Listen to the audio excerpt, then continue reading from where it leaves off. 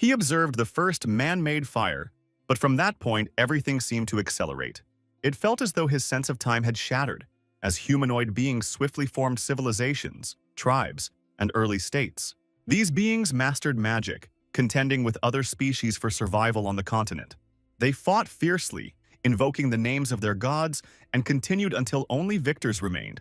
The continent filled with kingdoms of various faiths, but soon all were destroyed, and life faded away. From the ashes, new humanoid beings arose, repopulating the land. But time moved too quickly for him to absorb it all. Unexpectedly, he saw a massive dragon-like creature, unsure of its origin. Gradually, he realized that it wasn't the world accelerating, but rather his own consciousness slipping. The satellite, dormant for ages, attempted to reactivate him, but the attempt failed. He continued to chant his will to survive as the satellite engaged an emergency protocol. With a flash from the satellite, he, whose awareness was fading, grasped that his consciousness hadn't vanished. The satellite, casting him down like a shooting star, left him bewildered as he wondered what was happening. The satellite, which had confined him for ages, sent him toward the nearest planet as a radiant light shone. On the continent below, a man lay in darkness, breathing heavily, trying to fill his lungs. This man, the protagonist, opened his eyes, realizing he was inside a tomb. Terrified of death, he tried to convey he was alive and different from the old tomb surroundings, hoping not to be killed. In the tomb, newcomers shut the massive door they had entered through, while a woman sat on the side, breathing heavily. A subordinate informed a mature woman named Hetty that the door was sealed, and she acknowledged him. Sir Brian, the one acknowledged, was among those who had entered the tomb. After resting, Lady Hetty conjured a fire with magic. As they ventured deeper into the tomb, a young woman addressed Hetty as her aunt, curious about the nature of the place they were exploring. Hetty explained that they were in the final resting place of the Cecil family's ancestors and advised her niece to show the utmost respect. Holding her staff close, the young woman remarked that the atmosphere felt as if no one had visited in ages. Hetty elaborated, mentioning that ever since Marquis de Grumman removed the sacred relic from this tomb, sparking a rebellion that nearly wiped out their family, the tomb had been sealed. She added that every Cecil family descendant knew how to open this place, but family tradition forbade anyone from entering unless it was a dire emergency. Hetty told her niece they were the first to step inside in over 100 years. The young woman quipped that they were indeed facing life and death, and wondered if the ancestors would forgive their intrusion. With a somber look, Hetty didn't answer, instead approaching the door ahead. She inspected the door, activating a mechanism that caused a green light to radiate from her hand. This green light spread across the door, triggering additional mechanisms within it. The massive door began to tremble as each mechanism activated, slowly opening from the bottom up. Outside, the knights, Hetty, and the young woman waited patiently as the door's rumbling intensified and it finally opened. Inside, they saw a single tomb, and someone wondered aloud if it was truly the resting place of their ancestor. As they entered, Hetty noticed an unusual detail near the ancestor's tomb, fixing her gaze there. Alarmed, she quickly shouted that someone was present, prompting everyone to assume a defensive stance. The young woman turned to another companion, Betty, advising her to find cover to stay out of the impending conflict. With brown eyes and a blue ribbon in her hair, she spun around to face the figure charging at them. A young girl with long, pointed ears and dressed in dark attire leaped forward, clashing swords with Knight Brian. The long-eared girl overpowered the knights, including the young woman and Hetty, leaving them momentarily stunned. With a dagger in hand, she dashed past them without hesitation, making her way toward a specific destination. She sprinted toward the giant doorway, attempting to escape, though the exit seemed far. Regaining her composure, Lady Hetty conjured a small fireball and hurled it toward the escaping figure. The small fireball soared forward, landing just in front of the long-eared girl, exploding and startling the petite intruder. The knights quickly drew their swords, pointing them at the long-eared girl and demanding to know who she was and how she dared to trespass in the sacred tomb of the Cecil family. The small girl shouted back, insisting she hadn't stolen anything, but Hetty, furious, yelled at her in anger. The young woman gripped her staff, pointing it at the girl, and demanded to know what she had done to their family's ancestral tomb. The girl, sweating nervously, stammered, pleading with the group not to harm her. She urged them to check the ancestor's tomb first, claiming that something was wrong. As she spoke, the ancestor's tomb suddenly began to shake, drawing everyone's attention toward it. The young woman held her staff tightly, watching the tomb rattle. While Hetty muttered a prayer for their ancestors' peace, convinced the intruder would face justice. The small girl sarcastically remarked that, once Hetty was done talking, perhaps she should try to hold the tomb closed herself. Cold sweat appeared on the knights' faces as they watched the tomb, sensing an eerie feeling surrounding it. Then, to everyone's shock, a gloved hand emerged from an opening in the tomb's side. The usually calm young woman jumped, striking the tomb with her staff and shouting for her ancestor to rest in peace. The tomb's cover fell heavily onto the hand, and a voice inside cursed, demanding to know who had struck him. The young woman was startled, turning to Hetty and admitting that she might have accidentally disrespected their ancestor. Hetty, stunned but quick to react, commanded the young woman to step away from the tomb, preparing her magic for defense. Then she hesitated, suggesting that this might be the resurrection of their ancestor, triggered by the desecration of the tomb by monsters. Just as she finished speaking, the figure inside, irritated by the young woman's attack, forcefully kicked open the tomb's cover. To the amazement of everyone present, the ancestor sat up, leaving them speechless, especially the young woman standing nearby.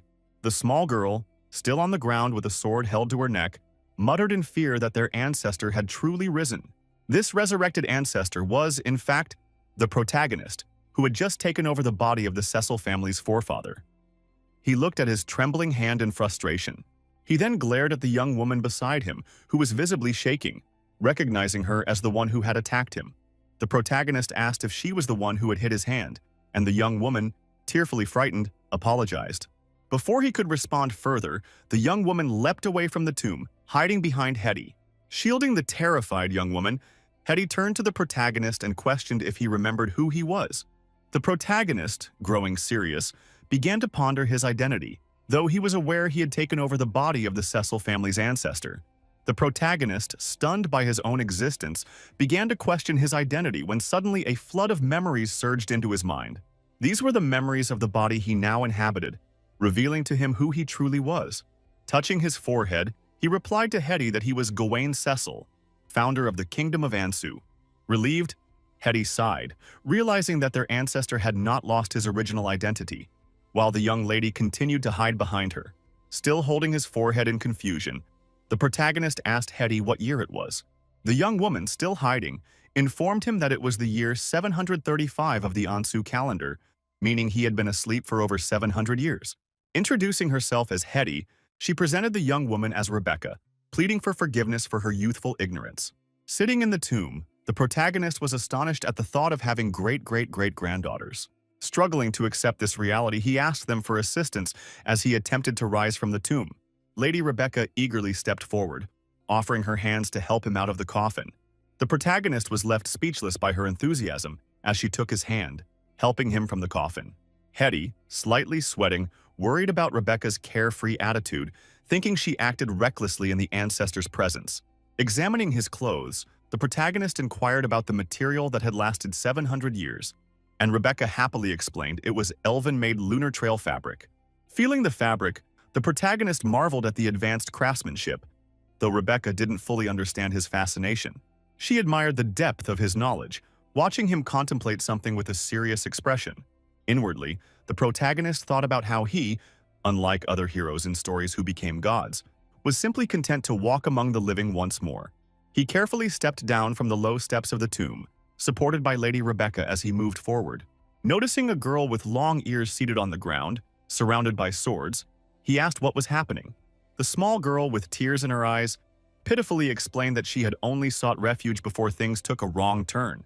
Hetty, angry, questioned why she had ventured so deeply into the heart of their ancestral tomb to hide, finding it suspicious.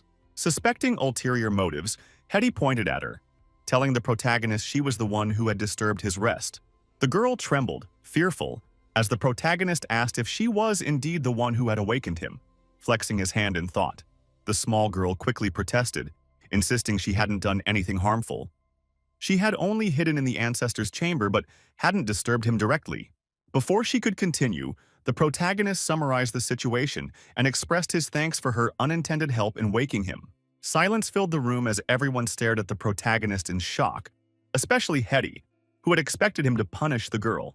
He then suggested they release her, reasoning that it would be improper for 4 grown knights to restrain a young girl. He added that such behavior went against the chivalrous ideals that knights should embody. Hetty interrupted.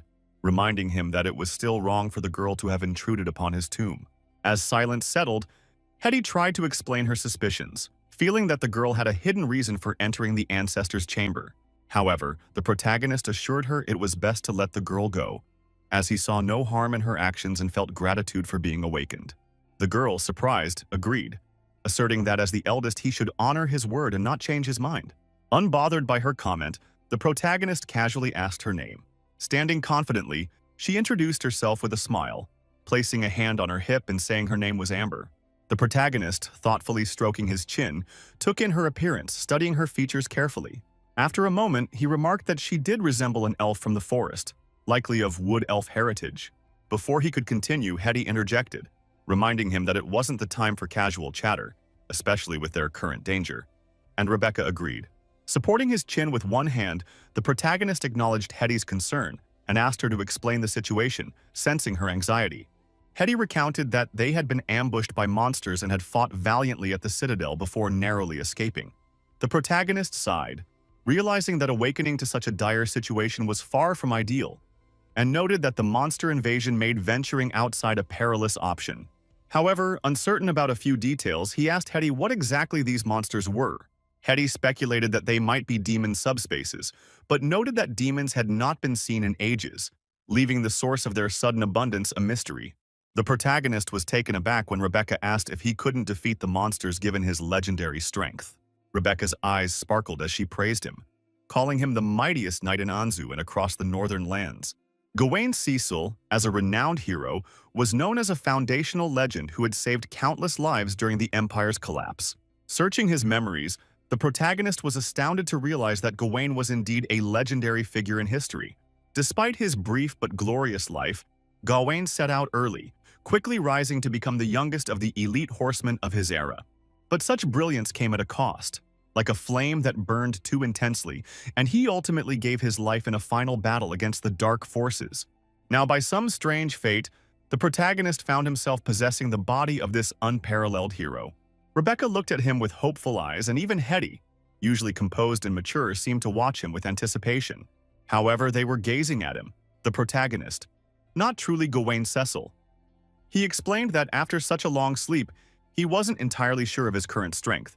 Looking down at his hands, he observed they were the hands of a warrior, strong, calloused, and brimming with latent power. He advised Hetty and the others that since they didn't fully understand the power of the monsters outside, it would be wiser to find a way around them. Rebecca quickly interjected, informing him that the drawbridge had been destroyed, along with many other access routes. The protagonist recalled that the Cecil domain, once part of the kingdom's southern defense line, had a hidden tunnel beneath the castle that could provide an escape route. Rebecca, delighted by this revelation, suggested they immediately search for it and urged him to lead the way.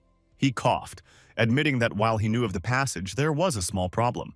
Spreading his hands, he explained that he only knew the way to the tunnel from the castle, not from the ancestral tomb where they currently were.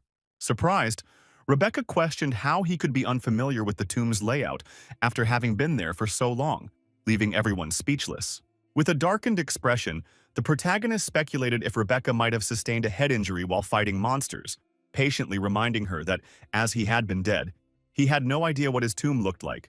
Hetty's face grew pale, feeling a rising dread that this somewhat frustrating descendant might be the undoing of her ancestor.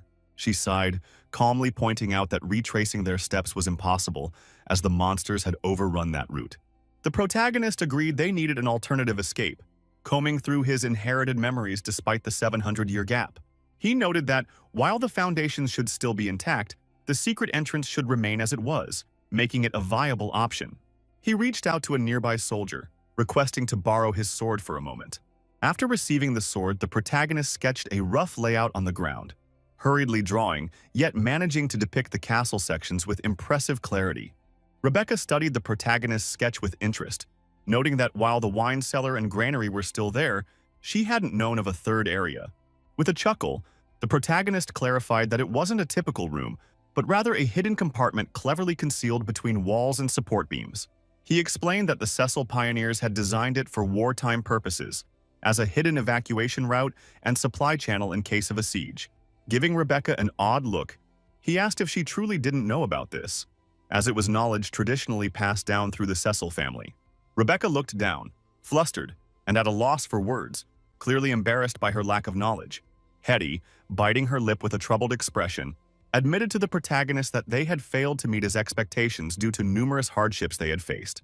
After considering her words, the protagonist replied that once they exited the tomb, they would need to provide him with a full account of what had transpired in the last 700 years. However, he emphasized that the most pressing task at hand was to find a path from the catacombs to the secret passage. Rebecca, Hetty, and Brian crouched down to examine the sketch, recognizing the castle layout but unfamiliar with the tomb's specific construction. Frustrated, Rebecca admitted that even before the tomb was sealed a century ago, Cecil descendants had only entered it on rare occasions. As they struggled to find a solution, the small girl who had been quietly waiting in a corner suddenly spoke up, claiming she knew the location of the secret chamber. Everyone in the tomb instantly turned their attention to the half-elf thief, making her shrink back nervously. Hetty, Rebecca, and Brian crowded around her, their gazes cold and intense, as Hetty demanded to know how she was aware of the secret chamber. The girl hesitated, intimidated by their expressions, stammering as she struggled to respond. However, encouraged by a reassuring look from the protagonist, she gathered her courage and explained that she had entered from that very place. She reasoned that it might indeed be the secret chamber they were discussing and felt compelled to share this information since they had asked. Nodding in approval, the protagonist instructed her to lead the way, trusting her knowledge of the area. The girl patted her chest confidently, assuring him that as long as he forgot about her grave-digging incident, all would be fine. Hetty glared at the girl's casual remark, sparks of irritation in her eyes, while the girl looked back with a smug expression. Annoyed, Hetty grabbed her staff, striding purposefully toward the tomb's entrance. The girl led the way, followed closely by the others, including the three knights who kept a watchful eye. However, the protagonist lingered behind, prompting Rebecca to turn and ask why he wasn't joining them. He quietly explained that he needed to arm himself for the dangerous journey, as everyone else was already equipped with their own weapons. He reiterated his need for a weapon and approached the coffin from which he had emerged. Rebecca called out to him, but he ignored her, reaching into the coffin to retrieve a sword. As he gripped the long sword, a wave of familiarity washed over him. The sword's worn surface aligned perfectly with the lines of his hand. Rebecca's eyes widened in awe as she recognized the black sword, her voice trembling as she declared it to be the legendary Founder's Sword. Hearing this, Hetty, who was already near the entrance, turned back, excitement lighting up her face at the sight of the sword. The protagonist sighed, remarking that, at present, it was merely a sharp blade, as he swung it to test its balance. After 700 years, even with the protective blessings of the elves, the weapon's magic had long dissipated. He noted that without its original magic, he wasn't sure how long it would take to restore the sword to its former power. Recalling his shield, he asked if it hadn't been buried with him as well. He turned to inspect the coffin, noticing a small stone platform but no shield lay upon it. Puzzled, he asked what had become of it, and Hetty's expression turned grim as she explained that his descendant, Cecil Grumman, had taken it and lost it in battle. She hesitated, clearly withholding details, unsure how their ancestor would react if he knew the full story. The protagonist muttered that Grumman was a disgrace, relieved that at least Grumman hadn't thought to steal his entire armor set. After returning to the stone hall from the ancestral tomb, Rebecca glanced around and gestured for Betty to come forward. A small girl, even younger than Rebecca, emerged, wearing a rough skirt and clutching a pan, her face filled with apprehension.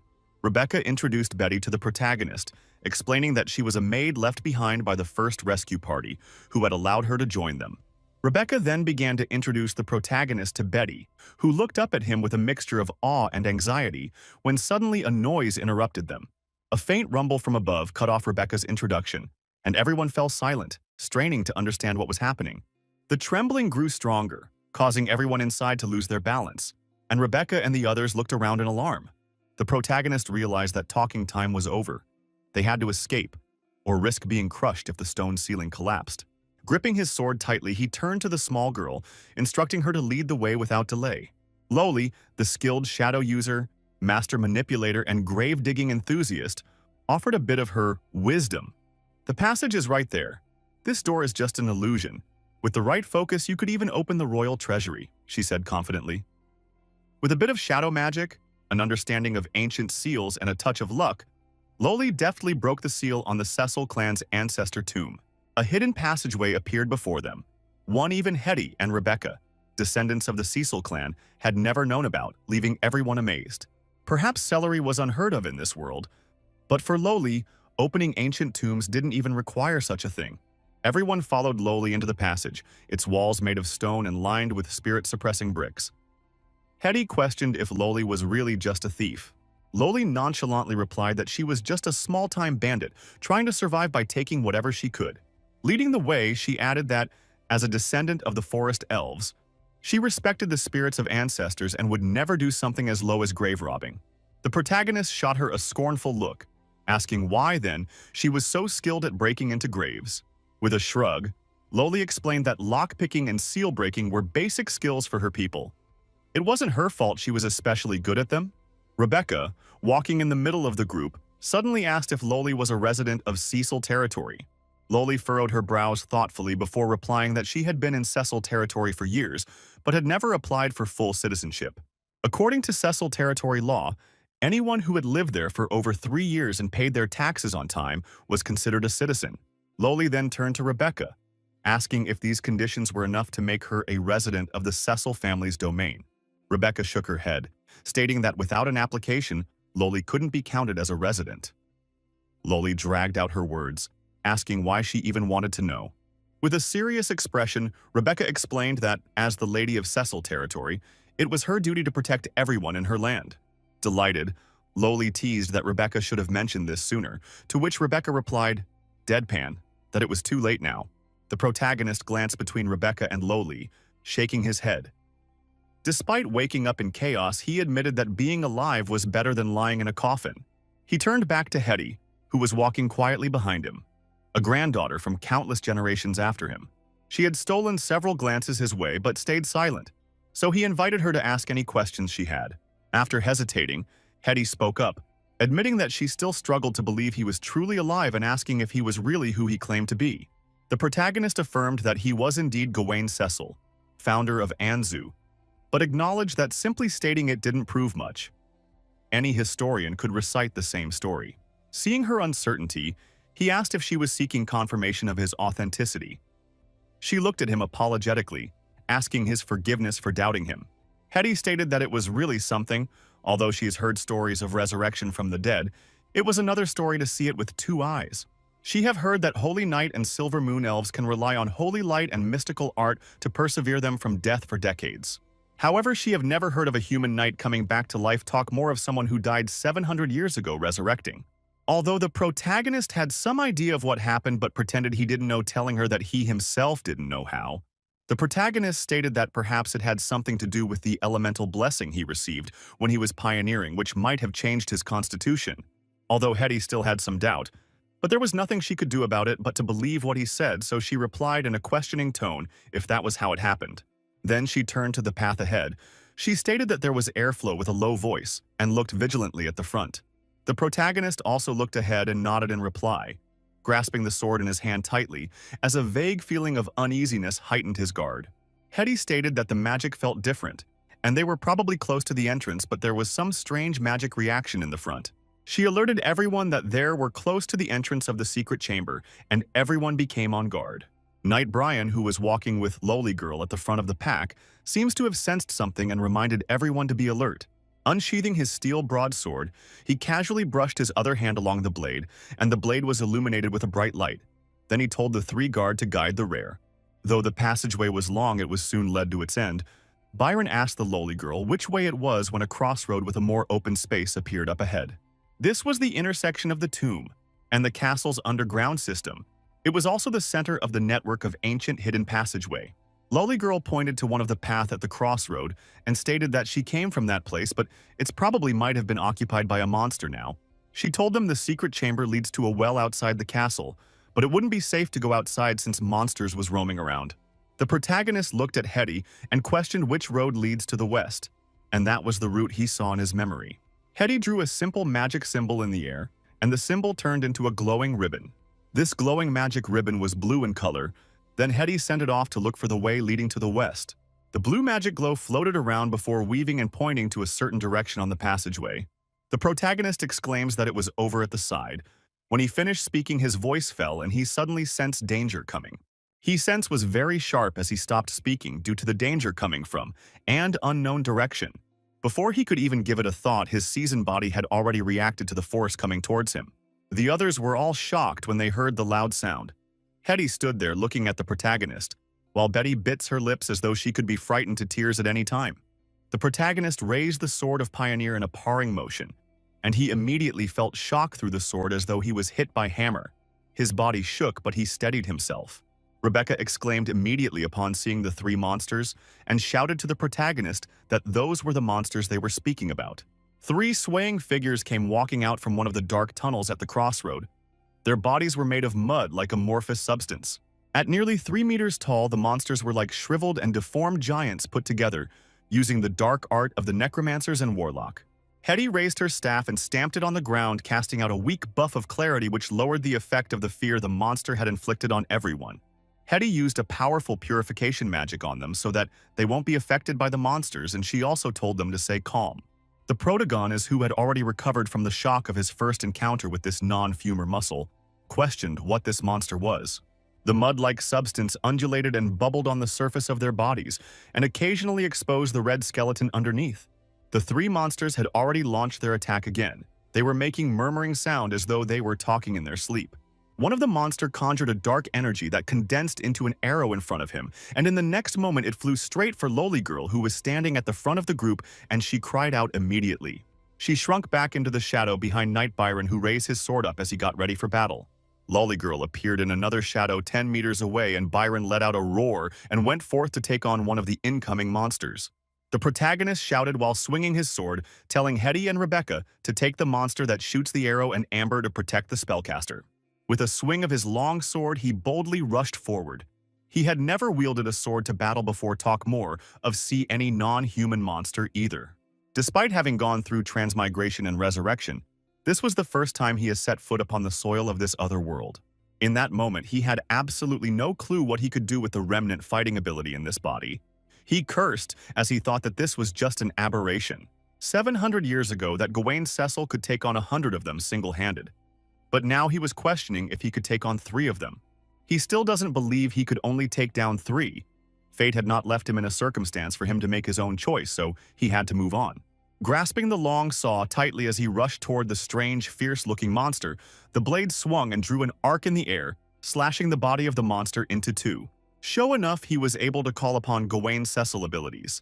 He exhaled heavily from using so much energy, and this huge boost gave him confidence. Rebecca and Lowly Girl were surprised. The Lowly Girl stated that she didn't expect the protagonist to be quite strong after being dead for so long. Hetty was also surprised by the strength display of the ancestor. If it was any other person, they definitely won't show Sug strength when they just got resurrected. Just as the protagonist was distracted, Hetty reminded him to be careful because a monster was trying to sneak attack him. A monster clawed at him just as he was being distracted. He turned over to see the monster hiding in the shadows. The protagonist used his sword to hold up the monster's claw tightly, while saving much energy as possible and finding the monster's opening. This monsters were powerful and had a physical advantage, so the protagonist was likely in a disadvantage because of the monster's weight. Rebecca gathered her magic and drew an ancient ruin, which was an attack type, ready to help in the fight. She gathered up her magic and created a huge-sized scorching fireball from the front of her staff. She sent this fireball directly towards the monster attacking the protagonist. And when it got closer, the fireball collided in the air with the shadow arrow from the spell-casting monster, causing a shocking explosion. The mid-level knight was one of the top fighters in the Cecil territory. The 3 knights were also fighting out with a monster. Rebecca caught her breath and noticed Byron in danger, and she immediately shouted to the soldiers beside her to go and help Byron. One of the soldiers hesitated, but Rebecca shouted out that if Byron falls, it will be over for them, so she ordered them as the lady. The 3 soldiers had no choice but obey the order as they went toward where Byron was battling with a monster. They surrounded the monster and went into battle with Knight Byron against the terrifying monster. The protagonist was gradually immersing himself into the battle, and the memory and experience that did not belong to him was rapidly becoming his own. His ability was also improving, and this process gave him a new sense of accomplishment. And when he slowly recovered from his immersion, he had beat the monsters to pulp. The monster claw passed over the protagonist's head when he was distracted, and he ducks to the side, then sent a counterattack. He sent his long sword piercing into the opponent's thigh, which showed that the aberration covered in flowing mud was invulnerable and it could still be cut. The monster finally let out a murky howl, and its body fell uncontrollable to the side as it held its injured thigh, looking at the protagonist with cold eyes. The protagonist attacked again to determine the monster's weak point, which was the abdomen, the lower limbs, and the lower back. Taking this chance, the protagonist shouted to Byron to try attacking their abdomen and lower limbs and to not attack the chest since there is no heart. He told them that attacking the weak points can significantly weaken the fighting ability of those monstrosities. Getting pointers from the protagonist, Byron orders the other knight to hold it back so he could attack the monster's weak points. Byron's spirit rose, and he first attacked the monster's thigh, stabbing it with his longsword. Then he attacks the lower abdomen and lower limbs of the monster, which was struggling to break free from the restraint. One of the knight restraining the monster questioned if Knight Byron had got it as he grits his teeth and hold tightly. Byron smirked as he had a smile of victory on his face, preparing to finish the last attack and end the monster. Knight Byron gathered all his energy on his longsword and rushed to finish off the monster. But something unexpectedly happened. The monster stretched out its claws to attack Byron, who was rushing to kill it. Byron was stunned, but still continued forward, putting everything on the line with the claw of the monster piercing through his shoulder armor. Byron went under the monster crotch, which was slightly close to the last weak points of the monster. He struck and slashed at the monster as he knelt at the back of the monster, being restricted by the other knight. Then finally, he landed the last strike on the lower back of the monster, which was one of its weakness. The monster fell and died right away, and its mud-like substance body started evaporating little by little. Even before the moment Byron defeated the monster, the protagonist had already killed the one he was fighting. Rebecca smiled and stated that it was all sorted out and questioned if the protagonist was all right after the fight. The protagonist looked at the evaporating monster on the ground and emphasized that it was the monster attacking the Cecil territory. Everyone and everywhere became quiet as they all watched the monster they killed evaporating into thin air. Suddenly, a purple shadow appeared amidst the evaporating air. This was a monster which hid among the shadow. Lolly Girl saw the shadow appear at the back of Rebecca, who was sitting down and resting from using too much energy in the fight. Suddenly, Rebecca felt the aura and heard some little murmur from her back, and she knew a monster was there. But it was late to look back since she might not survive. Once the monster appeared in everyone's view, it wanted to attack Rebecca, but a dagger flew from the back and hit it on its lower back. It was none other than Lolly Girl Dagger. She rolled the dagger around her hand and stated that she was good at attacking the anus. Rebecca blushed and told her that the ancestor had told them that its weakness was its lower back, not the ass. Rebecca became angry seeing Lolly Girl not accepting her mistake, but even saying that she has got no sense of humor. Rebecca questioned if the protagonist knew where the monsters came from, and he asked if she knew the history of Gondorian Empire and the second founding. Rebecca smiled and looked at the protagonist, who was also looking at her, and answered that she knows that topic.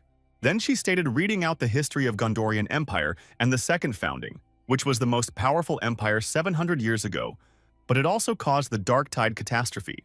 The protagonist smiled and praised Rebecca, stating that it was a good historian lesson which showed that there was something behind it. Hetty seems to feel that something wasn't right. The word of the protagonist had a meaning, so she asked him what he meant. When he heard the words of Hetty, he knew she understood him. He told them that the monster was the same he and the people from the Gondorian Empire fought 700 years ago. These monsters were born out of the demonic tide. After the collapse of the empire back then, a monster like that came and hunted the remaining survivors. Even after the founding of a kingdom, the monsters did not stop coming, so he and his comrade had been fighting these monsters for the past 10 years of their existence. Rebecca questioned if after 10 years since the founding of the kingdom of Ansu, the monsters stopped attacking them. The protagonist smiled and patted her head, stating that it was after that did he die in the battlefield where the monster was flowing. As they walked through the passageway, the shadows of the people walking is illuminated at the wall by the side. Hetty questioned if the protagonist stated that the monsters that just appeared are the same with the one that appeared 700 years ago. The protagonist guessed they hadn't seen it for 100 years, and Hetty stated that the record of monsters started 600 years ago. Hetty looked down dejected and stated that those monsters had certainly been a nuisance in Ansu for a long time. However, ever since the elves race built the towers, these monsters vanished and became nothing more than a legend. The protagonist thought about something and stated that the Sentinel Tower built by the elves are not something that could easily be destroyed. Rebecca called out to the protagonist and stated that the matter had to be reported to His Majesty the King as soon as possible. The protagonist waved his hands and stated confidently that the king won't spare any effort and immediately send people to rebuild their territory due to the influence of the Cecil family. Hetty was stunned, and her heart skipped. Then she called the protagonist and stated that she had something to say about the matter of the Cecil family. Seeing the downhearted look of Hetty, the protagonist knew that something wasn't right, so he questioned Hetty what was going on. Hetty, holding her staff which shone green color, turned to look at Rebecca, who was also holding her staff which shone orange mixed with red. Both of them looked down, not daring to look at the protagonist, as Hetty told him that the honor of the Cecil family was no more, although he was still the legendary founder of the kingdom. She stated that Rebecca now holds the family head title, but she was only a viscount. Hearing that, the protagonist grits his teeth angrily. Then he looked at them as though he was looking at ants, and questioned what the descendants of the Cecil family did and asked if they assassinated the king or rebelled.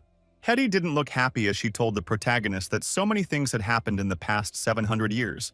AD today, the Ansu kingdom belongs to the second dynasty, and the Cecil family, which was one of the founder of the Ansu kingdom, ceased being an important vassal of the frontier and became a stigmatized outcast of the royal family.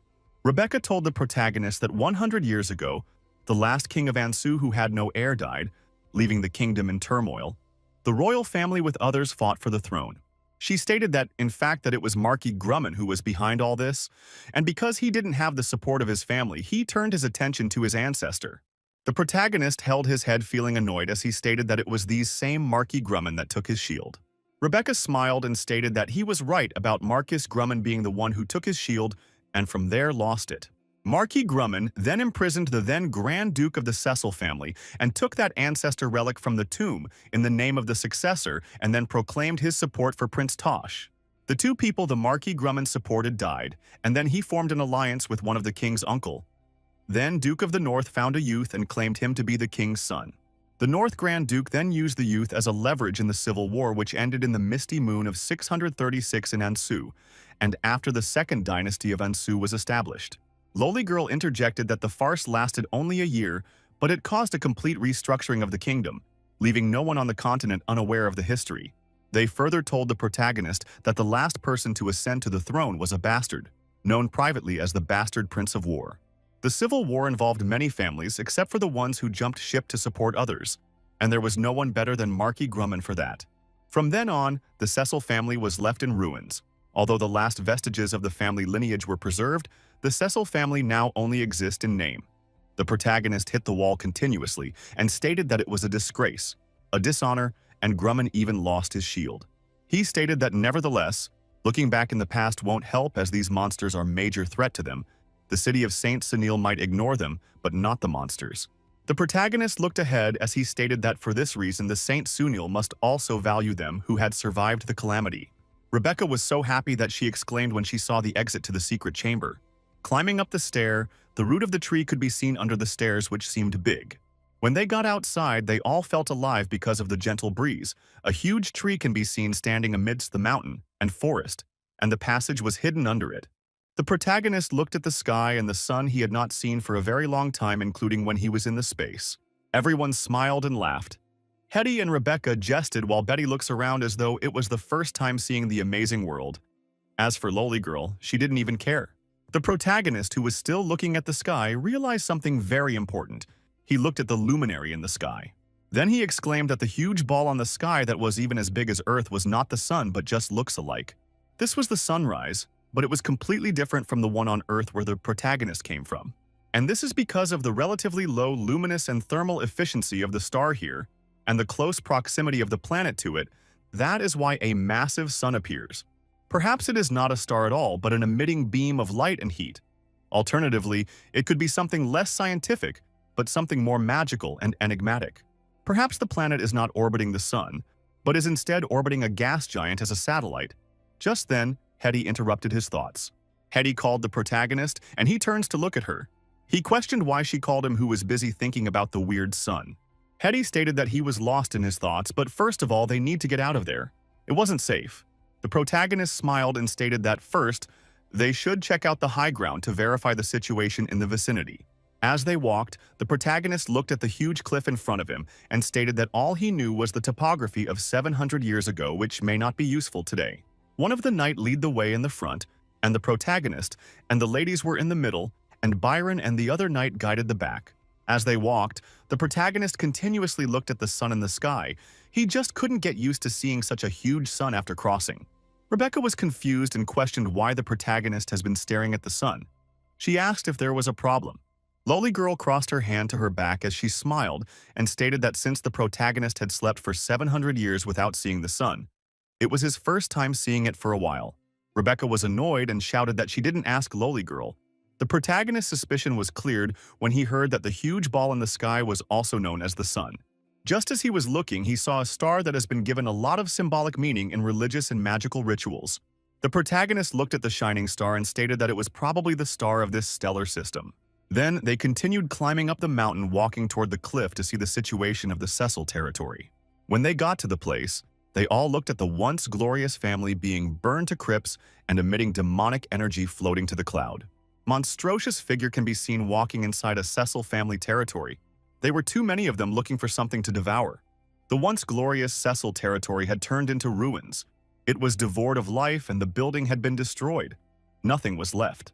Looking at these ruins, Rebecca couldn't help but tear up after seeing that the family domain had been destroyed. The protagonist stated that these was how the soil will look like when it has been corrupted by the tide, and soon new monsters will emerge from the soil endlessly. Lolly Girl was stunned and called the God of Shadows, questioning how they have been surrounded by those things before. Hetty looked at the protagonist and questioned if it was possible to remedy the land, and he told her that it was hopeless. The failure to stop the attack of the monster resulted in the formation of a colony whose resonance has created demonic tide. Even if all the monsters are eliminated, the contamination of the land will persist. And that will take a very long period of time, so Hetty asked how long it will take. But the protagonist instead questioned if human civilization returned to the land of the Gondorian Empire. Hetty replied that it was still a dead zone. No one dared to tread on the other side of the Great Barrier. The others at the back seems to have doubt on why the protagonist did not look angry but dared not speak out.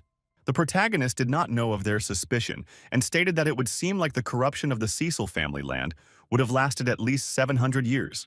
After speaking, the protagonist realized that everywhere was quiet, no one was speaking. So he turned to Rebecca and questioned what was wrong. Rebecca, who was the most curious, couldn't help asking if the protagonist wasn't angry because that was the last territory of the Cecil family. Then, the protagonist realized that he had almost exposed himself. He cared because naturally one should be angry that all their hard work was all in vain. Then he coughed and cleared his throat, thinking of what trick to use so that you will not look suspicious. He slowly stated that there was no use dwelling on what had happened. It was not like it could be reversed. Then, the protagonist raised his hand up, putting up a hero pose, and stated that if the territory was gone, then it was gone, so they would have to find a new ground and start over.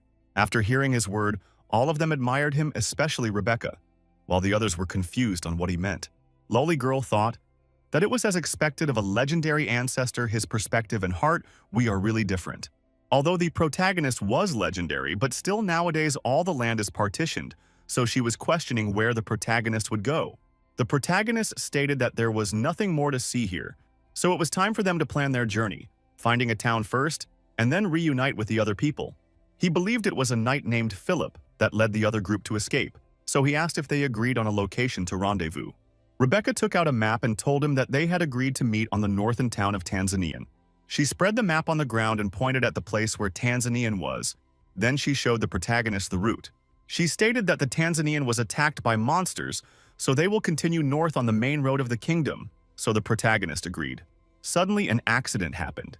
Everywhere started shaking, and the animals in the forest ran rampart as the leaf of the tree shook, showing that something dangerous was coming. Everyone became vigilant, and the protagonist held the sword on his waist. Knight Byron shouted for everyone to hide. Everyone spread to different place, looking for the best ways to hide and not get found out. The other three knights hide behind a tree while the protagonist and Byron hide behind the rock. As for Betty, she was so frightened to call her mother. All of them looked up and saw a huge monster in sky which roared very loudly, scaring all the other animals in the sky and land into hiding. Hetty was shocked when she saw the huge monster flying past she and Rebecca's head and exclaimed in fear. When the huge monster fly past them, it blew a huge wind in the land, sending her and Rebecca dress, flying up and down and then suffocating them. The huge dark monster rushed toward the ruins of the Cecil family territory as its main target for coming out. Then the huge monster stopped in midair and then growled loudly as though it was the king of the sky. Indeed, it was the king that dominated the sky, the legendary dragon. It spit out a large fire and burned the ruins of the Cecil family. It continuously spread the fire from its mouth, burning every single thing from the ground, both the monsters. Looking down at it work which has been accomplished, the huge dragon flew away up the sky, leaving the ruined land. The protagonist came out from his hiding place and looked at the ruined territory of the Cecil family, which was still on fire. But what shocked them more was the dragon they saw in the sky. The legendary dragon had appeared in front of them. Rebecca had not come out from the trauma of seeing a dragon, as she trembled and stated that she just saw a dragon. Rebecca, who was still trembling, was startled when the protagonist stated that before she already say it, he also saw it. The protagonist looked at the land which had been destroyed by the tide together with the incinerated fire of the dragon. After careful looking and thought, he stated that the land has been completely lost, there was no remedy. A knight standing near Byron was still shocked, which Byron stated that he thought dragons only appeared in legend. The knight Byron looked at the protagonist and questioned if he had ever dealt with a dragon before, and the protagonist stated that he had not. He explained that dragons are very mysterious creatures, and even 700 years ago, when half of the continents of Lorraine was being turned upside down, they did not interfere with the rest of the world. The protagonist questioned in doubt if the dragon really came from this world because its look more illustrative at close range. Just as he was admiring the dragon, a loud voice of exclamation can be heard from the back, so he turned to look. He saw the lowly girl running around, stating that the dragon was so big, and if she told her mom, she will not believe that she saw a dragon. The protagonist couldn't look on in this embarrassing scene, so he held her and told her it was all right because all of them also saw it. Then the protagonist remembered that she wasn't with them when the dragon came and asked her where she went. She replied that she hid in a crevice in a nearby rock and stated she was a good runner. The protagonist was speechless and stated that she was proud of the facts that she was the master of shadow but still run. After, the protagonist told them that it was not safe there, so it was better for them to move on. Hearing what the protagonist said, Hetty face regressed to sadness as she called him hesitated. She stated that the dragon had burned down their territory, so there was no place for them to move to.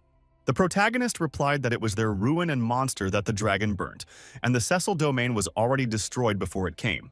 Hetty answered dejectedly, while the protagonist told her that it would be unrealistic to fight a dragon, so the best choice was to return to the civilization and report all the monsters and dragon. Even though Hetty had that, she was still not happy, but she had to listen to the ancestor. Then she cast out a magic spell. Looking at Hetty casting magic spell, the protagonist was happy and stated that magic was really a very convenient tool. When Hetty heard what he said, she questioned if she had upset him by using magic. The protagonist was delighted that they had a faster means to go back to the civilization and questioned why he should be upset. Then Hetty told him that the Cecil family had always been founded on the strength of the sword. 100 years ago, she and Rebecca would not have been accepted into the family because of this magic power. The protagonist was annoyed and questioned who had made such a stupid rule. Magic was a convenient tool for them. All of them were shocked and speechless, and Byron himself didn't even know what to say. They are ashamed to tell him.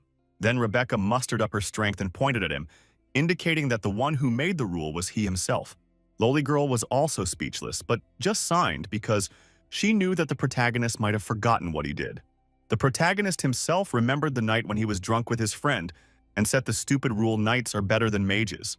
He was ashamed and turned to the other side, stating that they should pretend that there was no such rule when he was drunk. Lowly Girl interrupted them, stating that although it would be inappropriate to say something like this when he was having fun with his grandchildren, but she was hungry. The wind blew on the robe of the protagonist as he turned his attention to what the Lowly Girl just said. Then he called Betty, Hetty, and Rebecca, telling them to stay there and Byron will be their guard. As for the others, they will go hunting with him. Then he caught hold of Lowly Girl, who was trying to sneak away, stating that she is also included in the hunting list. Lowly Girl started acting childish and flinging her hand as the protagonist held the back of her cloth. The protagonist questioned how she could say her ancestors were wood elf when she didn't want to follow him to hunt in the wood. Lowly Girl angrily stated that this was racial prejudice. No one stated that wood elves could only hunt in the wood because she herself learned to stalk, not hunt in the wood. Then the protagonist shamelessly reminded her that she had searched his tomb, catching her off guard.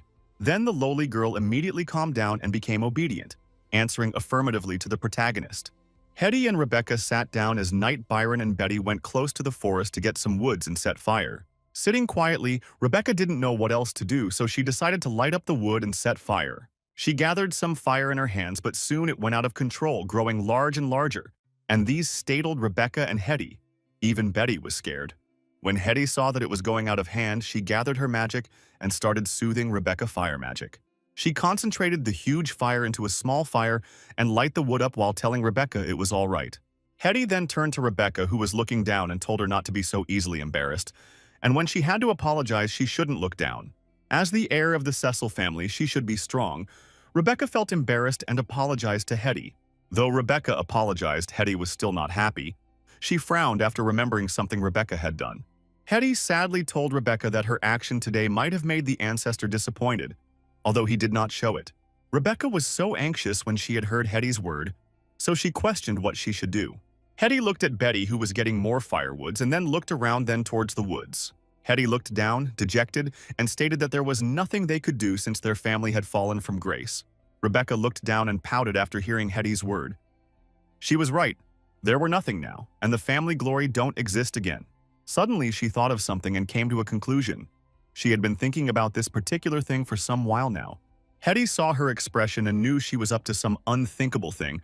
She was caught off guard by her sudden quietness. The Rebecca looked up immediately and asked Hetty if she thought their ancestor had really come back to life. Hetty looked at her and questioned if Rebecca doubted her ancestor, who was the protagonist, or if she doubted his resurrection. Rebecca looked down as cold sweat dripped down from her face as she stated that she knew she shouldn't doubt the ancestor, but it was just too unbelievable. Hetty looked away from Rebecca and placed her chin on her hand, stating that she also had doubt, but the truth was right in front of them. Then Hetty turned and questioned if Rebecca remembered the first lesson every student of magic learned, which was not a theory or formula, but a motto. Hetty looked at the distance and read out the motto, which was the fact that truth may go against common sense, but truth will always be truth. And these hold true in areas other than magic as well, regardless of the origin of the ancestor resurrection. His resurrection is a truth. All four sat close to the bonfire, and Byron held a wood, placing it inside the bonfire. Just then the hunters came back carrying rabbits and wild boar, which was killed. Then they started roasting the hunted meats with the bonfire, and everyone sat around waiting. After sitting down on a rock, the protagonist started conversing with Lowly Girl, stating that she had said she didn't know hunting skill, but she was as skilled as a gray elf in Mosso wood. Lowly Girl replied that his story of gray elves must at least be several centuries old, and told him that gray elves don't hunt anymore but are involved in herb dealings. She smiled and stated that she was not really a good hunter, although she wasn't half-elf who was raised in the human society by an old thief. Lowly Girl gave the protagonist some meat that was well cooked, and he collected it from her, asking what her skills were. She cringed her teeth and stated that although she didn't know how to hunt, but she at least knew how to steal some chickens. Then she happily stated that she learned all those skills back when she was small, then continued chomping on her food. Just as she was done speaking, she was startled when Hetty stated that she was vulgar and unpleasant.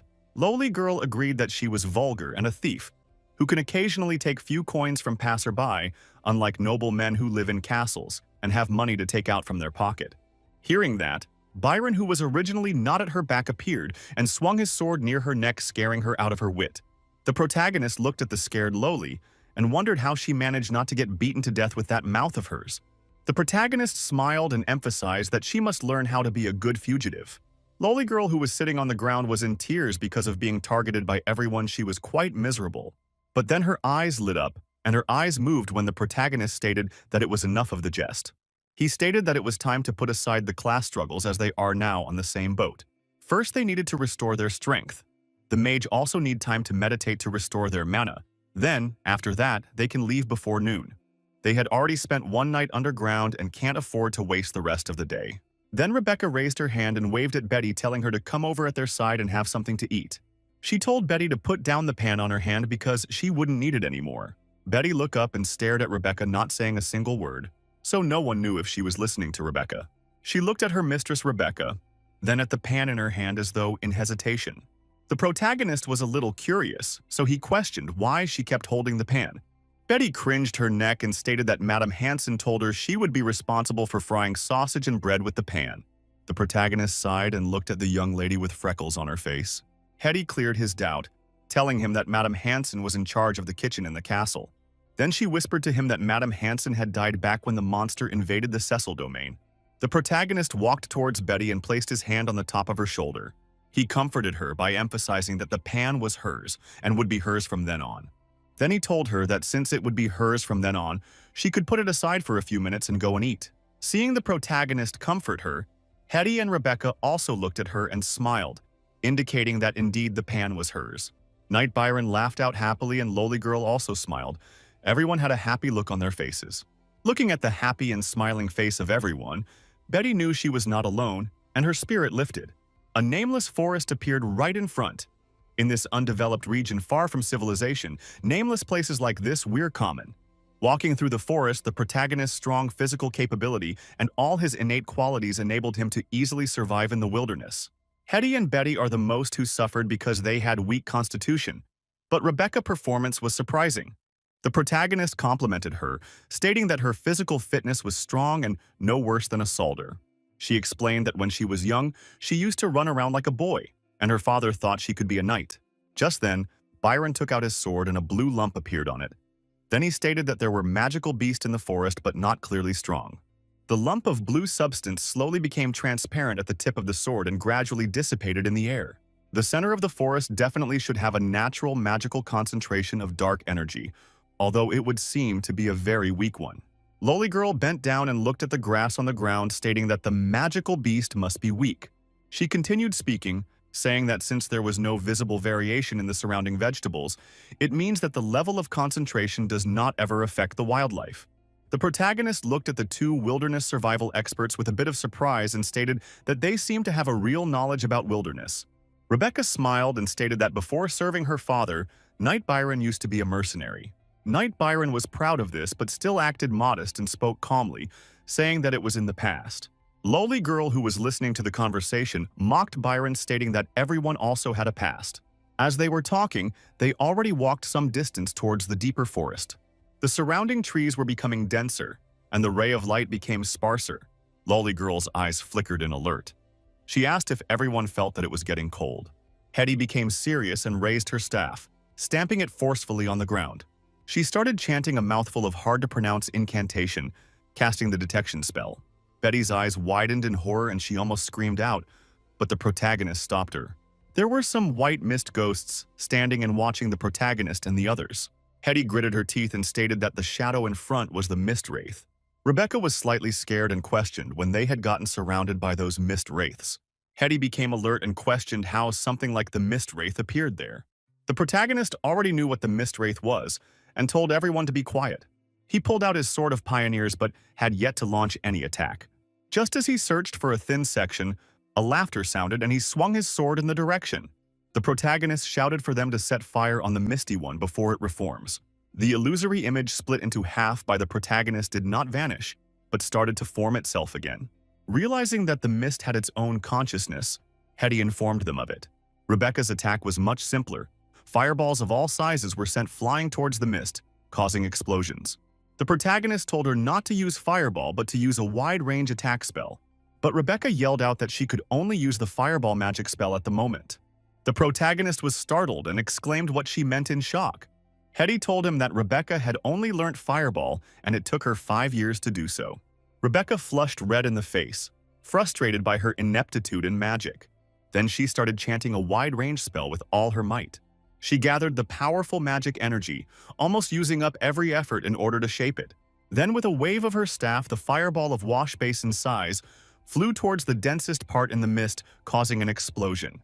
This sudden enlightenment before the battle resulted in a shocking turn of the tide. This extreme fireball caused an extreme explosion, and even the mist in front became thinner. Just then, one of the soldiers cried in fear and anger and his eyes were blood red. The protagonist and others at the front turned and looked at the man asking what was going on. Then he realized that the Mist Wraith negative energy had finally utterly defeated the soldier's spirit. The other two soldiers swarmed up and pinned down the poor guy who had gone mad. Suddenly, blood, like dark cloud, gathered in the eyes of the two soldiers, pinning the mad soldier down. They were also about to lose their mind. Then the protagonist's thought was to wake them up. Seeing this, the protagonist immediately pierced his sword into the ground. Then he utilized the power that came from his body and used mind shock to wake the soldiers. The fear in the two soldiers' eyes quickly dissipated and they regained conscience. But the poor guy in the ground had been broken in spirit by the Mist Wraith. The protagonist looked around and became tense, questioning where Betty was. Lowly Girl stated that she saw Betty running into the forest, as though she was sleepwalking. Then the protagonist realized that Betty had lost control of her mind. The protagonist was surprised and questioned why the mist wraith situation was weird. Lolly Girl told him she didn't know what was weird about it, but it was already very bad.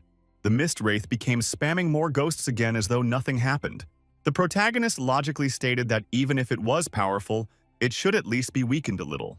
He stated that they had previously determined that the magic concentration there was not powerful. Then he questioned why a mist wraith that even had intelligence spawned there. Lolly Girl was quick-witted and understood that he meant the mist didn't spawn naturally. The protagonist told her that it was not necessarily an artificial source, but something to sustain it.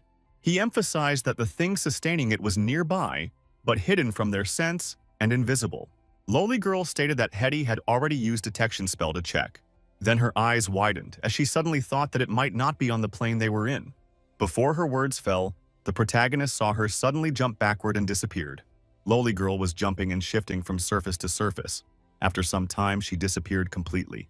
The protagonist immediately knew it was Shadow Walk and questioned where Lowly came from. Before he could come out with more questions, Lowly Girl appeared again from his back. Just when the protagonist was about to ask the situation, she grabbed him and pulled him. He staggered for a moment, then felt himself passing through a layer of cold, illusory barrier. When his vision regained focus, the surroundings had already changed. The colors on everything were gone. It was only black and white everywhere. He looked around and noticed that the forest had disappeared, but there were dry tree stumps on the ground. Everyone, including Hetty, was standing not far from him motionless, as if they were under spell. Then he grasped tightly the Sword of Pioneers and walked quickly towards the motionless statue. But just when he took half a step, Amber clutched his arm tightly. She appeared suddenly beside him and stopped him from going near them. She told him not to get too close because nothing could be done to help them at the moment. She told him not to ask any questions because of the change in her appearance. She told him they had limited time and it was her first time entering a deep part. The protagonist questioned what the place was, and she replied that it was the Shadow Realm. She stuck out her lips towards where Hetty and the others were and told the protagonist to look. The position where one of the soldiers had fallen to the ground turned into countless pale fragments. Rebecca and the others were normal, but beneath Betty's feet was a row of faintly glowing small footprints. The protagonist looked at the footprint and questioned if it was Betty's own. Lowly Girl stated that it looked like it, but she didn't know what happened when Betty entered the Shadow Realm. A simple conclusion led the protagonist to believe that Betty's footsteps would be their way to move forward. He looked at Hetty and the others, then walked forward following Betty's footsteps. Amber, who remembered the appearance of the forest, stated that perhaps the place was the true nature of the ghost mist. Then she told him that if they were to sell the discovery to secret society, they would gain a lot. The protagonist told her that they would give her portion and cast a spell on her and throw her into the Shadow Realm as scout. Lowly Girl stated that he was the founder of Ansu, so they can't fill their ancestor with portions. The protagonist scoffed and questioned what she thought would happen to him. He stated that they were happy to use him as ornament, and even the king himself gave him 3 days of every year, just for his reputation, and if they realized that he was alive, they would nail him back into the coffin. Lowly Girl asked why, and he stated that the 3 days of national holiday was gone. The protagonist almost fell headfirst to the ground, when Lowly Girl told him it was only when they sacrificed to the king that they took 3 days off. Lowly Girl walked forward and told him not to oversell himself. But although he dispelled Lowly Girl's idea of selling information about the Shadow Realm, he was still curious. Both of them didn't walk far when a wooden house suddenly appeared in front of them. Climbing up, the door was closed, so Lowly Girl requested that the protagonist chop it up with his divine presence. Inside the house, a shadow hand turned into a normal flesh, as the owner knew he had a visitor. This old man stated that it had been a long time since he had a visitor in his lab talk, more of 2 of them. When the protagonist came in, he saw an unkempt man sitting behind a square table in the middle of the house. Then the protagonist told the old man they were looking for a 16-year-old girl carrying a pan. The old man told them to find somewhere to sit because a lady named Annie was preparing lunch. The protagonist asks instinctively on who Annie was. The old man smiled and explained that Annie was his daughter and a good girl. The protagonist and Lowly Girl were even more confused and stunned. The protagonist looked in a direction and saw Betty standing beside a small door. He heaved a breath of relief and stated that he was glad she was safe. However, Betty shook her head faintly, indicating that everything wasn't all right. The man behind the square table questioned if the launch was ready and should replies that it will be ready soon. The young lady turned around and went back to the kitchen. The protagonist and lolly girl exchange looks, eyes filled with confusion, confirming that the old man was not responding. The followed behind her. Betty was using her precious pan to cook sausage that were being fried and making sizzling sound. The protagonist and lolly girl spoke at the same time. He asks what was going on, while Amber exclaimed that she could cook in the shadow realm. From her demeanor, he could tell that she was not being put under spell like mind control. Betty's face was as confused as ever as she told them that the man outside treated her as his daughter. Lolly girl eyes widened, and she questioned why Betty took the man as her father obediently. Betty shook her head and stated that the man was pitiable, so she wanted to cook for him before leaving. Then the protagonist started thinking of the reason behind the old man's action. Betty called the protagonist and reached into her maidservant skirt's pocket. She took out a book and gave it to him, telling him that the old man gave it to her, but she didn't understand. The protagonist took the notebook and quickly flips through the last few pages of notes. Lolly girl curiously leaned her head forward and saw that what was in the note was magic formula and rune sequence. She looked confused at the complicated symbols and calculations, then stated that the strange man was a mage. The protagonist knocked Lolly girl head with the book and told her that the old man was not just a mage but a wild mage. Then he questioned if she didn't see all the equipment outside when she walked through the door. And not only that, the old man must be more than a simple mage. In a murky space of half-light and shadows, the wild mage sat at the opposite end of the table eating. The protagonist was the first to break the silence and questioned how long the man had been there. The man put down his courtier and answered politely that he had been there since he left the secret society. The protagonist was surprised and questioned if he was a member of the secret society, because he thought the man was a wild mage. The old man answered that by standard he could be considered a full-fledged spellcaster. The protagonist was even more surprised of how a full-fledged mage appeared in the shadow realm. The man explains that he was good at calculation but lacked ability to translate them into spell pattern. Even though he was originally the second-rank member of the secret society, he was not welcomed in the society. Amber was bewildered and questioned if they kicked him out from the society. The man shook his head and stated that he left of his own will. Then, turning to Betty, he said he left for the sake of healing his daughter. The protagonist did not press the matter further. Instead, he stared into the man's eyes. Then he told the man that he knew exactly what they came there to do and they didn't have much time to waste. The man stiffened and trembled, stating that he didn't understand what they meant. Betty looked at him a little anxious, and the protagonist frowned. After a moment, he moved his hand from his sword and told the man he would give him a moment. The man bowed his head and continued to eat his in silence. He ate a mouthful of sausage before cleaning up the vegetable stew in the soup bowl with his bread. He attempted to stand but was unsuccessful. In the end, Betty was the one who helped him up. She held the man by his elbow and told him she had to go off now. Then she shuffled over to the protagonist's side, stating that they were waiting for her. The wild mage's lip quivered, and at least he nodded gently. The man told Betty not to eat from strangers, to go to bed early and not fight with others. The light of reason faded from the poor man's eyes gradually. The poor man's body faded away slowly, but something that resembled a flame started to burn. The protagonist had been waiting for this moment. He knew the man was only talking gibberish. She unsheathed his sword of pioneers swiftly and pierced his sword through the man's chest. Everywhere started shaking and the jar and plate on the table fell to the ground. Amber pulled Betty into her embrace quickly, and both of them were stunned by the scene in front of them. The fire in the mage body vibrated rapidly, and his transformation into an evil spirit was halted. The shadowy figure rapidly solidified before the flames consumed him, reducing him to a scorched corpse. It took half a minute before the body burnt into ashes, and a crack sound was heard from everywhere. After losing its master, the small wooden hut started the disintegrating quickly.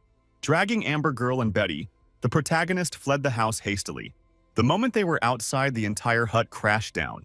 The three watched as the house crashed down into debris. The collapsed wooden hut caught fire as they watched. The flames only lasted for a short while, as if a paper house had been there instead of a wooden one. As the hut crumbled to ashes, Lolly Girl suddenly pointed at somewhere in the foundation of the hut. The protagonist stared intently, and beneath the ashes, a shimmering light lit up. He stated that it was probably the mage's greatest achievements in his entire lifetime. He nodded his head slightly and told them that it was probably the spell that caused his fate. As he spoke, Betty's shadow begins to transform into floating pinpricks of light. The protagonist was startled by the sudden change of Betty. The pinpricks of light circled around twice before flying towards the protagonist and Lolly Girl. Lolly Girl told the protagonist that they had to flee because they were no longer welcomed there. Then the protagonist glanced at the ruins and tugged Lowly Girl as he barked that they should go. In the real world, Rebecca and Hetty, who had spent their power, were supporting each other under a tree. Knight Byron was holding himself as he told Hetty that the fog had cleared, and she sighed in relief. Suddenly, a friction occurred and the protagonist appeared outside the real world. After Hetty saw him, she straightened up immediately and said it was glad he was safe. Then she spotted Amber behind the protagonist and questioned if she didn't flee. Lowly Girl immediately retorted that she and the protagonist went to save them in the Shadow Realm and called her big-breasted old woman. Hetty's expression turned sour, and she pointed at her, stating that she was insulting a member of nobility. The protagonist cut in and stated that it was Amber's fault for calling her a big-breasted old lady.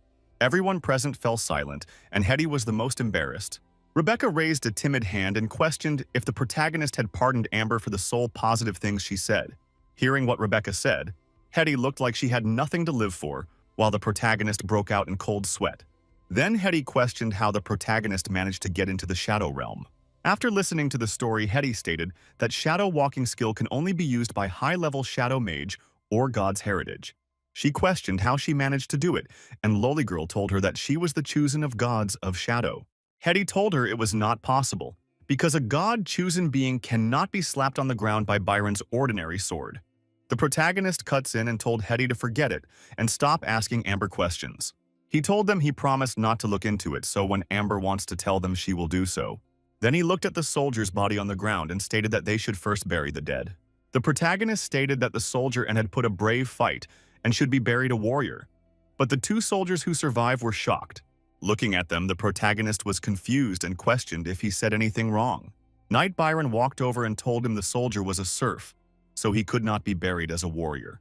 The protagonist frowned and turned to look at Rebecca, questioning if it was so. Rebecca told him he gave them a chance to regain freedom. Then the protagonist took out a coin worth a manor and told them to bury the man. After the soldier was buried, the protagonist gave Hetty the old man's book, which explains how his daughter, who was sick, got a little better. But he didn't know why. After all his treatments, she got worse, and even the sun was laughing at him for his powerlessness. In the year 734, he discovered that something was wrong with the mana in the entire region. He realized he could no longer reverse the change in his daughter, and she started having weird dreams. In year 735, his daughter's ability reached its limit, and he had no choice but to choose another path to reach his goal. After preparation, he only needed to wait until midday sun comes, when mana was the strongest. The man stated that he will do anything to take his daughter to the Shadow Realm and she won't suffer again.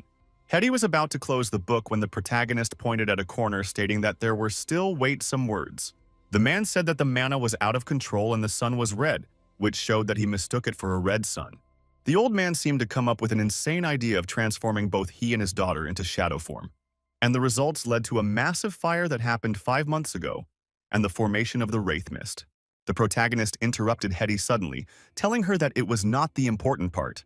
The protagonist stated that what he wanted was the two details mentioned in the notebook.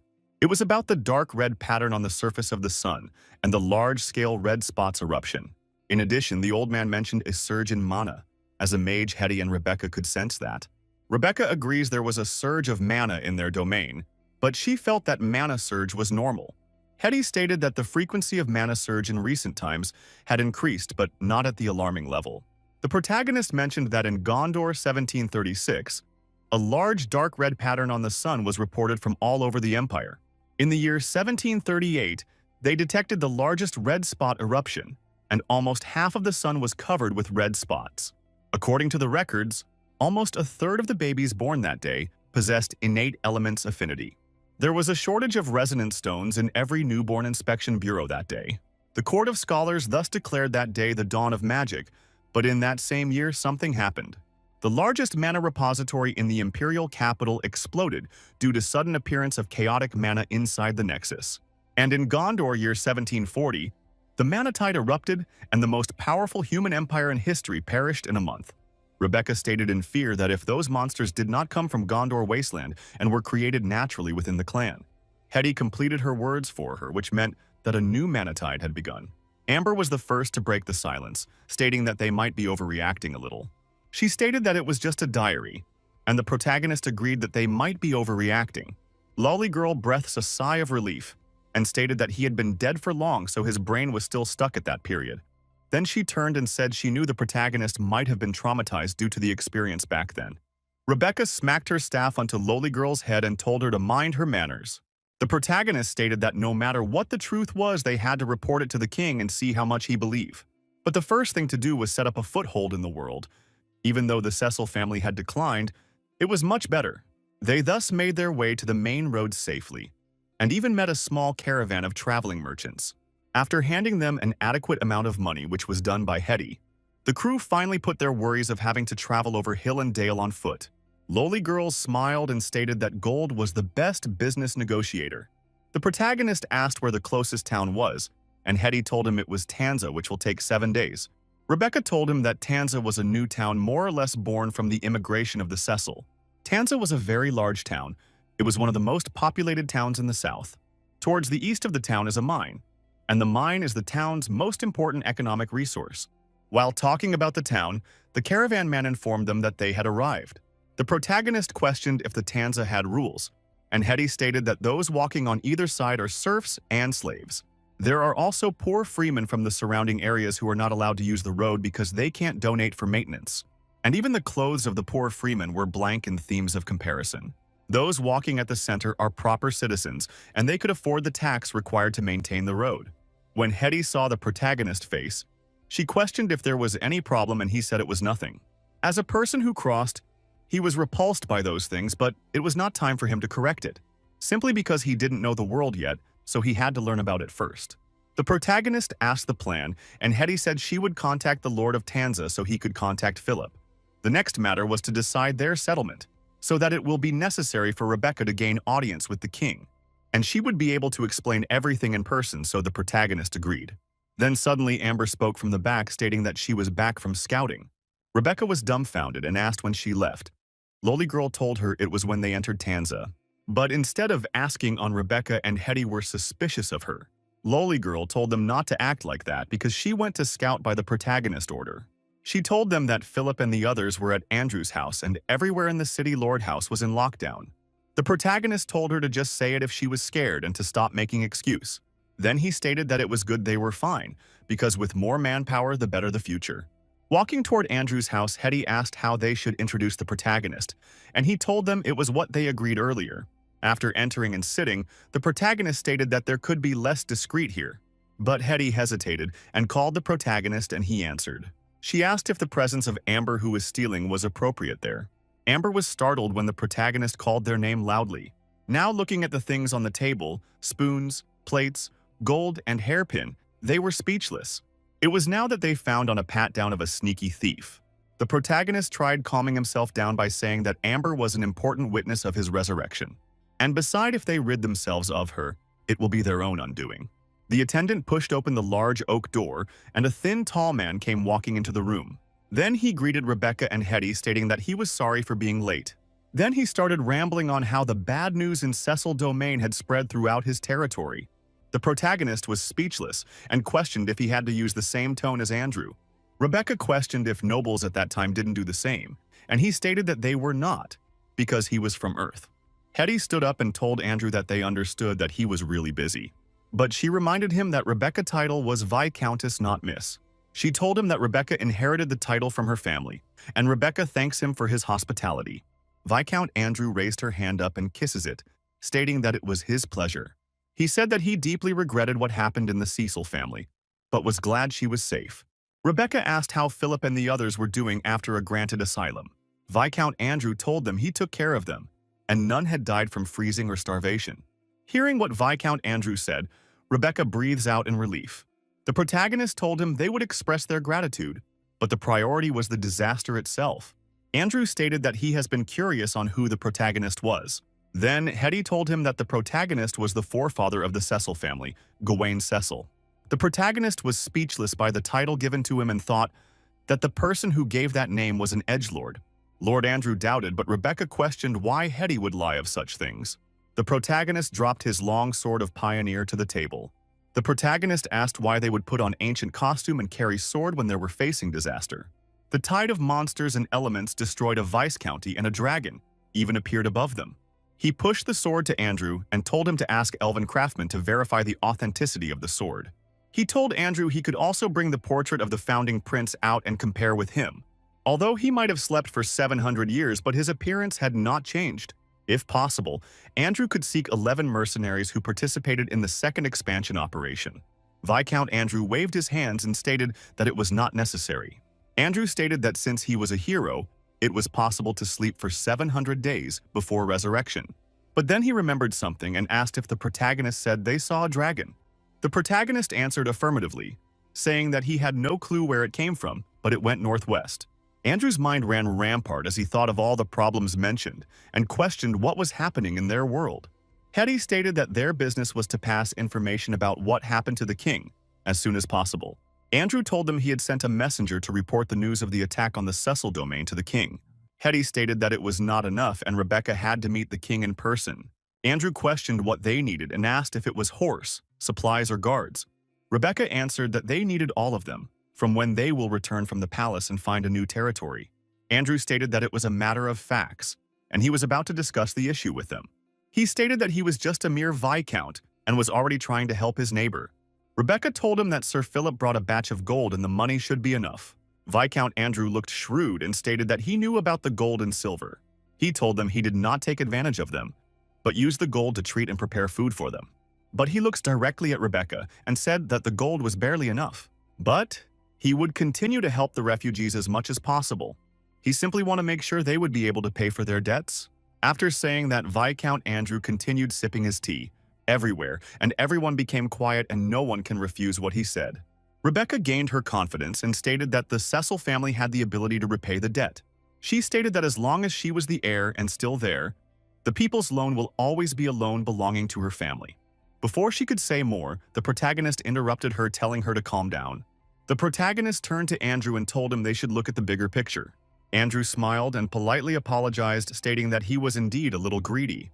The protagonist stated that he was at least honest and wanted to take care of his own interest.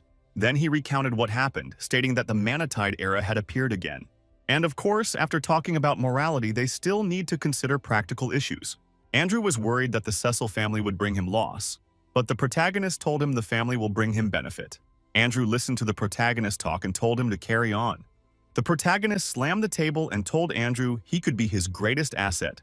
Andrew, who was still drinking his tea, spilled it all out when he heard the protagonist word. Andrew cleaned his face while telling the protagonist it was impossible even though he was a founder. He stated that he was a viscount and had his people to consider. The protagonist told him to broaden his mind and asked if money and real estate were the only things that need investment. Andrew didn't understand what the protagonist meant and questioned what he meant. The protagonist told he had the external charter of pioneering. He, as Gawain Cecil, had the right to develop an unowned land, as long as it can be guaranteed to maintain a certain degree of control, and this development right was signed by the King Charles. And in fact, the decree was not signed to only him alone but to the pioneering leaders, but he was the only one alive to exercise the decree. Those old geezers who signed with him would have never thought that one day he would come back to life. Rebecca timidly asked the protagonist if it was true, and he questioned who taught Rebecca history. Hetty told the protagonist that she was the one teaching Rebecca history, but she had a poor grade. Then she told the protagonist that the decree he mentioned had not been repealed. No one dared to abolish it. And not only had it not been abolished, but the historians and polymaths will write books about it. That meant his sudden resurrection will be a pleasant surprise to the people, and the decree finally came in handy. Andrew admitted that he had never thought of that before, and with that decree the Cecil family might be revived. Then he questioned if the protagonist knew how many unowned lands are there on the border of the kingdom. The protagonist told him that his descendants had told him about that on the way there. Basically, all the habitable area has been distributed, and only the forest, poisonous swamps, and bordering lands remain. Andrew questioned what his plan was and where he planned to go and revive the Cecil family. The protagonist stated that it was a good question, and he would think about it. A pioneering Grand Duke who participated in the second development and maintained the decree will be a great investment. Andrew stated that if his decree was recognized by the royal family, he would be happy to provide help with his ability. That was the typical of a sleek aristocratic speech, leaving no flaws and showing a degree of courtesy. Rebecca questioned if it was possible that the current king won't recognize the decree. The protagonist stated that even if King Charles came out to be his witness, the king will pray that he will die on the spot. Rebecca angrily questioned why they will do that since he was the founder of Ansu. Amber stated that it was because the royal family and temple will set to lose 3 days of holiday. The protagonist smiled and told Rebecca not to listen to Amber's nonsense because it was a joke he told. Then he turned and questioned if Hetty had figured out the real reason. Hetty told him that the king would honor the hero, but not wish for him to come back, so as not to be under his control. The protagonist stated that the things he had to think about are basically certain now, and that is to put his eternal charter of pioneering decree into effect. In the space, a satellite had been rotating and moving towards a location. After some while, the location was established. Hetty questioned the protagonist if the Viscount's Andrew could be relied upon. The protagonist folds his hands to his chest and stated that he never even actually thought of that. Hetty told him that yet he discussed with him, and the protagonist told her he had to.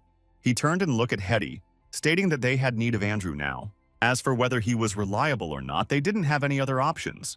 At the side, Amber was listening and busy eating the apple she found. Rebecca asked Hetty if she thought Andrew would help the protagonist. Amber called her a silly girl and stated that Andrew will help for the sake of the benefits. Since Andrew took in the refugees, naturally he will want something from them, otherwise he could have just shot the gate and let the refugees perish. Although there are laws of mutual aid, but in this remote place, gold is worth much more than laws. Rebecca was confused and questioned how a thief like Lolly Girl knew so much. Amber stated that it was obvious that nobility mostly adept at advancing their own interest, and Rebecca was angry. Knowing that Rebecca won't be able to use her fireball in there, she told her to cast Ice Bolt if she can. Before she could finish speaking, her hand together with the grape she was holding were frozen by Hetty. Just then, Betty came in through the door and told the protagonist that Philip was there. Then a young man walked into the room and called out to Rebecca and Hetty. He stated that it was good to see that they were safe and sound. Rebecca immediately smiled and Philip greeted her respectfully. She rushed towards him, stating that it was thanks to him that the soldiers and civilians were saved. The protagonist smiled and stated that Philip had done a good job and asked how many of their people survived. Philip seems to have already guessed the identity of the protagonist. The protagonist was startled when Hetty started praising him with many titles. The protagonist told her to stop because the titles gave him chill when he heard them. Philip knelt down and stated that the protagonist was the paragon of all night. The protagonist interrupted him before he could continue further and asked him to tell him how many people survived. Philip told him that when they broke out that day, they were more than 1,000, but later on they were only 900 because a lot perished. The protagonist asked him to tell him exactly how many people and who these people are. He told the protagonist that there were 873 people in total apart from him. Hetty smiled and complimented Philip for his hard work. He had done his best. Rebecca's body shook when she heard that they only had 873 people out of the hundreds of thousands. At the same time, in Viscount Andrew's chamber, a huge tower stood firmly. The Viscount was writing a secret letter to the king directly about the Cecil family condition. Because every nobleman in Ansu were the royal family direct vassals, so they had the right to communicate directly to the king. Andrew told the king all the situation happening in the Cecil family, including the fact that the protagonist had resurrected. After putting a special mark on the letter, he rolled it up and meticulously sealed it with wax. Then he told someone to send the letter to the Argent Citadel immediately, and it must arrive before the Cecils. That he told the person to go to the vault and return the gold and silver they collected from the Cecil family. Andrew was a cunning man, and since he had the largest asset, the protagonist, the silver and gold was nothing to him. He didn't want to get on the bad side of the protagonist, so giving back everything was the first step. Viscount Andrew thought carefully and hopes that the protagonist from 700 years ago understood sincerity. As the day quickly turned to night, the protagonist stood at the balcony watching the stars and special celestial body. Amber's voice suddenly came from behind him. She stated that he always looks up to the sky every day. The protagonist told her that sneaking up onto someone else's balcony in the middle of the night was a bad manner. Suddenly, she blended into the shadows and appeared at the other side of the balcony. The protagonist was embarrassed to admit that he did get goosebumps. Amber had questioned if he was scared of ghosts as a 700-year-old man. Lolly Girl stated that he always stared at the sun during the day and star during the night and asked what he was thinking. Instead of answering, the protagonist questioned what she thought was up in the sky. She questioned if he thought that the palace of gods might be up there and told him that she was not interested in those gods. She stated that she worshipped the goddess of darkness, the Lady of Night, and didn't need a temple to do prayer every day. The protagonist questioned if she have ever had that once a person dies, he wanders in the sky. Amber asked with shining eyes if he went straight to heaven after he died and questioned what it was like after death. The protagonist told her that once a person dies, there was no memory of it. Lolly Girl snorted and stated that he was an old fart, which was very boring. The protagonist was annoyed and told her to repeat it again if she dared to, and she disappeared. At the territory where the other Cecils that came along with Philip were staying, Rebecca walked to the place and felt heartache due to the injuries they had. None of them were sped of the injuries of facing the monsters. Even though some were not injured physically, but mentally they had lost someone they care about. When the night all Rebecca, they all bowed and greeted her with respect. Then she turns to Philip, stating that the people will be on his care till she returns from the capital. Philip swore to take care of the people and the property in her name. Then the protagonist came from the back, telling Philip not to forget what he ordered him to do. He stated that Lord Andrew will provide the required assistant. He only simply needed to send those quick on their feet over. Philip questioned if the matter was really important, and the protagonist answered affirmatively. He told Philip that when the rumor got big, even the king won't be able to sit still and watch. Lowly Girl stated that the protagonist had started babbling about some bizarre, high and mighty drivel again. Then they boarded the horse provided by Viscount Andrew, Betty, Byron, and Amber, also tagged along. Before leaving, Hetty told Rebecca not to dishonor the name of the Cecil house, and not rush to answer things she didn't know. But the most important thing was to always listen to her ancestor, especially when it comes to dealing with nobles. She told Rebecca that she wasn't good at that, but the ancestor was a Grand Duke and knows better. The protagonist thought of Rebecca's wildness and told her to not worry because he understood. The matured Hetty stayed behind to keep rein on the situation back in Tanzan town, but she was worried about Rebecca. Then, Knight Philip selected some soldiers to go along with the protagonist and Rebecca to the capital. The protagonist allowed the group to stop at each town along the way. The protagonist stated that they would rest for the day. The protagonist stated that they could not travel fast because they had other things to do. Then he told Byron to go and spread the news of his resurrection. The wider and further it travels, the better. Rebecca was confused and questioned what was going on. The protagonist stated that his goal was to spread news about his resurrection as far as possible. It could not stay as a secret among the nobility. It should be discussed by the civilians and perhaps serfs. If possible, he wanted it to be exaggerated into terrifying tale of monstrous proportion. And then everyone will know that he resurrected during the time when the kingdom was under siege by monsters. Then Byron galloped with his horse into the village looking for a cafe to enter. Finally, he found one and entered, pretending to bring up the topic about the protagonist resurrection. Even Amber, who was usually lazy, went to chat with some people and spread the news. The protagonist left and looked for an inn to stay, waiting for the news to spread. He placed a map on the table and looked at the locations and intersection of each of the town. Although the map drawing was of 10 years old to the satellite, but in this low-paced world, using a map of 10 years was not a problem. The protagonist stated that it seems like his plan was proceeding without a hitch. Then Amber jumped in from the window, telling the protagonist that the mission has been accomplished. She jumped down from the window's railing and walked to all the protagonist. Lowly Girl stated that he was looking at the map again and asked how many times he had done so. The protagonist stated that he was confirming the changes in the lay of the land between Cecil Domain and Royal City. Then he questioned how things were on her own end. Amber sat on a chair and stated that it had been almost 2 months now, and he was still worried about it. Then she took out a scroll and gave it to him, stating that it was the information gathered from the underground information broker. Be it the rogues, traveling merchants, or wandering bandits, all of them are on the word of him. There are about 100 versions of the use of his resurrection within the royal city, and no one will be surprised if he wanted to take the throne. In the royal city and in the royal palace, everywhere was splendid and pretty compared to the hut and bungalow in Tanzania. A scout told the king, who was sitting on the throne, that the proclaimed ancestor had arrived near the royal city. But they had not chosen to depart immediately. Instead, they continued to stay in a nearby town.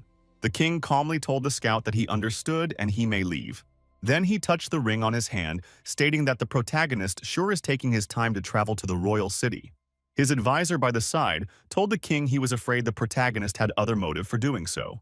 The king stated that he knew the protagonist was buying his time and drawing attention to increase his bargaining power. And in the past 2 months, the information about him are now over 100 of different versions, and with different dialect. The advisor stated that through that method, they would not be able to fulfill the plan they discussed earlier. So now they can only do one thing, and that is to meeting the protagonist personally. Outside the palace, both nobles and normal civilians gathered near the street to see the legendary Gawain Cecil. The advisor told the king that the one entering the city was not the 17 years old Viscountess of Cecil family, but the Duke of the South. The king told his advisor to treat the protagonist very well and accept all of his requests. The prince of the royal city standing by the side questioned his father if he thought the resurrected ancestor was fake or real. The king, with his composed demeanor, answered his son that it was not important. Although Andrew had sent him a letter and they received evidence, but whether the Grand Duke was real or not, they would have to see how things unfold. And as for now, he, the king, could only say that this was not a farce. Up in the sky, a blue flag, showing the symbol of the Duke of the Southern Realm, floated with the wind. The king stated that the protagonist sure give them a huge surprise. The prince looked down to see the protagonist and asked his father on what he thought the protagonist was there for. The king stated that before they meet, his intentions are all mere conjuncture, but he knew that the ancestor will definitely not present his intention for all to see. Subsequently, he instructed his offspring to seek out a favorable occasion to establish communication with the protagonist. The prince turned around and left after listening to his royal father's word. Then the king, who had been quite calm, called out a thing named Raven, telling it to go and monitor the protagonist and report any development. He reminded Raven not to get close to the protagonist, because if he was the real legend, then it would be detected. Raven turned around and left to fulfill the king's order of monitoring the protagonist. The Cecil family, including the protagonist and the army, marched forward towards the palace. Rebecca was amazed and stunned by the beauty of the royal city. She exclaimed when she saw something interesting. An inviter came towards the protagonist and told him to follow him to the Argent Citadel because a good room and meal had been prepared for him. Then he told the protagonist that the meeting with the king was arranged for tomorrow, so he could rest well today. The protagonist looked at the man and stated that he thought the king would be excited to meet him. After all, it was not easy to meet a person who just sprung out from the coffin. The man stated that the king considered the fatigue from his travel and arranged the meeting for tomorrow. The protagonist jokingly questioned if it was so. The man broke out in sweat as he had no other reason to tell the protagonist. The protagonist thanked the king for his grace but stated that there was no need for him to enter the citadel. The man questioned where he would stay, and the protagonist stated that it was much comfortable staying at his place. But he wondered if number 4 Crown Street was still there or had been dismantled. The man was dumbfounded and repeated the name of the street. He seems to remember something. Then he told the protagonist that number 4 Crown Street was still there, but had been refurbished many times. The protagonist stated that it was a manor and won't be as sturdy as a castle. The protagonist stated that since it had been refurbished, it definitely was in good shape, so he would spend the night there.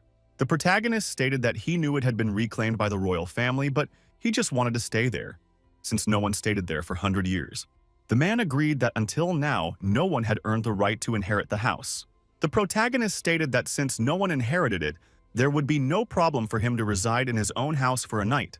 He turned around and started leaving, while the man told him to wait so he could escort him.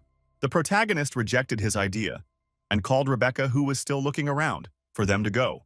Rebecca came near the protagonist and questioned if they weren't going to stay in the palace for the night. The protagonist stated that there was nothing nice about the palace, and its foundation wasn't good. Then he told her to come so he could show her his house, which looked more proper. He told the man to inform the king that he would pay him a visit at the Argent Citadel, sharp at noontime. After the protagonist galloped further down the street with his horse, the man frowned. Then he turned and told the people behind him to send a druid that can transform into a bird to monitor the protagonist. At number 4, Crown Street, the protagonist manor stood firmly and looked noble, like in themes of comparison. Some men were arranging the things in the house and carrying in the new luggage into the house. A man introduced himself as Thomas, the manager of the properties, saying that he is honored to serve the protagonist during his stay royal palace. When the protagonist heard his name, he felt that it was familiar and tried recollecting where he had it from. Finally, he remembered where he heard the name from. He questioned if he was Charlie's servant, and the name Bryant was bestowed by Charlie himself. The manager agreed, saying that his family has been the servants of the royal family, and the properties of the royal house in the royal city were all managed by his family. The protagonist continued, saying that his house were currently the property of the royal house, so there was no need for the manager to trouble himself. He threw his jacket and glove at the manager. He told him to relax because he won't be staying that long in his place. The manager immediately told the protagonist that he had received an order to serve him with their all and ensure that the manor is fit for his habitation. The protagonist pointed at the people outside pretending to be guides and told the manager to clear out those men selling tickets and acting as guide. The manager immediately led the protagonist and the lowly girl to their room as they passed by other chambers. Lowly Girl could not help but be amazed by the environment and said that it is different from what she had thought. The protagonist told them that the place was built 700 years ago, and back then even the Argent Citadel was only a bit larger than this. Rebecca agreed, saying that she felt that the environment there is very nice, while looking around with amazement and holding her staff. Aside from the large foundation, she remembers that the castle she had lived in isn't comparable to this place. But the lowly girl angrily told her that it was because her family fortunes were almost gone, and resulted to them being poor. After she said that, the both of them started arguing. The protagonist immediately told them to stop arguing. He then told Lowly Girl that she should never pick a fight she could not escape, but she acted less concerned, saying that she won't fight. On getting to their destination, all of them stood and looked up ahead at what was presented in front of them, in wonder. Looking at it, the protagonist gave a smile of joy, saying that they did preserve everything in the right way.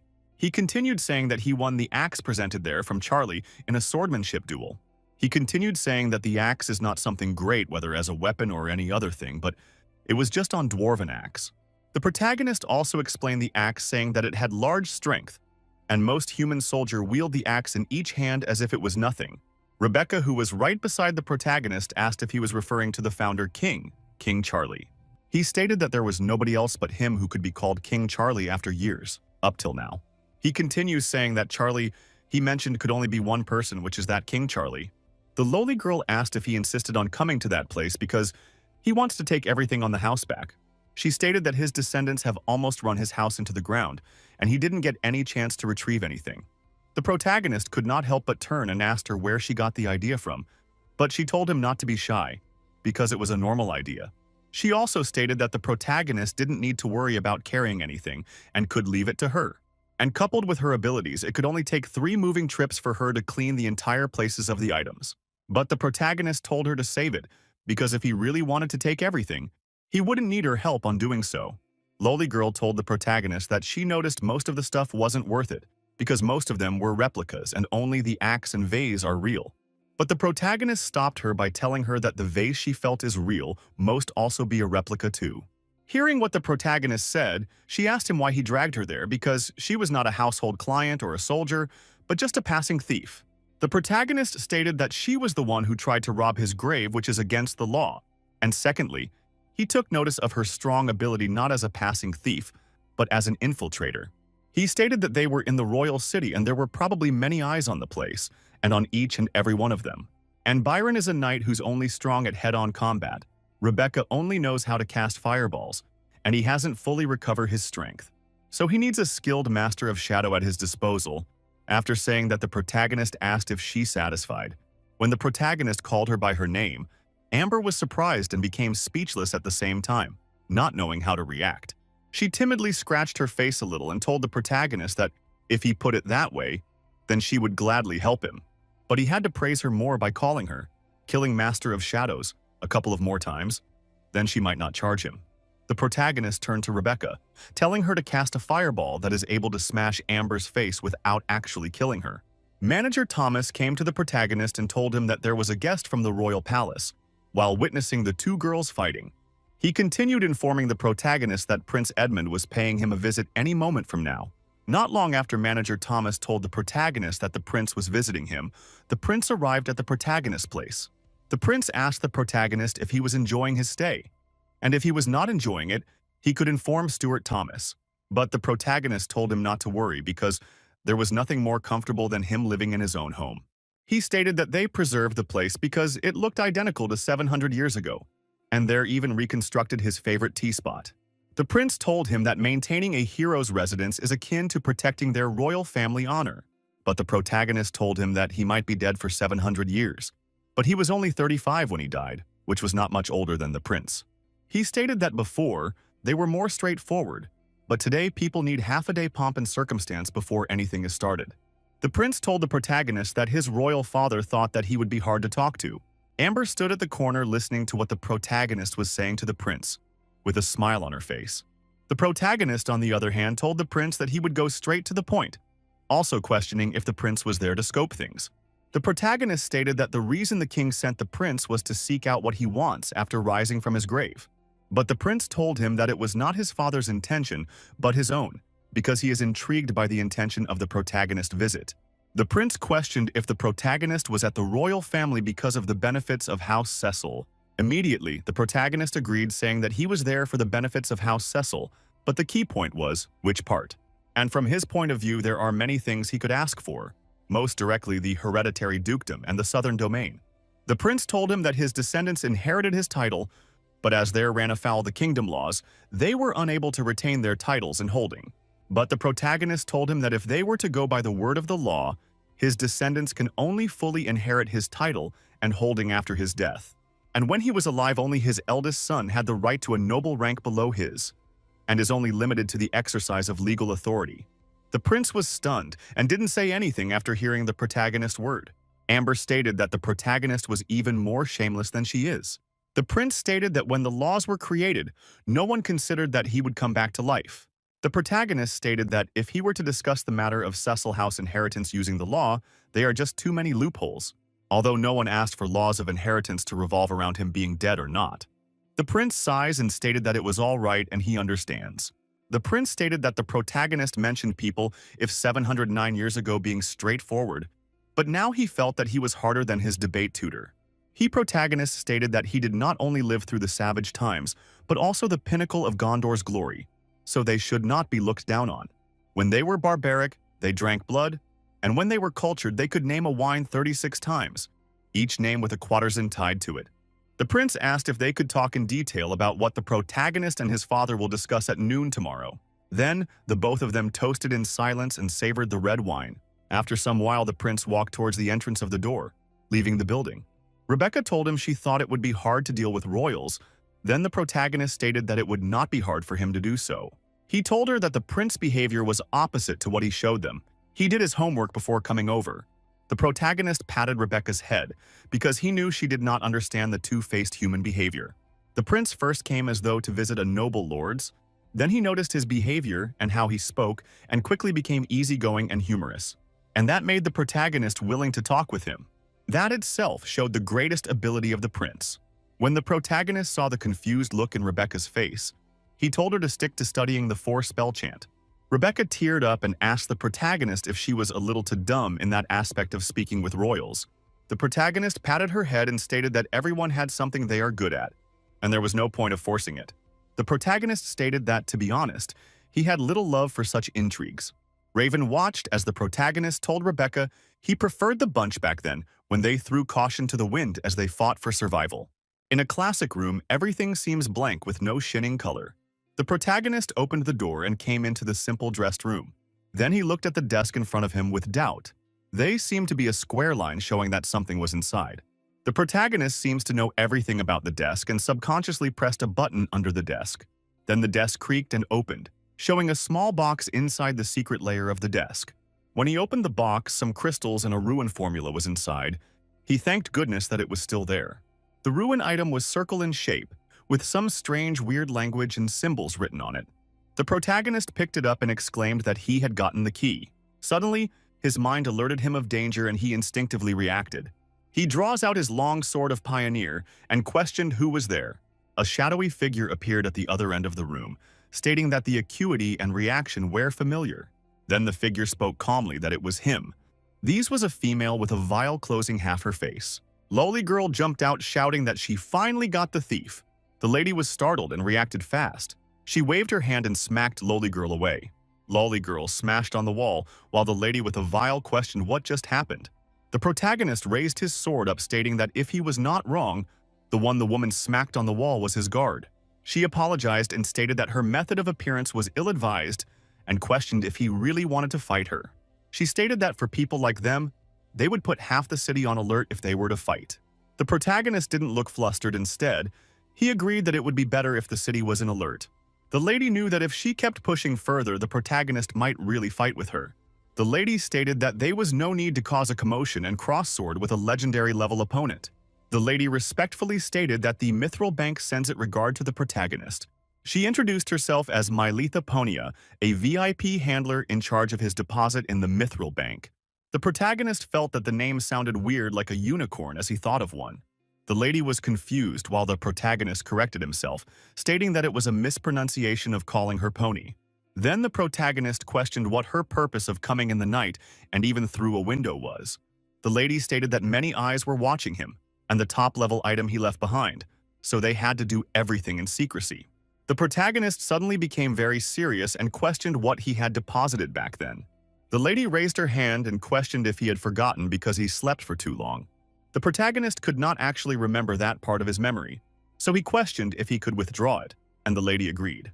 Then, the lady raised her hand and mana flowed in it, as she told the protagonist that he had paid a great price for such service then. Then a box appeared in her hand, as she told him that the Mithril Bank encountered all sort of issues and are ready for eventualities. She told the protagonist that his memories was a minor problem, but if he placed his hand on the box, it could determine its owner. She told him that the ancient magic could be able to ascertain his identity. The protagonist placed his hand on the box nervously, because he didn't know if the magic checks the soul of the person. To provide the most convenience to their customers was the motto of the Mithril Bank. She told him that his due had been paid 700 years ago, so she gave him the box of item.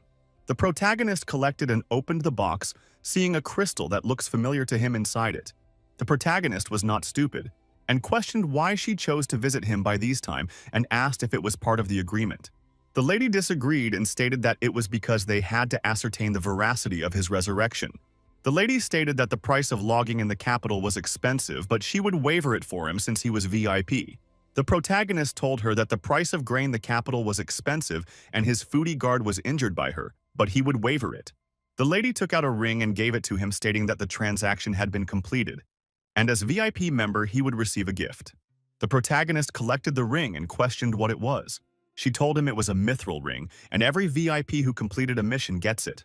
She stated that he could use it to contact a VIP handler, but if it was just for nominal service, he could bring it to the nearest mithril bank. The protagonist stated that he hoped he won't have a reason to borrow money from again since the price of grain was expensive.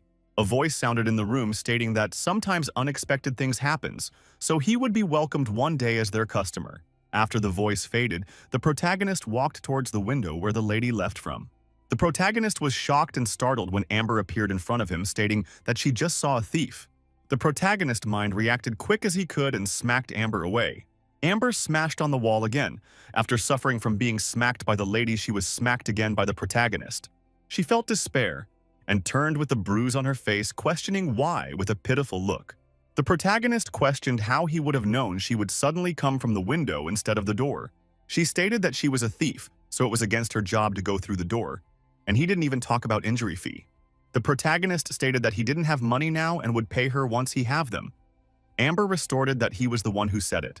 Then he told her to call Rebecca because he needed to see her for something. Amber questioned if the foundation of the Cecil family was actually inside the crystal on the table. The protagonist told her that if she stayed a little longer, he would smash her into the wall again, and these time with his sword. Amber humphed and left to complete the mission the protagonist gave her. The protagonist watched as she left while also thinking about something. Now he was thinking about the secret behind his resurrection, or he could call it possession. He had thought it was a coincidence that he was shot down to these world into the body of Gawain Cecil by the satellite. But now he realized that his coming there was a mistake. But Gawain Cecil resurrection was not. Now the most important thing he needed to understand was who he was. Just then, Rebecca came through the door and questioned if he was looking for her.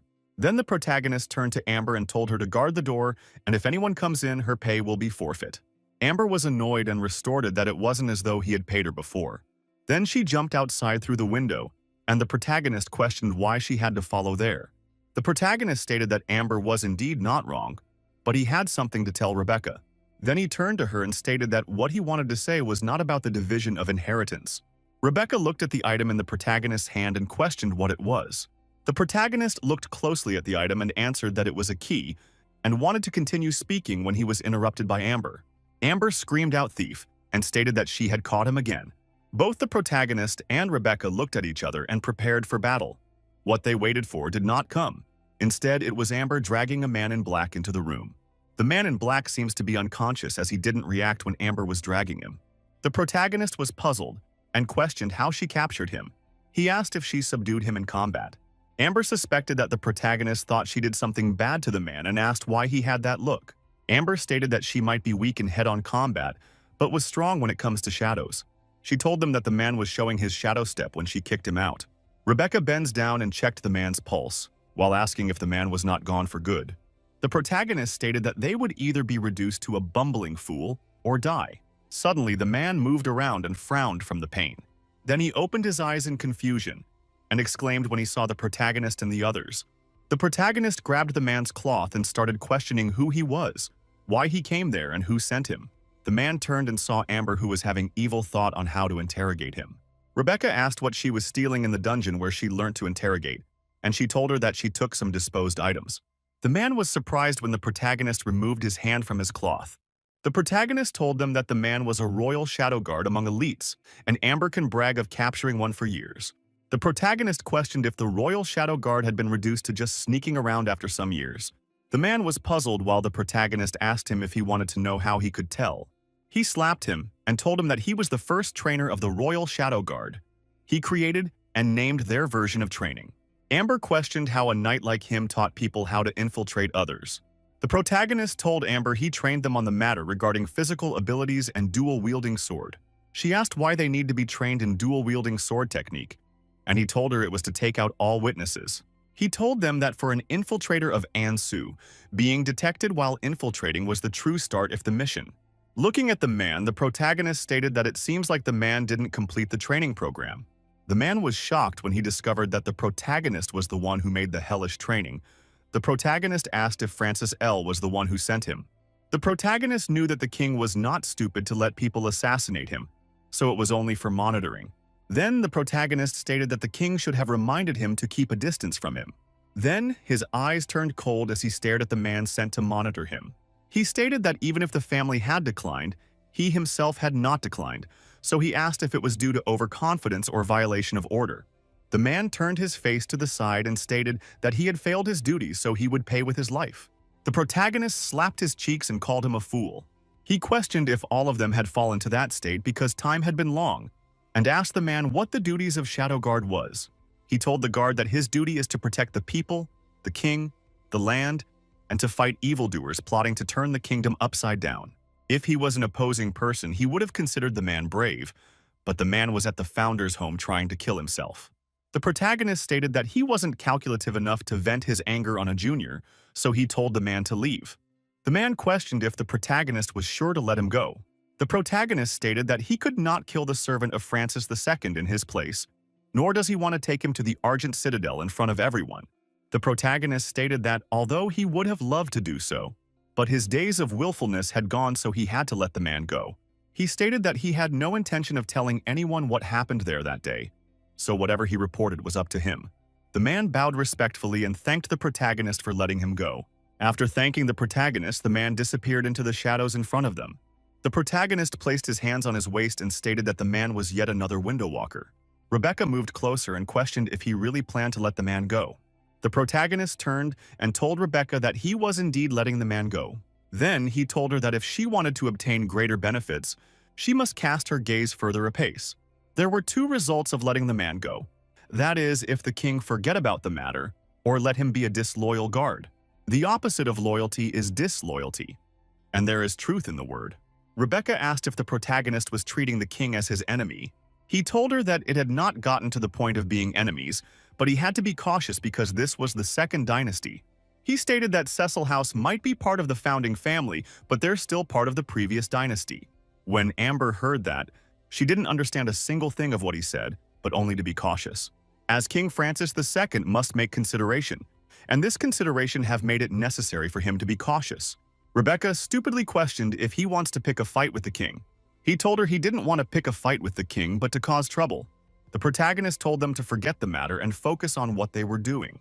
Rebecca told the protagonist he had said the item was a key to their family trove. Amber was surprised when she heard that it was a key to a secret trove. The protagonist stated that it was indeed a treasure trove, and it was located in a secret vault in the south. Back then, the pioneer team escaped north from the Gondor Westlands, and they gathered people and resources. It was when they passed the Mountain of Darkness that a large army of monsters roaming the wasteland discovered their trail. The army protected the civilians as they moved across the mountain, but a brutal battle took place and they suffered loss. After taking stock of their losses, Charlie and the protagonist realized that the monsters will come back, so they decided to keep part of the heavy wagons and hide them inside an abandoned fortress, then developed a seal upon the vault. And the sale was not just any simple one, but a powerful seal that will be hard to open. And the item with weird symbol was the key to the treasure vault. Rebecca questioned if they could use the treasure just like that. The protagonist stated that they could use it because they were his descendants. Those treasures were things buried by him and King Charlie, so since Charlie was gone, he was the best choice to inherit it. The protagonist stated that he didn't believe Charlie can pop out of his grave as he did. Rebecca rushed to Amber and questioned if she didn't rob the royal tomb. Then Amber face blanked out as a question if the protagonist won't kill her because she had a top secret. The protagonist stated that if he wanted to, he would have done that. But he trusted Amber, and she was smart. At noon in the Argent Citadel, a huge building like a temple stood high among the building in the city. A man and a lady walked towards the entrance of the Argent Citadel. The two walked into the large hall of Argent Citadel, escorted by some guards. The king was waiting for the two guests to enter and watched the door being opened. The guard opened the door and two shadows walked in. This two shadows was none other than the protagonist and Rebecca, who came to see the king. The king stood up from his throne and called out the name, Gawain Cecil. He stated that he was representing the descendants of the Morn and of Pioneer, to salute him as their ancient hero. The protagonist smiled at the king's word and continued walking forward. The protagonist stated that the last time so many people bowed to him, he was lying in his coffin. Everyone in the hall fell silent and were shocked and speechless. The king then said that it was common courtesy for the younger generation to pay respect to the older ones. The protagonist told the king that although his age is quite different, but he had the same expression as Charlie had when he was looking for excuse. Both of them laughed out. The resurrection of Gawain Cecil was real, and Francis having the blood of House Morn flowing in him was also real. A beautiful lady was standing by the side watching their interaction. This lady was Grand Duchess of the Northern Realm, Victoria Wilder. The protagonist told Victoria that she had the same stone face as her father, and he had once told him to look for a lively southern lass to even out that face of his. He looked at the others and stated that the descendants of Wilder had suffered on his stead. They all looked poker face and none of them were smiling. The group were speechless. The king didn't understand much of what the protagonist was saying, so he didn't put forth any word. Then the protagonist stated that the levity ends there, and it was time to get to business. He introduced Rebecca as his descendants, who will tell the king about the disaster that took place in the south. Then he told Rebecca to narrate the true problem they were facing. Rebecca told them that the Cecil land had been ruined by Dragon Flame, and her people are starving and dying. She stated that they were forced to eke out a living under Lord Andrew's protection. She told them that the monsters that appeared was not just the dragon but many monsters from the Dark Manatide from 700 years ago. The king was shocked when he heard the Manatide. This was a story only few nobles knew about. Rebecca stated that the protagonist had lived through the destruction of the Empire of Gandal brought by the Dark Manatide. The others were also shocked. Everyone knows that the Dark Manatide took a lot of lives 700 years ago. Rebecca whispers to the protagonist, questioning if saying those words will convince the king. The protagonist stated that the world had enjoyed 700 years of peace, so it was time to give the youngling some time. Franklin told the protagonist that the matter was indeed unimaginable, and asked if it was the same monster he fought with 700 years ago. The protagonist told him that he had fought them teeth and nails for 20 years, so he could recognize them even if it turns to dust. Duke Franklin was scared by the protagonist's confidence. The protagonist stated that if he didn't believe in him, he should send his people to check, and Franklin stated that he dare not. After all, it is pertaining to the Dark Manatide, and no human kingdom could face the brunt of the tide head-on. Rebecca shouted out that the monsters killed her people, and she saw it with her own eyes. The protagonist looked at her and remembered what Hetty had said, so he told her to calm down. Duke Franklin stated that they needed something much more tangible and a proof, not just words. The protagonist's eyes turned cold, and he questioned if they wanted proof. Then, he threw the sword he had been holding onto since he came in up. It stabbed right into the ground in front of the Franklin, and he was startled. The protagonist told them that the sword was the proof they seek. When they checked it, they saw that it had been corroded by Dark Manatide aura. Just then, two soldiers carried a heavy box into the hall and walked in front of everyone. Then they poured out the helmet and weapon inside it to the ground. The king was startled and questioned why there were arms and armor. The protagonist told the king that this were the equipment his warriors were using in the southern realm. Every pieces of armor and every blade there represented brave souls that fought an enemy on the Dark Manatide with all their might. The king was stumped for words and didn't say anything. The protagonist stated that if their royal historians were not completely useless, then the records will mention the tide. The king answered that the library did mention something about the Dark Manatide. Victoria questioned if the protagonist knew where the dragon headed to. The protagonist told her that he didn't know where the dragon went to. Victoria stated that 3 months ago, rumors spread that a dragon appeared in her kingdom, but nothing came out of that. The king stated that they needed to investigate the matter before coming to a conclusion. Rebecca stated that not only must they investigate, they must also prepare for war. Duke Laurent questioned if she knew what war was and asked how they should wait for monsters nobody knew when they would come. Rebecca stated that it would be for the better. Laurent stated that it would be impossible because the local nobility will revolt. Then Laurent spoke out they couldn't send out their warriors, and because of his greed he overlooked a lot of things. Victoria told the protagonist they would certainly take his word serious, and if there is news he will be informed. Rebecca wanted to say more, but the protagonist stopped her. He told her that this was the only way, there was nothing else to say. They had already brought words there. As for what follows after, it was up to them. But now it was time to talk to the king about the private matter of the House Cecil. Everyone immediately became quiet as they thought of something. He told them to relax, that he didn't want to climb out of his coffin and demand his due from the ungrateful them. He picked his sword from the ground and stated that he knew what happened 100 years ago. He told them that, to be frank, he wanted to choke the inept descendants of his, so he had no interest but to reclaim what belonged to him. The king and the Lady Victoria were confused on what he meant by his belonging. He told them not to worry because his descendants already collected those.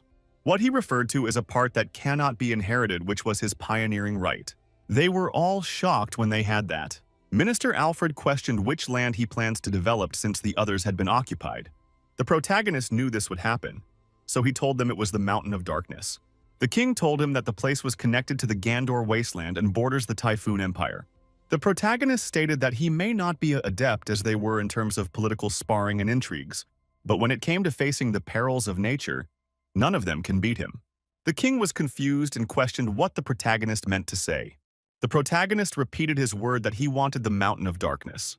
In the Mountain of Darkness, it was just as its name, filled with danger everywhere. Dead corpse could be seen everywhere around the mountain. A bird was busy peeking on a human corpse. It peeked out the human eyeball and stood upright when it had a noise. Then suddenly its eyes seemed to have seen something from the distance. Then the tiny bird turned into a huge weird monster. That was the reason why the place was dangerous.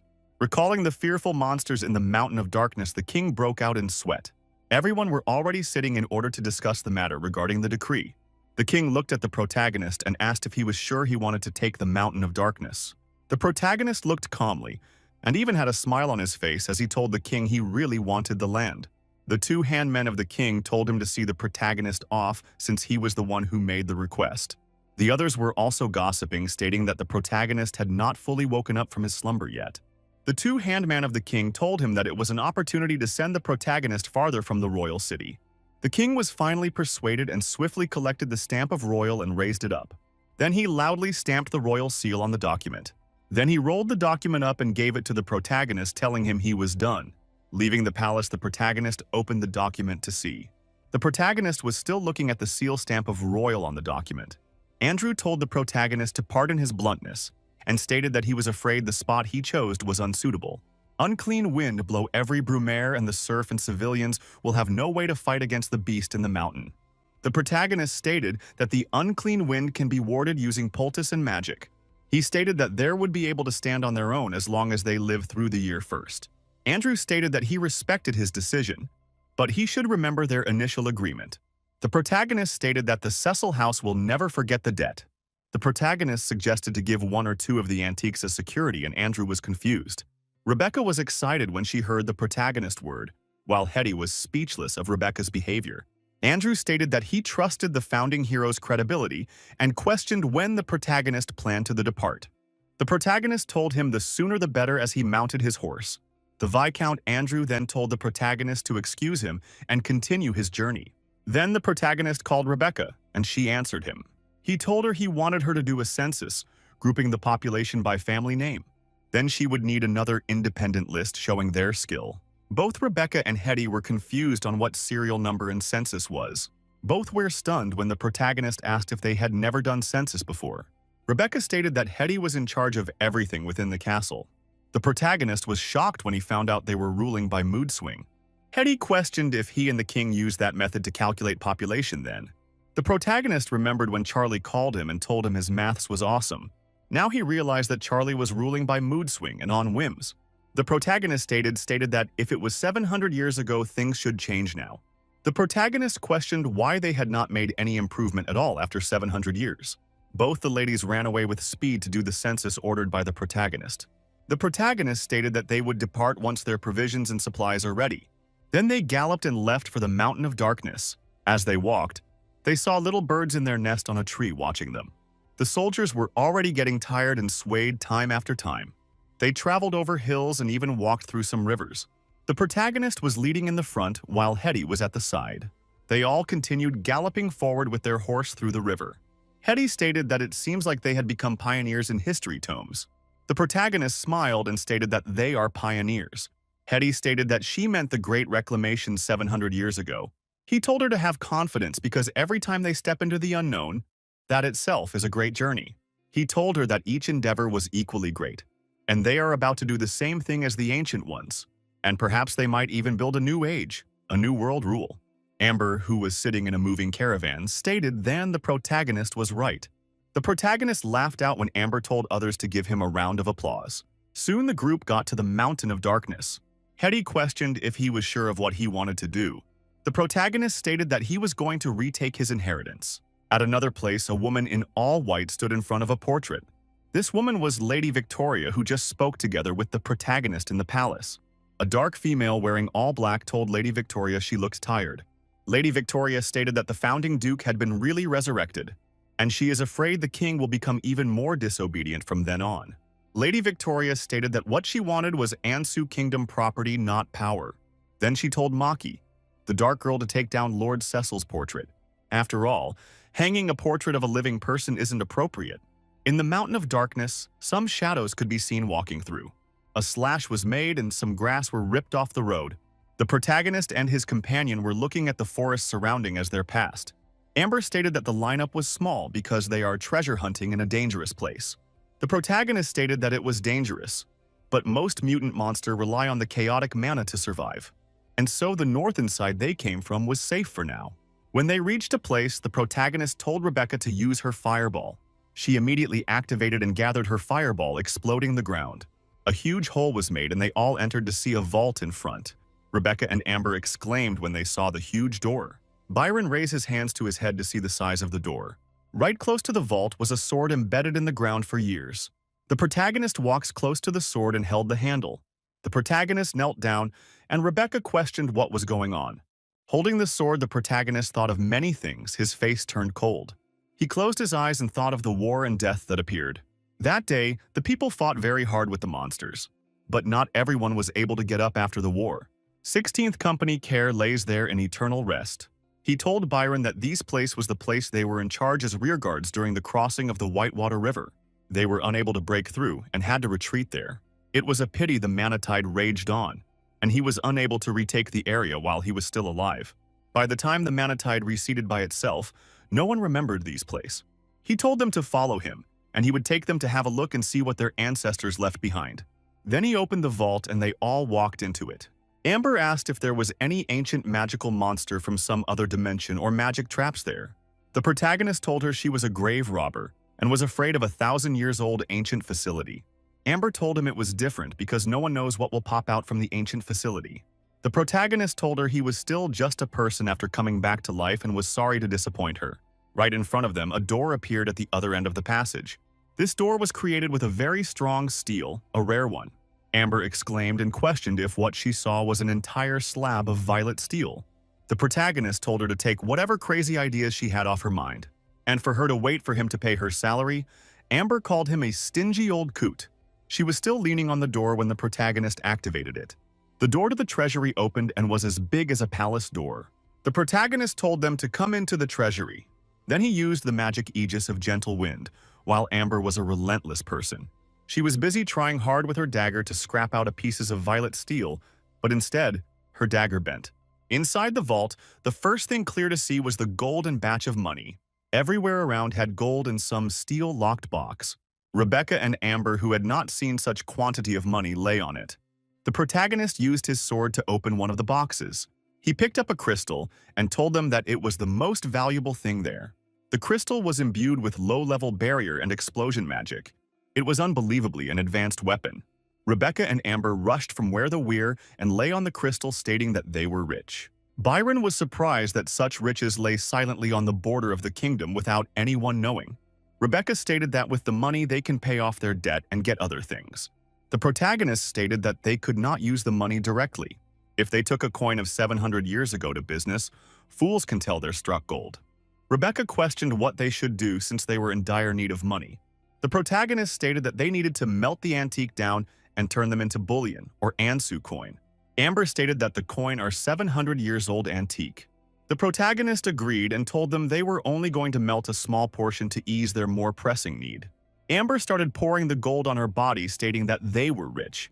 The protagonist picked her up from the gold coin and told her to calm down. He told her that the money was not hers but his.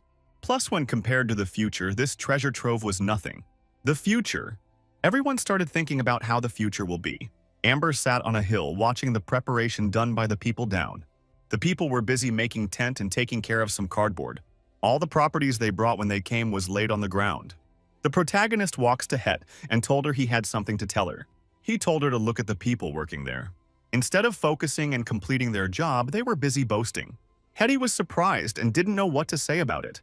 She apologized to the protagonist, stating that it was her responsibility. The protagonist told her that it was not her problem but those people's attitude. Rebecca and Hetty became silent after seeing that the protagonist was not happy. Rebecca told the protagonist he could not ask much from the civilians and serfs. The protagonist slammed his hand on the table and questioned if building a tent wasn't so complicated. Hetty stated that only military soldiers were strict with encampment, and the civilians and serf would never be able to do it. The protagonist stated that it was not complicated to build a tent. He questioned if they thought the civilians and serf were too foolish that they aren't able to master such thing. He told them that while they was still daylight, they should gather everyone together. He heard that Gawain Cecil will be enacting new laws. Outside the tent, when the sun set, everyone gathered together. A hand opened up the curtain of the tent, and the protagonist walked out dressed in new clothes. The protagonist looked at the people gathered around the tent. Hetty told him that his people were waiting for him. Then he climbed on top of a desk so that the people could see him. Then he shouted out to the people of the Cecil domain. He stated that he knew all of them knows who he is, so no more introduction. Then he stated that all of them should know that his word can act as Cecil's law, and while the law can give them protection, it demands their obedience. The protagonist stated that they were developing a new domain, but firstly that the old domain was gone and every bit of wealth had passed with it. He stated that in his name, every debt that relates to House Cecil shall be forgiven. The people were stunned and questioned if it meant they won't pay any longer. Rebecca was surprised and called the protagonist to be sure. He told them that secondly, all serf had a chance to gain freedom, and that is true labor. This surprised not only the people, but even Rebecca, Hetty, and Byron. The people doubted what the protagonist said. He continues speaking, stating that they will build fence and camps that day, and if they completed it, they would have me to eat. The people were surprised to hear that they would have meat to eat if the six completed their work. Even before the protagonist finished speaking, the people dispersed to continue their work. Hetty questioned if the protagonist meant what he said. She said that if they go by his intention, there will no longer be any serf on the Cecil domain. The protagonist questioned what she thought was wrong. Rebecca stated that she didn't feel that it was wrong to abolish the serfdom. Her father told her that a serf will grow lazy without a whip, but whipping is not the best solution. The protagonist smiled and stated that she had good insight. Hetty and Rebecca laughed when they heard the compliment of the protagonist. Amber stated that she did not expect the protagonist to have a generous side. Instead, the protagonist stated that all of them had read the history tomes and known how the powerful empire of Gandor was. Amber stated that it was due to the dark mana tide. The protagonist told them he had a feeling the mana tide will be up on them soon. Then the protagonist pointed it somewhere and told Amber to look over. He had no intention to joke at all. The monsters were his nemesis 700 years ago. History was just like a mirror, and he had seen what hell looked like. He had seen empires far more powerful. The upper-class masters of magic sat inside the castle watching the fireworks. In the face of the mana tide, the empires was vulnerable. In the face of the mana tide, everyone was the same. In the face of the mana tide, there was no freedom nor servitude. So they needed to change all of that, not just serfdom and not just for themselves. But for all the life in this world, it won't do them any good if they are left out. Hetty whispers that the protagonist had a daring spirit of a pioneer from 700 years ago. The protagonist told them that a backward age of ignorance will find it difficult to escape the shackles of gravity, with no right to even look up, much less the future and vast stars above, that await their unraveling their secrets. On the table, a map was showing the intersection of each place in the mountain of darkness. Byron entered to see the protagonist staring at the map. Byron questioned if they needed 10 persons' portions of meat, because even if it was the size of walnut, everyone will be happy. The protagonist told him to let the chef do the preparation of the food right in front of them. Byron stated that he was not quite sure of what the protagonist's intention were. The protagonist asked Amber if he were to ask her to paint a wall with no payment. What was she to do? She told him that she would first steal from him, and then hire someone to draw the wall and use the rest of the money for booze. The protagonist stated that it was his folly to try to talk sense with a disgrace of a creation like Amber. Before Amber could restort, Hetty came rushing in, calling the protagonist. Hetty told the protagonist the people had completed their task quickly and efficiently. The protagonist told her she just needed to trust him on that, and asked her to come and look at something. There were some document books on the desk, and Hetty asked what it was.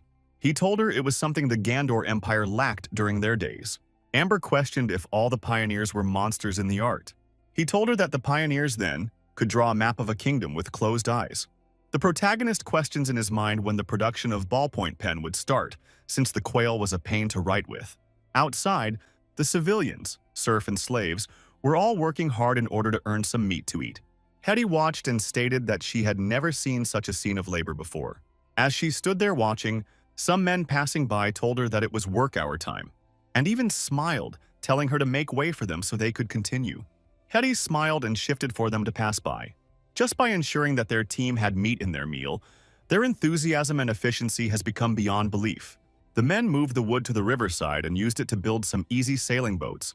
Just as they started rowing the boat, one of them told the other to be careful because the wood was coming apart.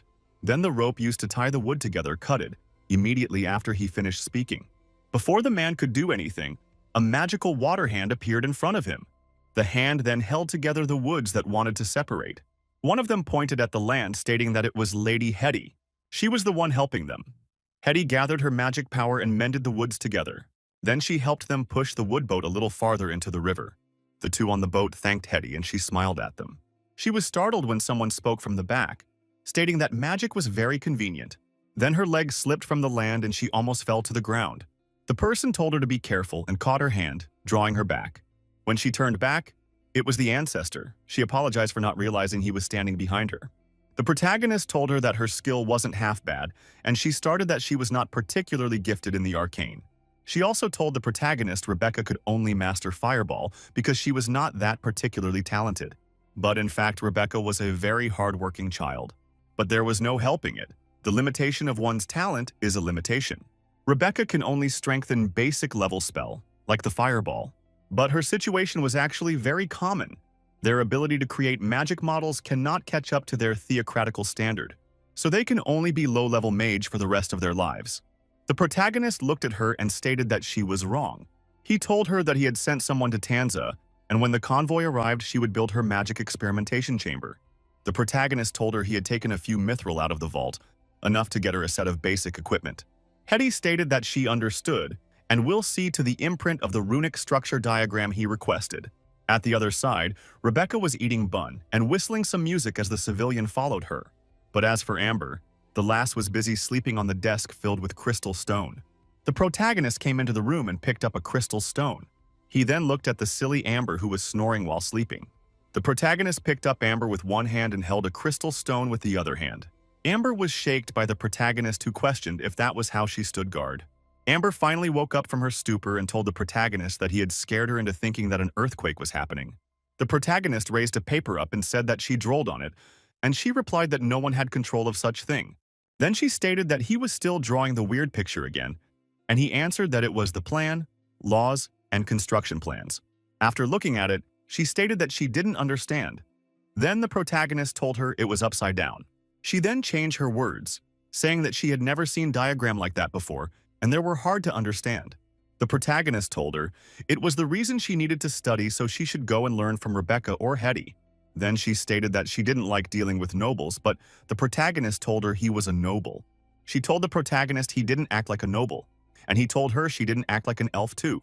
She told him she was raised by humans and that didn't know how elves acted. Then he told her to keep quiet. Then she disappeared and told him to go and study his stone.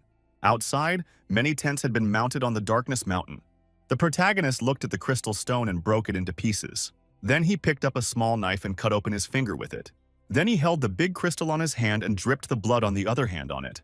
After waiting for some while, the protagonist stated that it didn't seem like it was doing anything. But just then the crystal started glowing and humming. Then the power in it rushed and entered the protagonist's body. The protagonist cursed when his consciousness came out from his body, and he questioned if he was ascending again. But fortunately his consciousness went back into his body and he breathed heavily. His consciousness continued to merge with his body as he sweated. The crystal stone no longer shone or hummed as it did in the beginning. It was as though its power had been taken. The protagonist, resting on the chair, questioned what just happened because he saw something. When his consciousness left his body, he saw a satellite map. Looking at the map and status window in his mind, the protagonist questioned what it was. The pupil in his eyes were red in color, as the status window was reflected in them. The window had stated that there was an increase in activity on Giant Planet, and alert level had increased to level 4. Before the protagonist could think more, he was teleported outside the tent beside a civilian. The civilian didn't think much, and questioned the protagonist on what the red planet was. The protagonist looked up at the red planet. It was exactly the same red planet that was causing the dark monotide. Rebecca, who was still eating bun together with the two civilians, were confused when they saw the red planet. Byron and the other knight were also surprised to see the red planet. Hetty told protagonist it was the red sunspots again, and he told her not to panic. Then he looked up to the sky, and it seemed as though his eyes had penetrated the sky going out of space. The system gave him new data, stating that the giant planets had returned to normal. Half an hour later, the protagonist placed another crystal stone on the table. Amber by the side looked at the protagonist, who was staring at the crystal stone on the table. The protagonist was thinking that what just happened was perplexing. Then the protagonist turned and looked at Amber. He suspected she might steal the crystal. Amber was startled and questioned if the protagonist was already showing the noble color. The protagonist wanted to let Amber test the crystal, but looking at her, he bet that she would wreak havoc. He smiled when he heard from a guard that Rebecca had come back from surveying the land. Amber, hiding at the back, looked at Rebecca's confused face. Amber laughed evilly because she knew that it was definitely an experiment, while Rebecca asked what to do with the crystal. He told her that the crystal allowed people to see above the ground, higher than the clouds. Rebecca happily questioned if he meant the arcane eyes. He told her it was somewhere higher than even the arcane eyes. After dripping her blood on it, Rebecca stated that she couldn't see anything. The protagonist stated that normal people can't use the crystal. Even himself couldn't do it. Rebecca looked down sadly and told the protagonist it was because her talent was poor. The protagonist told her it was not because of her, but because the crystal was not meant for normal people. Then, he told her he wanted to hear the result of her land survey. She told him that they followed the map he drew and found an untainted land good for farming. The protagonist told her the map was from 10 years ago, and the part he drew were the safe zone. But he told them not to go there for the time being. She agreed she won't go there for the time being. Outside, the weather had returned to normal. The protagonist walked outside and looked at the surrounding environment. Then he smiled and stated that once they were done digging the first batch of ore, their domain will enter a steel age. Then he looked down and stated that the improvement was too slow. Amber told him that the workers were the most active, fast-moving bunch of serfs she had ever seen. She stated that when she saw him gave them meat and abolished whipping, she thought that he was a good person. The protagonist stated that he was a good person and did not blame them for their tardiness. He stated that the construction speed of the campsite could not keep up with his plan. Amber stated that his plans were unrealistic and he had been asking weird for the past 2 days. She stated that they were still building the campsite, but he was already thinking about building a city. The protagonist stated that he was worried about the world ending, the sky falling and alien visitors touching down. Just then, someone called out to the protagonist who was conversing with Amber. It was Betty. She was running towards them and telling the protagonist that Lady Hetty was looking for him. The protagonist then asked her why Hetty was looking for him. After panting because she was out of breath, she told the protagonist that she forgot. At the other side, Hetty and a group of people were waiting for the protagonist. It was none other than Philip, who came to visit them and was stunned by what he saw in front of him. He was shocked and questioned Hetty what was going on. Philip stated that the men working on the site were the foreman that he picked. There were, at most, warriors who could write a few words. But now they were not holding wipes for wiping surfs but wooden boards for taking notes. Hetty stated that the simple method the protagonist used would work out in that way, and Philip asked what method he used. Then she told Philip that the protagonist has created some rules for the Cecil domain. Philip stated that the protagonist might have used the ancient honor and virtues to inspire the serf. Philip was stumped for word when Hetty told him that the protagonist gave them meat. The protagonist came and thanked Philip for his hard work, telling him to meet Hetty to tell him the new rules. He also told Philip that Sir Byron will provide new equipment for him, and Philip questioned what equipment. The protagonist stated that it was definitely a good stuff. Philip was timid when he heard the protagonist word. Then he went to meet Sir Byron. Entering the equipment building, he met Sir Byron and was given some equipment to wear. Philip was surprised to have received an enchanted sword, which was enchanted with elemental resistance warding. He also got an enchanted armor, which was also very precious equipment.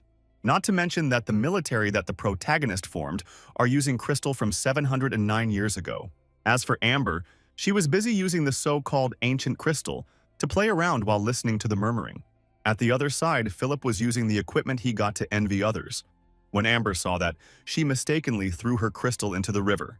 She was so angry that she glared at the protagonist and Philip while making sure to dry the crystal up. Philip stated that the equipment were all precious, and the enchanted equipment could not even be found in the Cecil domain. Amber had an evil plan and picked up the protagonist crystal trying to throw it into the river, but was caught by the protagonist. The protagonist ignored Amber's babbling and told Philip that good steel should be used very well, or else it would be left there to rot. Philip knelt down and told him that his family had always worshipped the god of warriors and night, Kale, and never carry wealth around. The protagonist smiled and stated that Philip was a very interesting person. Philip stated that with the enchanted equipment, they would be able to fight with mutant monsters. He told the protagonist that if they produce more, it would be good. But the protagonist told him that the equipment could not be produced again. Philip was confused and asked why it could not be produced again. The protagonist stated that it was because they will lose one when they use one, so Philip asked what they should do. The protagonist stated that they just need to create their own equipment before they lose more. Just then, Betty came and told the protagonist that Rebecca was looking for him. He asked why Rebecca was looking for him. The protagonist already lost hope of Betty's bad memory, so when he heard that she forgot, he didn't react much. The red sunspot, as was recorded in Gawain, Cecil memory showed that whenever the red spot appeared, the mana in earth surges. Inside the smithy where all different type of equipment are forged, the protagonist walked in. It seems like the smith man was trying to forge a new weapon. As the metal in the steel pot boiled, it was poured down and flowed through in a straight sword line. The protagonist asked if the smith man was the one who made the furnace. The protagonist touched some symbol drawn on the furnace as the smith man told him he was indeed part of the people who forged the furnace. He stated that he made half of the furnace and the other part was made by his apprentice. Rebecca told the protagonist that Hammer the Smith Man was the best smith in the entire Cecil domain, and he inlaid the arcane on the furnace. Looking at the arcane, the protagonist realized that using Magus didn't require any talent or knowledge to use. Then, the protagonist stated that since Hammer still had some ore, he asked how many weapons he could refine from the furnace in a day. Hammer told the protagonist that if he had enough ore, he could be able to refine 30 kilograms of iron in a day.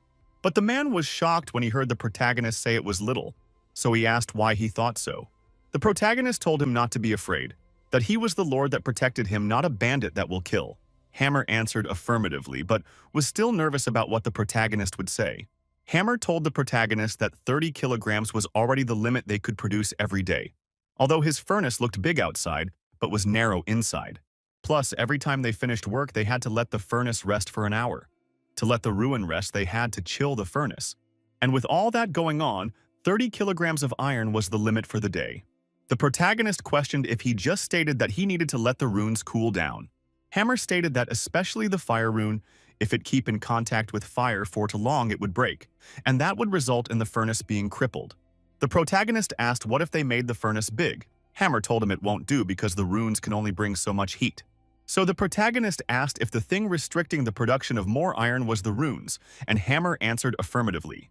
The protagonist wanted to consult Rebecca, but she questioned if there was anything important he wanted her help for. Looking at Rebecca's attitude, he told her to forget it. He would rather consult Hetty. Rebecca felt sad and stated that she was also a mage. Then she started telling the protagonist the function of the rune, which was to increase the temperature and control airflow and impurities. But if they could engrave a true magic matrix on the equipment, its efficiency will increase very much. She told him that both she and Hetty could engrave a true magic matrix on the equipment, but the Smith man and his apprentice can't use it. Indeed, the world was where magic was the primacy of strength, but common folks are unable to use magic matrix.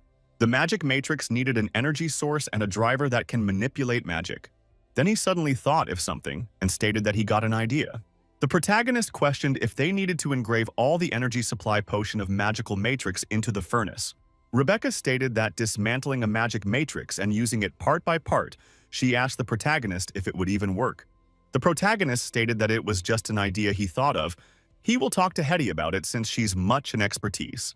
Meeting Hetty, the protagonist told her his idea, and she stated that it was brilliant but difficult to operate. She stated that the output of mana is a delicate thin, and if something goes wrong, both the matrix will be ruined. Plus, the efficiency of a self-charging matrix is also a problem in itself. After listening to her, the protagonist told her to take a look at the plan he drew. Hetty questioned if he knew how to draw a magical matrix, and he told her to check and know what she think about it. She looked at it and stated that it was the basic of rune, and the level of magic is no more than level 2. The protagonist smiled and told her to magnify the drawing. When Hetty magnified it, she exclaimed and was surprised by what she saw. They could further refine the energy from the floating element that way, and this will allow the basic runes to absorb energy at a higher efficiency. This was an effort that exceeded the limits. A miracle made of the most basic level 2 rune that will have the Archmage exclaim in awe. Then, she turned to the protagonist and questioned what the genius of a magical matrix was called. The protagonist brought out a book and stated that its creator gave it a name, Mana Network. Then Hetty realized that it was the diary left behind by the wild mage. The protagonist told her he studied everything inside the notebook. It was worth at least have a duke's demens. The protagonist told her that the wild mage daughter contracted an elemental disease, but to cure her, he used the Mana Network to recharge his daughter. For a down on his luck, wild mage to create such a thing, which discarded all the complicated structures and pushed simplicity to its utmost. Hetty then asked who the task of deploying the Mana Network inside the smithy will go to. Just then, Rebecca, who had been listening, raised her hand up stating that she could do it. The protagonist agreed, but when she questioned if he would beat her up when she messed it up, he simply stated that it was better if Hetty did it. But Rebecca still wanted to give it a try. She still stated that the magic matrix was interesting and there were many good things about her. Although she can only cast Fireball, her theoretical and calculative skill are top-notch. The protagonist turned to Hetty and questioned what she thought. Hetty agrees that Rebecca's theoretical and calculation skills are indeed splendid, but her character was not composed. Rebecca immediately shouted out that she was composed, but her behavior tells the other way around. The protagonist then handed the task of deploying the Mana Network in the smithy to Rebecca. She immediately became happy, while Hetty stated that she still needed to guide the serf and civilians who had just arrived, and excused herself. Amber stated that the protagonist seemed happy, teasing his great-great-great-great-granddaughter. The protagonist glared at her and thought in his mind if it would kill her to not run her mouth. Amber stated that him saying that Mana Network was worth half a duke's wealth. Then she started having an idea to steal it. The protagonist told her that if everyone could use magic or borrow some, the technology would definitely be valuable. Amber questioned if he was saying that the magic matrix allowed anyone to become a mage, and asked if the protagonist was having a heart stroke. The protagonist stated that if a mountain ape smashed a brown bear skull apart in a slap, it's definitely powerful. Then if a human smashed open a brown bear's skull with a warhammer, it was also powerful. Now he wants to use the Mana Network to forge a warhammer. An old man came into the room and greeted the protagonist respectfully. The protagonist patted the man and asked him to tell him how the land was. The old man told him that the goddess of harvest had blessed the land. Since half the planting season had passed, they could still plant sweet roots and flame leaves. The protagonist asked what they do to maintain soil fertility and increase production. Hetty told him that if they could get in touch with the 3 ladies in the church which belonged to the goddess of fertility, it would help them. The protagonist stated that he never thought he would need to beg the gods and deal with them and other to plant. Hetty told the protagonist that with the provisions of food from the emperor, it was enough to feed them. The protagonist stated that they won't have only 800 people forever. He planned to purchase serf and recruit knights. The old man told the protagonist that, aside from the divine arts, they can seek help from the druids. The druids are known for making alchemic potions. While they are not as effective as divine arts, they are better at preserving soil. The protagonist asked where they could find the druids. and Hetty stated that the Cecil house had never contacted them. Philip stated that the druids are close to all sort of elves. Then all of them turned to look at the so-called wood elf standing under the tree. The protagonist told them to forget about Amber, who was a disgrace to all elvenkind. Just as the turn to leave, Amber stated that she seems to know a druid, and they looked at her. The protagonist looked at her suspiciously and asked how she knew about a druid. Amber stated that she was still an elf because druids originated from the elves. The protagonist asked if she had stolen something from the druid and was now worried. Amber stated that the protagonist was insulting her skill. She had never been caught stealing things. Then the protagonist gave her golds and told her to settle the matter with the druid, and the balance was hers. Amber picked up the gold bag and told the protagonist that he was really generous. Then the protagonist told the old man to give him a detail of the other problems the land have. The old man stated that the elevation is higher than the riverbed, so it will be different to draw water for irrigation. They need to either dig a ditch from upstream or dig a well. The protagonist sat down and started drawing something. Hetty and the old man could not help be curious on what it was. He told them it was a watermill, and the river will flow beneath it. Then the current will flow against the wood, filling the tank. That will return cause the mill to turn, bringing the full tanks upward. It is then repeated continuously, bringing water to higher ground. The protagonist stated that sadly there is no bamboo there, otherwise building the watermill would be much easier. The protagonist called Hetty, who was lost in the beauty of the machinery. He told her he wanted to know if there was anything to put further. The old man stated that if they build the watermill by the Whitewater River, it will be affected by the river and become unusable during dry season. But if they were to divert a separate ditch from the side, then during the dry season the water will flow according. After that, did the old man realize he had overstepped his boundary. The old man trembled and told the protagonist to hear him out. He had done that subconsciously. Instead of acting angrily, the protagonist asked the man if he could write, and the man answered that affirmative. The protagonist told the man not to worry, that being able to read and write was not against the law. The old man stated that he may not be confident in anything else, but when it comes to working the land, he had outstanding skills. Since the old man was literate, he could be able to understand the new rules he had Hetty announce.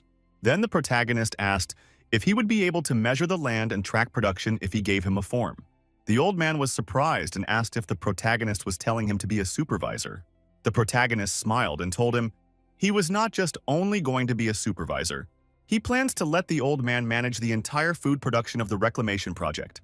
This was a job, not a title. The old man could not pass it down. If he didn't perform well, someone else will take over. The old man was surprised that the protagonist wanted to make him his steward. But a steward job is not just in charge of food, but other things. Hetty questioned if the protagonist was really going to let the old man be in charge of his farm. She stated that although the old man was literate, but his birth wasn't that of a noble and might mess up the upper echelon's rule. The protagonist smiled and asked where the upper echelon of society she speak of was. Then he told her to look around the surrounding environment. He told her that this was a barren land without anything, so she should toss all of the rules of nobility and commoners to the scorched land of Old Cecil. A low-born famer can be a manager. Then he questioned if she knew what he did back when he was young. She told him that he was a knight among knights and the first model knight. The protagonist told he was a squire and only started learning martial technique at the age of 15. He faked a recommendation letter for himself and went on his journey where he finally met Charlie, who was dealing with a bunch of refugees. Then he told Charlie he had been studying for many years, and Charlie replied that they would call themselves knight. Nobles are not born. Back then, only people who managed to gather all of the wealth were called nobles. Hetty was surprised and questioned if it was that simple, and he told her it was that simple. Just then, Betty came running toward the both of them. She came close, and the protagonist and Hetty that Rebecca was looking for them. The protagonist asked if she had forgotten why Rebecca was looking for them. Betty did not forget this time and told him that Rebecca wanted to start work, so she wants them to see the result. Hetty was confused and asked what work Rebecca wanted them to see. The protagonist and Hetty broke out in sweat when Betty stated that she forgot. As for Rebecca at the other side, she was directing some men to carry some box to somewhere. Just then the protagonist and Hetty came over and a guard greeted them respectfully. Rebecca exclaimed when she saw that the protagonist and Hetty had arrived. Protagonist stated that he was there to see her progress, and it looked like she was confident. Rebecca stated happily that she had studied the diagram for a few days. She told him that the formula he gave her was so much easier to use, compared to those rigid runic arrangements and spell models. Hetty told her they were not there to listen to her boast, but how she planned to finish the preparation. Rebecca told them she sent the men to bury them underground. The protagonist questioned how she would do it, replied that she was drawing and calculating as she went. She told the protagonist, and they will draw a line in a yard, and another line by side, then use the line as a constant. After all preparation, they will only need to magnify the number on the draft. That was why calculation is the strength of a mage. The protagonist was astonished that Rebecca had set up a coordinate system in the yard and used the metal to draw the magic matrix. He asked if she figured out it by herself. She told him that half came from the Wild Mage notebook. The protagonist stated that it was excellent and asked why she was burying the magic matrix. She stated that building it underground was safer, and it will be more covenant if they build a new furnace or dismantle the existing one. The protagonist thought of the modularity, function separation, and other attribute needed to complete what Rebecca said. He asked Hetty if she had thought of it before, and she told him she had not. She asked how they will repair it if it broke, and Rebecca told her she left many stakes just like on the tree. The stakes will work as monitoring points for the runes. If a problem occurred in the matrix, they could detect where it lies. It was typically a redundancy system. Rebecca looked at the protagonist and asked if her ideas were outlandish. The protagonist patted her head and told her she was a genius. The protagonist added his suggestion to her idea. If a part of the runes is damaged, they could just cut off the broken part and slice a new part back during maintenance. Rebecca stated that the protagonist was right, and she never thought of that. She called him a genius. Then the protagonist looked at Hetty and asked if anyone had noticed Rebecca's talent. And Hetty told him it was because she only knew how to lob fireballs. Rebecca had always been particularly intelligent in terms of calculation and creative thinking, but none of those abilities were of use. The protagonist stated that it was a waste of talent. People agreed that spellcasting was the only standard. Rebecca, who was still doing calculation with her board note, wanted to ask the protagonist something. Before her words could come out from her throat, the protagonist gave her a thumb up and stated that she was the pride of Houses Cecil. Rebecca, who was still squatting down, was even more confused. A tent can be seen mounted and 2 knights stood guard in front. Some books can be seen on top of a table inside the tent with drawings of runes. This was the protagonist's abode. He sat on a chair drawing some rune diagram on a scroll. Then the protagonist spoke out, calling Betty to help him take the goatskin sachet with a map over. Before he could say that it was the one with red string, she already presented a scroll in front of him. When he looked over at Betty, he saw that she was standing motionless with a scroll in her hand. He called her consecutively, but she let a snort from her nose. He collected the scroll and smiled at the sleeping Betty. He told her to just leave if she was tired because he didn't know how long he would need to work. She opened her sleepy eyes and stated that if the protagonist was not sleeping, she won't sleep. She forcefully prayed open her eyes and went close to see the plan on the scroll. The protagonist asked if she understood what was written on the scroll, and she told him she could not read. She told him that Philip told her. Paper and ink were very expensive and she couldn't afford to waste them. The protagonist stood up and went outside the tent, telling her to wait behind. Then he picked up a stick from the ground and sharpened it to have a tiny edge. The protagonist continued sharpening the stick to be even more thinner. After, he gave it to Betty, telling her to practice on the ground first. Then he gave her a note and told her that later he'll figure out the next step, after she gets better. The book he gave her contained the alphabet, and the line at the bottom was her name. He sat back at his chair and continued drawing the diagram, while Betty squatted down and practiced the alphabet and her name. Just then Byron rushed in, stating that the Sentry Mountain sent words that they heard some strange movements in the vault. It sounded like the walls were rubbing against each other or something, crashing against something else. The protagonist was stunned and questioned what was going on. The protagonist spoke as walked out from the tent, stating that Philip was in charge of defending the camp, so he need a few elite soldiers to follow him. Then he told Byron to call Hetty as well, because her supportive magic should be of use. He shouted out that they could not let anything happen to the vault. At the other side, Amber was busy fishing beside a river with her fishing rod. After getting a fish, she made fire and started roasting it as Rebecca watched. Looking at the provocative look from Amber, Rebecca burnt the whole fish with her fireball. Then Amber glared at her angrily. She jumped from the ground and longed at Rebecca, and both of them started fighting. Back to the protagonist's side, they went toward the mountain and arrived in front of the vault. A knight who had been guarding the vault told the protagonist that there were 2 loud bangs coming from the vault again. The protagonist answered affirmatively and told the knight that he would go in and have a look himself. He walked close to the vault and placed his hand on an activator, then the door opened. The protagonist, Hetty, and some other knights followed and entered the vault. They were like the light inside the dark vault as they walked further in. Hetty wanted to tell the protagonist about the open door, but he told her he saw it. He looked around. All the doors in the vault were opened. He didn't know how they were opened. Hetty stated that there seemed to be a magical signature deep down inside. She stated that since the gate opened, she could vaguely sense something inside. Then all of them continued walking further into the vault. Byron exclaimed that it was as expected of a thing from the glorious empire of Gandor. No one knows how big the vault was. The protagonist stated that the Gate of Ruins was a fortress designed from Gandor's Age of Starfire. Hetty praised that the ancient ruin were incredible. Even an infiltrator as good as Amber wouldn't be able to deal with it. But not only that, Amber was good at running away, so he would be able to toss her back to Scout if she retreated. Byron told the protagonist that they might get lost if they pushed forward any further. Their sense of direction will be confused. The protagonist stated that they still needed to push on a bit further and leave a few more markings. As they walked, a staircase appeared in front of them, and they climbed down. Right inside the room, led from the stairs, was a huge mechanical equipment. The protagonist walked close to the machine and touched it with his hand. Then the protagonist scratched the body of the machine, trying to figure out something. Hetty by the side looked at the vast machine and asked the protagonist what it was. He rubbed his finger and told her that it was a mana convergence matrix, although he wanted to call it mana capacitor. Then he told her that the obsidian was connected to a mana well, and the hemisphere converge all the energy and create a short but powerful burst of energy. Then, the energy created will flow through the main pipe and power places that requires it. He told her it was an auxiliary energy source of a research facility. Byron asked Hetty if it was where the magic signature originated. Hetty closed her eyes and searched through her brain, then told Byron it was not. But they were closed. The protagonist stated that they could at least get half a ton of mithril and 7 to 8 tons of obsidian from dismantling it. Hetty was surprised that the protagonist planned to dismantle the priceless ancient magical equipment and stated that it was a precious antique. He told her that it requires highly pure mana to function, but they no longer had the technology to refine mana. Hetty answered affirmatively and told them it was time to continue. The passage ahead was still very long as they continued walking. Hetty used her magic to cast a light particle spell. The light grew brighter and floated up in front of everyone. Then it flew away towards a direction after feeling something. At that moment, it appeared in front of a symbol which looked like a eyes with blue pupil. Then it went through the door of the eyes symbol. The protagonist and the others had followed, so they opened the door with the eyes symbol. They all walked in to see the magic light Hetty made, standing in front of a metal ball.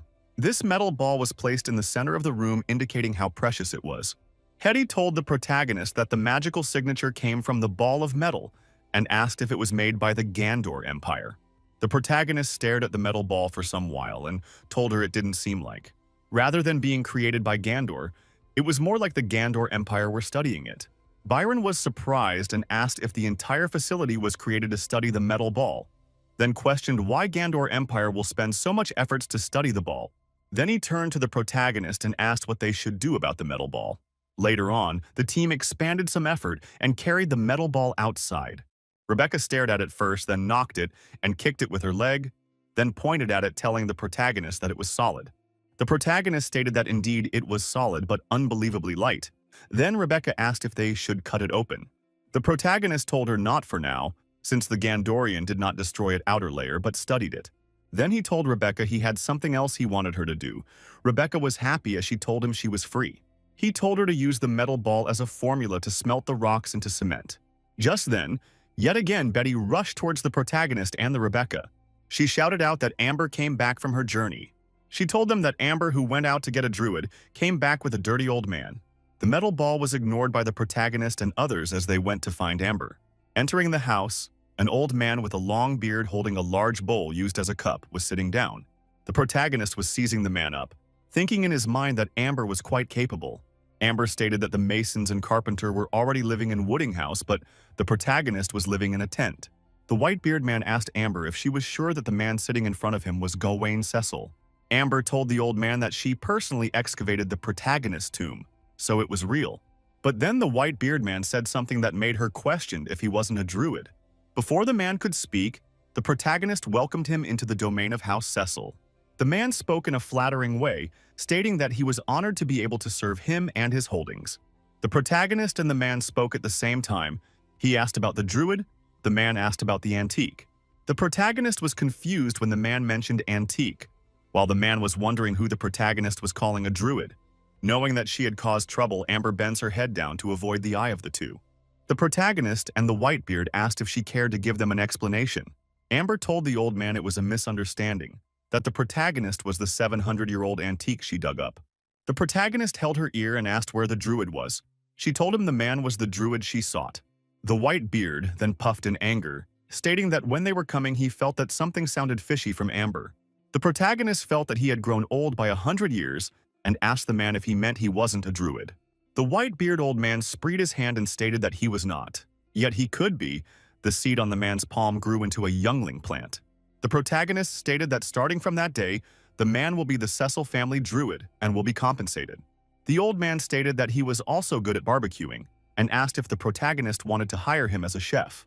The protagonist told him there was no need because he already had a decent cook. He told the Whitebeard man that they would provide both tools and materials. The man told the protagonist his name was Piedmont Laurent. At another side, Rebecca was worriedly looking at something in her hand. Looking at it for consecutive time, she stated that it didn't look like a building material. Then she pointed at the bigger one and told the knight to take it to the protagonist. The knights carried it off and came to the front of the protagonist. The protagonist looked at it and asked if it was the cement she smelted. She told him she followed his instructions and the item solidified quickly, but loose and brittle. The protagonist picked up one of the cement and it brittles. Then he cleared his hand. Rebecca felt that she had disappointed him, but he told her experimentation was a long and arduous process. He told her he would provide a formula for different types of rocks and soils. Rebecca immediately brightened up and told the protagonist that she understood. Both she and Amber watched as the protagonist turned and left. Entering into his tent, he knew that the world of magic definitely had something like cement. Even the Empire of Gandor already invented cement during the Age of Steel. He had seen inside the ruins of the mountains. It was tougher than the stones used in a normal castle. If he could recreate a cheap, abundant, sturdy, and easy-to-process building material, it would be of great help to the domain. The protagonist continued studying all night while the night owl came out to hunt their prey. The next day in the morning, the protagonist had sent some knight to get some materials for him. As he was reading a note, a knight told him they had brought over the items he requested. Then all the items were carried into the protagonist's tent as he thanked them. Amber asked what he wanted all the items for, and he told her it was for experiment. She stated that he finally couldn't keep the facade up and now he was resorting to pointless entertainment. He turned and glared at her, obviously annoyed by her words. The protagonist held her ear and she cried out in pain. Then he told her that she was just a free, and even Betty was much more industrious than her. Amber turned to look at Betty, who was busy learning how to write. The protagonist told her to do what she wants as long as she don't steal, mess up the site, or fighting. Amber told the protagonist he was so weird for keep mentioning a goose and told him she was off to have fun. The protagonist placed each of items on top of the table. Then he held his chin, stating that it was time to start his experiment. And so year 735, Novoste 46, 23 of the pioneering project.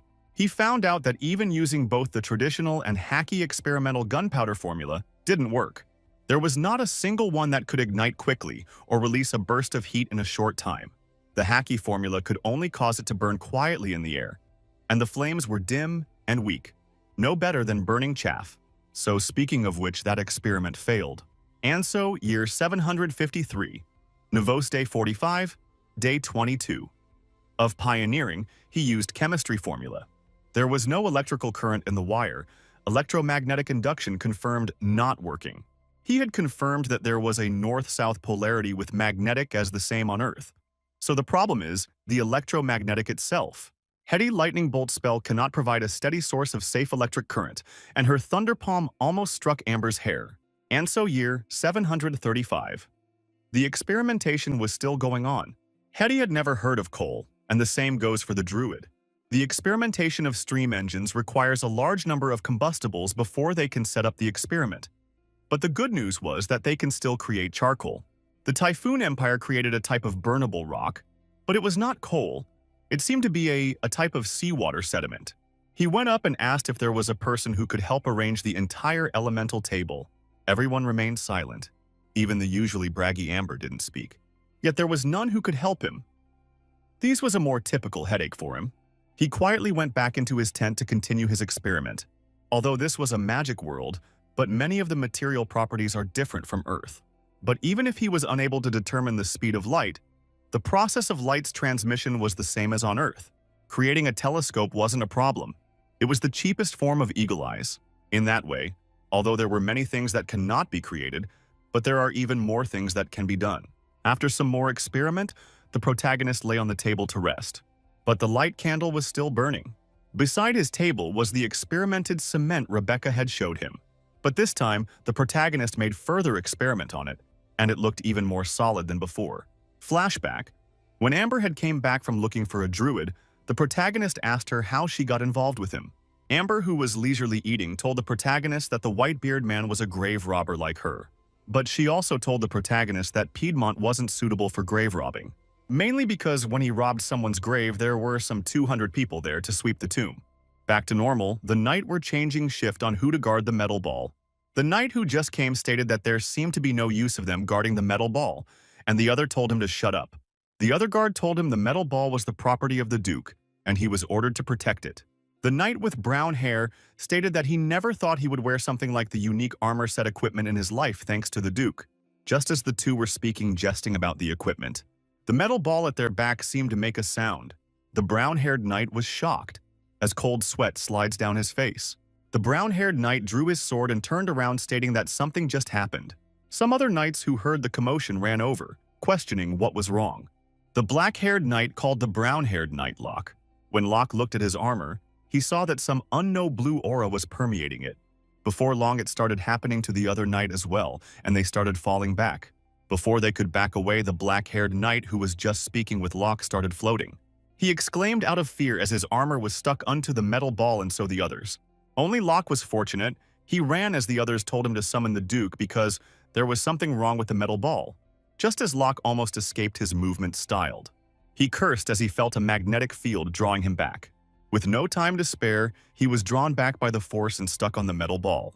The knights who had been stuck to the metal ball started shouting that the ball was alive.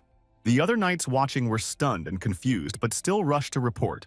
When the protagonist heard the shout, he came out from his tent and Philip told him that there was something wrong with the ball he brought back.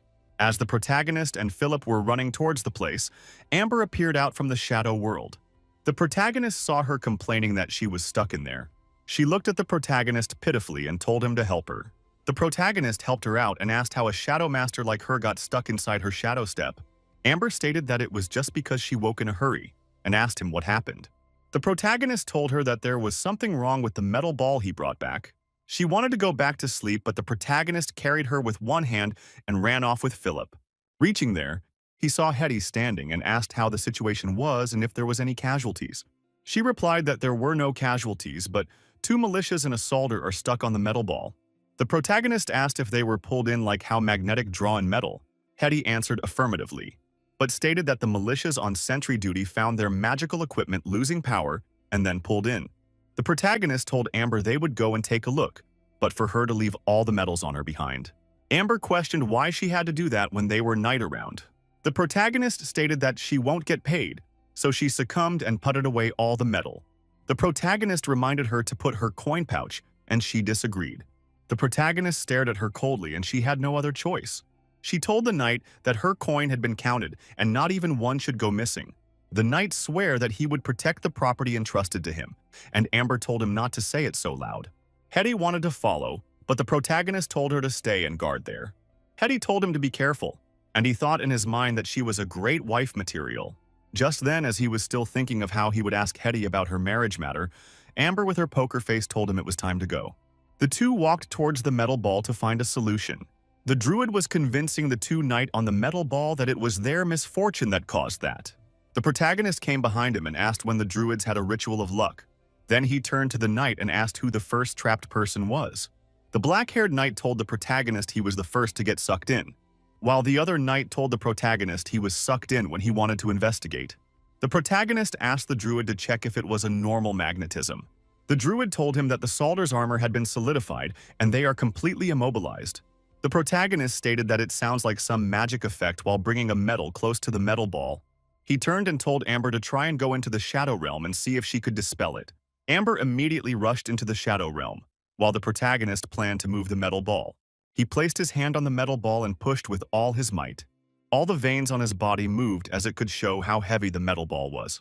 Even when he pushed with all his might, his foot only broke through the ground. The druid man watching was stunned because the metal ball was totally immobile. The protagonist stated that it was light when they carried it before, but now it was so heavy that even him could not move it. The druid man stated that perhaps that was its true weight, and just then Amber fell out from the shadow realm. The protagonist picked her up and asked what happened. She stated that she didn't know. When she entered the shadow realm, she went to touch it. But on touching it, she felt a force field around it, and she was repulsed. Just then, the white-bearded old man told the two to wait. Both turned to him and he told them there was a sign of life on it. He told them that when Amber was repulsed, a sign of life appeared inside the metal ball for the briefest instant. Amber was shocked and questioned if the metal ball was alive, and the knight stuck to it was even more nervous. They continued searching and looking for a way to save the knight till morning came. Amber asked if it could be an egg, and the protagonist questioned if it was possibly a dragon egg. Getting a dragon egg after crossing over, but that wasn't possible. Plus, what if it wasn't? And no one knows how long it takes to hatch. If it parents comes, there would be trouble. Just then, Amber hit him on the back with her head, telling him to wake up, and he was startled. The protagonist asked why she was headbutting him, and she told him he had her take everything metal off. The lowly girl continued questioning why he was spacing out while crossing her hands on her chest. Crossing his hands on his chest, the protagonist told her that he was wondering if the egg was really a dragon egg. But she questioned if he wasn't a legendary hero who sliced through mages like he's cutting beans. The protagonist rushed toward the black ball, gently placing his hand on top of the black ball. He activated his ability after listening to what the lowly girl said, saying that he would give it a try. The protagonist told this silently, but his hand still placed on top of the black ball. Seeing that the black ball did not attack him, he told it that he came with no ill intention. But not long after, he said that he was shocked by what he saw, with his eyes wide open. Because the ball spoke by asking the protagonist if it was safe outside, that's greatly surprised the protagonist. Putting away his surprise, the protagonist told the ball that it was safe, that it could rest assured about that. But the black ball looked at the protagonist silently, contemplating whether to believe what the protagonist has just said. Few seconds later, then it became angry, screaming that it doesn't believe what the protagonist said. The protagonist became angry, saying to himself that if he had his sword of pioneer, he would have overhead the black ball into two. The protagonist put aside his anger and told the black ball that he would have no benefits for lying. But the black ball angrily told the protagonist that he was trying to fool him into leaving his shell behind. But the protagonist told the black ball that he is saying the truth. He continued saying that it could try if it doesn't believe him. But even after what the protagonist said, the black ball still insists that the protagonist was trying to trick it into leaving its shell. So the protagonist told it to stay inside the shell if it doesn't want to come out, but it should set his men free first.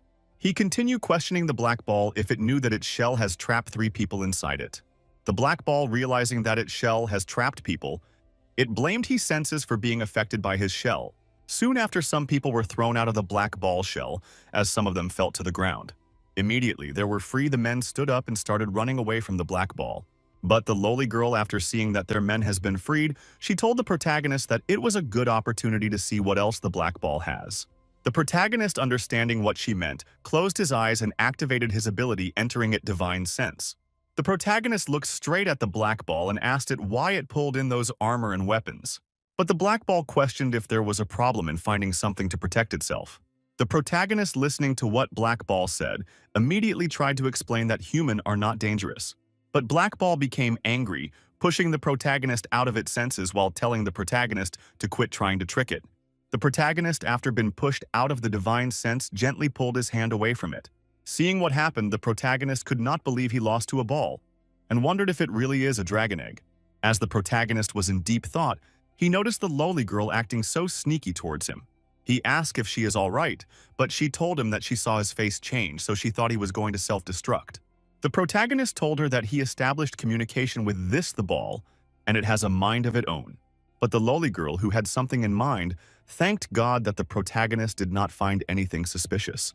The protagonist sat down on top of a tree that's cutted down. Then Hetty approached him. The protagonist, who was already exhausted from all the talk with the ball, could not help but exclaim that it was troublesome.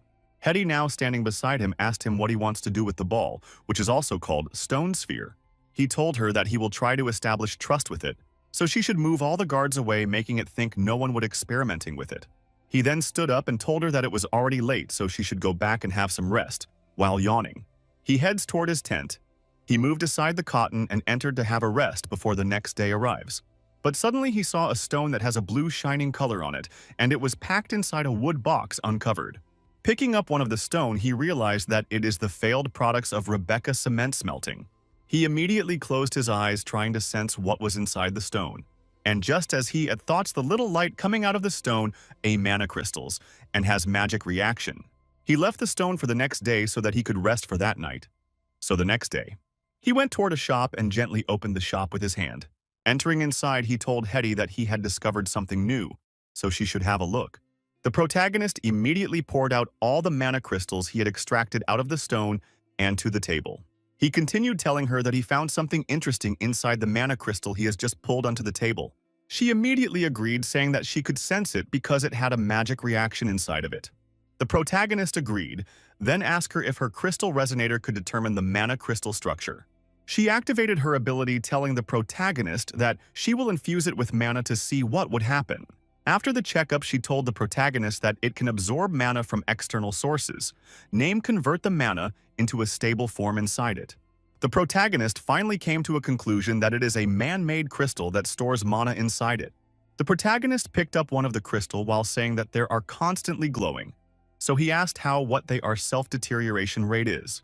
But Hetty told the protagonist to wait while writing down something on a book, and saying that she needed to perform more experiments.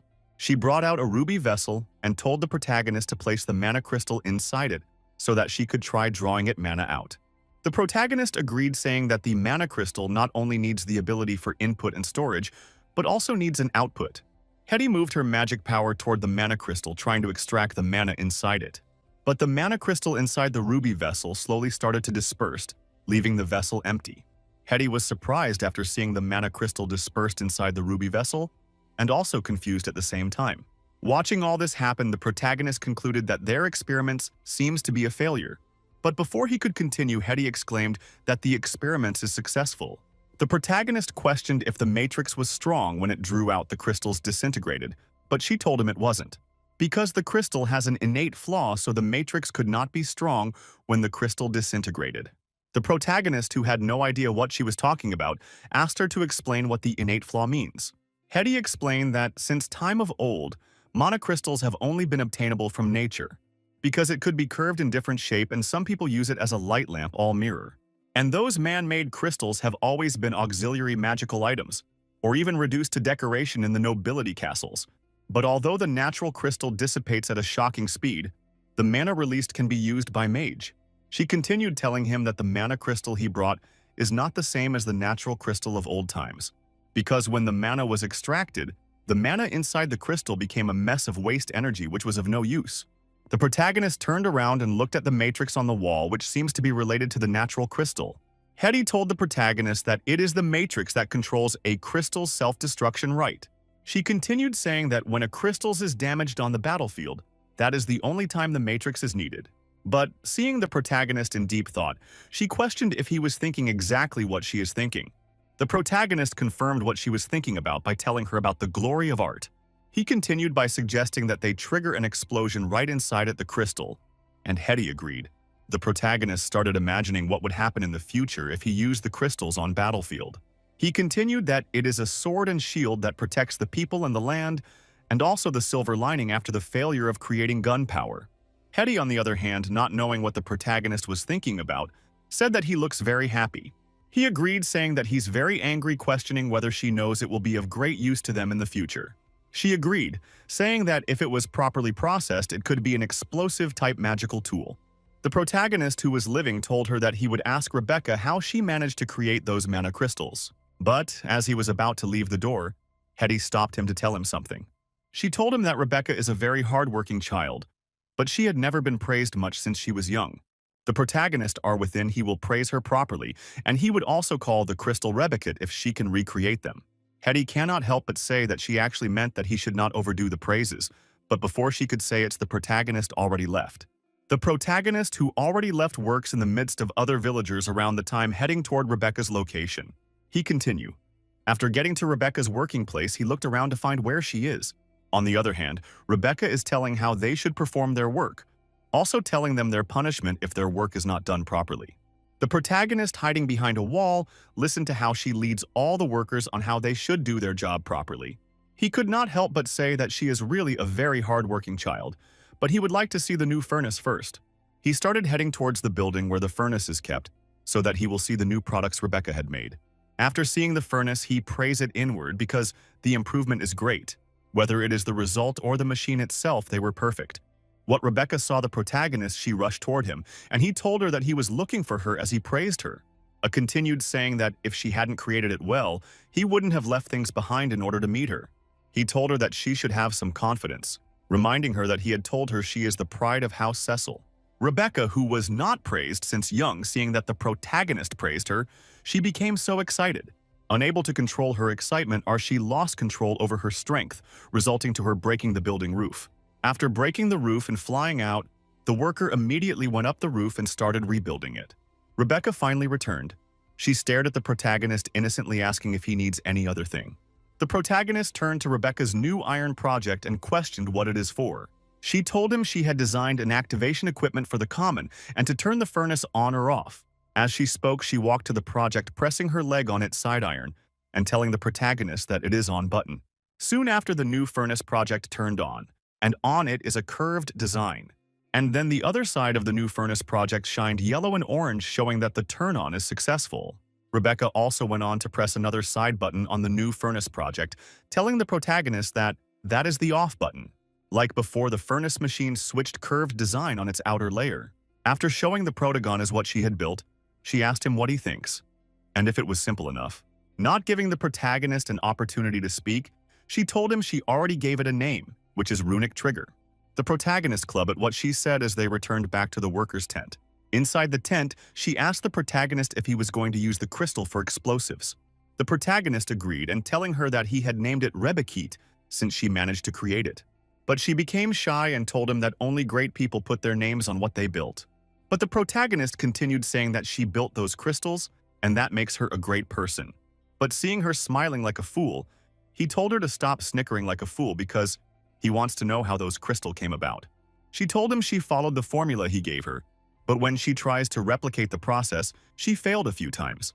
She continued, saying that a chunk of the furnace's inner wall fell out, so the protagonist questioned if something reacted with the furnace material.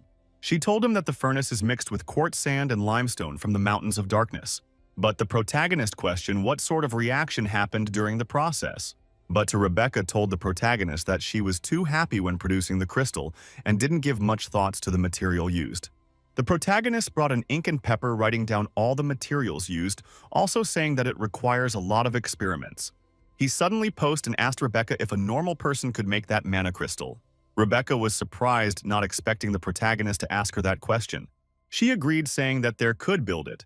But normal people are mostly careless, so even if she told them, they will still mess it up. Listening to all the things Rebecca said, the protagonist gently touched his head, saying that he feels like his hairline is receding. The protagonist told her that she produced the crystal using those method, and she should try to find a better mixture when she has time. But she told him she heard Hetty say that he plans to make those crystals into explosive magical tools. She became excited, so the protagonist told her that the look on her face shows that she seems to have an idea. She agreed, since she had studied the explosion matrix, and the mana it requires is very little. So the protagonist told her to use her idea with Runic Trigger and the explosion matrix to give it a try.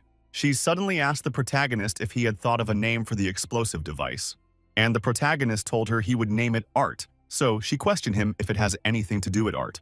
Instead of giving her an explanation, the protagonist smiled and told her to just call it Art. While in the midst of the forest, on one of the trees is a red apple hanging in a tempting way. Suddenly, a huge wind seems to flash past the tree as the apple disappears with the wind. A wind light could be seen jumping from one tree to their other, making people unable to identify who. Finally, the sound of footstep could be heard as someone jumped down from the tree and landed on the ground. Biting into the apple, the lowly girl thought that the place is different from Badlands the protagonist talked about. Playing with the apple in her hand, she felt that coming to this forest is like coming back home. The lowly girl also realized that entering the Shadow Rime is getting easier and easier. But that was not a good thing, and she's not a mage talent person, so they could only be one possibility. The word is changing, and some kind of power is causing the barrier between the Shadow Realm and the real world to weaken. Nice standing beside a tree and facing their camp, She wanted if she should tell the protagonist on what she found. But even if he is interested in bizarre things, do you want that if he would experiment on her? He protagonist, who had no idea that the lowly girl is talking about him, sat on his tent and writing down something. The lowly girl suddenly opened a barrier in front of the protagonist sneakily. But before she could touch the protagonist stamp which is on the table, he stopped her and told her not to talk to them. Grabbing her on her ears, he told her that the stamp is the only thing on his table that is what something. Surprised that the protagonist found her, she questioned if he is even human, and how his senses are so sharp. The protagonist told her that she has been eyeing his silver seal stamp for a few days now, and he noticed it. So she told him that she just got a bold ideas and won't actually dare to carry them out. The protagonist closed the book he was holding and told her that she had tried 12 times now, and each of those times he sent her flying. He told her to say what she has in mind since there was still an hour before lunchtime means there is something worth mentioning.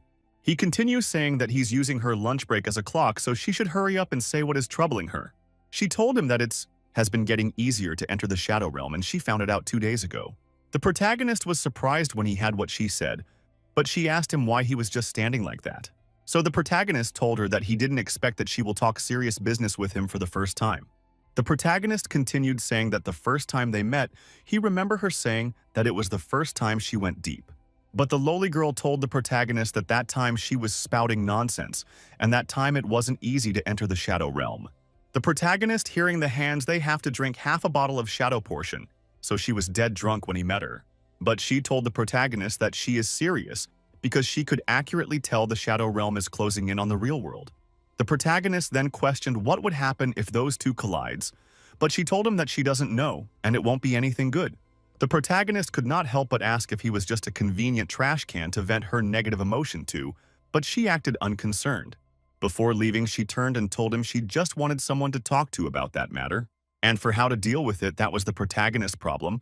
Protagonist could not help but look at her speechless. But before the lowly girl could leave, a loud bombing sound could be heard, which shocked her and cut her off guard. Both her and the protagonist were shocked by the bombing sound, and also while wondering what is going on. But seeing a huge fire lifting through the air, both the protagonist and the lowly girl rushed toward the fire position. As they were rushing toward the position of the fire, the protagonist told the lowly girl that it seems like it is Rebecca's experiments. You could not help but wonder how the explosive magical tool he told her to experiment on could be so powerful. On the place where the explosion took place, all the buildings around exploded together with it. On getting to the location, the protagonist saw Rebecca and Hetty rushing out of the fallen building. Rebecca, the other hand, rushed toward the protagonist, telling him that art explosion is very powerful, but he asked her if she was hurt anywhere. Hetty and the other and activated her healing magic, which made a bubble-like sound around her hands and healed themselves. Then she told the protagonist that they are fine, and continued that the effects when a large number of crystal is set exceed their expectation.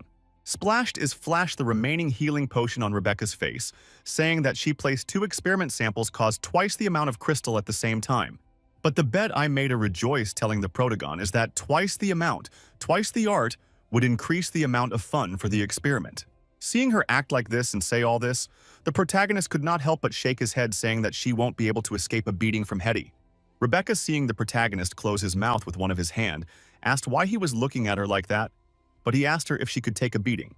She agreed, saying that she often fought with wolves when she was little, not to realizing why the protagonist asked that question. She continued explaining about the runic trigger, saying that Hetty said that the crystal didn't have an energy convergence structure. So the protagonist told them to repair the lab first, then they would tweak the experimental method as well, because doing indoor is simply dangerous. Hetty immediately agreed to what the protagonist said and told him that it will be done just as he had said it. But before the protagonist could say any other thing, a guard rushed toward him, calling him. The guard continues saying that the people searching for limestone in the mountains run into mutants. This surprised the protagonist, but before he could say anything, the guard continues saying that one person already died in the mountains. Inside a room lay many injured people who were being treated with medicine by a mage. The herbal medicine are being grounded with wood and applied in the wounds on their body. One of the people, trembling, explains that after they enter the mountain and turned west, they run into the monsters at a fork. And they were red-colored demons, and they run straight into a few of them mistakenly. You continue saying that they run as fast as the legs could carry them, but one of their partner was grabbed by the monster, so he fell till he died. One of the soldier there asked how many monsters were there, also questioning where the westward fork is. He continued asking him how they managed to escape because those monsters are very fast, but the man no has been interrogated trembled terrible. So the protagonist told the man not to interrogate them like that because they will trip over themselves when they are anxious. He don't went on his news and asked the two people who are still conscious to come down and tell him how they managed to flee from the monsters. He told the protagonist that the monster pursued them but the mountain part was narrowed, and they got stuck. That was how they managed to escape. Hetty walked close to the protagonist and asked the man how many masters they run into, telling him to be specific about the number. The man told her that there were 3 monsters at first, but when they were being pursued, they became 4 monsters. Hetty immediately confirmed that they saw only a portion of the monsters, which means they were more of them hiding. After listening to everything said, the protagonist would not help but wonder how those mutants appeared and where they came from. As they discussed, the doctor handed the already brewed herbal medicine today injured men to drink. He then told the protagonist that after the men drink their brew and have a purification spell casted on them, they will be back to normal. But the old man told the protagonist that there were an employer-employee relationship, so there was no need for him to thank him that much. He continued saying that the people outside were already afraid because they heard about the monster's attack and he can't heal that, because the 4 people came back screaming, so the whole cum had about it. The protagonist turns to Hetty, telling her to stop all of the exploration and gathering jobs for the day, and distribute foods as normal. The protagonist then give Byron an order to increase the patrols, also to inform Philip to arm all of the new recruits and let them guard the camp. Hetty and Byron left the protagonist to complete the task they were given by him. The protagonist crossing his hand on his chest, he turns to the lowly girl about to give her own task. But before he could say anything, the lowly girl asked him if he would smash her to the ground with his big sword if she disagreed to obey him. The protagonist agreed, also saying that it would be a blow that would have her permanently stuck in the ground. On hearing what the protagonist said, she angrily agreed to obey him and go to wherever he wants her to go. But before she could leave, the protagonist told her that he's not done talking to her, also that he would be going with her. Seeing how surprised she is when she learns that he was coming with her, the question if she has forgotten what his job was 700 years ago. The lowly girl remembers that he was stuck in his tent drawing designs and studying weird alchemic solutions for so long, and that he was also in charge of fighting the monsters at the kingdom's frontier. The protagonist has placed his hand on one of the injured worker, trying to comfort them after they had witnessed the monsters in the mountain. You told them that if they are only 3 or 4 mutants roaming around, he would deal with them when they get there. And if they is one of them, both him and the lowly girl can safely retreat with all of them. However, he needs them to lead the way to search for the mutants monster, since they might remember the road. But the 2 men started crying, screaming that they don't want to die because those monsters would eat them. The protagonist angrily told them that it is an order. He continued that he will do his duty and protect them until they return safely. But the 2 of them said at each other, not quite believing what the protagonist said, saying that they might probably be pushed toward the monster. The protagonist, in their face filled with disbelief, got down on his knees to give them another motivation. The protagonist began by telling them all his past victories 700 years ago, showing that those monsters are nothing to him. And if the monsters were to really come, the men being beside him will be the safest place to stay. The 2 young men became terrified with all the things the protagonist had told them and said they would obey his order. They're prepared and started heading toward the mountain where the monsters can attack their workers. On their way, the 2 injured workers were already exhausted, even though they are not getting to their destination. Upon not seeing any monster, the lowly girl could not have but ask if those monsters could have left. The protagonist told her that they do not know how the mutants act, and beside their instincts of attacking, their movement are of no purpose. And if the essence any human or magic in their sensory zones, they will charge, but if there is nothing, they will continue to roam about. The lowly girl jumped very high until a high rock and questioned what those mutants are exactly. What is the protagonist product? It was hard to say because there is a theory that mutant are transformed humans who were corrupted by chaotic mana. Hearing the protagonist explanation, she was surprised he didn't know where monsters came from, even though he has fought them for 20 years in his past life. To her, it seems like those experts in the kingdom's interior aren't reliable since the protagonist couldn't even answer where monsters came from. But she suddenly sensed something and jumped down, saying that there is something down there. On reaching there, she saw a purple claw used as a door, so she called the protagonist and the others to come closer. On seeing this, the 2 workers were terrified when they had the protagonist say that the mutant monsters seems to be closed. The protagonist immediately grabbed the hold of his sword, ready to kill any monsters that come their way. He pulled out the whole long, huge sword in front of him and stood firm while his 2 workers trembled on the ground in fear. He looked ahead and saw purple gas everywhere and told the lowly girl that's the mutant monsters are over there. And those mutants creature seems to be injured because its bone could be seen exposed with the purple skin pathed. And on its shoulder, there were horn around it with a sword, which will stop until the mutant monster's body. It stood with bone grown on different parts of its body, and its purple skin looks like that of a slime that would wear off. The lowly girl immediately activated her own magic ability, opening a barrier ready to fight off the mutants. Landing behind the protagonist, she told him that there are 4 mutant monsters behind those purple gas. The protagon is immediately so that he will face them head-on, so she should find an opportunity to stab them in their back. The lowly girl agreed with the protagonist, stretching out her hand, giving a thumb up saying that he should be on his mark. After she was done counting 1 to 3, the protagonist raised his sword up high and rushed towards the mutant monsters. In the middle of his run, he jumped up to the sky, vanishing from the spot he was standing on, which surprised the mutant monsters that were expecting to see him attack them. The mutant monster in the front looks around at the location the protagonist was standing since he couldn't find him. The protagonist, who was already close to one of the mutant creations, slashed his sword downward, making a huge splatter of stones. The mutant must have immediately lost towards the protagonist and roaring loudly. Amber, on the other hand, used her shadow skill to spy on the monster she would sneak an attack on. On getting a target, she jumped out of her shadow skill and attacked the monster from the back with a dagger. The slash killed the mutant monster immediately after it was attacked, because it didn't notice her. The monster fell to the ground while Amber gently wiped her daughter with a smile of victory and her face. But because she is out of her shadow hiding skill, she does noticed by the other mutant monster, and they started rushing toward her.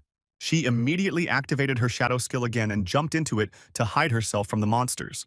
While on the protagonist's side, he was attacked by a group of mutant monster, and one is using a sound technique. But the sound technique does not affect the protagonist, as he continued fighting the monsters head-on. With a single slash, the protagonist killed the mutant monster with his large sword. But it suddenly noticed something from Amber's side when he had her voice in a mutant monster sound. On Amber's side, even after she entered her shadow hiding place, a strong mutant forced it way in with its monster roar. The monster roar kept affecting Amber, so she covered her ears with her hand while screaming for help. She continued screaming for help, also saying that she was going to die repeatedly as the mutant monster attacked her. The protagonist immediately rushed to her direction and, rising up his sword, and attacked the mutant to Mosta from behind.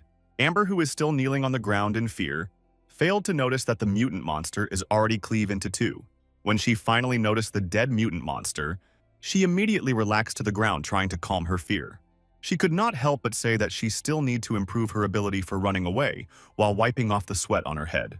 When the protagonist heard what she said, he told her that a normal person will think of increasing their melee combat power. But she told the protagonist that her melee combat ability is already maxed out, and she knows she can't increase it. But seeing the protagonist so focused on something, she asked him what he was looking at, and he told her to come and take a look too. Looking at the dissolved mutant monster body, they saw an iron that looked like a sword head. Amber asked the protagonist what it was. The protagonist told that it is a Gandorian-made sword used by northern centuries back. Amber asked if the protagonist is concluding the monsters came from the Gandorian wasteland. She told him it is surrounded by Elvenland's Grand Wall. But the protagonist told her that mutant would slowly disintegrate after leaving the Manatide Zone, and that is unless their number have exceeded the limit and are able to change an area into a new chaotic mana zone. Otherwise, the monsters can't survive outside the world for this long. After hear what's the protagonist said. Amber became afraid. The protagonist continued saying that the sentry tower efficiency has fallen due to long use. Still, the barrier will restore itself after a short period. But unemployed him to speak like a normal person, so the protagonist told her that the barrier has a hole in it, but it will repair itself. She noticed what the protagonist was doing today, corpse, so she became afraid and asked if he was mutilating the mutant corpse. But the protagonist threw a part of the monster's body to her, telling her that taking it back would calm everyone down. She could not have raised it up in fear when she had the protagonist say he will get another one. She told the protagonist that instead of calming everyone down, it would scare them witless. But the protagonist told her that for those who had witnessed the mutant monster's killing, would heal faster if they saw the dead monster. And although it is a little graphic, but it works in the best, he stood up and told her that they should head back. The protagonist continues saying that after their head back, he would visit the Grand Wall, because simply guessing does not give him peace of mind. As they head back to the camp, the mountain workers could be seen hiding behind a stone. They were surprised to see the protagonist and Amber carrying body parts of a dead mutant monsters. The protagonist immediately told the workers that he and Amber had killed the mutant monster, so they should head back to the camp. He continued saying that the monsters are weak just like before, so it can't threaten the safety of the camp. He then asked the men if they knew what to say when they get back to the camp. They agreed and asked why Amber screamed for help. But the protagonist told them that it was her battle cry. Amber immediately agreed, saying that it is her battle cry. The protagonist continues saying that it was one strike that he took to kill the monster, as the workers repeated what he said. Then he told them that they should head back to the camp while saying that fight was a victory march. Finally, in front of they camp there's two there, while looking as move around from one place to another. When they finally entered the camp, Hetty came out from her workshop to welcome them back, while the protagonist and Amber works in full of proudness while holding out the dead monster's body parts. Why Amber, on the other hand, gathered with the workers around telling them how she and the protagonist fought the monsters like it was nothing.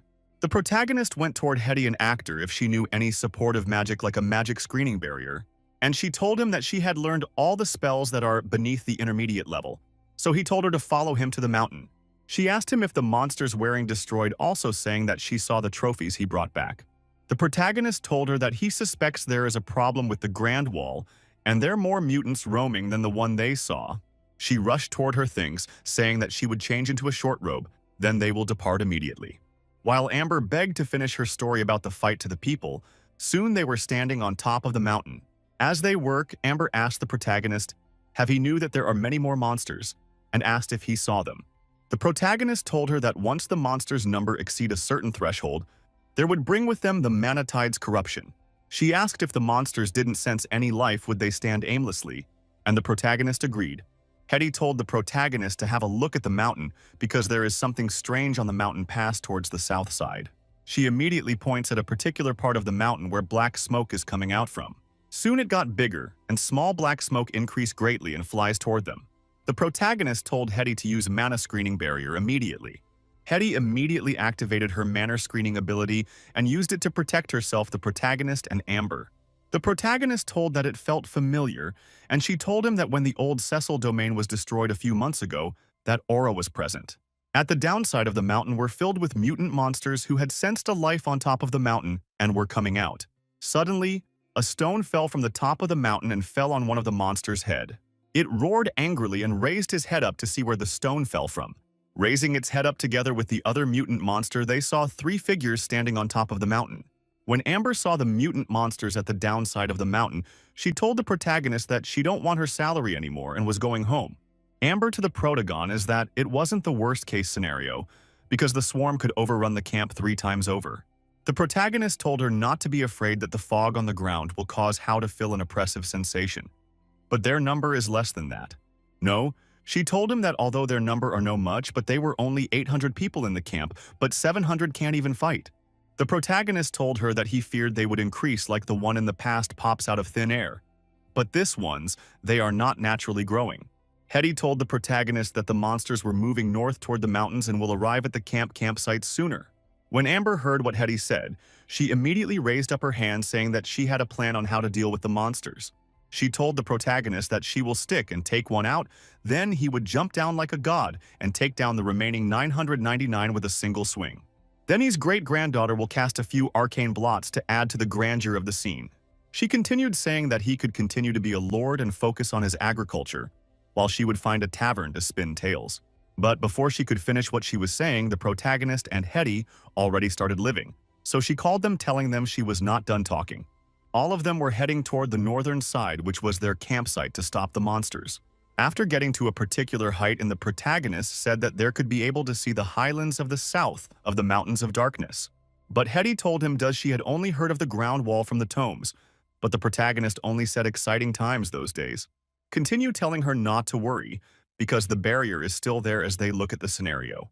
Amber asked if it meant that the sentry towers self-repaired. She suggested they head back and think of a way to deal with the monster. But the protagonist gave her a side-eye and saying that he already had a plan in mind.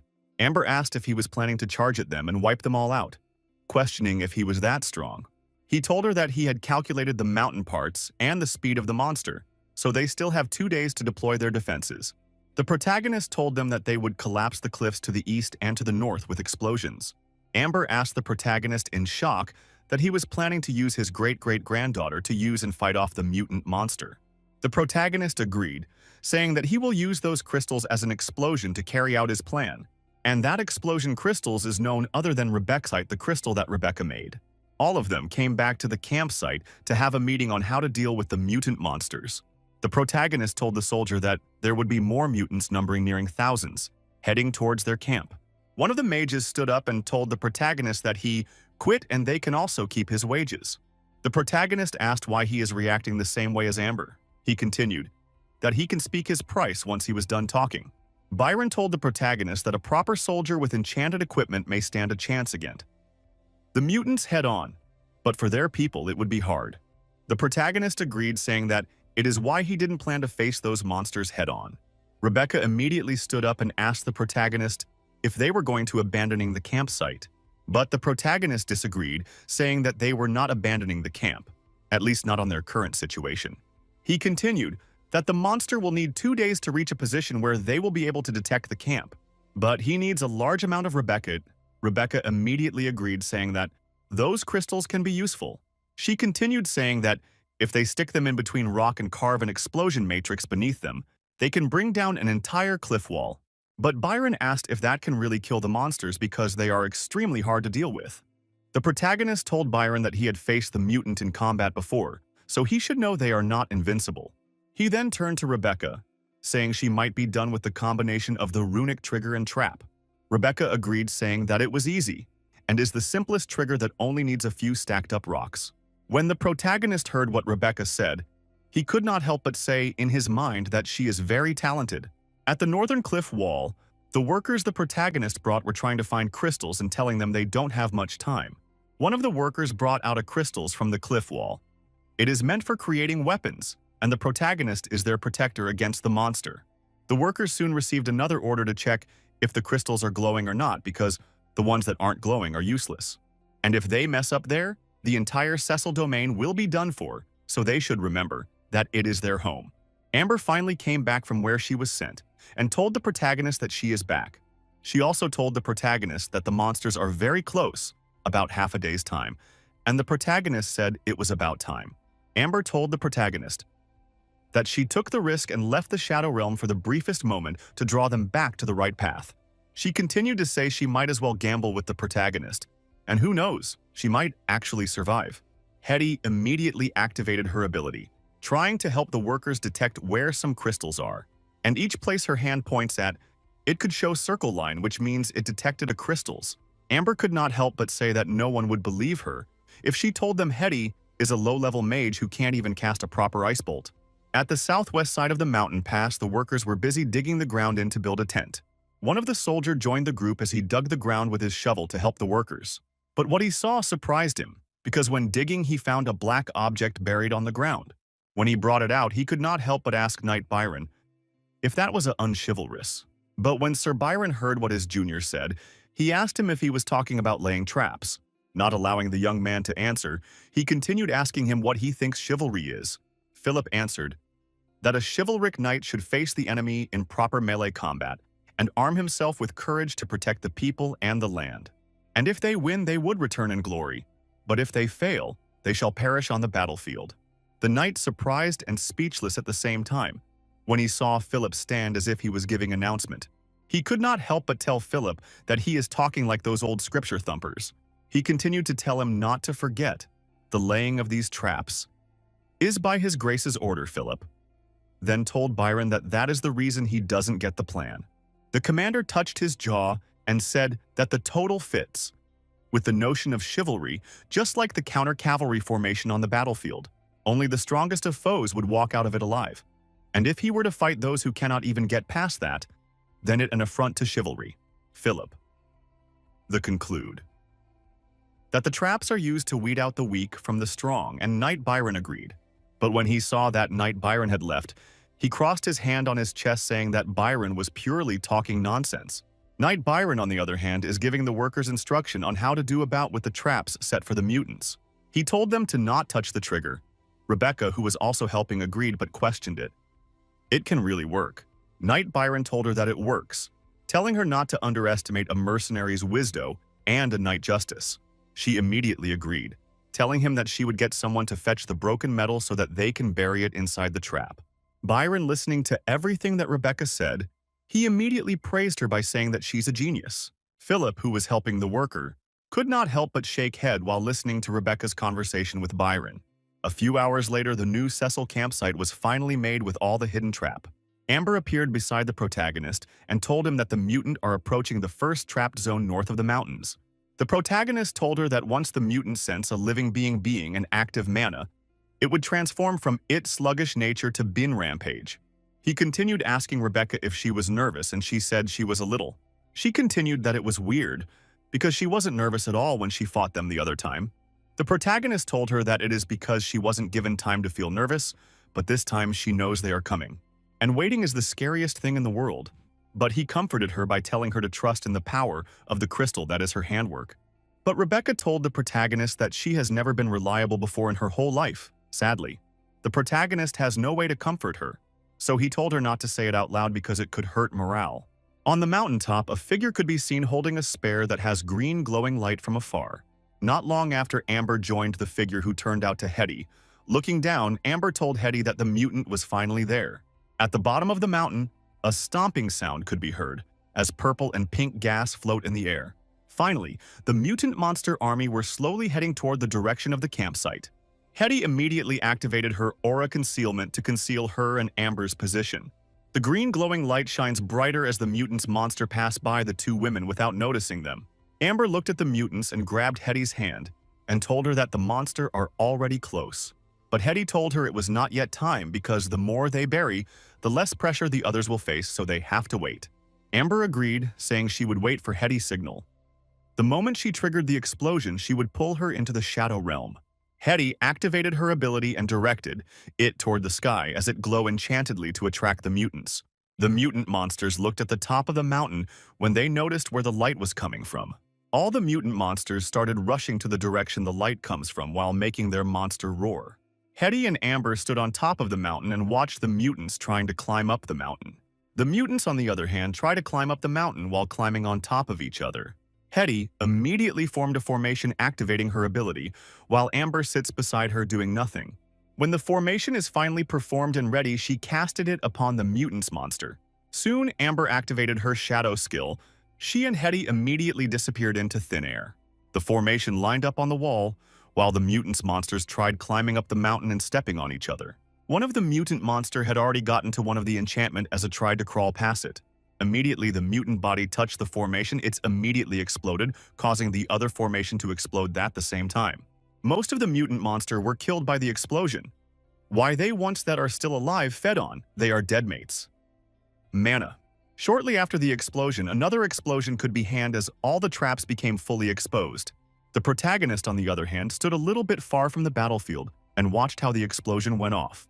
Because they were not too far from the place, the smoke coming from the explosion could reach the protagonist and Rebecca's side. When the sound of the explosion finally stopped, Rebecca opened her eyes and questioned if the battle is over. But the protagonist moved his eyes to his right wise, saying that the fight was not yet over. He continued saying that those that aren't obliterate will absorb the mana released by their dead comrades. And since the explosion that side was over there, will soon be heading towards their location. Soon, mutant monster of could be seen rushing out of the big smoke caused by the explosion on the background. As they run, body parts and pieces of flesh could be seen on the floor, which belongs to the dead mutant monster. As the monster run around toward the protagonist, one of the mutants suddenly stepped on a gummy flesh of their fellow mutant. Not long after the mutant stepped on it, fellow dead monster, that place exploded and destroyed the monster. All monsters started running away, but most of them got sliced into pieces by the explosion as it tries to run away. Some of the most of which body has been sliced into crawling on the ground while making their monster sound and stretching out their hand.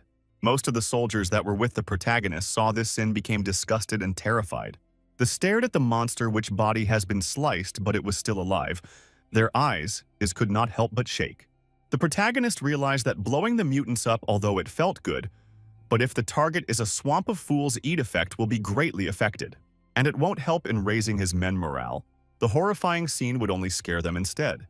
Byron immediately laughed, saying that those mutant monster are weak and foolish, telling the other men to look at how they are blasted silly.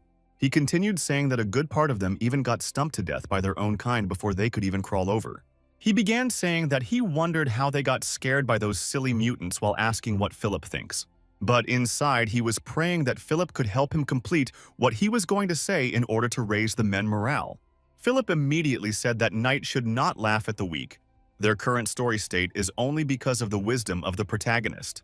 All the soldiers immediately agree with Philip and questioning why they were afraid of those mutant monster. The protagonist could not help but said that Baron and Philip have talent. Especially Philip, he may look all serious, but he's a proper man. The protagonist immediately announced that they should leave the celebration for after they were done with killing the mutants. Holding up his sword, he told his men to draw out their blades too so that they would fight with the mutants. When the mutant monsters notice a life around, they immediately charged towards the protagonist and his men's position. It became a war between humans and monsters. Immediately, the protagonist told his men to charge and the mutants. The men, after charging towards the mutant monsters, immediately started saying that it is their second clash, and their first time was at the old Cecil domain destroyed by Dragonfire, so everyone should survive as before. And at that time, they were using normal iron weapon against those invisible regenerating mutant monsters, slicing through one of the mutant most, or their continued saying that this time was different from the last time. And the battlefield, both the men and the monsters were fighting against each other to save their lives from being endangered. Byron told the men not to charge too far ahead, not go past the fences, and they should not step on their own trap.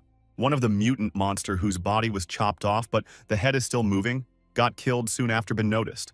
And it was the protagonist who used his sword to kill the mutant monster when he noticed the head was still alive. The protagonist turned and looked at his men who are fighting off mutant monster way larger than them with their sword. But the most have suddenly stopped fighting against them and turned to another direction, which confused Philip, who was currently on a fight with one of them. The protagonist was surprised when he saw them only facing on that particular direction without even caring about the people around. So he concluded that this seems to have a new target pictures why they were rushing to that particular direction, not attacking the people there. Byron could not help but question where they were going to answer, asking if their enchanted ammo was not holding their attention despite being filled with mana. The protagonist immediately checked the direction that's the mutant monster were heading towards, not finding the mana-filled armor attracting. The men started trembling when they saw the monster heading toward the direction of the camp with the Dragon Egg rock sphere. The protagonist turned to what Rebecca and told her to bring her guards with him, so that they will head toward the camp and save the people there. The protagonist with Rebecca and her men immediately rushed towards the camp and saw mutant monsters there attacking people.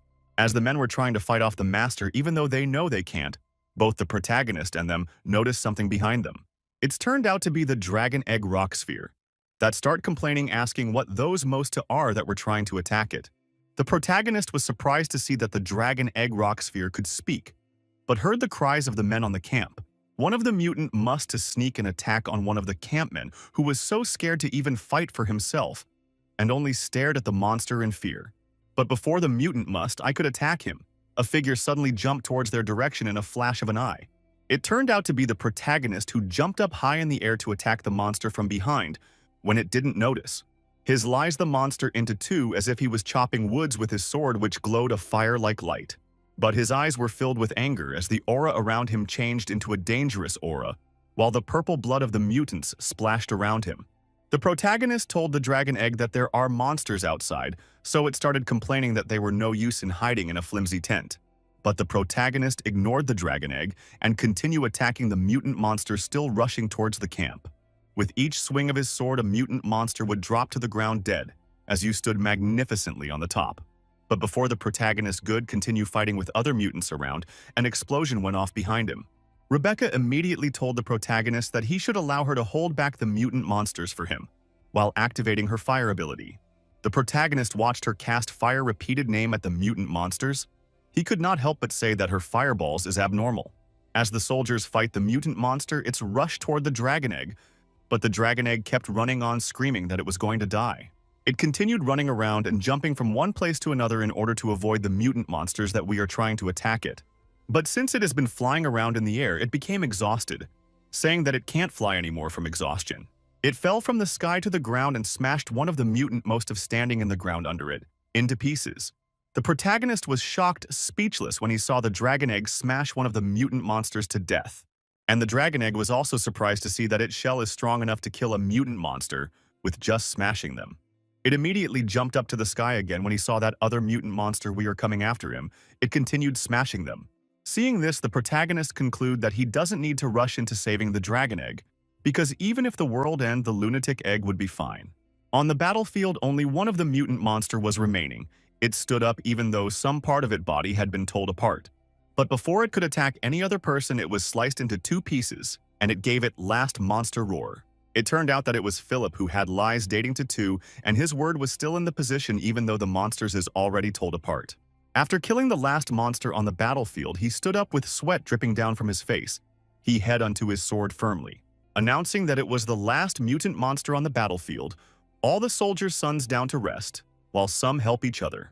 Philip, who was still holding onto his sword, could not help but keep repeating the word it was over, while his hand trembled from exhaustion. With all the tightness, he kept repeating that it was finally over, and felt weak inside for overly using his power. But before he could fall to the ground from tiredness, Byron used his own body to hold him up, while holding onto a sword. Being caught by Knight Byron, Philip could not help but open his mouth to tell him something even though he was exhausted to even move his body. As though he understood what Philip was trying to say, Byron immediately agreed, saying yes with a smile on his face. He continued saying that all the monsters are dead and there are no more monsters charging from the mountain, so they want the fight. Holding on to Philip, Byron stood on top of the mountain screaming that they want the fight as the other soldiers joined in the celebration. They continued saying that they will send the world back to the camp, informing everyone there that they want the fight. They immediately rode on their horses heading back to the camp to announce their war victory. On their way back, one of the soldiers raised up the Cecil house flag, waving and screaming that they're won. On getting to the campsite, he jumped down from the horse and continued waving the flag and telling the people there that the one won the fight. He continued saying that under the protagonist's command, the monsters have been totally wiped out, and the warriors of Cecil Fourth won against 10, and that victory shall enter the sagas. The people started rejoicing with him. He waved the flag, everyone cheered, some hugged each other, and tears when they had that the mutant monsters were wiped out. Hetty smiled when she saw everyone rejoicing about the news of victory, which was sent back by one of the soldiers from the war. She looked around but surprised to see an old mage walking in a hurry to deliver something. She asked Rebecca where the protagonist was, questioning why the most important person disappeared suddenly. The old man told her that the protagonist is at the camp on the south side because something is wrong with the dragon egg, and he needs to deliver the potions. On getting the protagonist, and Rebecca started jotting down what was wrong with the egg. The egg, on the other hand, does traumatized by those mutant monster. It questioned why they were charging at him. The protagonist told it that he doesn't know which part attracted them, but it was also the one who single-handedly smashed a dozen of them to death. But the dragon egg told the protagonist that it was not wrong to act low profile and have some sense of self-preservation. The protagonist asked if it was planning to run away, but if so, no one would protect it if it run into the mutants again. The dragon egg started trembling, saying that it was not going to run away anymore, why concluding that the place is dangerous. When the protagonist heard that it was starting to believe what he said before, he asked the egg what he believed. It told the protagonist that he was different from those bunch of people who captured it and brought it into the experiment chamber. The protagonist immediately smiled in happiness and asked him how he could tell that he was not one of those experimenter freak. And it told the protagonist that he didn't see a single Magitech cannon on a camp that big, so they can't be those experimenter freak. The protagonist was disappointed when he had what the dragon egg said. But Rebecca felt that what the egg said made sense. Amber suddenly appeared beside the protagonist, saying that if she was him, she would have chased away her disgraceful descendants the moment she climbs out of her coffin. But the protagonist pushed her head back inside her shadow skill and asked the dragon egg if it was finally willing to trust his words. But it told the protagonist that it only trusts the fact that he wasn't with the other groups but hasn't trusted him very well. The protagonist agreed, saying that trust is something they could build slowly, but suddenly noticed something on the dragon egg's shell. He told the dragon egg to turn to the side for a moment, so that he would have a look and see what was wrong with its shell. Amber, the protagonist, and Rebecca placed their head close to each other and looked at the dragon egg shell with shock on what they found. The dragon egg, seeing everyone watching it so closely, could not help but ask what was wrong, questioning if there was anything on its shell. Rebecca told the dragon egg that the shell seems to have cracked and asked if it hurts, while poking the crack. The dragon egg told them that it might have been caused by the falling from a few days ago on the battlefield. The protagonist questioned if he should find a mason or a smith to help the dragon egg mend its shell. The dragon egg told them that there was no need for them to call anyone because it was about time for him to get out of his shell. Amber told the egg to wait a minute so I should go call more people over while disappearing into her Shadow Realm skill. The protagonist was confused when she disappeared, but the egg asked if he should come out or not. The old mage and Hetty came into the tent while the old man said that the dragon egg was hatching. Amber agreed, saying that is the reason why she calls them, and to ask them if they know how to raise a dragon hatchling. The dragon egg immediately started trying to force it away out of its shell, which resulted to more crack appearing on the current shell. Everyone excitedly watched the dragon egg as it cracked its shell, waiting for it to finally be born into the world. The cracks increased drastically on every part of the dragon egg shell, and a crack sound could be heard. When everyone saw the huge cracks on the dragon egg shell, they became excited, waiting for the moment the crack will fall apart. But they were surprised by what they saw, because a shiny and flashy light blinded their eyes as they stared at it. It turned out that the shell just fell off and there was another shell that is more shinier than the shattered shell. The old mage became angry when you saw that hatched and became another shiny egg. He questioned if the egg hatched. It agreed, saying that you already hatched out of its shell. The old man, angry, told the egg that he thought it was a dragon's egg. Rebecca talked to the old mage close, drawing him closer to her so that she will tell him what she thinks about the egg. She whispered into his ears that the sphere is an eggy because it can't hatch out of its shell. Sphere Egg was surprised when they started calling it an eggy, and it has no idea that means. As if it was weighting it down with the word eggy sounding everywhere around it, it started getting furious. It immediately screamed that it refused to accept that name, also asking them when he had ever said that it is an egg. Rebecca told it that she had never thought that it would be an egg after hatching from an egg, so that could only make it an eggy. It angrily insulted Rebecca, also saying that it had always been like that, and it was how he kinds look like when they reach their adulthood. The protagonist could not help but question why he have never encountered such a bizarre life form like the sphere. The sphere told the protagonist that it would not tell him its secret, and also wouldn't suffer to being called an eggy.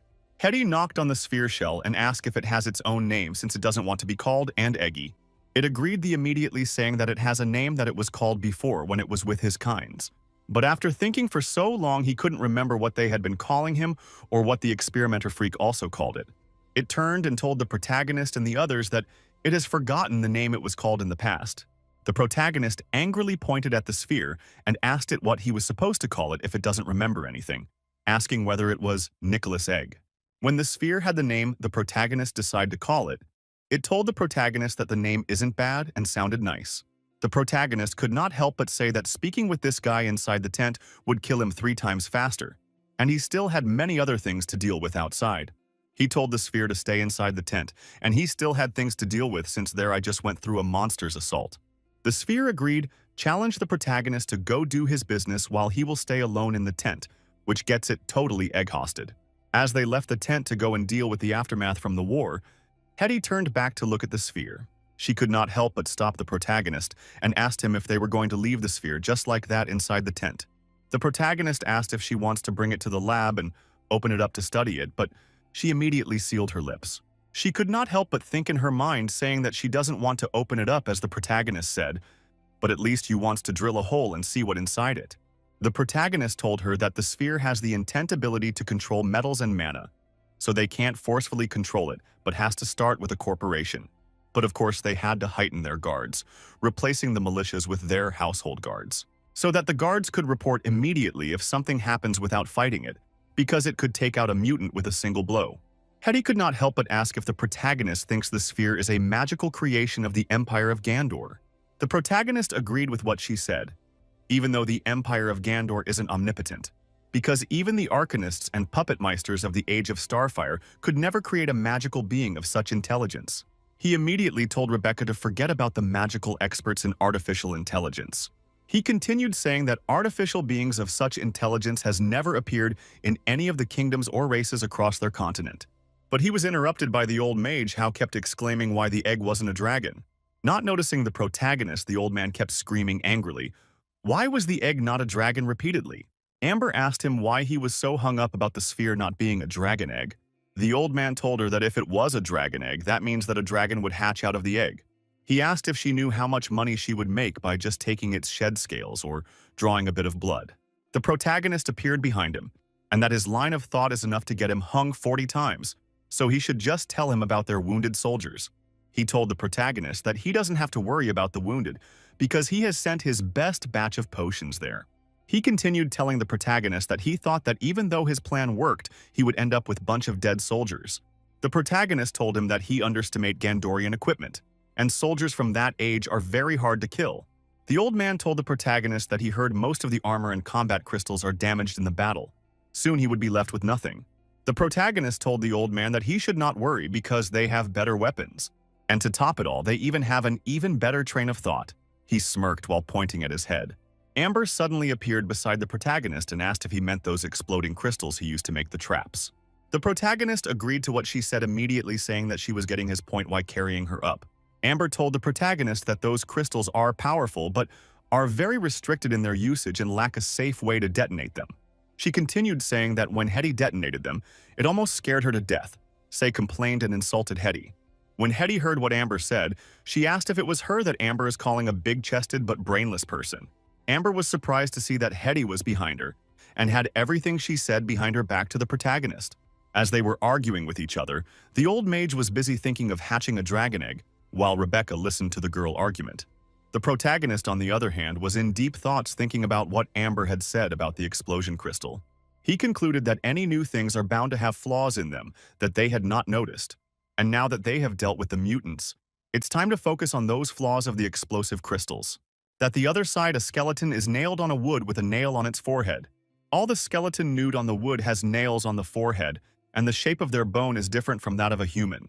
A tent to be seen beside bonds of dead mutant monster skeletons, as the workers there were moving the corpse. All the people from the Cecil house gathered around from an announcement about to be given. Hetty immediately activated voice amplification, the Amplify, so that anything the protagonist said could be heard. The protagonist immediately rested his sword and stood beside one of the mutant monster skull. He immediately called the people of Cecil Domain, and his voice could be heard because of the voice amplifier. He told them that he has 3 announcements to make, so they should pay attention closely to everything as he say. First, he swung his sword to direction of the dead mutant monster skeletons. The sword still pointing at the skeletons of the mutant monsters. The protagonist told the people that those are the monsters that destroyed Cecil Domain. The people terrified, and some of them were covering their mouth when they heard what the protagonist said. The protagonist continued telling them that those mutant monsters are the ones that slew their kinsmen. And not too long ago, they were the same monsters that threatened their lives on the campsite. Using his leg to stomp on the skull beside him, the protagonist announced that they have finally defeated them. He continued saying that it was a direct blow and an overwhelming victory. The 1,000 mutant monster they fought were 10 times the numbers of their guards. The protagonist finally declared that even though the mutant number were 10 times the number of their guards, they never managed to step into their camp. The people immediately started rejoicing after the protagonist announced their war victory. He questioned if all of them know how powerful and terrifying those mutant monsters when they fought against it. And they should know that those mutant monsters are not invincible, nor are they undefeatable. The protagonist placed his sword back on his waist sword sheath so that he could continue speaking with the people. So in order to celebrate the victory, after the day's work is done, everyone in the camp would have meat stew and white bread. He continues saying that they would also have beer shipped from Tanza.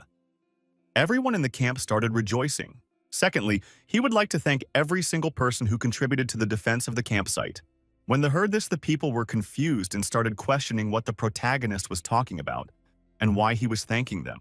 Raising his head up to the sky, the protagonist continued telling them that the land is not only his dominion, but it is also the home of all of them, including himself. Everyone started climbing up the stairs to meet the protagonist. The protagonist told the people that the ones defending the land, and not only him and his army, but everyone, because they had contributed to it. Pointing to the yellow-head old man, he told the man about all the waste he had smelted and crystals he picked. Pointing at another man who had a scar on his face, the protagonist told him about the wooden boxes he had made and runes he had engraved. Turning over to an elderly woman, he told her about the herbs she had picked and the clothes she had washed for the soldiers. Then an old man with brown cap. You also told him about the holes carved along the walls of the Mountain of Darkness and the trap dogged along the mountain paths. He continued telling them that all their contributions have protected their home and also their lives. The people started talking about the soldiers, and Night Deer remembered. Some say the new while some don't. The old man the protagonist talked about before not help, but turned to look at the soldiers the people were talking about and found out he was standing in front of one. He became terrified, thinking that the protagonist would punish or attack him. but a hand was suddenly shouldered. The protagonist told everyone to come over and stand on the line that Mason is standing on. He continued that the line was reserved for them, saying that those are the most industrious of craftsmen and the best of their people, so he shall fulfill his promise to them. Handing them a box, the protagonist told them that they were originally serfs, but now they are freemen and could own their own property and use their hand to earn land. He continued encouraging them not to waste their freedom, now that they have it, while opening the box that shows a badge. All of them are free, so there would be awarded newly developed land in advance and will be granted a house for their own once they are built. And due to their vigilant courage, Sir Byron means to instruct them in ways they could build their now free life. And if they agree to that, there could be able to start as a knight squire, as a bagdi is being pinned to one of the people cloth. He continued telling them that the bronze medals are not currency and there won't be able to exchange much even when smelted. But it is a mark of honor, just like how knight receive his knighthood. The yellow-head man stood firm and looking her ahead. Some people immediately question if they have the opportunity to become a knight themselves. Before they could continue that discussion, the protagonist told them there was one last thing, but it is regarding the Domain's army. When it was the Domain's army turn, Philip could not help but say that it was finally their turn to enter the stage. He said that he need a professional, elite, and well-supplied army, and he will do away with separation of the militia and household guards, and all soldiers would undergo a new unified training regiment. Unlike the personal armies of the nobles, he would be providing salary for all of them. Philip could not help but ask Sir Byron what is the protagonist meant, and Byron told him that it meant something good. The protagonist continued saying that all adult men have the duty to undergo basic military training during slack seasons. Most of the peoples started complaining, saying there was no difference because they will need to work themselves out during training and labor. But some of them say that if the hard opportunity to become proper soldier, it will make them proper men, and they would not remain poor.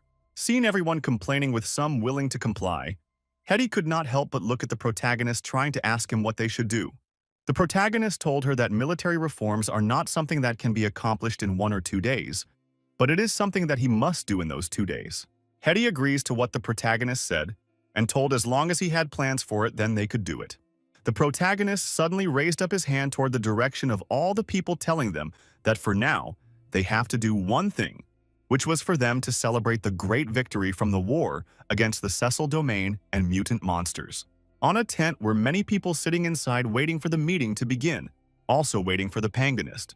Amber, on the other hand, is sneaking around trying to hide for someone after seeing no one there. She concluded that no one noticed her. She decided to run and hide in her shadow realm. She immediately smiled at her amazing idea, but she was caught by the protagonist. She screamed, telling him to go to his meet, asking why he called her over. But the protagonist told her that he wants her in his sight to prevent her from screwing someone else over. He then continued the meeting, telling them that the reason he gathered all of them is to make clear one thing: the crisis was not fully over. Rebecca could not help but say that she thought they fully beat those mutant monsters at that time. The protagonist told them that they have just beaten them once. He questioned if they think the monster won't return. The people on the meeting table heard what the protagonist said and were surprised, speechless. Philip could not help but think of what the protagonist said, while Byron also has his own thought. The craftsmen that were also at the meeting could not help but go into deep thoughts because of what the protagonist said. Rebecca, on the other side, was surprised and speechless, while Amber was less concerned. Hetty fell silent, as though she was thinking of a plan or solution that could help them in that situation. She asked the protagonist if he hasn't ascertained the completeness of the Grand Wall. The protagonist told her that it's repaired itself, but who knows when it will break down again, so their victory can't put them at total ease. He continued saying the Grand Wall is aging, and they need to make preparations for it next breakdown. Amber immediately told the protagonist that there was nothing to talk about because all they need to do is run away. The protagonist said that once the Grand Wall collapses, the contamination will spread across the entire continent, then there will be nowhere to run to. Philip could not help but say that if the trap weren't as efficient, or if the monsters weren't lucky in triggering the trap, the battle results could have been the total opposite from what had happened. Slamming his hand on the table, he said that the mutants' individual physique are far beyond ordinary humans, and as their number increases, the aura they emit will be enough to kill every living thing in a large area, so their victory isn't that reassuring. The protagonist agreed, saying that they can't be blinded by the victory because the camp is still weak and they were far from establishing themselves. Everyone will surprise when they heard that the protagonist wants to talk to them about the next phase of their plan. He listed the buildings of walls, stockpiling food, increasing population, increasing steel production, and asked how the progressing of smelting cement are. But Rebecca became embarrassed and told the protagonist that it is still unsuccessful. She started explaining to the protagonist the situation with the smelting cement. She told him that the furnaces have been committed to the production of crystals lately, so the progress for cement is very slow. The protagonist smiled at her explanation and concluded that Rebecca saw the light at the end of the tunnel. The protagonist told her to live a group of people for checking quality, and he would leave the new warehouse for her to store the crystals produced. Rebecca immediately agreed to what the protagonist said and also said that she would work hard. The protagonist then turned to an elderly man there and asked him how the development is going. He told the protagonist that he had developed 100-hectare farming ground to the east and west and planted sweet roots, so everything is fine. Because the plants are growing rapidly so they can expect to harvest before Navos comes, the would have a surplus of foods. The protagonist told the man that he is the supervisor of agriculture, so there was no need to call people of his rank sir, also telling him to address himself as the Lord, or by his noble title, and the old man agreed. An old mage whispered, telling the protagonist that it rare enough for someone to call him an amazing name. The agriculture man told the protagonist that there is something he would like to seek his permission for. He hoped to develop the lake north of the Whitewater River. He thinks it would be good to put that place to work. He continues saying that meaning people are worried about the monster incursion. So if they develop the other side of the river, it would ease the people's worry. The protagonist agreed immediately, saying that before the development, they have to build a bridge. He turned to Hetty, saying that they can't rely only on a few raft for the building. He then told her to take notes. And as for the population, he asked Hetty what she thinks about it. She told him that the easiest way is to purchase serfs. But doing so requires a sum of money, and they might not be able to purchase the number they need. The next one is to accept refugees. Because of some problem at the south, there are many refugees with no place to live. And many nobles see refugees from other domains as livestock cheaper than serfs, because they leave after being given some food. But the problem are apparent too, because if they let a land number into the domain, it will probably cause many security problems. Amber immediately say that if people could leave and work in peace by following the law, then a good number of louts would try to find a job. She continued questioning if they think people choose a life of thievery, knowing that it's either starving or getting whipped. Hetty was surprised when she heard what Amber said, so she stopped to think about it. And the protagonist told Amber that she looked like a beauty when she speak fact. But when she's lazing about, she looks sorry. Amber immediately told the protagonist that she is not joking, but the protagonist told her to keep quiet so that he could continue the meeting. And thinking that he can't speak carelessly too, Amber a disgrace of an elf, while Amber had other thoughts. The protagonist continued saying they need a detailed long-term plan to increase the population. So let them talk about the progress with steel production. They all started discussing the plan together as each person brings up their own suggestion for the phase plan. Our conversation continued, but they were still inside the tent to lay out all the plans. While on the ocean side are ships sailing, with some seabirds flying around it. The ship, if closely looked at, one could see that it is not just a normal ship because of how expensive it looks. On the white oak on the ship, there is a golden status in front of the ship, a symbol of a priestess praying. And the upper deck of the white oak, one could find the praying chamber inside the ship. Inside the praying chamber stood a young lady with white hair that was slightly covered, and both of her hands were placed together to pray.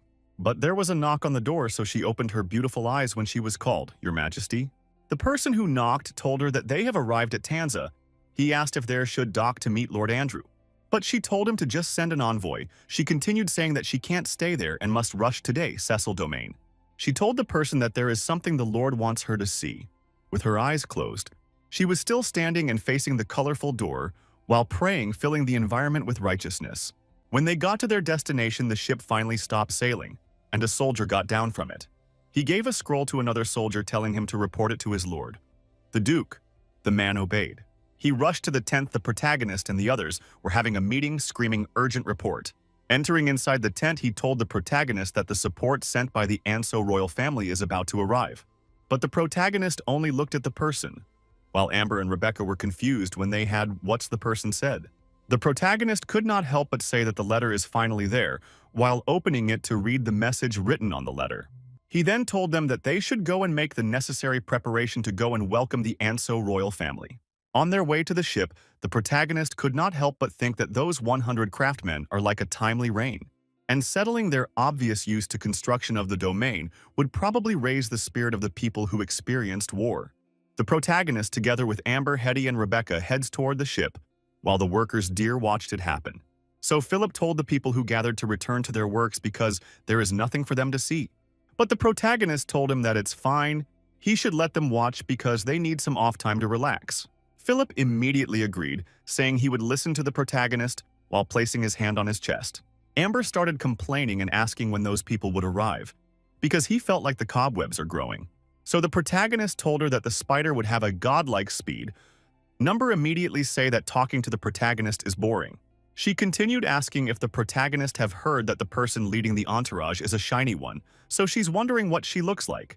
Although he never thought it would be the Princess of Holy Light, but he told Amber not to give another person nickname or act like a country pumpkin. The protagonist could not help but wonder about the princess because it seems like she had never participated in any politics activity. Amber cite and say that novels like the protagonist are a conving bunch, and everything they does is to scour for any hidden schemes. Not long after she said it, her and Hetty we already having a fight, so the protagonist told them to stop. When he heard the sound coming from the sea, he turned around and saw that the ship had arrived. In front of the ship stood a beautiful white-haired lady who is known as the Princess of Holy Light, and behind her so stood a man and a woman. Her beautiful, enchanting eyes could not help but look around the place to see what the protagonist has created. She told the man beside her that it seems like Cecil Domain's construction is proceeding apace. But as she was saying that, she suddenly noticed something from the protagonist Cecil Domain environment. She activated her eyes enchantment technique to see the situation inside the Cecil Domain, and her eyes glowed blue. Her sight saw the houses built by the protagonist workers, but she kept searching for something. As she was searching, she noticed a purplish light glowing out from one of the tents in that place. Clearing her eyes to see clearer, she looked closely at the purplish-pink glowing light emitting beside one of the tent. She was surprised to see that it is the bones of mutant monsters that must piled up inside the Cecil Domain. The man beside her could not help but ask what those things are in the king's name. She told him that 2 months ago the protagonist issued a warning to her father about the Manatide and mutants, but it didn't grab his attention. He told her they need to report it to the king. She agreed, but told him that with that the situation would become even tougher. He asked if she was talking about the East and could not help but say that it is an absolute disaster. She closed her eyes and ended the conversation by not answering the man on her left-hand side. They finally got down from the ship, and there were many people standing outside to welcome them. The people started calling her a beauty goddess. Some said she looked even prettier than her portrait. But the protagonist focused was not on the presence of holy light, but on someone else there, which was the young lady standing beside the Princess of Holy Light, because she's giving off a different color than every other person there. Amber immediately woke him up by asking him what he was looking at, or could his sense of aesthetic screwed. Amber continues saying that there is a beautiful princess, but he is not looking at her but looking at the side. He told Amber that the lady at the side looked like someone he knew in his past life, so he took an extra glance. Looking at the young lady, he wondered if Amber or anyone else noticed, or can none of them see the difference in the woman. The protagonist put his thoughts at the back of his mind and pulled out his sword, holding it in front of himself. The clearing that him as the new Cecil Domain welcome to the princess. Everyone bowed respectfully, but Amber is less concerned. The princess immediately say that it is a great honor for her to meet the hero of 700 years ago. She continue asking if she should speak with the protagonist in the manner of speaking with her elders, but he told her to speak like they're equal. He continued saying that everyone should rest first and it was not proper for them to stand outside and talk. The princess, listening to the protagonist's proposal on work, passed him saying that she would accept it. The protagonist on the other side looked at the young lady, saying that with his experience he had never seen a being like that. He wondered if it could be an elemental being, and based on everyone's reaction it seems that she looks normal to them. The princess told Mr. Kane to take their guards to rest, but the man tried to tell her something. She stopped him, saying she have no need to worry for her safety in the domain of the founding Grand Duke, the protagonist. The princess introduced as herself as Kane Laurent, the vice captain of the First Royal Knight, and introduced the young lady as Shandi. The protagonist told Hetty to bring the craftsmen and soldiers to rest and he would take them on a tour of the camp after that. Mr. Kane walked toward the protagonist and asked him what bones on the southern shore of the Whitewater River. The protagonist told him that those monsters wandered from the Gandor wastelands. They stopped them and found a fragment of Gandorian weapon. Mr. Kane could not help but scream impossible, saying that it has been 700 years since the Manatide on the Gandor wastelands appeared. And even if the most of they survive, it would be difficult for them to pass through the belt-shaped plain and the mountain of darkness, also the Grand Wall. He continued saying that it is impossible for the monster to reach there, or unless, but was interrupted by the protagonist who completed what he said. By saying that it is online, something went wrong with the Grand Wall, resulting to it being possible. The princess asked the protagonist if he is certain about it because they had never heard of any problem happening to the Grand Wall. The protagonist started telling the princess that he's very certain about it. He continued telling the princess that he investigated, and the wall is still there, but it is deteriorating at a rate exceeding one's imagination. She told him that she would report it to her father once she returned and suggest that he immediately sent envoy to contact the elves. The protagonist thanked her for her concern, but they currently do not have any plan to move the camp, and they have just warded off a mutant assault. The princess told him that she was curious since she heard that. She asked how they managed to ward off the monsters. He told her that half was luck, also saying that the monsters ran into a landslide as they made their way, and we are detected by his people. They asked for the rest of the plan. The protagonist told them to take it as the strength and wisdom of his old self. Immediately after he said that, he started laughing happily, while both Mr. Kane and the princess were confused. Amber told Rebecca that the protagonist could piss someone off just by talking, but she told Amber that the protagonist is saying the truth. When Amber heard this, she told Rebecca better that it might be the shamelessness from her family's tradition. Ragging in anger, Rebecca activated her fireball ability and attacked Amber, who was surprised. The protagonist could not help but be embarrassed because of the fight going on behind him and the princess. The princess told the protagonist that they have noted his decision and shall respect it, but if the situation got once, there was nothing they could do. When the protagonist had this, he could not help but question what had happened. Mr. Kane took on the conversation, answering what the protagonist asked by saying that it is the eastern borders. His hand trembled, but he continued saying that their domain and the Typhoon Empire have reached the point of no return. He stopped without adding any more thing to the conversation. At night on the protagonist house, the light inside was still on, and a voice could be heard thanking the princess and her people for coming from afar, and the future construction of the Cecil domain rely on all the craftsmen seated there for that day. So the protagonist raised his iron cup, saying that everyone should allow him to say once again that there are welcome to the new Cecil domain, with his hands still up and food lined up on the table. Everyone immediately raised up their own iron cup to cheer with the protagonist. The princess could not help but tell the protagonist that he just gave an inspiring speech and is indeed worth being Duke Gowan. The protagonist told her that he's not good at that, but she told him that he is too humble, so how is he not adept with rallying speeches? He told her that time has changed. Plus, those who escaped from the Gandor wastelands were all kin, so they were even closer to each other. But let them not talk about that, and try out the Cecil-style wine and the foods on the table. Although their current situation does not allow them to properly create the perfect drink, the family inherited brewing technique, and at this time, their camp can only produce liquor of such level and serve game meat. But Mr. Kane rejected the wine. The princess told the protagonist to excuse him, because after hearing what he said, they knew the situation. The protagonist then remembered what Mr. Kane was telling him before about the Typhoon Empire, that both the Royal and the Typhoon Empire have most likely reached the point of no return. The protagonist could not help but ask if war has been declared between the two domains. Mr. Kane shook his head, disagree with the protagonist, indicating that war has not yet been declared.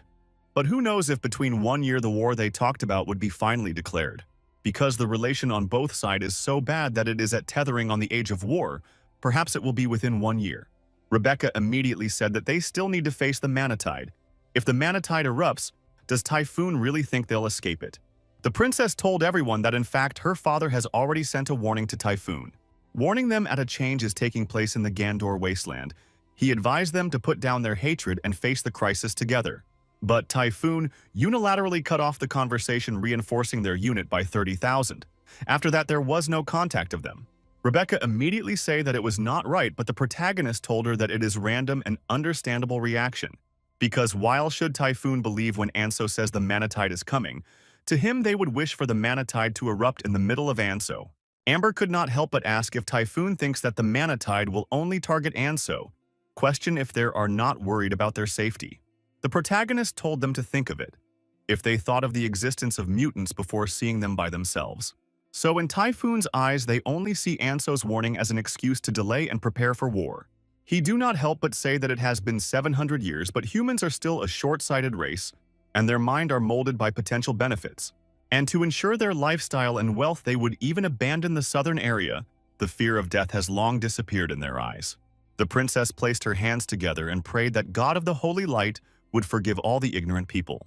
The protagonist told them that the Typhoon Empire's reaction is not quite right either, or rather, it's a little too forceful. Mr. Kane asked if the protagonist is saying that the Typhoon Empire will still declare war on them, even when the Manatide is coming. The protagonist told him that even in Anso alone, he was puzzled for a few months, which sealed the two people's mouth. And with all the things being said, he picked up his iron cup with red wine filled in it, placed it on his lips, saying that he's quite satisfied with the life in the new Cecil domain. Rebecca immediately say that the liveliness everyone exudes there stems from the casting aside their prejudice and living an even free life. Everyone started rejoicing, and some saying that the enjoyment is what they are new camp need at the moment. The princess told the protagonist that the camp is very lively, but it seems like it is missing some guidance of faith. She continues saying that when he took her to tour around their camp, she noticed that people seems to lack the atmosphere of faith. She told him not to misunderstand. She means that faith will not be a burden to the people, but he need to provide the strength and guidance. And if he's amendable to eat, would he consider allowing the Holy Light Church into his domain? In fact, Shandi was the one who led her into the right part, and her faith too deserves reverence. The protagonist told her that he's not doubting her faith, but adding more people to the camp means more feeding. The princess told the protagonist that it is not a problem, and if he's willing, she would build a Holy Light Church on his domain in her name. Also, she can guarantee that aside from the tithe giving, the church will not take a single penny from the land. She started praying again for God to teach them to treat men with benevolence and to guide and protect the mass with the power of holy light. The protagonist told her that he would consider it, but not now, and when his people require guidance and faith, he would welcome her. The princess told him that it was fine, telling him that's whenever he needs it, the Lord will watch over. The next morning, the protagonist told them that they were living early. He was even thinking of giving them a more detailed tour. But Mr. Kane told him that they have seen various development of the new Cecil domain, so they need to report the matter about the mutants and the Grand Wall. And the princess also had something to say, but she waved at the protagonist, telling him to come closer so that she would tell him what she has to say. He told him that it was just a question that she had, saying that she wants to know if he could satisfy her curiosity. Whispering in his ears, she asked him if he saw any gods while he was in the realm of the dead. The protagonist became speechless when he heard the silly question coming out from the mouth of the Princess of Holy Light Domain. But she was looking at him with sparkling, innocent eyes, expecting him to say something very exciting about the gods of the dead. So he told her that maybe he wasn't fully dead back then, so the gods did not take him for a dead person, and ignored him. She thanked him for answering her question, also saying that she would pray for him and his domain before the Lord. She finally turned and entered the ship as it started sailing away as the protagonist, and the others stood there bidding them farewell. The protagonist smiled as he watched the ship sailing away, also remembering the last conversation he had with the princess. The protagonist told the others that they should head back now that the princess and her people really left.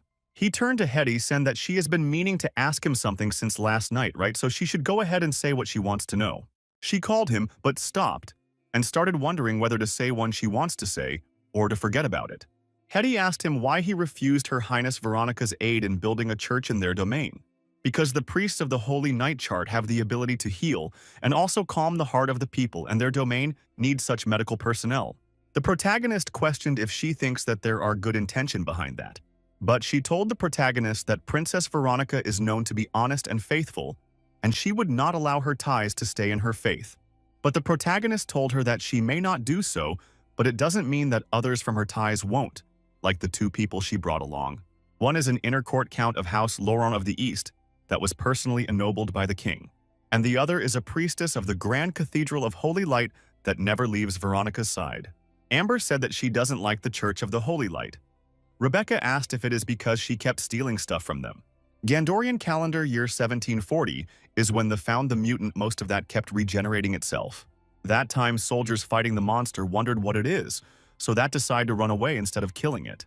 As they fight the mutants, the soldier realized that his equipment is reaching its limit, so you need to finish the fight fast.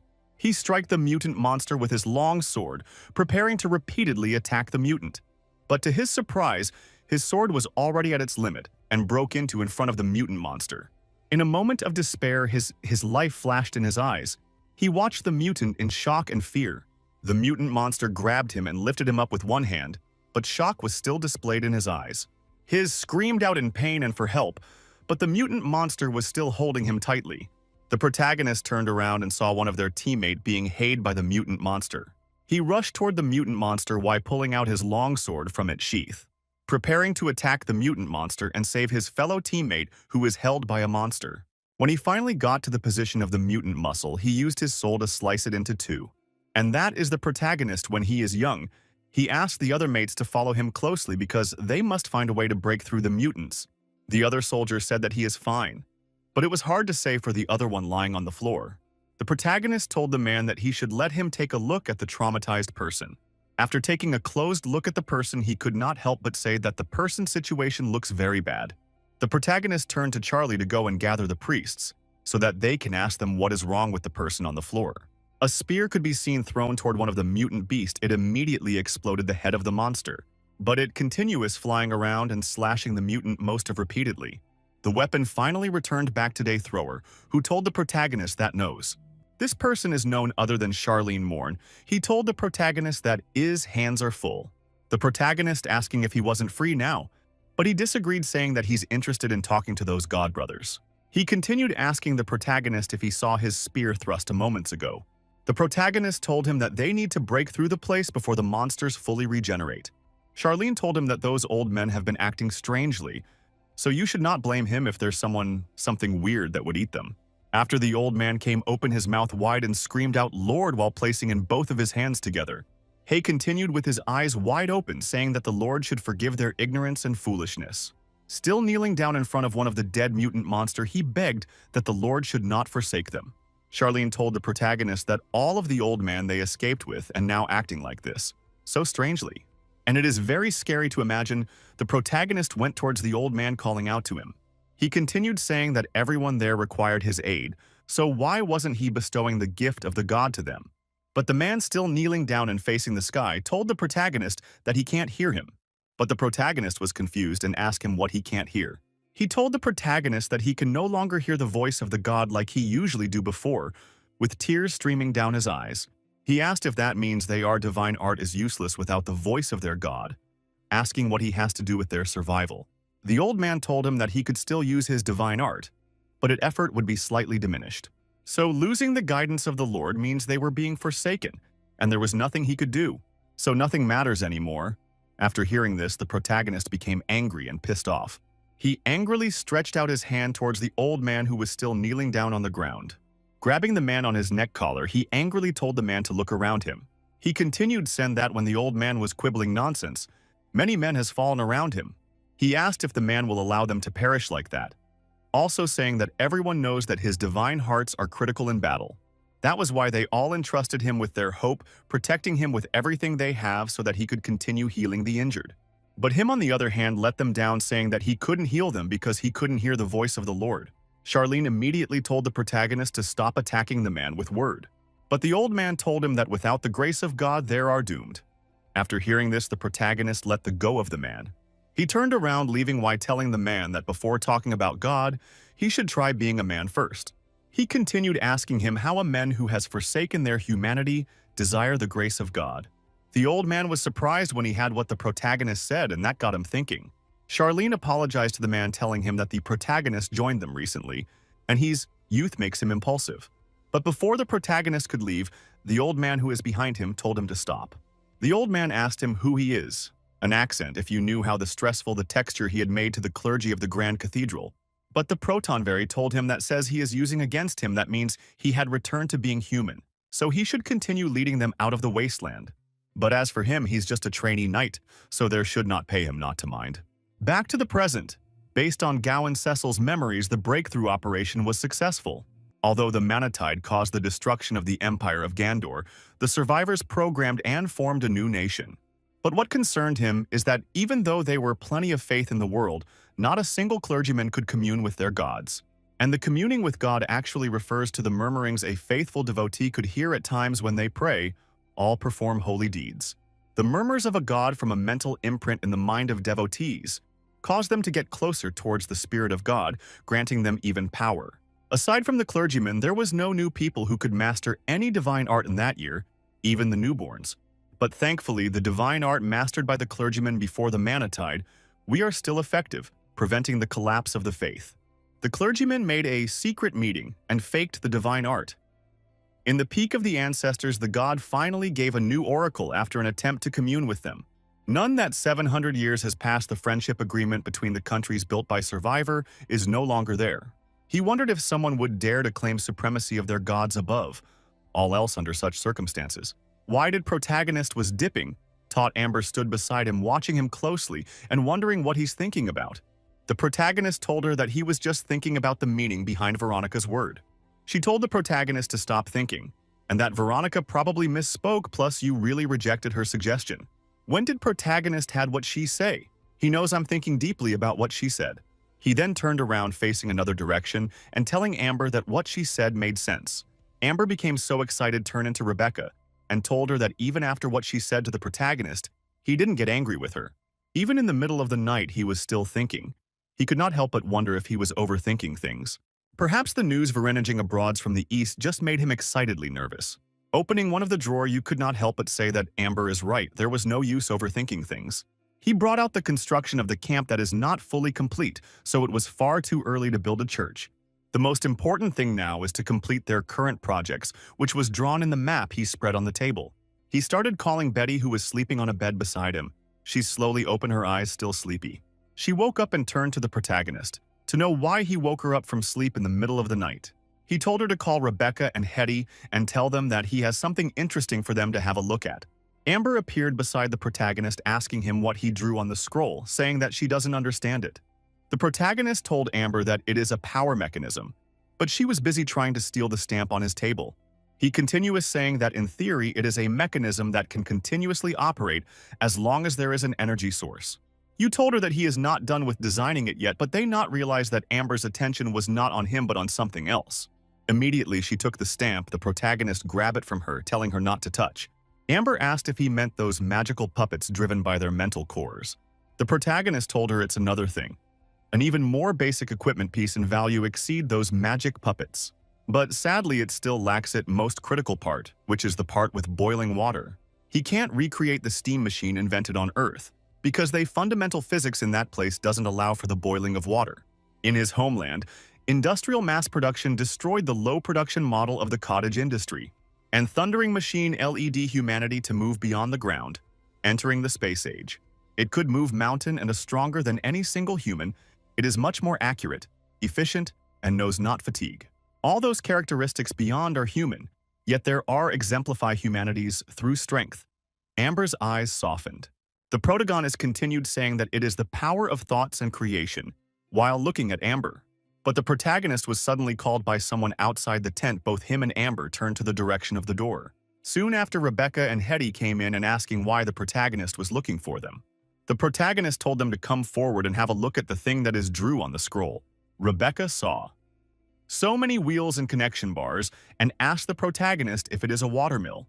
The protagonist told her that it is a type of machine that can use the most basic magical unit to operate and can provide reliable power. He told her to take a look at the connecting bars and wheels, pointing that the structure there is a crankshaft, and it allowed repeated motion in a straight line to convert manually. With the spinning wheels, Rebecca immediately told him to hand it over. Rebecca placed the scroll on top of the table and started studying the drawing on the scroll. After studying it for so long, she found out that the drawing there is a place that there is a problem with the drawing, which is the place the protagonist circled cancel, and that is the power energy source. The protagonist agreed, saying that he wants the piston inside the container to move, but she doesn't have to be limited by his thoughts. But you told him that perhaps there could carve a miniature hurricane matrix inside it to produce powerful winds. Hetty told them that it doesn't seem realistic. The hurricane matrix is too complex, and it draws very limited air current in an enclosed space. She continued saying that a mana shaper's hand to move it is simple enough, but it doesn't have a corresponding matrix. Also saying that it is weird to have a mana shaper's hand pushing inside the machine. Rebecca could not help but say that perhaps they don't need to use air, or don't even need the air tank. She immediately asked Hetty if she remembers that she had a spell that she couldn't master no matter what she did. Rebecca told her that it is one of a trick where she will draw a runes inside a glove and God spanked by her father. The protagonist asked Hetty if she has always talked about those embarrassing things, also saying that she is a very brave child. Rebecca immediately remembered the trick, saying that it is the repulsion first trick after being called a brave child. And a trick is a basic technique that even a trainee mage could be able to cast. For example, the dyeing spell. It could dye a target's hair into random colors. And aside from dyeing someone's hair, there is no damage at all, and it would only last 2 hours at most. And the model of those trick is so simple that a young child could understand, but its usage is very singular, much like preschool education. However, if someone was unable to even master the tricks, then it would be extremely embarrassing. And Rebecca is one of the people who couldn't master it. Replusion is one of the precursors for force field magics, and a variant of the trick mind shift. Hetty agreed, saying that many magical traps like the automatic door for floor trap are powered by replusion magic. However, no one have ever thought of using those force to power standard machinery. And if they only need the repulsive matrix, they can get rid of the air tank, leaving a protective cover to prevent foreign objects from falling. Hetty tell them that they could carve the matrix on one side of the base for it to propel the piston, questioning and how the propelled piston would return to its position. The protagonist pointed at the flywheel, saying that it's connected to the crankshaft and the piston. It would spin, pushing the piston back to its original spot. Hetty immediately said that when the piston returned to its original spot, the repulsion matrix will also cancel out the useful force. The protagonist told her that it was time for them to use the runic trigger to control the connection and disconnection of the matrix so that it doesn't do useless work. So Hetty asked how they would control it, because the flywheel will spin very big and so will the piston, and they would need a very high-level rune. Rebecca suggested they tie the trigger onto the piston, so when the piston approaches its base, it will connect it, and when the piston is pushed away, it will disconnect it. Then it will be pushed away as soon as it closes in. She suddenly stopped, and so the protagonist and Hetty looking at her. Seeing how seriously they were looking at her, she could not help but nervously asked if she said something wrong. Hetty immediately praised her, saying that it was a brilliant idea because she could think of nothing more. Also saying that you could place another repulsion matrix on the other end of the power mechanism. That way, it would receive twice the force increase in every repeated motion. The protagonist told them that is also not the best idea either, because it means that it could only connect for a brief moment in every operation. He started explaining that there could place it on the shaft and allow the two matrices on both ends of the piston to be controlled by the trigger. That is to say, when they flywheel spin halfway, the runes will be inside the inner part of the first matrix, and when it reach the other half of the circle, it will connect to a different matrix. Rebecca immediately felt like she was not smart enough, and proceeded to calling herself the dumbest when she had what the protagonist said. The protagonist told that she is not dumb, because the replusion matrix is her ID, and he and Hetty only improved it basis. But Rebecca told him that he was the one who came up with the machine, and also had a better idea. The protagonist told that without her inspiration, the blueprint would forever stay as one, and the idea will remain an idea forever. He told her that she is amazing, but she could not help but ask the protagonist if he really meant what he said. Both the protagonist and Hetty smiled, saying that she really is an amazing child. Hetty then called the protagonist and told him that their project is brand new, so he has the right to give it a name.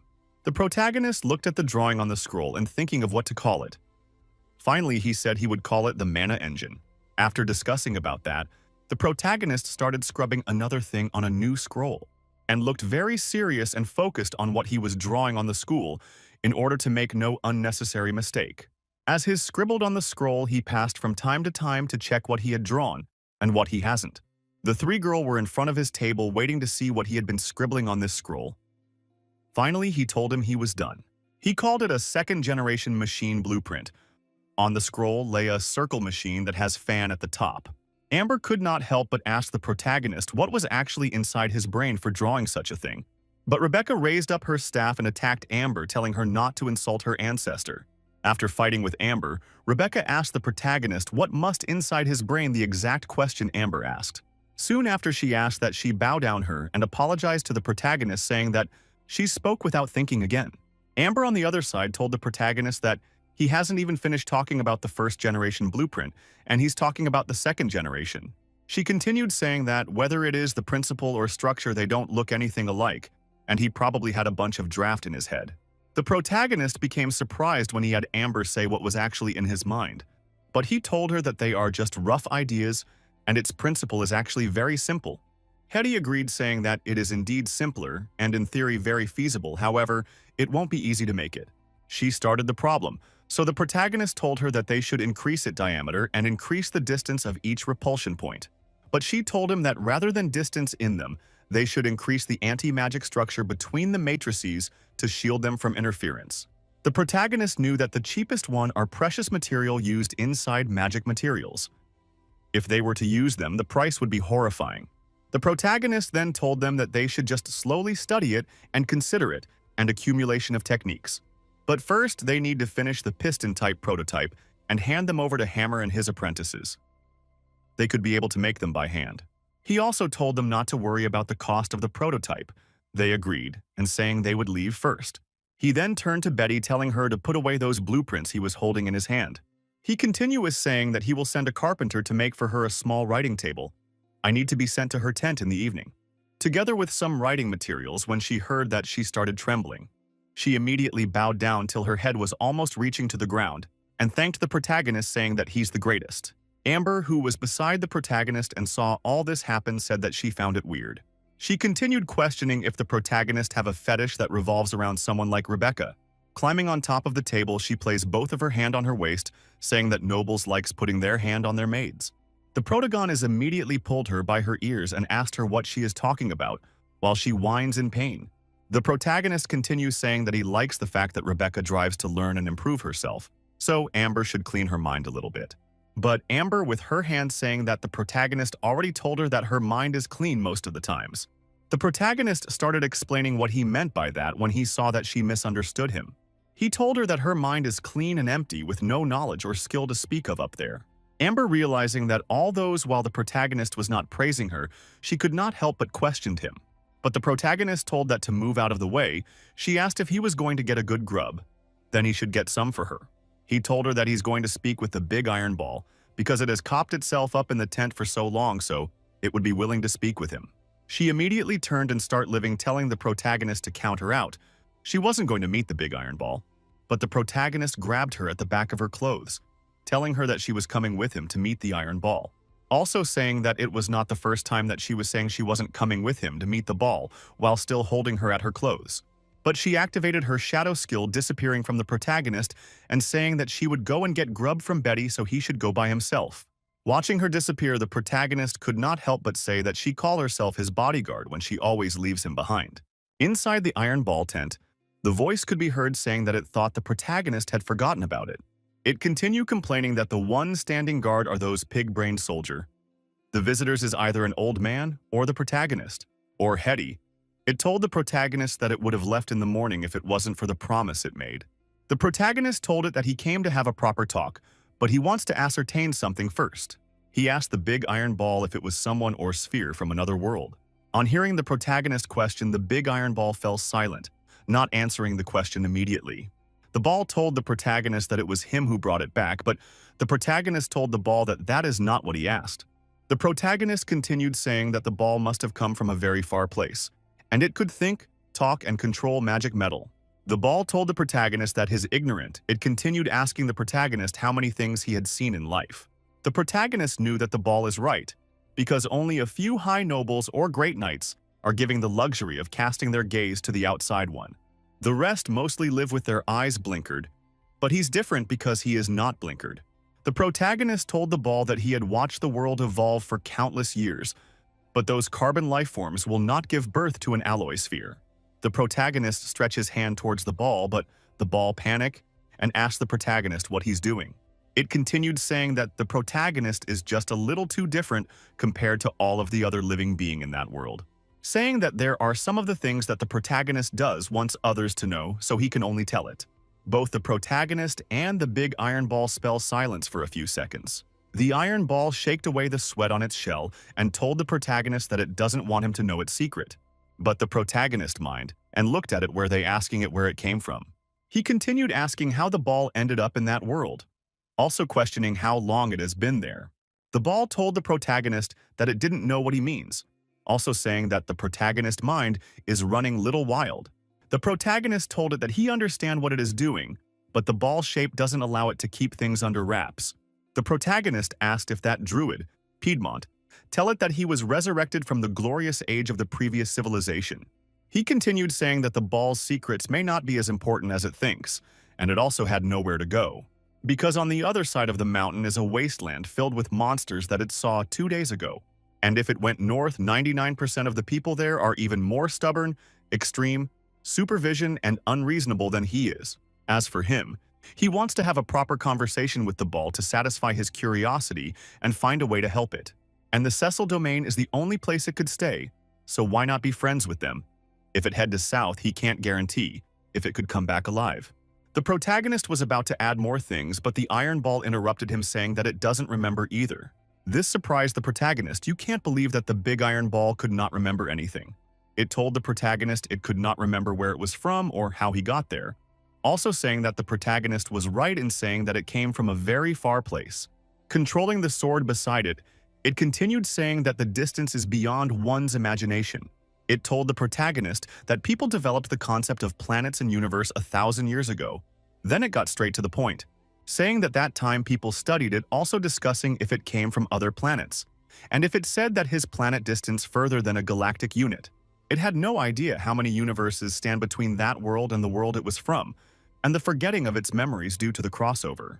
The protagonist remained it that its head it didn't remember what his homeland looked like. So how was it sure it crossed the dimension of the universe? It told the protagonist that although it lost his memory, but he haven't lost his sense, the law of physics in that place are different from his own universe.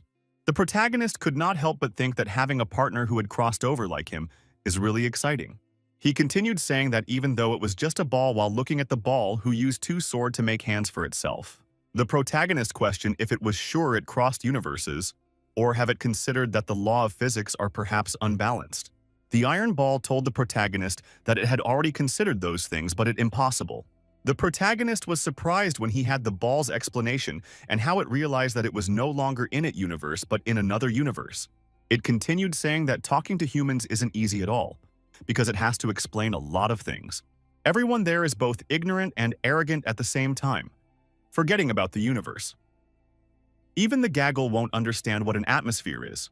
But it was fine because you already found someone he could be able to talk to, which is the protagonist, and the protagonist also agreed. It told protagonist as there works around the camp that the guards standing around don't even know what a magnetic field or the atmosphere is. The protagonist told it that the word encountered a massive catastrophe, so the fact that they survived, they really can't ask for more. But the iron ball told the protagonist that it feels like the surviving carbon beings of his civilization are all weirdos. It continued saying that Druid Piedmont is not okay, because he talked about one thing for 2 days and advised it to admit it was a dragon egg. It went on saying that Hetty comes with strange arcane tools to work on it. She even tried to persuade it to allow her scrape some receipt of it for study. It told the protagonist that she's scared. It also saying that Hetty is insane as those mages from before. The protagonist told the ball that Hetty is his granddaughter, so the world told him to educate her properly or she would go insane. The protagonist changed the conversation, asking the ball how long he has been in that world and how many years he was there before he was captured by mages. The protagonist was told that the creature was caught and learned human language in the lab. The protagonist asked if those mages never found out that it was a living being. When it heard the protagonist question, it blushed and said that it was extremely careful when it comes to that. It said that when it arrived in that world, he used rock and met out to create a protective shell around it, and the living no sign of life. A mage discovered the object and brought it to the lab after observing peculiar occurrences, leading them to conclude that it is an ancient artifact. After their first stage of studying it, they prepared to cut it open. An order came that they were not allowed to take any local test sample on it. The protagonist told it that they suddenly got an order to leave the facility and leave all their samples behind. The ball asked the protagonist what was wrong when he repeated what it had said about the order and leaving the facility behind. The protagonist remembered that he investigated the abandoned site and it was empty, and there was no sample left behind. But the ball told the protagonist that although he doesn't know why, but he saw something when they moved it between labs. It saw something that looks inhuman, but he knew that it was once human. It suspects that they were the result of human experiments. The protagonist was surprised when he had human experimentation, so he asked what the traits of those experiment subjects are. It told the protagonist that they were slightly taller than a human. Aside from the deformation of their limbs, their body had crystal. Like things growing out of every part of their bodies, it was like they were growing straight from biological tissue. And one of the researchers said something like divine evil. The protagonist was surprised when he had divine evil. The sphere sensed the protagonist's worry and assured him that they were subjects of research from 1,000 years ago. The protagonist told the ball that he is worried that they didn't take all the test subjects away. The ball warned him to be cautious if he intends on searching for it, as his camp cannot comb the entire area. The protagonist agreed, saying that he would be careful and he would do what he can and leave what he can't. He went on to ask the ball how it would introduce itself now that it has stepped outside the tent. And the iron ball told the protagon is that it would call himself St. Nicholas Egg. The protagon has introduced the ball as a magic device that contained an ancient soul, also saying that it decided to join them and build a new home. The ball could not help but say that the protagonist is smart. With what he said, no one will dare to have weird intention toward it. Hetty suddenly worked towards the protagonist when the ball saw her. It quickly sneaked away, distancing itself from her. Hetty asked the protagonist if it was all right to let the sphere fly around in the camp like it is doing at that moment. The protagonist asked that if she was worried it would cause trouble in the camp, but she disagreed. The protagonist listened as the heroine expressed her concern about the druid's curiosity, potentially disrupting the work of others. The protagonist told her that it is just a flying metal ball, not a dragon, so everyone will get used to it sooner or later. He also told her to keep her thoughts about studying it under leash. Studying it would cause the trust they're painstakingly built to vanish. She lowered her eyesight, agree with what he said, saying that her thought would only remain as such. She told him she heard that he had Sir Philip form an exploration squad. She asked if he wants to look for dangerous things inside the ruins. The protagonist apprised her of his request for Philip to probe the upper echelon of the ruins, deeming it unwise for it to languish in such a state. She asked him if he meant they could make use of it, all the main entrance hall of the room along the corridors.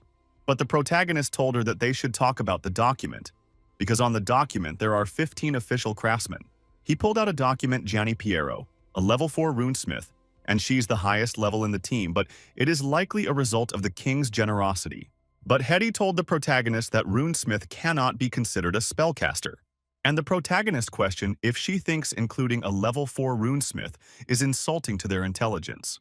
The protagonist that she has no intention of looking down on the person, but if Rebecca to put her mind into it, she would be stronger than that runesmith. She continued, saying that the runesmith is merely to make up the numbers, and the Majesty best him no sincerity at all. But the protagonist told her that it shouldn't be Francis, but it is the intention. He told her that the king needs to consider how he treats him, and he won't provide too much support to Cecil's land reclamation. And under such circumstances, they would not allow a team of elite and valuable craftsmen to come to his place. Hetty clenched her fist in anger, calling the Majesty narrow-minded and greedy capital nobles. She continued, saying that House Cecil has no intention to fight against them for benefit, yet there is expend so much effort to ruin them. The important on our head to calm her anger down and told her that that was how the nobility operates. He continues, saying that if she found it difficult to accept, that means she is not fit to be a noble. And of course he was not fit either. Finally, she calmed down and raised her head up, looking at the protagonist, and asked him about the list. The protagonist told her that he would of course accept all the craftsmen and spellcaster that they had sent to him. And he also want to see the runesmith named Gianni Piero, because there is one line on her profile that piqued his interest. Hetty collected the document from the protagonist and asked him which line had piqued his interest. She read through the documents, and the name of the girl is Gianni Piero, and her maid level is apprentice. It is none other than a beautiful young girl who had a scar on one side of her face. The protagonist and Hetty arrived at Gianni Piero's house and opened the door. She was surprised when she saw them, and also terrified that her mouth opened wide, but no sound could be heard coming out from it. The protagonist minds and asks her if she wasn't going to invite them into her house. Immediately after she had this, she immediately gave a side gesture that they should come into her home. She then went straight to the point, saying that for him to come personally, she asked if there's something he needs. Not in a rush to answer, the protagonist looked around at the table and the stuff kept on top of it, also checking out the books that the young lady had kept on top of her table. He then turned to her and answered, telling her that he was there only to have a look. He asked her if she was satisfied with the life there. She immediately answered, saying that she is very satisfied, also adding that it was far more better than she had imagined. She rushed the chair to get it for the protagonist to sit down, but he asked her what she was imagining. She kept the chair in front of the protagonist so that he would be able to sit down, then they will continue that discussion. She didn't answer, saying that she had thought it would have been a little hard when she came to the Cecil domain. Passing the seats to him, she told him she never thought that so many houses would have already been built, and also a dock to receive goods from Tanzania. The protagonist sat down on the chair and told him that it was because everyone in the camp worked hard. He also told her that he had seen towns built in a span of a month, while saying in his mind that it is on Earth. But Janny told him if he means the Empire of Gandor 700 years ago, the protagonist told her not to worry because the kiln is already built, and once there are enough brick, he will get his people moving to brick houses. Because of her expression, the protagonist asked her if anything was wrong. She told him that she's fine. He then told her that the main reason he came was to learn about how the resettlement had been, and to understand if guests from afar would require anything else. Also to learn about her, Janny. I was surprised when she had the one to learn about her, so he asked the protagonist in what aspect. Hetty told her that they had gone through her profile and she is a level 4 runesmith, but her maid level remains an apprentice. She immediately apologized, saying that she does not mean to deceive anyone, also saying that she would suffer whatever punishment they gave. She continued saying that she knows that being taken as an intermediate level mage despite being an apprentice is bad. But before she would continue saying more about how wrong she is, the protagonist, after how she did it, he told her that he wants to know how she accomplished that, and that surprised Yanni. He continued asking her how she completed the basic runesmith education as an apprentice. Not giving her time to answer, he continued asking her if she could sense the mana of multiple runes at the same time, also questioning if she could perform the mana tuning on a rune, but her eyes lowered in sadness. Biting onto her lower lips, she remembered how she got "What's the protagonist?" asked, which saddened her more. Putting her side sadness at the back of her mind, she told the protagonist that it is luck. The protagonist was surprised when he had her said that it was only luck that led her to her achievement. She told him that her instance and sharp, and she could always find the correct rune arrangements. And he should know that arrangement of runes most followed certain rules. One has to have enough experience and a sharp institution. But the protagonist interrupted as saying that if it was just by luck alone, she would have perished in an accident long before she could gain enough experience. He continued saying that although he might be a knight, but he knows about the basic rules of magic. All else she know all the rules and combination of all the runes, which is impossible for a human. He didn't turn to her, tell her to raise her head up and tell him the truth, how she achieved it. He told her that if she was unable to perform sensing and tuning, how would she know the position of each rune and its effect? But she didn't answer and was still bowing her head, so the protagonist called her again. The protagonist, Hetty and Janny, stared at each other as the tension in the room rose because of the silence. Hetty was the first to close her eyes after feeling the tension in everyone. She sat at her chair, placing both of her hands on her laps, and watched in silence. Janny, who was previously called by the protagonist, finally raised up her head and looked at him. The protagonist became very speechless when he saw how nervous she is. She told the protagonist that there is a book she has returned that taught her. Leading them into her bedroom, the protagonist and Hetty followed behind. She went straight to her bed and removed one of the pillow on the bed and brought out the book. As she held the book on her hand and telling the protagonist something, he looked at the book from her back. The protagonist asked if it is really the book that helped her in her achievements. She agreed, so the protagonist collected the book from her hand to have a look on what is written inside it. He was surprised with all the things he saw that were written inside the small book that Yanni gave him. Not stopping, he continued reading all the information written on the book with his sharp sense.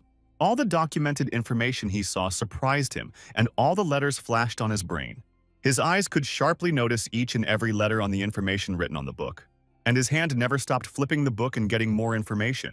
He continued flipping the book, and finally the protagonist could see the end of the book. But before he could reach the ending of the book, his eyes caught sight of a small paper, and on the paper he saw he equals 1.66, so he stopped to take a look. Then he turned and asked Yanni in surprise if she was the one who came up with all those things.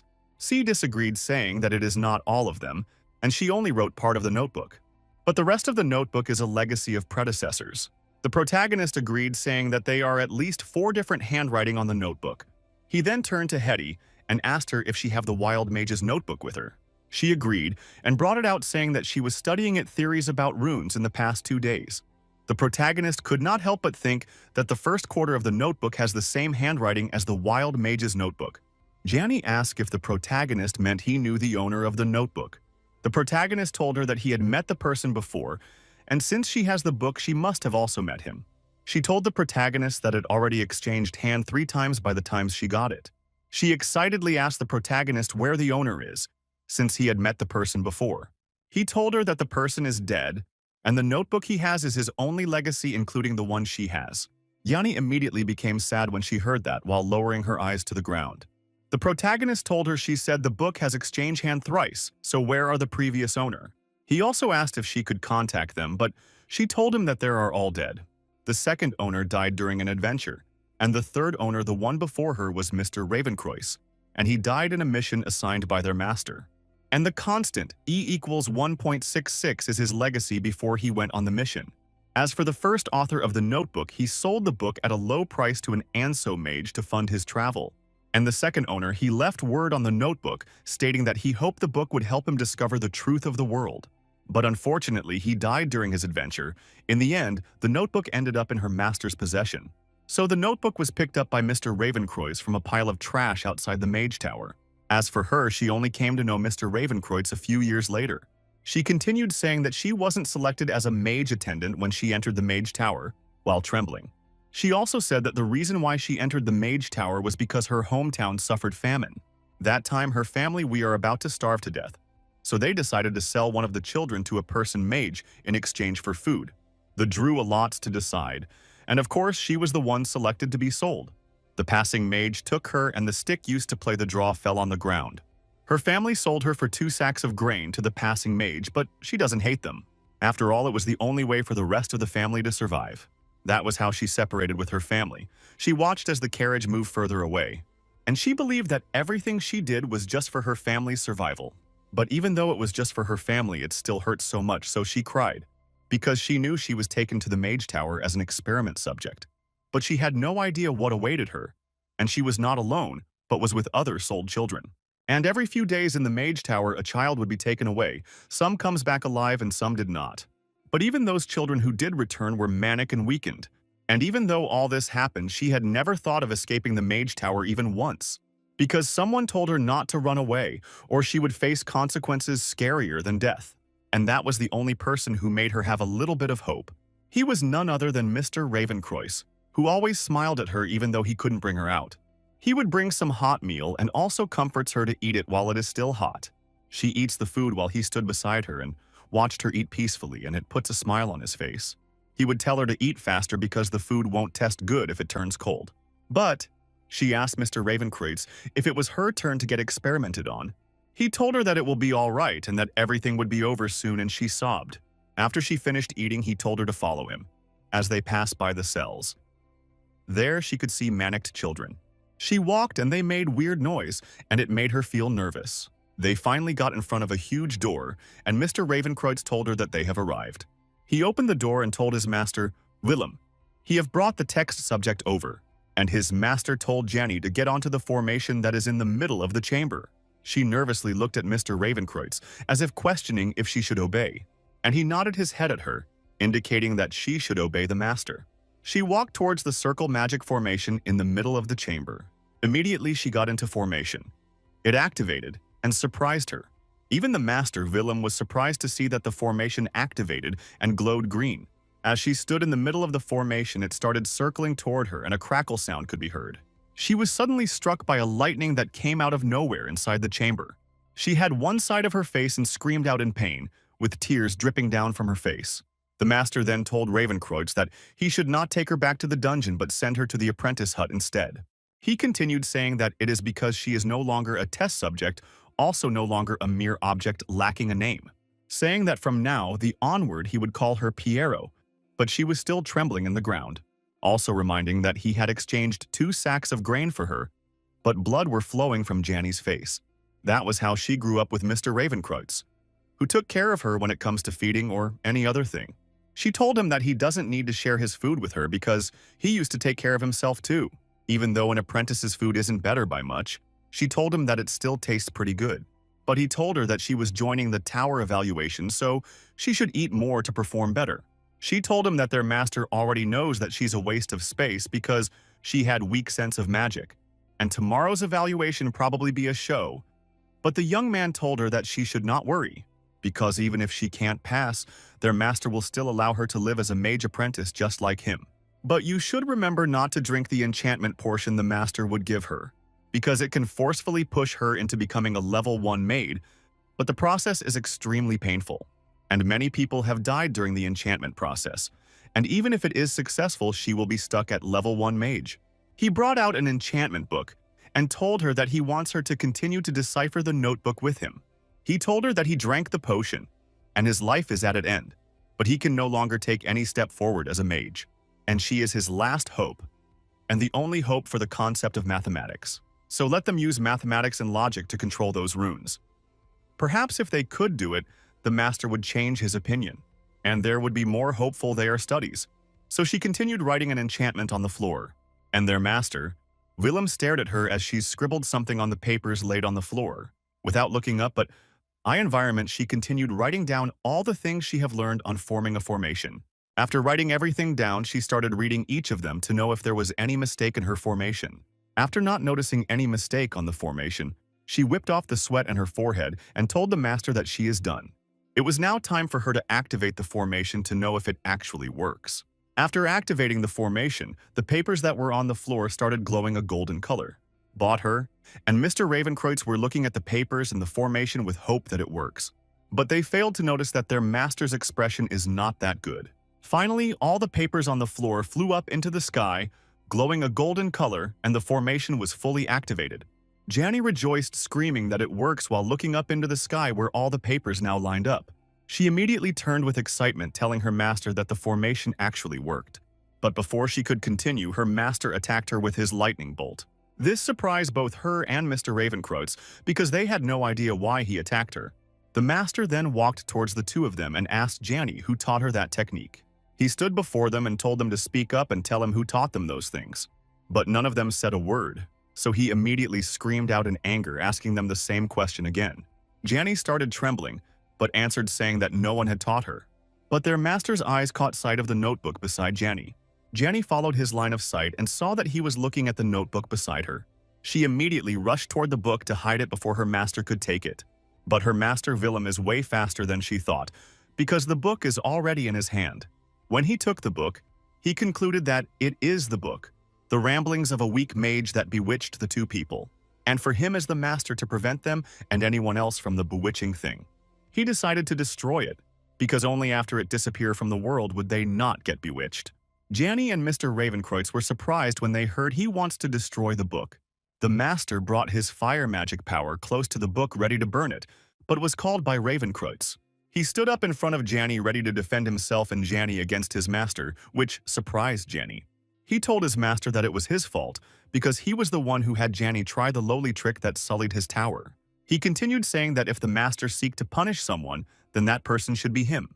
He pleaded that the master should give him a chance and allow them to create the runes and array using the method in the notebook. And if it works, then the results are all belong to his masters, but if they're failed, then he would lose 2 experiments objects.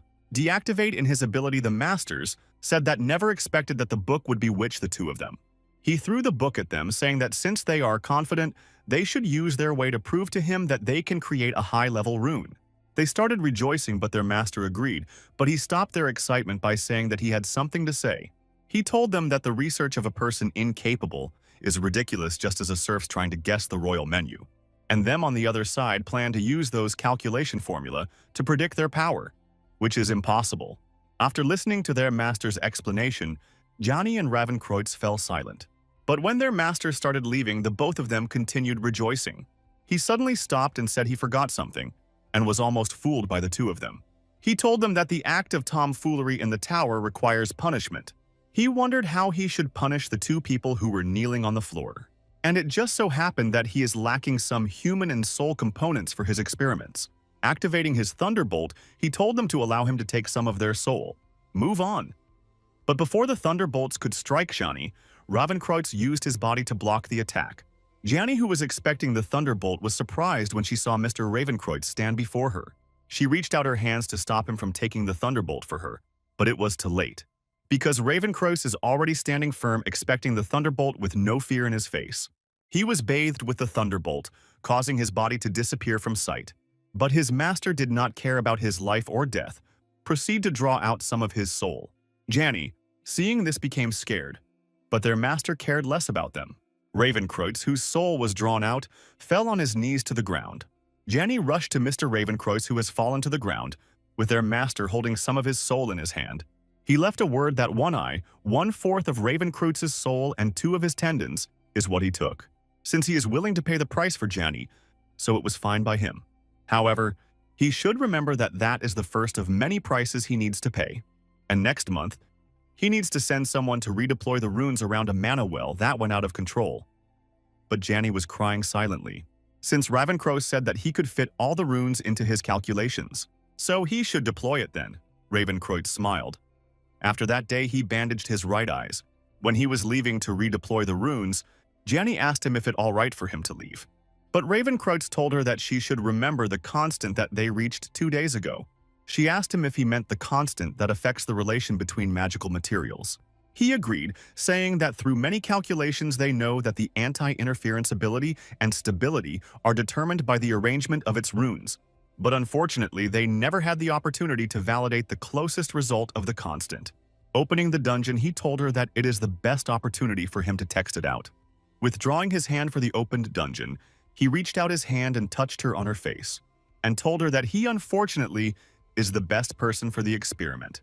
He then withdrew his hand from her face and start walking towards the dungeon entrance. Yanni stretched out at hand, reaching out to him, unwilling to let him enter the dungeon. With pain in her voice, she called out to him, but he kept walking forward, not looking back. He only called her name but still did not look back, so see the expression on her face. He continued telling her to remember that if he returned, the constant is E equals 1.29. Finally, inside the dungeon, which glow blue, he told her that if he doesn't return, then the constant is E equals 1.66, which is the pieces of note found inside the notebook.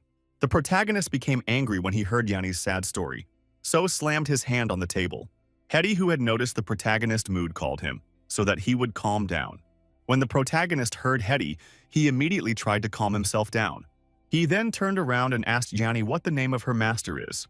Janny answered, saying that her master's name is William Bakken, while looking down.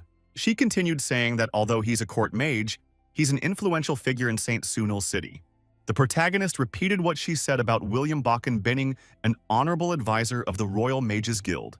The protagonist, Hetty, and Janny stood in front of the table while looking at the notebook. Hetty could not help but look at the protagonist together with Janny, who looked sad.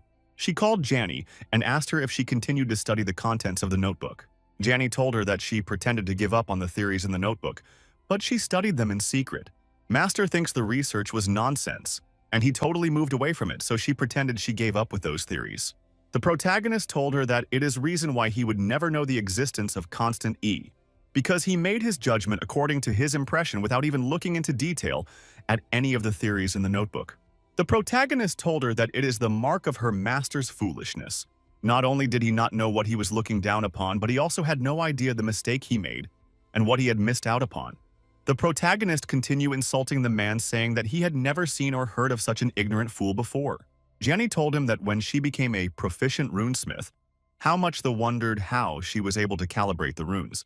It was only when all influential nobles started to build their team that her master suddenly looked for her.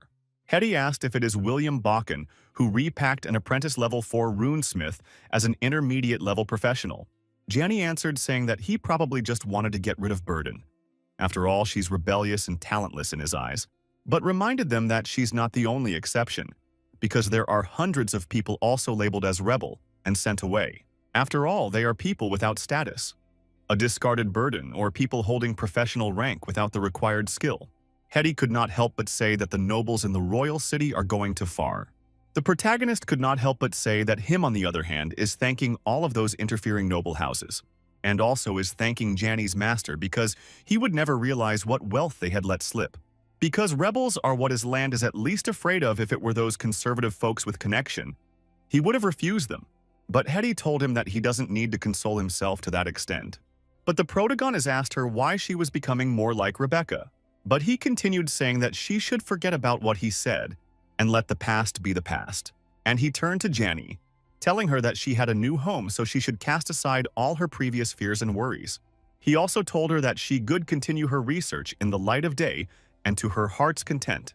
Not only would he allow that, but he would also support her from then onward, and she could collect any material she wants from Hetty. But he had one request. So Janny looked at him, asked him what his request is. He told her to tidy up her research and turn it into a simple and understood theorem and formula. He also told her that his kin, Rebecca Cecil, is an extremely intelligent girl, so he would get the two of them to do the research. He hoped that they could turn all of those teaching materials into and understandable tools for many people to understand. Janny asked if he meant to nurture a large number of runesmith like her. The protagonist told her he plans to make the content on the notebook a general knowledge for all spellcaster in his domain. So if she have time, she should make a copy of it, because knowledge is much more precious than the book itself. Johnny agreed, saying that she would obey each and every other the protagonist gives. The protagonist's student that he would take his leave first, and later he would introduce Rebecca to her. She watched the protagonist and Hetty left, and she became sad and looked down, remembering her sad past. And tears started dripping down from her face to the ground. She raised up her hand, reaching it toward her face, and said she found it strange because of the tears. Because it reminded her of Mr. Ravenkreutz, she could not help but call his name. Touching the scars parts of her face, she could not help but ask why it hurts. She continued, saying that she wasn't supposed to feel pain because it has been 5 years. Since Mr. Ravenkreutz died, she could not help but say that humans feel pain, with tears dripping down her face. She knelt down on the ground, still crying and holding in onto the notebook very tightly, calling out Mr. Ravenkreutz's name, in sadness and also in anger of what happened in the past. And she voted that she would not let his debts be for nothing, still kneeling on the floor. On a seemingly cloudy weather, with a bright sunny day, the protagonist and Hetty stood beside a tree and watched the sunset. Hetty saying how silent the protagonist is. She could not help but ask him if he is angry, instead of answering hey, saying insultive word, while slamming his hand on the tree beside him. Hetty, seeing how angry he is, she asked if he was referring to Janny's master. The protagonist agreed, saying that the thoughts of that man being the same race as he makes his stomach turn. Hetty agreed, saying that the mage, William Bakken, is an utter fool. Both Janny and Ravenkreutz both obtained visible results, but their master fully ignored the results. Hetty told the protagonist that that man is blind, but the protagonist disagreed with her. He told her that the man simply just adhered to how things operate at his level of perfection. He asked her why she thinks that William Bakken ignored the results Janny and Ravenkreutz obtained. Hetty asked if it is because Janny and Ravenkreutz's capabilities were poor and their research was not credible. The protagonist told her that the reason was because of Janny and Ravenkreutz's identity. He continued, saying that there were slaves and were also serfs apprentice. So that was enough reason for him to see the two as something different from him. And the only thing he noticed was that his slaves defied his orders. Hetty asked if there should write a writ of protest to the king, and with his standard as a duke, the king will do something. But the protagonist disagrees, saying that he dislikes protest because it is pointless. Since the people will already at his domain, the king would not be afraid of his protest. Hetty told him that it is because he observed all of the necessary rules and etiquettes, so no fault lies upon the king. The protagonist agreed, saying that the rules and etiquettes of the nobility, everyone knows about it. Holding onto the document very tightening, Hetty asked the protagonist about their matter then. Saying that she was trembling, he told her not to fear or think about it, because the rules and etiquettes won't protect them indefinitely, with a smile on his face. Rebecca, on the other hand, was writing something on the floor when she saw a foot. She turned to the direction of the leg and was shocked to see the protagonist standing behind her. The protagonist touched her hair and told her that you already gave her a set of writing tools, so why was she writing with a twig? She told him that she was practicing on the ground first before she would use the ink on a paper. The protagonist told her that the way she was holding the pen is wrong, and that writing on a paper is different from writing on the ground. But she must practice how to hold the pen if she wants to get better at writing a paper. He instructed her how to hold the twig, telling her not to put so much strength into it. He also told her that it was all right if she wrote small because she had only just learned it, so she should take it slowly. Rebecca listened to each and every instruction of the protagonist and wrote down what you wanted on the ground. Raising both of our hands up, she rejoiced that she was finally finished in writing on the ground. Should I look at the words she scribbled on the ground? Which meant Betty loves this place. So the protagonist asked her if she loves the place. She immediately agreed, loves it. Looking at how excited she is, he could not help but ask her why she know the place. She answered, saying that everyone's saying that because everyone at that place is very nice. She started listing the names of each and everyone in their camp who are nice, such as Philip and others. And the protagonist went on to ask her if everyone else like it as well as she do. She agreed, saying that after all they were done with the work of the day and they said something.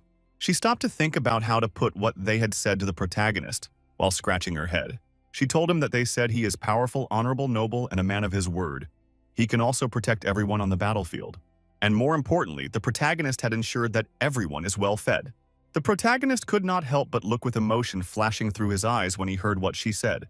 He could not help but say that getting people well fed is enough to gain their loyalty in that age. Putting his thoughts at the back of his mind, he asked Betty if she wants to go to school. But Betty looked at him with confusion and asked him what school meant. He told her that it is a place to learn how to read and write, and normal people can learn runes and magic there. But Betty seemed disheartened, saying that it was not meant for her because everyone says she's dumb. Then the protagonist asked her if she was willing to learn, and she agreed immediately with a yes. But Betty asked the protagonist what's going to cook, and he told that if she is willing to learn, then she could make time. But there's only had a jingle bell, so she stood up and told the protagonist that she is going to cook. As she was leaving, she turned and waved to the protagonist goodbye. Watching her leave, the protagonist could not help but sigh, and suddenly turned to a particular direction and told the person hiding there to come out. He also went on to ask the person how long he was planning to hide there. And it turned out to be Amber. Amber asked the protagonist when he found out that she was hiding there. The protagonist told her that it is the moment she learned on a pillar there and made face at him. He also asked if she thinks Knight's perception is poor, but Amber suddenly disappeared from where she is standing. Number told him that she thought he would be focusing on teaching Rebecca and won't notice her. She stared at the protagonist as if she stared at him as if she saw something on his face. But instead, she's surprised he noticed her. The protagonist, on the other hand, breaks into cold sweat, wondering why Amber was looking at him like that. He could not help but ask Amber what she was looking at, and also questioned if there was something on his face. She looked so touched and told him that he is such a weird noble. The protagonist was surprised when he heard what she said. He turned and looked at her. Amber told him that she was just curious, and the whole talk was about making everyone literate wasn't just a load of hot air. The protagonist looks down and asked why she think it would be just hot air. Because in fact, not only was he not joking, but you also want to summon Hetty and Rebecca immediately. The document A brought out from the drawer, he told Amber that he wants to talk to them about the matter in the document. Few minutes later, a loud voice could be heard from the tent. The protagonist and Amber was there staying in. Hetty, who already saw what was written in the document, could not help but said to offer education to every single civilian, including serfs. And he wants to include it in the law that everyone should receive an education like their pay taxes, he agreed. The protagonist told them that he wants everyone in the domain to be able to read and write. Rebecca immediately say that it won't be easy to turn an illiterate civilian into a knowledgeable, well-learned person, because that will mean they need to teach for literature, mathematics, history, and geography. And even if they're complete the basic fundamentals, they are also art, etiquette, heraldry, and other difficult stuffs. A person would need at least a decade or two to complete all those courses and lessons. Hetty told her that it was not everyone who needed 10 years to study those things, and Rebecca hasn't even learnt it. But Rebecca told that she remembered her teacher telling her that she had graduated. So she started wondering if she had not graduated, or what was her teacher lying to her. Hetty told her that the reason her teacher said she had graduated is because he was not match for her. The protagonist told them all to stop, that they are straying further away, and they misunderstood him. He continued saying that the education he speak of is totally different from the nobility education that they know of. A type of education where you find famous tutors, tutor to teach lesson day in, day out, and produce a dozen of young masters and young ladies. But it won't work there. So what he needs is very simple and easy to accomplish. Children who can't perform labor are to receive half a day of education, and the other half will be left for them to help their parents at home. Hetty concluded that the lowest standard requirement is for them to be able to read, and that means the teacher only need to be of that standard. She turned and asked the protagonist what will be the use of such basic education. But Amber interrupted, saying she meant what the use of civilians and serfs learning how to read is. When Hetty did not answer, Amber gave her a side eyes, asking if she was right. The protagonist smiled at Amber and nodded his head while looking at Hetty. He told them that being with literate allows them to understand things better, and it also allowed them to get jobs and become more useful. He then called Hetty by her name, and she became startled, but was still holding on to the document. The protagonist owner that some people can never become a mage, a knight, a priest, or awaken a supernatural talent. But many might learn through gaining the required knowledge. At least the fates would be a bit fairer to them. Hetty asked him if he was actually intending to include the runic theories in those classes. The protagonist laughed and said that it was just a upper intermediate stuff, so why not add it? He told her to remember all the formulas and theories inside the notebook, What part of it requires magical talent? After thinking, Hetty answered that none of them needs magical talent, but were all pure calculation. The protagonist agreed, saying that the notebook had proved an idea he had once before, and the fact that runes and magic all have rules, and the most conclusive rule of all.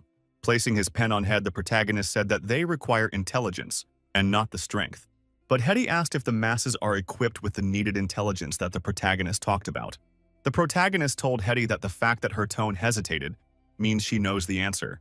He asked her in the days she has spent with the people if she is still unsure that they are like him and her. Hetty immediately told the protagonist that she would go and select a few people with the ability to read and write to serve as basic teachers.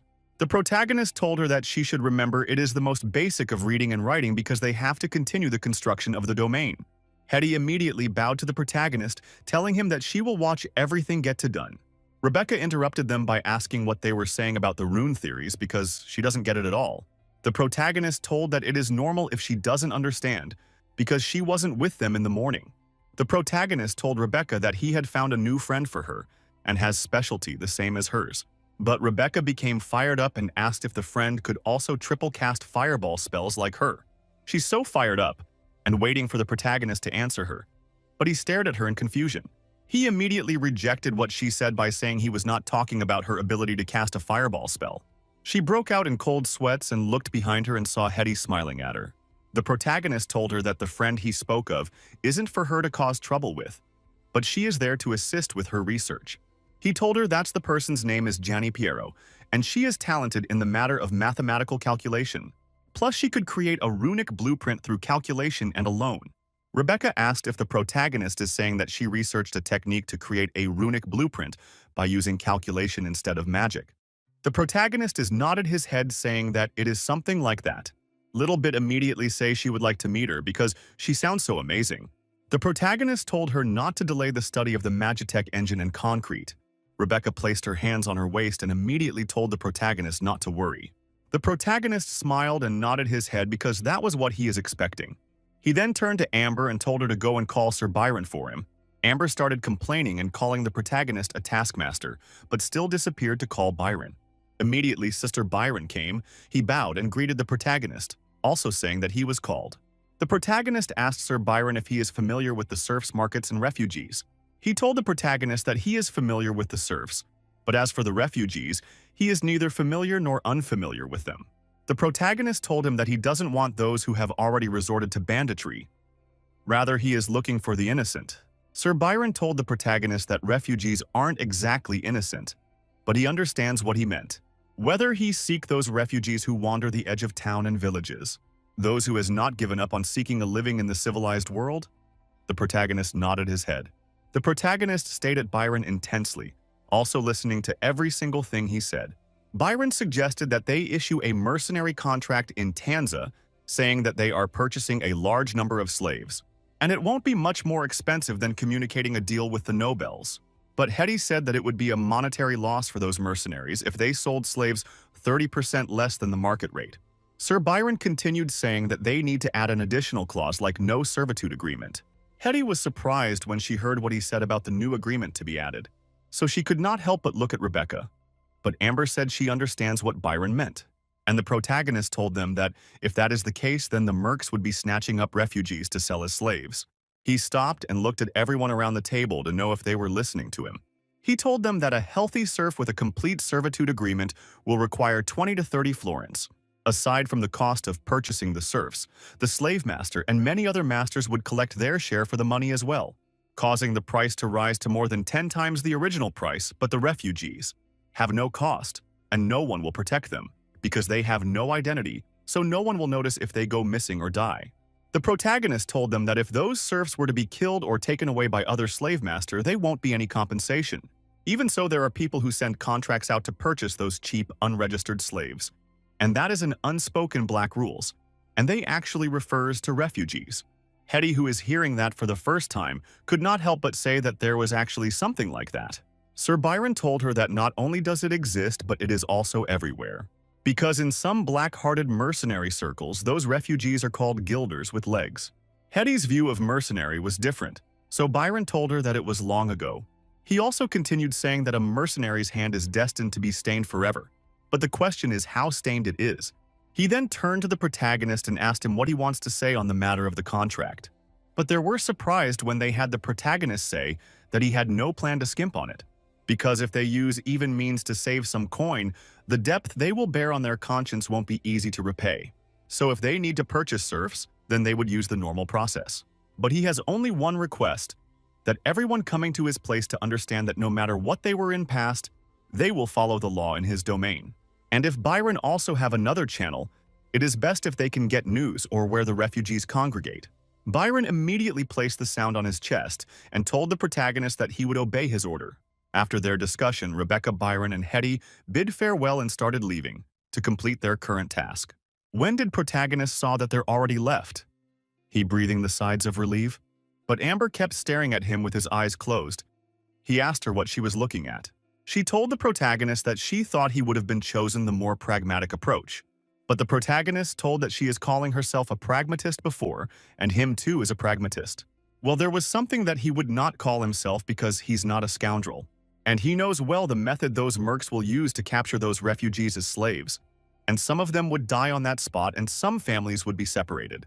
Some will also die from hunger and disease during the mercs' Bluter transport, even though he insists on protecting their health. Not meaning would heed that. And he may not have personally done anything, but in the end he will be the perpetrator. And that is against his rules. But Amber told him that even though he didn't do it, others will. And the amount of slave they purchase can fill his camp many times over. But the protagonist told that that is the reason why he wants to destroy that norm and rebuild a new order. And if he commits no evil, his people won't be allowed to commit evil either. But Amber only looked at him, under asking if he wants to protect them because of those traditional noblesse oblige or chivalry, but he told her that it is just basic morals. But Amber yelled saying that he's naive. She continues saying that in that world the strong stand while the weak are nothing. But the protagonist brought out a pen and started writing down that the strong shall set the rules and the weak can only follow. He continues saying that he have started creating such rules in his domain. But that pissed off Amber, and she asked him if it even works like that while looking at him pitifully. While on the other side on the sea is a boat from the Anso royal city, sailing. A woman was kneeling down inside the boat and praying, filling the surrounding environment with righteousness. She crossed her hands over her chest and continued in her prayer to their holy light gods. She was facing a huge golden statue that was glowing out, with candles around the floor in front of the statue. And this person turned out to be none other than Princess Veronica from the Anso royal family. As her prayer went on, the fire on the candles grew larger and larger until it's formed a huge smoke, and an old man formed out of the huge smoke and is sitting on a throne. Immediately demand finish forming from the smokes, Princess Veronica greeted him and called him Holiness. She told him she left the protagonist domain and the fleet is fast approaching the mouth of the river Dargan. The Holiness asks the princess if everything went well when she went to the protagonist domain. But instead of answering immediately, the princess asked the Holiness if the protagonist is his enemy. She started explaining that the protagonist was indeed a 700 years legend and not an evil spirit who stole a hero's body. The Holiness told her that the protagonist is not his enemy, so she told him that she's relieved to hear that. She done bowed and told the Holiness that the righteous path of the Lord would be spread across the world. The Holiness told how to return to Cathedral of Holy Light to prevent the corruption in the world from affecting her pure light. Still kneeling in her praying position, the princess watched the candle melt to the end and smoke flowing up, before she completed what she wanted to tell the Holiness, saying that the protagonist is actually a person without faith. Before she started discussing with the female statue that was also crossing its hands. She continues saying that the protagonist is not only faithless, but is also wary of the part of the holy light. He is neither a servant of the light nor a minion of darkness, which she found really interesting. While at the capital of the Typhoon Empire Outdinant, where their people reside on, the majestic building stands as brides flies around the sky, showing it mightiness. An old man stood on top of one of the tower in the Typhoon Empire, slamming his hand on top of a stone. He cursed. He then called their great emperor, Rosetta Augustus, a majestic man who steps on others like stone. He continued telling their great emperor that a great wall will soon commence between them and the Anso royal city. And their imperial majesty is determined. He repudiated the advice of the anti-worm minister and exiled the dovish count. Winterfrot out of the imperial palace, and that doesn't seem normal. Although he's not worried about the direction of the war, But the army of Typhoon is like her reformed administration, full of vigor. Though they don't worry about the war outcome, however, the Imperial Majesty Emperor Rosetta Augustus wouldn't have disgraced a count of such standing before everyone and exiled him from the palace.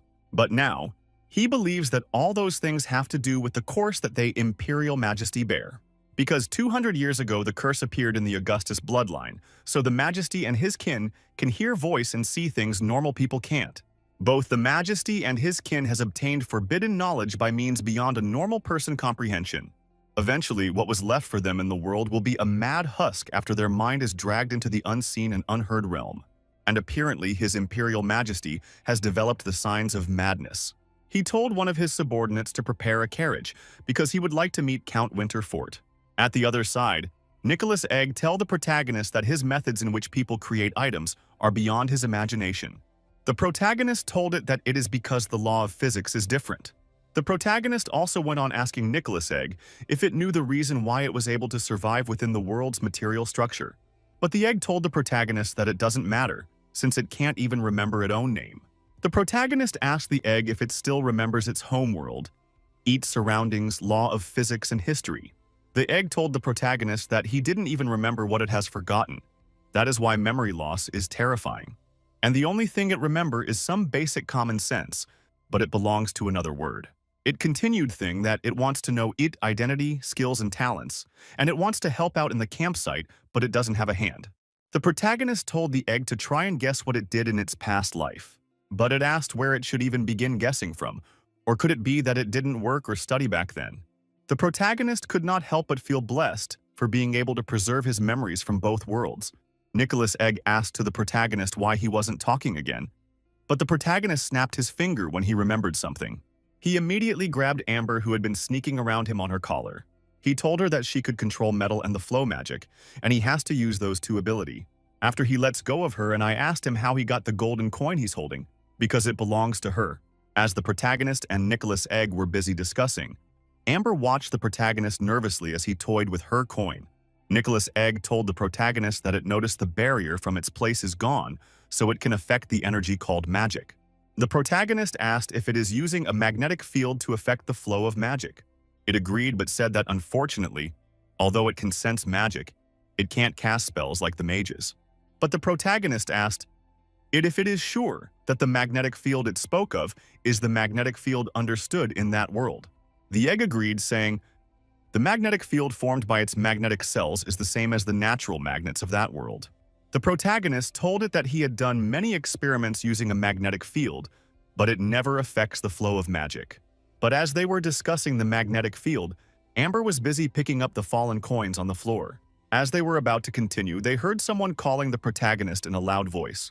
When Amber heard that, she told the protagonist and the egg that she would lease first. Rebecca came and told the protagonist to come with her, but he asked her if she blow up Hetty's lab again. Hearing no answer, the protagonist asked her again if she finally blew up Hetty's lab with a fireball. She waved hands, disagreeing and saying that she had been extremely careful with the lab. She continued saying that she is there to tell him that they finally managed to assemble that mana engine.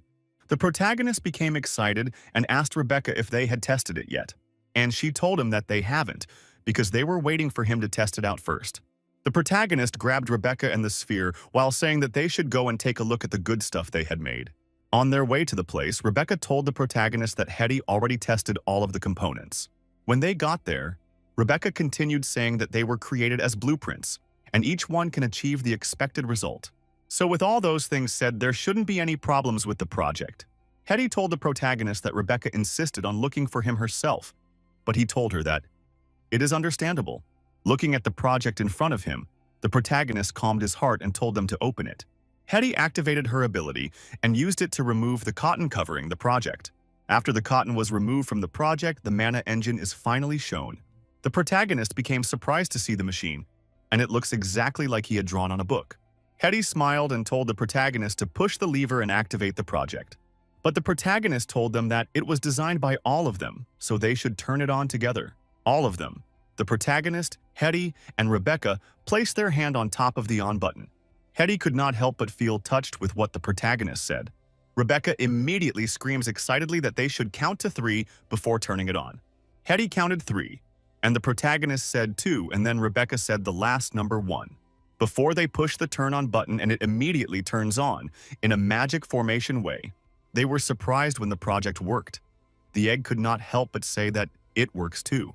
The other people from the camp started rejoicing that they made it, while hugging from each other. The protagonist told them that their names will be recorded and engraved upon the first Mana engine, and they'll enter the Cecil records. Hetty said that the machine was incredible power, at maximum strength, and it can even lift a half-ton piece of iron ore. Rebecca could not help but ask the protagonist what he think the machine can do. But the protagonist rubbed her on her head and told her to try to figure it out herself. And she said that they could take it to the mill, or make it move that giant saw in the lumber mill. The protagonist told them that it can move the water wheel or pull the mine carts. It can also draw water or hammer steel with the right tools. The people could not help but say that it can replace manpower, like using a machine to hammer steels. The protagonist said that deploying the Mana network isn't expensive, and they have the blueprint, but producing the machine is a problem. It's mostly because those parts take too much time to create, but they have to produce more of them. Nicholas Egg immediately interrupted by saying that it has something it could like to say. Rebecca immediately rubbed her hand on the body and asked the Eggy what ideas it has. But Nicholas Egg became angry, saying that it is not an Eggy. It told her to at least call it Mr. Egg. The protagonist told it not to mind Rebecca, and it told the protagonist that it finally knows what it can do, which is to control metals. Nicholas Egg continued saying that it could help them to do their blacksmithing. As he was saying this, it started melting one of the pieces of iron at that place. And the pieces of iron it was melting has been transformed from metal into a human figure. After the human figure was formed, it turned out to be the protagonist, and it surprised the protagonist. The egg told the protagonist that it is much more efficient in making those things. It also went on to create a statue for Rebecca and threw it at her. And also for the other, one of them could not help but say that it has a powerful ability and wondered if they would be in the future. The protagonist, who was shocked, is still looking at statues, saying that the face and the expression and the hair looked exactly like him in a more efficient way, and that was a great surprise to him. He could not help but ask the egg how precisely it could be when creating those things. It answered that it depends on how many things it is making at the same time, and there would be errors if it makes hundreds of things. And even the most complicated component in the protagonist camp is nothing but a child's play for to it. The word child's play could not help but flash in the protagonist's head over and over again. The egg asked the protagonist what was wrong, but the protagonist ignored it and brought out a pieces of paper. After writing something down, he told the egg that he will entrust the first industrial machine tooling to it, and what he wrote is the master plan and appointment letter, while saying in his head that Nicholas Egg would be the shining jewel of the Cecil's industrial crown. Although Nicholas Egg's speed is fast, it is no match for the production lines, but it can create machine tools. The machine tools of the industrial era, it could help with that. Hetty and Rebecca, who were looking at the protagonist, could not help but ask what was wrong with him. But the protagonist said that with a high-precision machine tools, they could create all kinds of machines. He then turned to the egg and asked if it would be his director of the machine production. And the egg agreed, immediately saying that it finally has something to do. The protagonist told the egg that the first task is to create 3 more mana engines, because he wants to use them in the mines and other activities. He turned to the rest and told them not to worry because their skills will remain useful. And the new department requires a new name. He also told Nicholas that the director of machinery has equal rank as the director of steel, Hamer, and they would call the new department the Cecil Machinery Factory. Hetty told him after they left that he is usually stern looking, but he actually smiled that day. And the protagonist told her that it is likely due to his square face and his beard. He touched her on her shoulder, telling he to forget it, because he is heading southwest so he would see her later. The protagonist saw what the druid wrote. He wondered if he had forgotten that the people cannot read. Putting that at the back of his mind, he reached out his hand about to knock on the door. But the door was open, and the druid told him that he had been waiting for him to come. The protagonist wondered if the druid actually managed to learn divination. But the old druid told the protagonist that he saw him walking over as he was resting against the window. After welcoming the protagonist inside his house, he asked him if he was interested in his luck-changing ritual. The protagonist told the druid that he is interested in his alchemic potions and the process of blessing them. The druid became surprised and asked if the protagonist came here just because of that. The protagonist reminded the druid that he said he wanted to increase the production of agricultural potions. The druid told him that it was not easy, but the protagonist said it's fine if there aren't any results, but he would like to check on the progress. The druid told the protagonist that creating potion isn't hard, and most of the potion requires cheap base materials. The druid told the protagonist that he heard from Amber about the labor system that he had created, like process splitting. He continued to say that for potions to unleash a wondrous magic-like effect, one needs to infuse mana into it, and that step requires a druid's ritual. He then started praying to the protectors of life and great spirits. Finally, it is done. So we told the protagonist that he freshly made catalytic potion for plant growth. The protagonist wondered if that old druid just fooled around with the last verse of the prayers. Because if he remembers correctly, the prayer the druid uttered is part of the teachings of the Heart of the Forest Druidic sect. The druid was surprised when the protagonist said that, so he asked the protagonist if he knew about it. But the protagonist told him that he had only read it in a book, but he has a question. He asked the druid if the druidic arts born is from the divine arts. The druid immediately said that it is a question a few ask, and fewer understand druid history to that extent.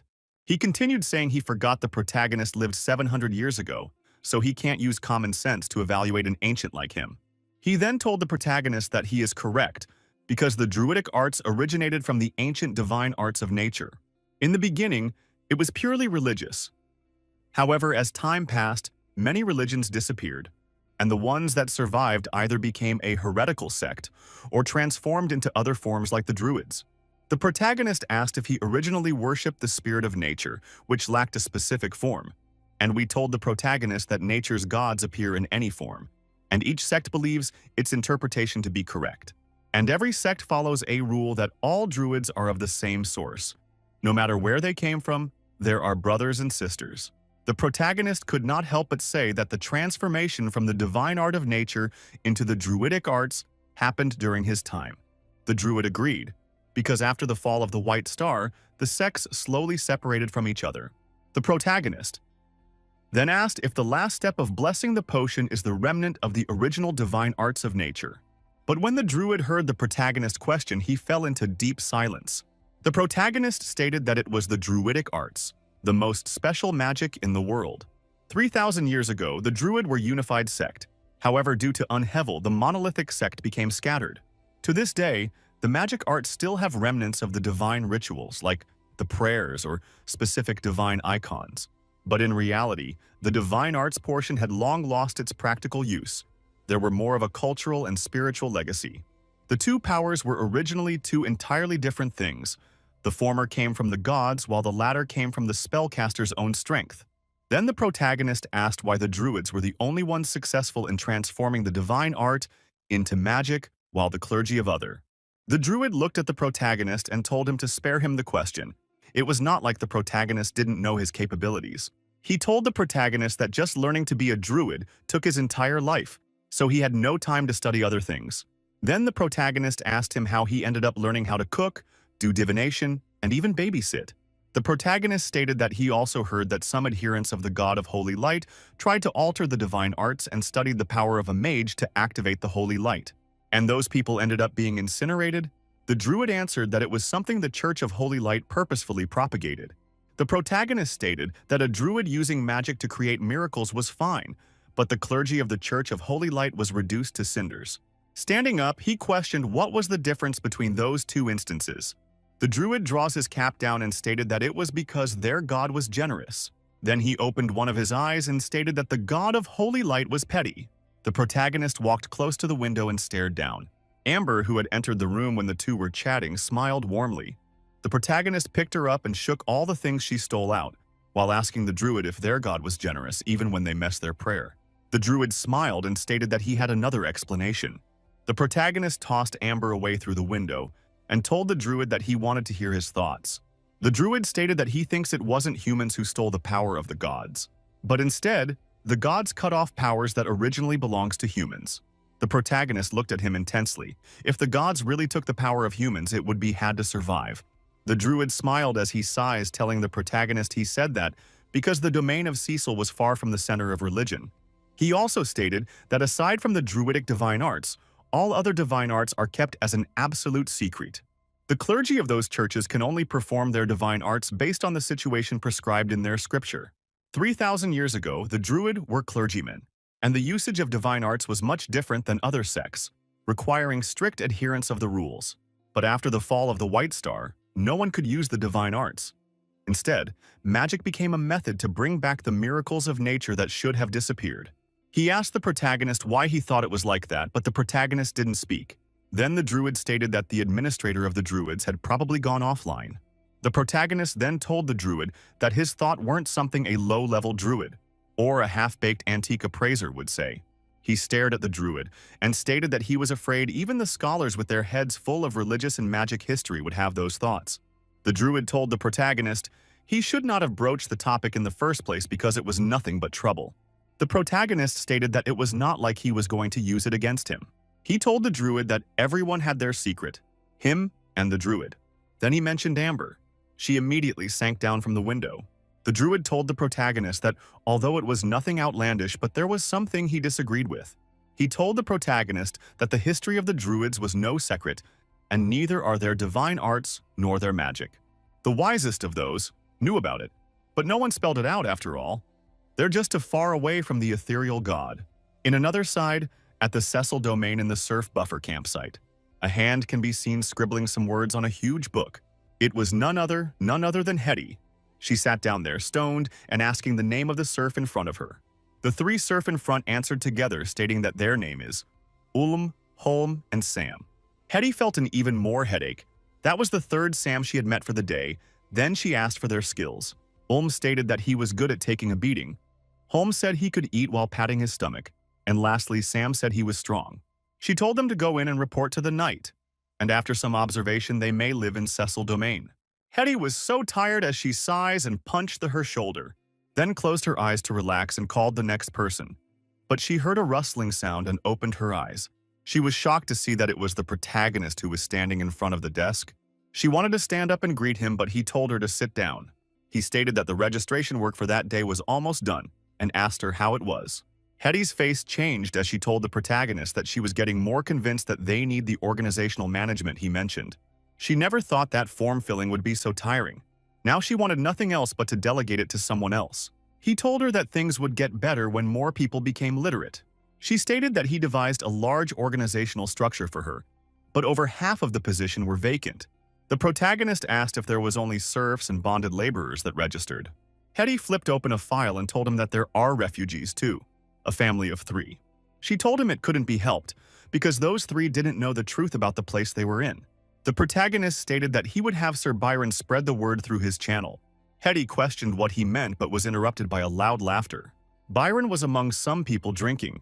He told them he knew of a place by the Mountain of Darkness, and also that the domain's lord had designated a plot of land to build a city, and told them his salary last month was all on the table.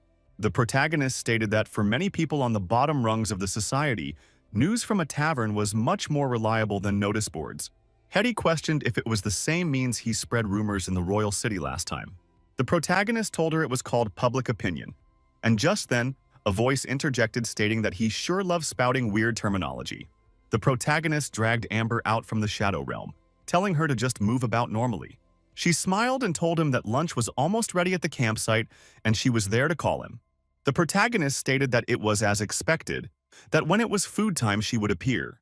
But before he could say more, he felt a maniflunctations at the same tent where Hetty was registering the names of people. A young man who was taking the shift for her was asking a weird man in front of him his name. The blonde hair guy told the man to not just stand there shaking. He shouted loudly for the weird man to say his name. The blonde hair guy became enraged when the weird man didn't tell him his name. He shouted if the weird man didn't understand common tongue, but to the weird man he couldn't hear the blonde hair guy's voice anymore. Then the weird man's eyes got a tint of red in his pupils and his expression changed. Soon the blonde hair guy realized that something was wrong with the weird guy. The weird man trembled and some purple lines started appearing on his body. The blonde guy shouted to the guards, telling them that something was wrong with the man. The protagonist rushed over and smacked the man on his face and it started swelling. He looked at his hand and saw some sparks of fire on it. The face of the weird man swelled and became disfigured without recognition. The protagonist immediately smacked him to some distance and he exploded in fire. The protagonist shouted that the knight should bring out all the group they just registered. The exploded bone of the weird man sank into some woods. Amber placed her leg on the blonde-haired man's face, and he shouted in pain. The protagonist told them to lock the place down and not let anybody unauthorized enter. Hetty worriedly asked if the protagonist was all right. He told her an explosion of that level can't hurt him. Then he asked her if there are any traces of aura at the scene. Hetty looked down and told him she sensed nothing at all. Just then, the druid rushed over asking if they were testing their art there. Amber told him that someone just self-destructed there, but it didn't scare her. Hetty told the druid that a pitiful slave was turned into a living bomb by some foul magic, and he was clearly alive before he exploded. The druid walked closer to the parts of the dead body and picked one. The protagonist stated that the druid seems as though he knew something, and asked if he had seen the dark art before. The druid picked the jaw where the teeth is located and smelt it. The druid stated that it was the Mors Omnium, death of all lodge spell of the druidic arts. He squashed the jaw as he told them it was also known as the Apocalypse Lodge. Then he asked if the protagonist had heard of them. The protagonist stated that there were the fallen druidic sect, who originally came from the sect of Sacred Spirit. The druid patted his hands and stated that this was their work. Amber asked what the Mors Omnium do. Hetty stated that 700 years ago they split from the main sect. Almost half of their members charged into the Gandor wastelands.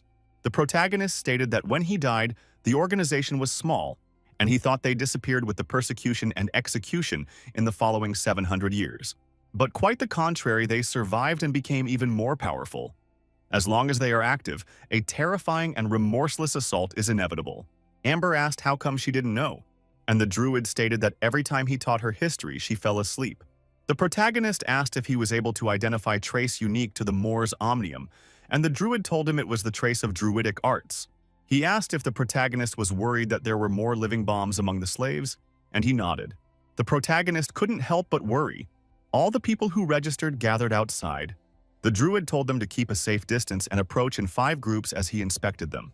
Hetty stated that the man who exploded was an indentured mine laborer from Tanza, and his name was Sam. They gathered people and first sent them to Tanza before sending them to Sir Byron's rendezvous point. Just then, the druid told the protagonist that he had checked through everyone and no sign of dark arts. The protagonist asked if they were safe, and the druid answered that he was confident in his magical sense. For an organization like Mors, who were normally dormant to send a living bomb to the Cecil domain, showed that they had a motive. The protagonist then told Hetty to bring Goldeye to him and check if the deceased had any friends or family. The druid asked if he need to go along, and the protagonist replied that he should go for safety reasons. Then the druid told the protagonist to give him a moment to put on the armor set. The protagonist asked Goldeye if he was the one who brought the surf, Sam there. Goldeye folds his hands together and answered the protagonist affirmatively. Then he stated that he was just an honest businessman and had not associated with any dark art practitioner. Philip stamped his sword on the ground and told Goldeye to answer what the protagonist asked. The female lady by the side trembled and asked her brother what will happen to them, since Sam was dead. The brother told her they were just slaves. He was afraid they would be whipped and starved. When the protagonist heard those words, his face darkened. Then the druid told him there was no hint of druidic art on Goldeye. The protagonist asked if Sam met with anyone or eat anything before arriving. Goldeye replied that he didn't met anyone. Amber came out and threw her dagger rolling up as she told Goldeye he better be honest. Then she grabbed the dagger and told Goldeye that they had mages and druid there. Then she proudly pointed at herself, stating that she was a master of shadow. When Goldeye heard that they could pull out his soul and interrogate it, he trembled. Amber told him not to cause more trouble for himself, and he sweated even more. Goldeye was already at his wit's end and told the protagonist that there was something special about Sam. When the protagonist heard special, he asked the Goldeye what he meant. Goldeye told him that Sam was originally supposed to be sent to Viscount Andrew, but Byron paid a lot and took him. The protagonist asked if he sent the serf who was destined for Lord Andrew's castle to him to make up the number. Goldeye told the protagonist that Andrew needed a slave and Sam was skilled in different aspects. He told the protagonist that if Sam was sent to the palace, it would have been a life-saving thing to him and his family. The protagonist stated that it was because Byron added 4 more silver that he sent him on board. Then he turned and asked the 2 siblings of Sam if they noticed anything weird about him. The young brother of Sam told the protagonist that Sam would sleep off when speaking, and even when standing. The druid questioned when the situation started happening. The sister answered that it started about 7 or 8 days ago, not more 10 days. The protagonist asked Hetty when Byron had spread the news of them needing people. Hetty told him it was about 4 days ago. Then the protagonist realized that Sam had been acting strange before arriving at Tanza. So speaking, him being sent to the Cecil domain was an accident. Hetty stated that their neighbor might be in trouble, and the protagonist stated that soon their neighbor's trouble will be theirs. The Moor's omnium originated from the Druids, and a living person was not only their spell-casting reagent, but also a host to spread plague. The protagonist asked the Druid if he thought the Moor's omnium will spread the plague in Tanza. The Druid replied that the Moor's omnium don't think the same as normal human, so they had to prepare for the worst. The protagonist told Goldeye to leave but avoid going to the north for the time being. Goldeye answered affirmatively and stood up and left. Then the protagonist turned to the two siblings of Sam and showed his condolences. He told them that Sam's remain had been collected and will be buried in the graveyard near the forest. He told them that they will leave well in the Cecil domain from then on. Tears slides down from the male's face when he had the protagonist stated that they only had to fight for their freedom. Finally, the two siblings went out from the tent, going towards the surf campsite. Amber told the protagonist she thought he would give them freedom as restitution for their brother's death. The protagonist looked at her and questioned why he would do that. Then Amber said it was because he was kind and benevolent, because he was a good person. The protagonist told her he was not running charity there. If he were to give them freedom, someone else might murder their kin to change status. He told her those two needed to earn their freedom with their own hands. He enacted a system to ensure validity, so he must also follow it. He wanted them to realize that freedom doesn't come easy, and maybe one day he would outright abolish slavery rather than slowly progress towards it. Amber was shocked that the protagonist had ideas like that and asked when he would do it. He replied that it was when everyone realized that even the children of slaves and serfs can create fireball powerful enough to kill the king. Then he told her to prepare for them to go to Tanza and see what the Moor's omnium was all about. Hetty told the protagonist to be safe because the heretics are merciless. Philip told Hetty not to worry with his life. He swore to protect the protagonist. Philip felt ashamed when the protagonist stated that he was not even a match for him and he still wanted to protect him. Plus, when the time comes to deal with the heretic, he was the easiest to fool for them. Philip didn't seem to understand and told the protagonist that he still requires more training. Hetty asked where Rebecca was and Amber told her Rebecca asked them to wait, that she was preparing something for them. Just then, a huge smoke can be seen from a distance and a voice calling the protagonist. It was none other than Rebecca. She was running so fast, shouting that she was coming. When she got there, she told them she was sorry for making them wait. Amber told her that if they waited any longer, the heretics will have babies in Tanza. When Amber asked what she was doing, Rebecca proudly stated that she prepared something that they might find useful. The protagonist and Amber bends down and looked into the huge bag. The protagonist put his hand inside and brought out an item that looks square in shape. Rebecca told him it was supposed to be part of his finished product report, but she didn't expect something like the heretic to happen. She told the protagonist he had asked her to think of how to delay explosions using a runic trigger. However, its structure is too intricate and different to process, so they can't mass-produce it. The protagonist asked if Nicholas Egg was the one that made it, while Amber ran up to the river. Rebecca replied that it was Metal Ball who made them, but she gave him the schematics. As for Amber, she ran and threw the explosive into the river, waiting for it to explode while closing her ears. The protagonist stated that Metal Ball was incredible and asked how Rebecca got the delayed detonation. She told him it was through using Winder's gear wheels and connecting rods. She showed him something on the explosive and told him it was really simple. The protagonist questioned in his mind if Rebecca transmigrated, when he saw that it was a stable and reliable gear reducer module and anchor mechanism. Hetty asked her where she got the idea and she told him she seriously studied his design for mana engines. Then the protagonist asked her about the reliability of the product. Rebecca stated that she had tested it a few times and in various environments from high to low temperature. She told him that at the very least it won't detonate prematurely. Then she told him that the metal strip by the side is its safety lock, and if removed and the button pressed it would start ticking. The protagonist patted her head and stated that she did a good job and he would be sure to praise her when he came back. Then the Salders, Amber and the protagonist started moving for the journey. Rebecca called Hetty and asked her if the protagonist was being ironic, when he said he would praise her when he comes back. Hetty looked at her and asked why the protagonist would do that. Then she remembered what happened when she bombed her experiment house. Then she made a funny face and stated that the protagonist always said he would fix her once he's back. Hetty laughed and told her that he wouldn't do so. It was just that they were too narrow-minded to recognize her talent. Rebecca asked if she was not being ironic too, and Hetty answered she wasn't. The protagonist had finally reached their destination. He told the others they should dismount and walk. Then the druid told them if they noticed the town was already under lockdown. Because they were on lockdown, everywhere was empty on the bridge. The gate had so many soldiers that were stationed there, and there were also a lot of boat by the dock. Amber said that she didn't see any merchant or traveler there, which means that the lockdown must have lasted for 2 days. Then the man beside her wondered if the town had entered lockdown after Pygor's ship left town. And by the look of it, they are only restricting the exit and entrance, and also the order inside the town was normal. He also said that Byron was a merc, and the situation cannot kill him at least. Plus, he was a quick-witted man and very cunning in nature. The old man on a hat asked him how they were to get into the town since everywhere was restricted. Then the man said that there was a path from the Tanza mines.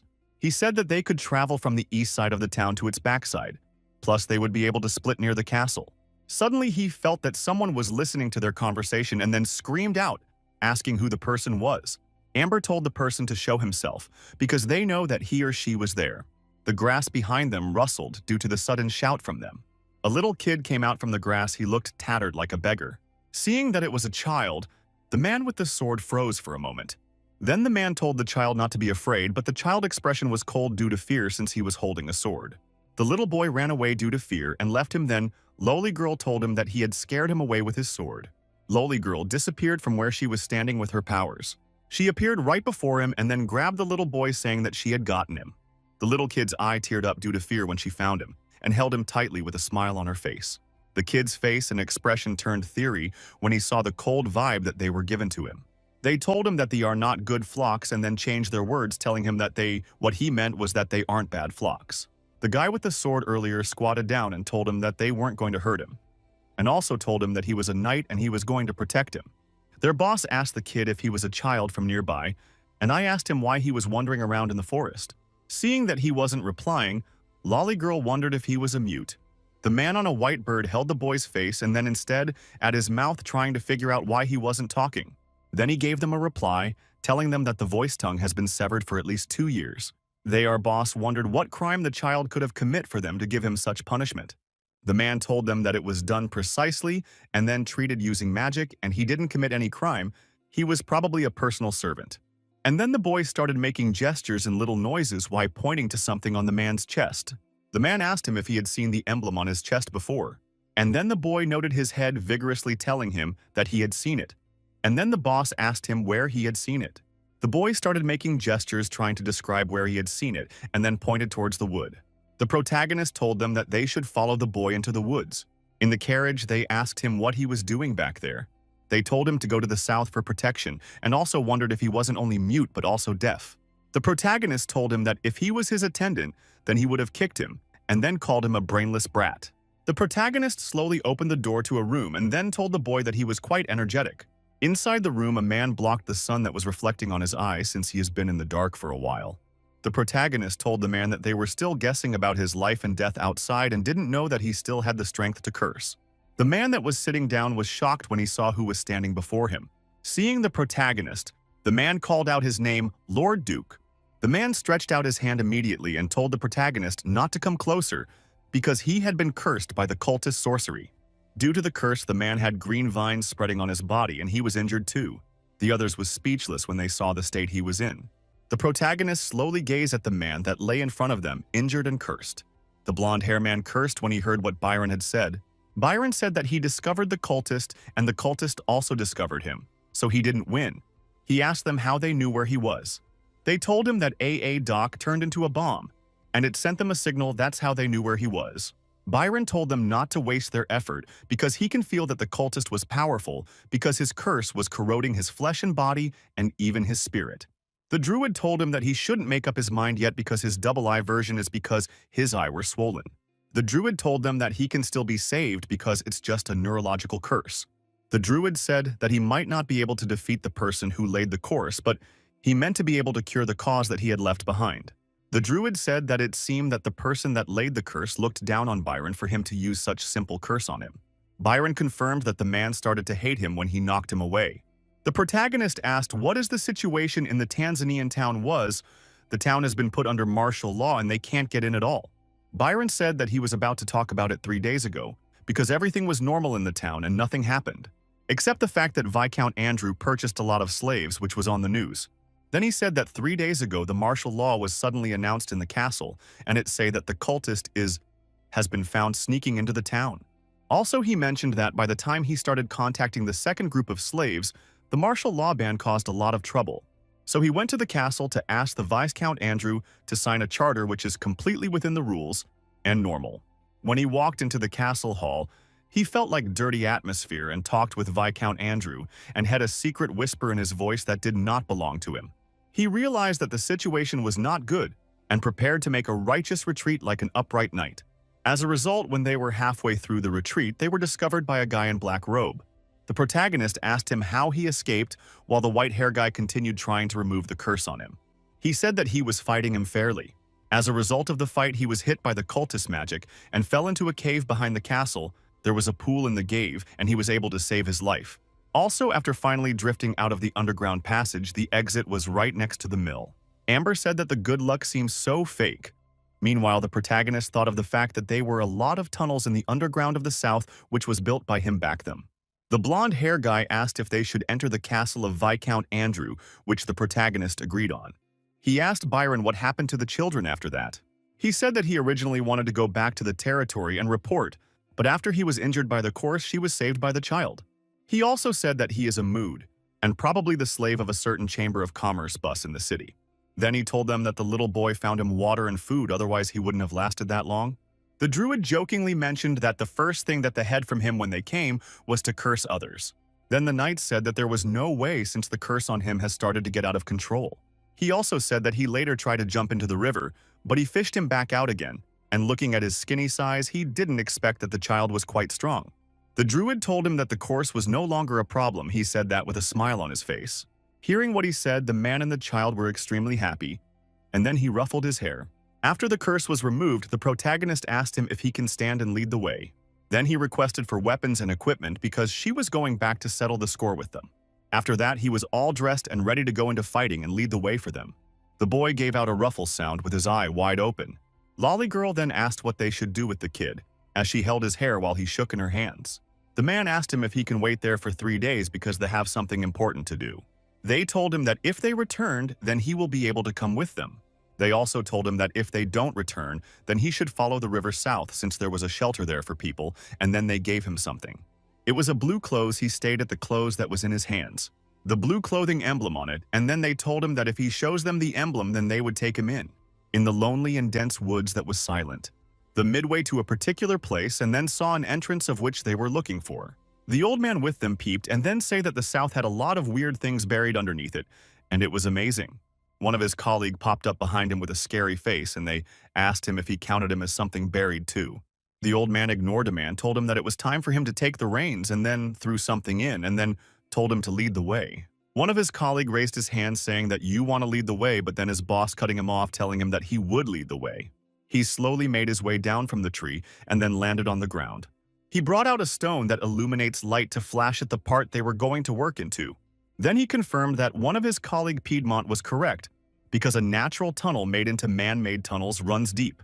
Then he flashed the light up, telling them that they can come down now since it was safe, which Lollygirl hastily did.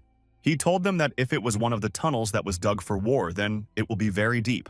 He also told them that if the tunnel weren't deep, the refugees sheltering in them would be affected. Suddenly he had a rusting sound and then flashed his light closely to one part there in the tunnel. To get a better view, she went a little closer and flashed her light. And then they entered a hall that was quiet with straight-up roads. Lonely Girl behind him looked around her while the leader concentrated on the road ahead. Then she opened up and said that something was not right because their architectural style is very different from the tunnels of their crypt. Then the boss said that it means that he wasn't in charge of the tunnel's constructions or wondered who was. Embassy that place reminded her of the ruins in the Mountain of Darkness. Byron agreed with Ember and also say that since he was caused, his mind was pretty foggy and he missed that. The protagonist wondered if that is part of the reasons why the ruins in the Mountain of Darkness is part of the larger ruins. He also wondered if it could be the fortress inside the Mountain of Darkness and underground tunnel there are connected. They also wondered if they connected them by cutting through the north side of the mountain, the Whitewater River, and the entire forest belt of the mountains. Also, to cut through such large swatches of the land is not a mean fit, and the amount of materials our machine needed must have been massive. Suddenly he couldn't help but think of something, and it was something related to the divine sin Eggy mentioned earlier. Suddenly, Lolly Girl waved at his face to get his attention. She asked him what he was thinking about and if he just spaced out. He said that it was nothing, and also said that judging by the location, they were probably under the Whitewater River's riverbed. Lolly Girl was surprised and then said that the place they currently were in is sure deep, and then wondered how they digged the tunnel deep. The white-beard old man whispered in Lolly's ear, telling her he is more concerned on how they determined their location. She replied by telling him that he was buried for 700 years, which makes him a pro at that. The protagonist heard what she said and pulled her ear, which made her cry out. After what he did, they all stood there, all three of them looking at the protagonist. Suddenly, the protagonist noticed that the blonde hair guy was becoming serious and then turned to him. Suddenly, Philip, the blonde hair guy, called the knight's name Byron. Philip asked him that regarding what he said before about Justice Retreat, is it a night skilk that he didn't know about? Byron was speechless and then froze for a moment. His face turned pale when he heard what Philip said. Then he started begging him, telling him that he should teach him how to perform that skills. As they walked in, suddenly everywhere became silence. All they could hear was drops of waters. They stood in front of a lake that was at the body part of your wall. Byron suddenly pointed out to a root of saying that that was where he had fallen off from. The protagonist asked if there have been any earthquakes in this generation in recent years. Philip replied by telling him no, and then said that he heard from people who live in Tanzania town that they occasionally heard strange sounds like beaks crying from under the Ming. Suddenly, the protagonist wondered something, and then said that Byron's law was really good, then he should really thank the goddess of faith for surviving. Byron told them that going up from there they can see the east wall of the castle, but the entrance to D Cave is almost straight and full of soft soil. Then the druid raised this hand, snapped his finger, and said that it was up to professionals to handle the rest. The tree branch on his hand initially dried off. As the one on his hands dried off, all the remaining tree branches started to squeak and shake, and then slowly started drying off. After he was done, he now made way for them. Outside of the cave was the walls of the castle stood there in the woods. They saw that no one was at the corridor, and then the art room is also deserted. Amber noticed that no one was there in and outside of the castle. She said that no one had pruned the yard in months, and weeds and shrubs were almost covering the roads. The protagonist was concerned of Byron, and then told him that he hasn't recovered, so he should wait for them. He left 3 crystal grenades for self-defense and then asked him if he had memorized the usage. He told the photogon is that it doesn't feel good to revealed as a nuisance. The protagonist told him that he has made great achievements and fought bravely, so he doesn't want him to die because of his recklessness. He looked at the granite for self-defense that has been given to him with a soft look. Everywhere inside the castle was calm, and was also bushy on some parts. They walked into the castle while sticking to each other closely to avoid dangers and to be alert. Suddenly, Philip sensed something, and then his eye trembled in fear. He felt like something was staring at him, and then he grabbed his sword lightly when he heard some weird sounds. He told Ember that there was some evil air there. She jokingly told him that he should shout holy light, and then the next second she was going to chop it off. The protagonist told them to keep quiet and also reminded them that Philip was a follower of Kyle. Kyle was the god of warriors and knights and also the god of war, and he's a very powerful god. Although he wasn't the god of holy light, his divine powers also has ability to resist decay and detect evil. Philip told them that the plants were growing too much and something was probably wrong. The protagonist told them that they should avoid that plant, let them slip past it. Suddenly, Amber something, and then turned around. She was speechless for a moment while she stared at the plant. Amber's eyes shook while her pupils shrank in fear as she noticed something. She could see dangerous creatures lurking around the castle in the leaves. She wanted to scream out, but Philip quickly closed her mouth with his hands. Hands of the dead came out from the floor, stretching out and trying to grab onto something. This were people that has been killed by the plants, their faces, their hands, and everywhere displayed in horror. They had an unfortunate death because they plants wrapped around them to their death. See what has happened. Philip called what the plant did a crazy act. Amber asked Philip if those people were dead or alive. The druid replied by telling her that most of them were alive and it is hard to say how long they will live. And then also that was the reason why they didn't see any guard attendants, because all of them had been buried in the atrium. The druid told them that they should never come in contact with this plants because they are the eyes of the cultist. Amber said that she was not afraid, but there was no need for such a troublesome ritual to extract life from people. The druid said that those people we have dead and still have a little bit of consciousness in them. He also went on and tell them that he suspects that they, cultist, was extracting the minds of those people. When Amber heard that, she wondered if something like that can actually exist, the extracting of people's thoughts. The druid told them that it was not easy to deal with an extraordinary powerful person, but all of those guards were ordinary people and have no ability to resist magic. And it seemed that the cultist doesn't just want to kill a few people, dear. He has a purpose. He was gathering information. They came to a stop in front of a large door that had a symbol on it. The protagonist slowly surveyed the symbol in front of the door. He was speechless for a moment and found it quite strange, and then they slowly opened the door. He brought out his sword to be prepared to move into the room in case the door opens. The doors slowly opened, and then he stood and crossed his hands in front of him to counter any attack that might be launched unaware. When the door opens, his two there with his sword in his hands. He said into the room calmly and cautiously to avoid making much sound. When he got in, he felt a very powerful force on him. All his entire body froze. They were no longer listening to him. His entire body shook with fear because being unable to control one's body could lead to death. He felt that he was in a sea conscience of an entirely different creature, but something way more powerful, or someone if possible. He stood there stranded, having no idea of what to do while his body was being controlled by someone else. He could see a palace with a lot of pillars and felt like he was getting closer to the door. But instead of getting closer, it seemed like his conscience was getting far away from the door of the palace. He was slowly being sucked into the conscience more and more and finding it hard to escape from it. He could hear voices that kept on saying all things would eventually perish.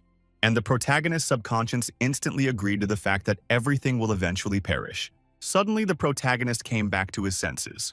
After what had happened, he was speechless for a moment, and then A wondered what exactly had happened to him. He stood inside the hall and everywhere was silent. He was literally in a daze for a moment without doing anything as he surveyed his environment. Inside the hall, there were old pictures of old paintings around the walls in the halls. He turned to his subordinate and saw that they were fine. Then he wondered if he was the only one that was affected by what had happened. Amber came up behind him and asked him what was wrong. He told her that he seemed to have encountered an illusion, but it's only lasted for a moment.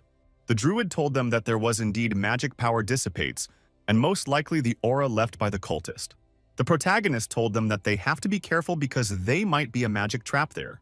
The druid jokingly said that the protagonist was either cautious or has weird power and he can feel it. He said that he can feel the magic powers that was twisted in there, but none of the breath is active.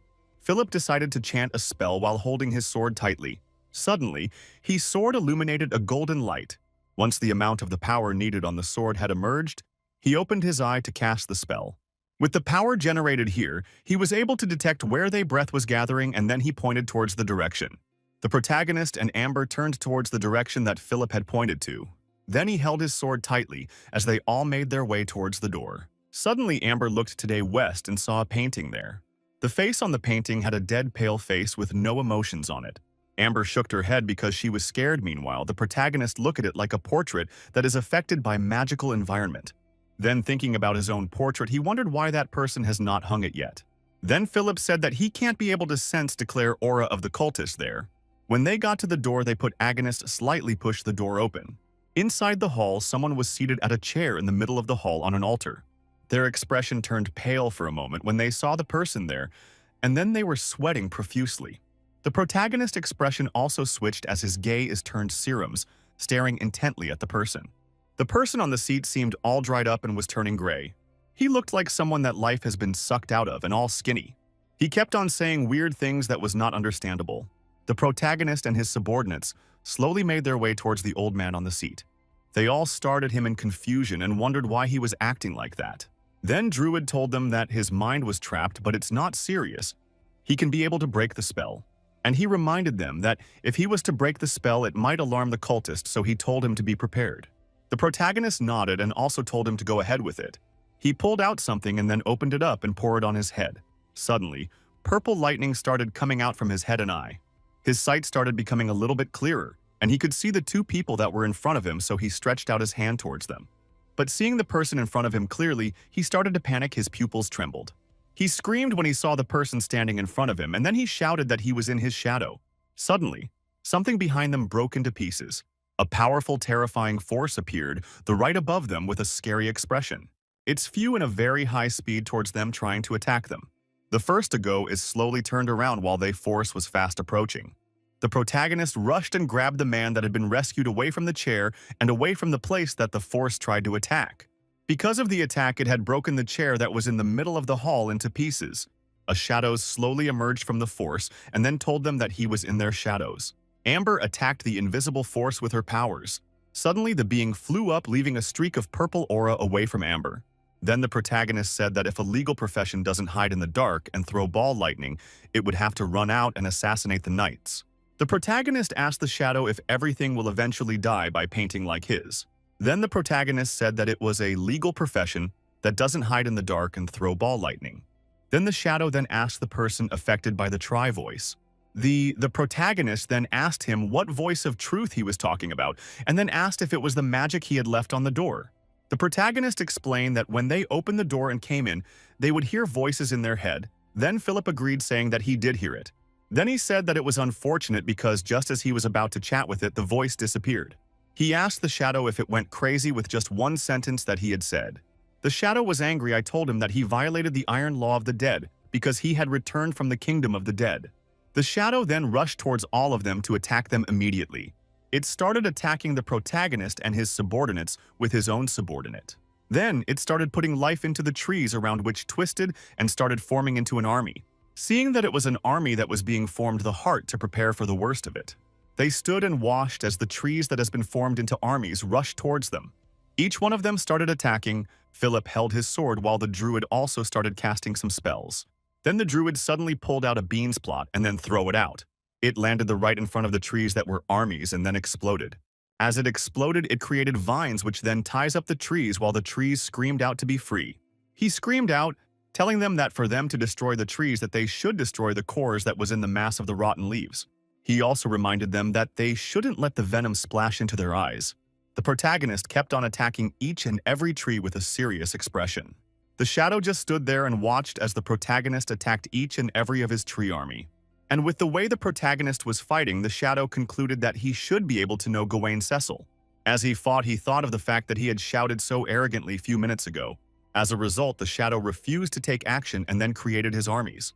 Also, he probably must have guessed that Cecil was in a weak state after his resurrection, so he was testing his strength. And the shadow was also taking risks. This were all the protagonist's conclusion. He kept on slaying the trees that were attacking him repeatedly without any sign of weakness. He decides to go out with a fake expression of exhaustion and fatigue so that the shadow will attack. Suddenly, the shadow then decided to launch an attack. The shadow threw the attack at the protagonist, taking advantage of his illness or weak states to kill him. Seeing the amount of force coming towards him, the protagonist smiles because that was exactly what you wanted. The shadow increased the amount of force of attack that he had launched at the protagonist from behind. Suddenly, he didn't feel any movement initially, but then paused when he felt a sense of danger rushing towards him. The protagonist went in between the attacks he had launched and then raised his sword to cut him. The shadow dodged immediately because of the danger he had felt and was shocked. Seeing that the shadow had dodged, swing his sword to the right to cut him, since that was the place he had dodged to. The shadow captain dodging each and every attack of the protagonist. But the protagonist didn't give up and continued to attack mercilessly while they shadow tried to block the attacks. The protagonist put all his entire force and power into his sword as he launches his attack. But instead of dodging this time, the shadow used his hand and blocked the sword attack that the protagonist has launched on him. Seeing that he had taken his attack head on, the protagonist was very shocked, because the two attacks meeting together had generated a lightning on the sword. But then, the protagonist decides to put all his entire force into the sword. It sounds like an alarm to the shadow when he felt the force from the sword and then the light that it has generated. He felt the heat coming from the sword that was on him, and then the shrinking sound could be heard. They kept on attacking each other, and then the shadow also felt fear from the attack he had gotten from the protagonist. They kept on slashing their sword together. One was slashing while the other was blocking. But then the battle became very, very intense as the expression of the protagonist turned cold. The protagonist slashed his sword towards his attack, who blocked the attack with his sword. The protagonist moved forward again and slashed his fire-lit sword towards the attacker with a hood, who once again blocked the attack. The protagonist and the hoodman attacked each other ferociously. Their swords was moving so fast it could barely be seen. The protagonist slashed his sword intending to cut the hoodman, who moved back with great speed. The protagonist raised his sword back, immediately injuring the hoodman on his arm. As the hoodman flew backwards, the hoodman calmly leaned against the wall, holding his hand that was cut by the protagonist. The protagonist kept his sharp gaze at the hoodman, and the protagonist raised his sword above his head. As the protagonist raised his sword above his head, flames of fire can be seen gathering around the protagonist's sword.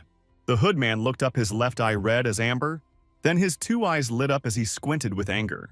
The protagonist then slashed forward against the hoodman, with fire gathered around his sword. The wave caused by the sword raised the floor like an earthquake. The hoodman let out a shout from his lips as marveled at the power from the protagonist's sword. The surrounding area shook as if an earthquake was happening. Dust from east blew as the earthquake kept moving west with clouds of dust following. The young soldier stood, his sword in hand, staring at the branches everywhere with tiny lights in them. The branches appeared to stand and then fall, coming towards the young soldier, who held his sword before him. The soldier stood, and lowly girl sat on the floor with exhaustion written all over their faces from the fight. The young soldiers looked by his side, seeing the protagonist coming, asked him if he was the one that destroyed the cult. The protagonist kept coming forward as he answered the young soldier with a no. The protagonist looked at the body hidden below the dispersing dust, saying, "He always feel like something is not right at the end." The man with the pointed hat bent and picked up ashes from below and smeared it in between his thumb and index fingers, saying it's burnt bark. The old man went further to say that it was black magic used by the fallen Duridi. The tree roots have grown everywhere with green, slimy things on it.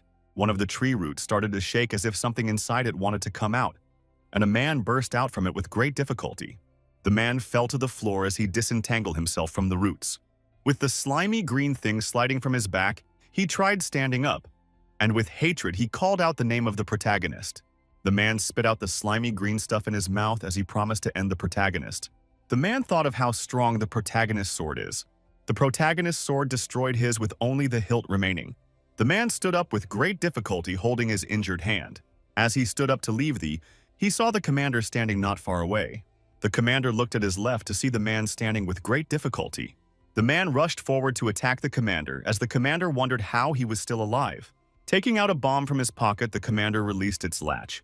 The commander then pressed the button at the head of the bomb. The man kept rushing towards the commander, who stretched out his hand to throw the bomb at the man. The commander threw the bomb towards the man. The man expertly caught the bomb thrown towards him. With a smirk on his face, he taunted the commander who threw the bomb. The commander then asked the man to turn around, which left the man surprised. The man looked at the bomb in his hand with fear in his eyes. Light started coming from different places with the bomb, the man's eyes with great fear written on it. The commander, with his back turned, put on his sunglasses to shade again the explosion. The explosion pushed the man off the building they were on. The man kept falling and falling until he could not be seen again. On the roof of the castle where the explosion happened, smoke can be seen rising to the sky. The protagonist and those around him were startled on hearing the explosion.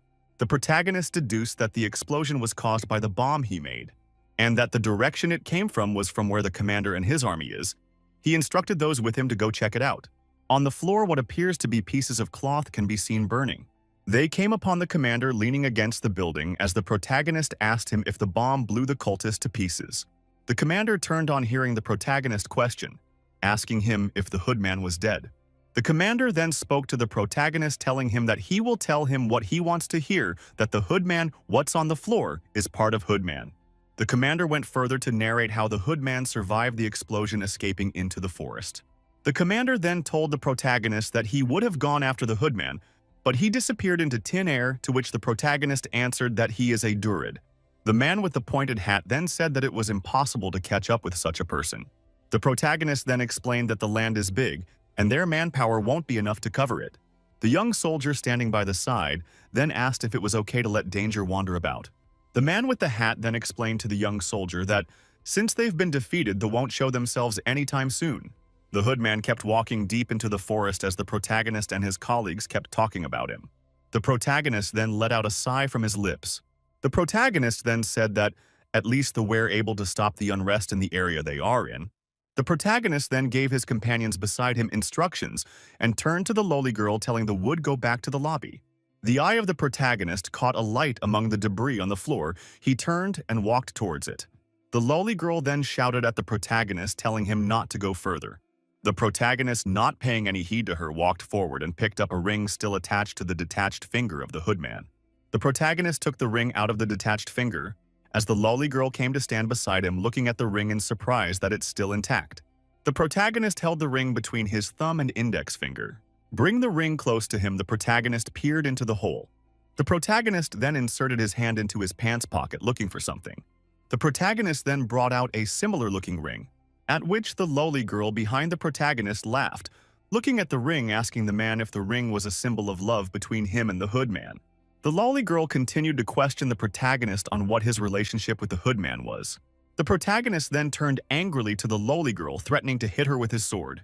Raising the ring to his face, the protagonist reasons that the ring might be a mithril ring. The lowly then placed her right index finger on her head as she thought where she's heard that word. She suddenly opened her eye in shock. The lowly girl further talked about how the protagonist got his ring, that maybe the protagonist and hoodman were comrades. The protagonist then explained to his companions that to get the ring was hard, but the mithril house chose to sell it. The lowly girl was surprised, asking if the mithril house was not afraid of being destroyed. The protagonist then clenched both rings in his fist as he told the lowly girl that they had nothing to be afraid of cause of who their head is. The night has come, the sky is filled with stars as the shine. A man sat his face facing the floor as the protagonist came to stand before him, telling him that the cultist escaped. The protagonist then placed hand on the man's shoulder, telling him that they won't come back anytime soon. With a smile on his face, the man thanked the protagonist for saving them. Throwing his head back, the man shed tears as snort ran down from his nose. The man's tummy rumbled. He turned to the protagonist, asking for something to eat. The protagonist brought out a flask containing a green-colored liquid, asking the man to drink it first before eating. The man looked at the liquid with a weary expression on his face. The protagonist told him the potion was developed by the druid in his area. A poster showing the old man with the pointed hat with the potion on his hand is displayed. The protagonist then fed the potion to the man, who drank it with some spilling from the corner of his mouth. The man then blanched after drinking the potion given to him. The protagonist then asked the man if he had any information on the hoodman. The man cleared his throat and with his eyes downcast told the protagonist that he dug up information he wasn't supposed to. The protagonist became curious and asked the man what he meant. The both looked the other deep in the eye as the man confessed he dug up a piece of the eternal tablet. The man went further to explain to the protagonist about how he came to be possession of the eternal tablet discovered underground. The man further told the protagonist that the walls has an ancient stone wall with its support. The man continued his story that the people he sent found the eternal tablet in a tightly sealed room. The protagonist then asked if that was what the hoodman was after. The protagonist asked the man how others knew about the tablet, at which the man said he's butler. The lowly girl smiled happy. She didn't have to return the watch she stole from the man's butler. The man angrily told the protagonist that he told the hoodman that he sent the tablet out to the king, that the hoodman couldn't get information out of him. The protagonist then looked at the man with a curious eyes, noting how tenacious his mind is. The lowly girl turned to the man, stating what the hoodman did to his people to get information from them, not knowing the man was the one he needed. The man boastfully talked about his lineage and that he could never bow to a cultist. The protagonist then asked the man where he hid the tablet. The man laughed out loud. With a smirk on his face, he told the protagonist that he hid it in a place clear as day. A man with the appearance of a spiritual being can be seen as bright light shone behind his back, as the story of gods is being told. Light shone from the head of the man with the appearance of a spiritual, as the story about gods and eternal stone is being told. Some people kneels on the floor, some with their hand facing the sky, some facing the floor as balls of light descended on them. As the protagonist asks the man where he hid the tablet, the man smiled, leading the protagonist to it. The man stretched his hand under a sack as he continued to tell the protagonist how the hoodman missed the tablet. The man brought out the tablet, telling the protagonist that he hid the tablet under where he was sitting. The protagonist was surprised, asking if this was the eternal slate. The man confirmed that it was, but continued that his people knew because of TGE inscriptions in the wall where they found the eternal tablet. He continued that in the place the tablet was found, other magical devices were not working, except the tablet he held in his hand. The protagonist closed his eyes as he pictured hands coming together as if begging for something as the man continued to talk.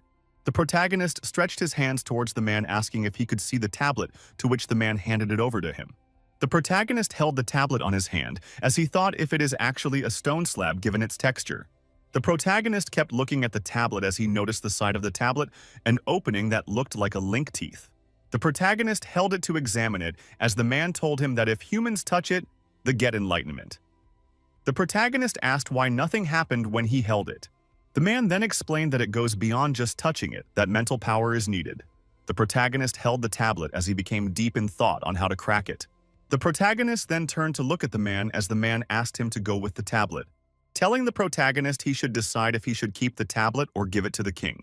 Doubtful on why he gave it out so easily, the protagonist asked the man the reason, with the man explaining himself, as the man anxiously cried out that he never wants to deal with the tablet ever again, because if it weren't for the protagonist saving him, he wouldn't have survived, that the protagonist should consider it a gift. The protagonist pocketed the tablet as he told the man that he doesn't know if he should consider the tablet a gift or a plague. The protagonist looked slightly behind him as someone called for his attention. The man with the pointed hat reported to the protagonist their progress in saving people who were victims of the hood man. Some covered corpse can be seen on the floor as the old man continued to tell the protagonist that the couldn't save everyone.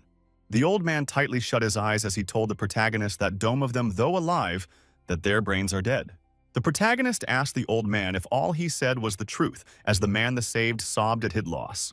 The man then sadly said that even though he has to spend much to fix some of the damages, but he is grateful to be alive. The man held his head in despair as he thought about his little girl who was a victim, but grateful for his sons who were not. The man looked up with wide eyes as the young soldier told him that his daughter was still alive, but her brain was heavily damaged. A young girl can be seen wandering as the young soldier said that it was up only to the gods if she will recover. The man smiled a little on hearing that his daughter is alive. Holding his right hand to his chest, the man thanked the protagonist and his companions and expressed willingness to help when necessary. With his hand stretched out in front of him, the protagonist then told the man that he is doing what he knows is good, but if he needs his help, he will reach out. The man was surprised about the protagonist reaching out and asked, to which the protagonist told him that New Cecil is still under construction. The protagonist then laid before the man things that are lacking, especially in construction. As the man listened to the protagonist's sweat came pouring down his face with a smile, the protagonist told him that he will buy the materials from him. The protagonist then further explained to the man that the need large quantity of the crystal he mines and that he would make enough profit. The man deepened thought reasons about the protagonist offer and agreed that he had more benefit if the deal pushed through. The protagonist also told the man that he needs workers. They can be anybody but not criminals. The man should help him spread the word. The man continued thinking to himself that this is his opportunity to remove excess population in his territory. The then called for his attention. The protagonist told the man that he needs people who can read, write, and understand mathematics. The protagonist and the man shook hands as they came to an agreement. Then the protagonist mentioned the ruins that the miners found. He explained that there were research centers.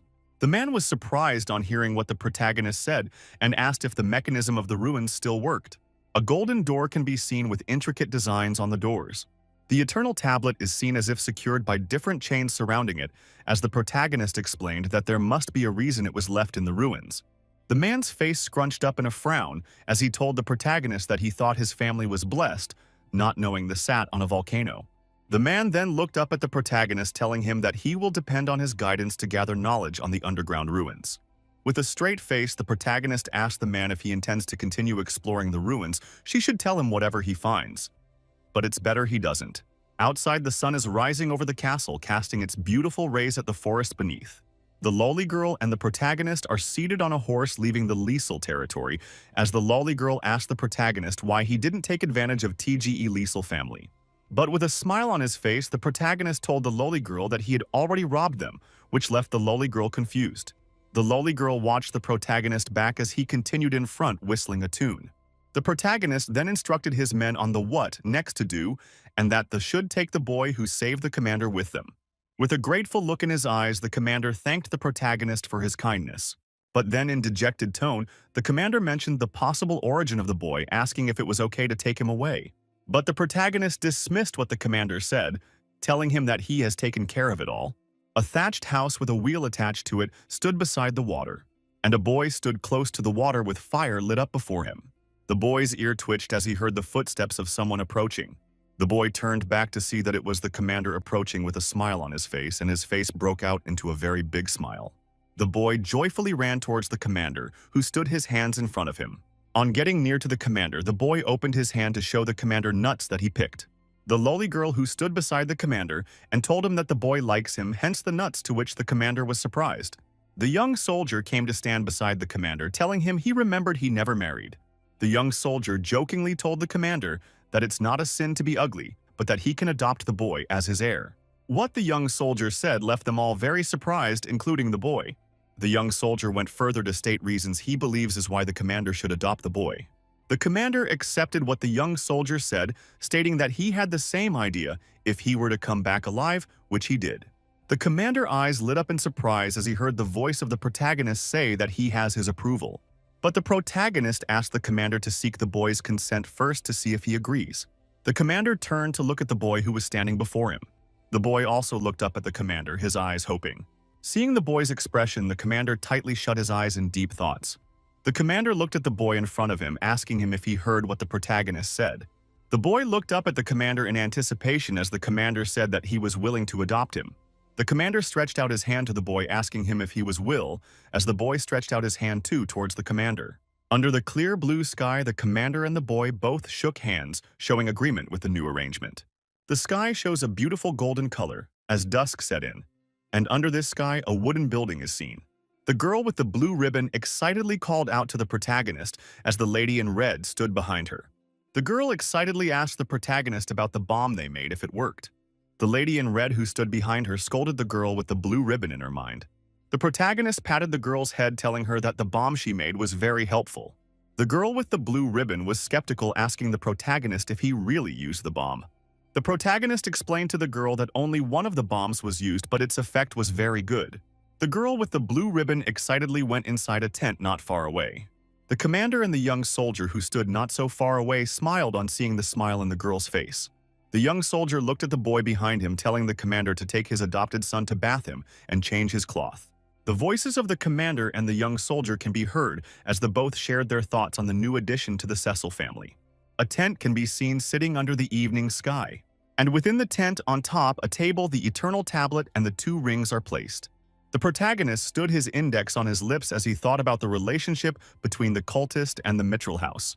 The protagonist, with his eyes closed a little, told himself it was time to call that lady. The protagonist picked up one of the rings from the tabletop. The protagonist clasped the ring within his palm as he infused the ring with his magical powers, as a blue light shone from within his hands. A pattern can be seen appearing. The protagonist then slowly opened his hand, marveling at the communication magic of the ring. The protagonist further thought about the ability of the mitral house that produced the ring. He also wondered if the ring has other functions. The ring suddenly spoke. It greeted the protagonist. The protagonist looked at the ring and told the ring that he has a question, to which the ring responded that he can ask freely, and he asked about the Hood Man. The protagonist held the ring close as he waited for its reply to his question, to which the ring replied that they don't business with the cult of the Hooded Man. The protagonist looked surprised and intently at the ring and asked it why it was like that. The ring explained that the cult were psychotic in thinking, caused the belief in the destruction of everything living. The protagonist then explained to the ring how he was able to get hold of the ring and from whom, which left the ring surprised and doubtful if it was original. The protagonist explained that TGE ring is exactly like his, so it should be real, but he can check the identification to know for sure. The ring confirmed that it couldn't be stolen because it will be useless to whoever stole it. This statement led the protagonist to the conclusion that someone from the cult has access to purchase the ring from the Mitchell family. In some other place, a being with the appearance of a woman sat with a ring floating before her as she communicated to the protagonist her next line of action. The protagonist asked her to communicate with him if he gets any new information, to which the lady on the other side told the protagonist that she will get back to him once she has an information. The protagonist thought to himself that the communication was awkward. He asked to cut the call first. The voice from the ring then asked the protagonist if he will die again. The protagonist then disconnected the discussion as he say, his hand folded in front of him. The protagonist then picked the tablet on top the table surface. He picked up the tablet with questions written all over his face. The protagonist kept touching the tablet as he thought to himself that the material feels familiar. The protagonist went to a shelf within the tent store, the tablet. The protagonist thought to himself that the crystals found on the body of the eternal tablet is the crystal left by the former owner of his body.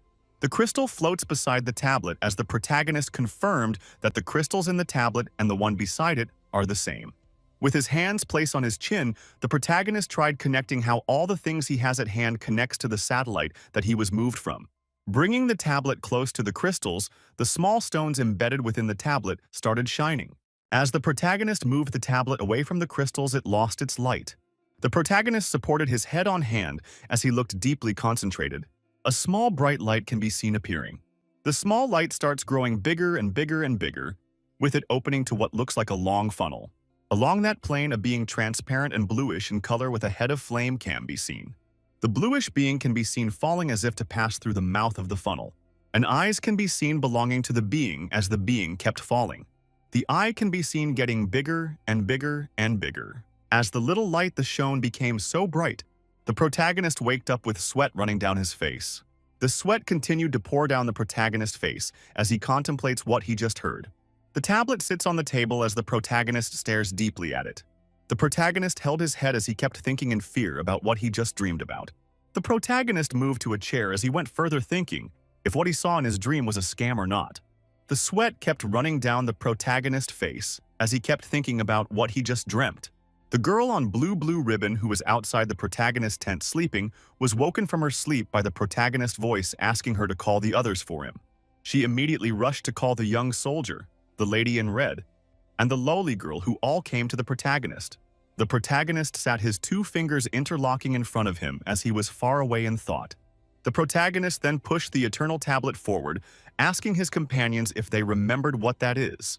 The lowly girl answered the protagonist that it was a lowly stone, as the protagonist told the young soldier to touch the tablet with his spirit. The young soldier was surprised the protagonist further told him to stay calm no matter what he may hear or see after touching the tablet.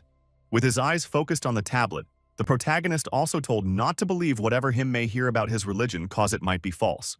The young soldier was surprised, asking the protagonist if the information was really fake, as the protagonist told him he wasn't so sure.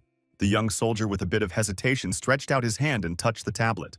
Immediately, he touched the tablet with his eyes closed, a red light shined from the tablet. After a while, the young soldier opened his eyes, and there was a spark in them. The young soldier turned to the protagonist, telling him he just received divine touching. The young soldier excitedly went on to talk about how useful the information he was given will be for them. The protagonist looked on in doubt, asking the young soldier if that was all he heard. Still with excitement written all over his face, the young soldier continued to explain that the feeling he had can't be expressed. The protagonist then explained that he felt it might be fake, but based on the young soldier's reaction, it might not be. The protagonist then called out to the lady in red, telling her to come touch it. The lady red touched it, and a green light shone from the tablet. She closed her eyes and the green light rose and surrounded her. The lady in red opened her eyes and called out to the protagonist. The protagonist sat as he listened to Lady in Red explain what she heard and felt. But the Lady in Red went further and said that his spirit rejected the tablet, that something told her not to go near it again, which left the protagonist surprised. This statement from the Lady in Red left the protagonist in deep thoughts as to the goddess of the tablet of it was different from other gods. The lowly girl reached out her hand and placed on the tablet as she told the others that it was her turn. The lowly girl looked at the tablet scornfully, asking TG others if this tablet was really powerful. The lowly girl placed her hand on the tablet, but nothing happened. She angrily started pressing hard on the tablet as the protagonist told her that that is not how it works. The lowly girl painfully cried that she used her mental power, but still nothing happened. The lowly girl turned to the young soldier and the lady in red, asking them if they both faked their reaction. The young soldier defended himself that he actually felt enlightenment, and the lady in red confirmed she did but slightly. The lowly girl then proposed that maybe the strength of the tablet weakens over time as it is used. The protagonist then told the young soldier to try again, to which he did, and the same red light burst out. The protagonist proposed that maybe it had to do with one's religious piety. The protagonist still placed his hand on his chin as he kept thinking about the tablet. The protagonist further said that maybe this is the reason they have shallow believers. The protagonist turned to the lowly girl, asking if she was even religious. 4578. The lowly girl then told the protagonist that she is a very religious person, that even the goddess speaks to her. The lady in red asked the lowly girl if she was sure and not hallucinating. The protagonist sat tired as the two girls argued among themselves. From within the tent, the voice of the protagonist can be heard telling the lady in red and the lowly to stop fighting. The tablet sat on the table as the protagonist pondered why what the heard was different from what he heard. With his palm placed on his forehead, the protagonist thought about how many things were different when it comes to him. Like when she saw the priestess, others see a normal person, but he sees a translucent being floating about. The protagonist wondered if the things written on the tablet were real or not. The protagonist further wondered if really the eternal tablet is real, if the information within it is trustworthy. The protagonist's eyes squinted as he was deep in his thoughts. The mind of the protagonist wondered as he analyzed the information he got from the tablet, deducing that it was not a war, but the gods were all killed. The protagonist then thought that if the gods were all dead, then who is the one that answers their prayers that the voice he heard brought him chills? The protagonist leaned on his hand formed into a fist as his mind flashed back to the White Starfall incident. The protagonist thought about the reason it was possible for information to be written down, passing a long period of time, which was the Durid Elf. A bright light can be seen coming down from the sky as it made contact with the ground. With his finger clasped before him, the protagonist thought about the fall of the gods being way older than the fall of the White Star. The protagonist deduced that before civilization was established on Earth, the gods were all dead already. Outside is filled with stars lighting up the sky as the thoughts of the protagonist kept echoing. Inside a dense forest, a man can be seen walking with a limp. The man had an injury at the side of his lips as he held back a moan of pain. The stub of where a hand should have been can be seen the man had lost his arm. The man kept walking and trudging forward with a limo in his step. The man's leg crushed the grasses underneath his feet. That was the Hoodman, and he kept walking forward, his head bent as if in despair. As he kept walking, he came upon a rock standing in the forest. On top the rock is a symbol like the letter S, with some small marks inscribed all around it. On seeing the mark, the Hoodman's eyes showed intense fear. Suddenly, very strong wind started blowing everything. What appears to be a wind tornado started coming towards the Hoodman, who stood. The Hoodman turned to face the spiral wind as a voice came from within the spiral that the Hoodman badly failed in his mission. The voice from with the tornado called out the Hood's man name as Mr. Bud. The wind dispersed to show a lady with very long hair, green eyes, and a dark apparel with a touch of green. They lady went further to tell the Hoodman that he had blind confidence, that is why he failed. The Hoodman closed his eyes and then opened it as he told the lady that the protagonist intervened and is stringer than he imagined. As the lady became interested, thinking if really the protagonist is still as powerful as he was then. The picture of a younger version of the protagonist with fire in his left eyes. The lady continued that if he was that powerful that the Hoodman won't breathe and he would be killed. But the lady then said that if the protagonist could easily defeat the Hooded Man, then he was stronger than she thought. The man was surprised as he asked the lady that he thought she said that the spirit of the protagonist was already destroyed. The lady looked up at the sky as she told the Hoodman that the protagonist had encounter with some spiritual beings, but she doesn't what he got. The lady looked at the Hooded Man from the corner of her eye as he told him not to bother himself with the protagonist. The Hoodman then asked their next plan, but the lady told him to forget it. The lady turned her back to the man, telling him not to make any more trouble, that they have more important matters to attend to. She slightly looked behind her as she instructed the man in what to do next. The woman then explained to the man why she gave him that assignment, which left him surprised. The spiral wind came again and started surrounding the lady. Before she left, the lady told the man to let go of the past because it can lead to his doom. The wind dispersed as the lady disappeared, but her last words echoed that the man should let go. The man raised his hand and caught a falling leaf and brought it to his nose and inhaled deeply. The leaves from the tree kept on falling to the floor of the forest. Suddenly, the symbol that was inscribed on the stone disappeared. The protagonist opened the box he kept the tablet in on. Hearing an approaching footsteps, he closed it. The commander then loudly called out to the protagonist in panic. The protagonist asked the commander why he was panicked, asking him if the lady in red and the lowly girl fought, to which the commander said no. The commander, with fear written all over his face as he told the protagonist he can't adopt the muter little boy. This left the protagonist surprised that he would say such a thing. The protagonist told him that he was there when he adopted the boy. With fear still written all over his face, the commander told the protagonist that he can't adopt the child because it's a girl, not a boy. This statement left the protagonist extremely surprised. He became speechless. Holding his head, he told the protagonist that he found out as he was giving the child a bath. The protagonist stood, asking the commander that he hopes he has no bad thoughts, to which the commander answered he had none. Holding his head, the commander told the protagonist that he won't be able to adopt the child since it's a girl. With a smile on his face, the protagonist asked the commander if he was still old-fashioned thin. It was only boys that could be heirs. Thus, the commander denied, stating that he had no issue with her being his heir. But he was doubtful if he could raise a girl child upright. Holding his head, the commander said that he thought the child was a boy, but now that it's a girl, he's lost. The commander heard tiny footsteps approaching from behind. The commander then slightly looked behind him to see who it was. There stood the mute girl, her hands held behind her back, as the protagonist told the commander that his daughter is here to see him. The little girl looked at the commander in front of her with nervous eyes. The commander looked at her with a bit of hesitation in his eyes as sweat ran down his face. The commander and the little girl kept looking at each other. The commander held his head as he asked the girl why he followed him. Immediately, the little girl started crying on hearing what the commander said, who anxiously tried calming her down. The protagonist walked forward and touched the commander, calling him by his name. The protagonist told the commander that he knows that it was not easy, but since he promised to adopt the child before, he should still go with it. With a smile on his face, the protagonist told the commander to take care of the little girl. The commander looked at the protagonist with a bit of hesitation in his eyes, but finally gave in to what the protagonist said. Outside in the sun, children are playing all around, and the protagonist told the commander that he can ask for help from women in the village. The little girl looked at the children playing outside as the protagonist kept talking to the commander. The protagonist told the commander that they can't treat the girl badly as she brought luck to them, as the commander patted the girl on the head. The protagonist asked the commander if he knew the girl's name, to which he replied that he doesn't know. The protagonist mentioned that she might have a name, but since she can't talk, they can't know her name, so they should give her a new name. Suddenly, the girl started shouting and ran out from the tent. She ran back immediately and hunched, panting heavily. She opened her hands to show those before her, the green peas in her hand. The protagonist was surprised and called out "P," to which the girl's face lit up with a very bright smile. The commander then asked her if she didn't want a name and just want to be called P. The protagonist then said that the name should have been given to her by her parents, hence why she was serious about it.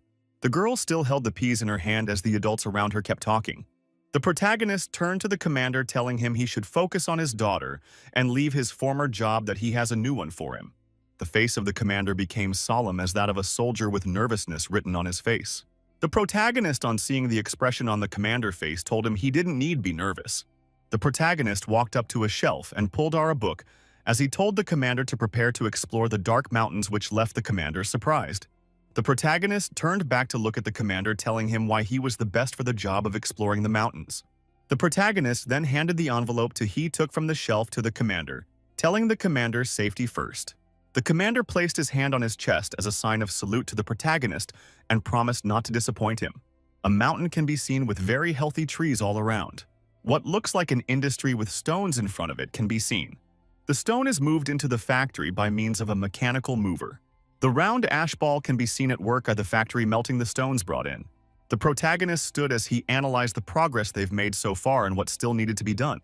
The girl with the blue bow on ran forward with a spear with red head in hand as called out to the protagonist. The protagonist was surprised seeing her rushing towards him with the spear, wondering what she wants to do with it. The other girl with a part of her hair covering her face ran after the girl with the blue ribbon on. The girl on the blue ribbon excitedly told the protagonist that they have concluded in studying the books given to them. And after studying it, they also calculated the infinite structure of the magic network. The protagonist wiped sweat from his head with relief that the girl on blue ribbon had no thoughts to attack him. The protagonist became interested in what they said, asking if they've told him about this before. The girl with the blue ribbon on told the protagonist that he was the one that mentioned the calculation to her first. The girl with the blue ribbon on her hair reminded the protagonist of the time her companion came to give him report on their research. The girl with the blue ribbon on her hair kept excitedly telling the protagonist all the discoveries that she made. The protagonist asked he to calm down, that he understands what she means, asking her to show what she wrote in her book. The girl with the blue ribbon on her hair walked forward to a table and laid on top the table the calculations she has made so far. What the protagonist saw left him extremely speechless. The girl with the blue ribbon on her hair excitedly explained the mechanism of the magic network. The silhouette of the protagonist's cab be seen as he stood listening to the explanation of the girl with the blue ribbon on her hair. The protagonist's silhouette looked on with awe as the girl on blue ribbon kept explaining her calculations. At the end, she explained that the magic network can act like a magic net. As the protagonist asked her to solve the equation, to which she replied she already has a solution. The girl then pointed to the book on top of the table and explained how the calculations worked. The explanation left the protagonist very surprised and happy. But the protagonist said he had one more thing that needs to. He confirmed, "Is it safe?"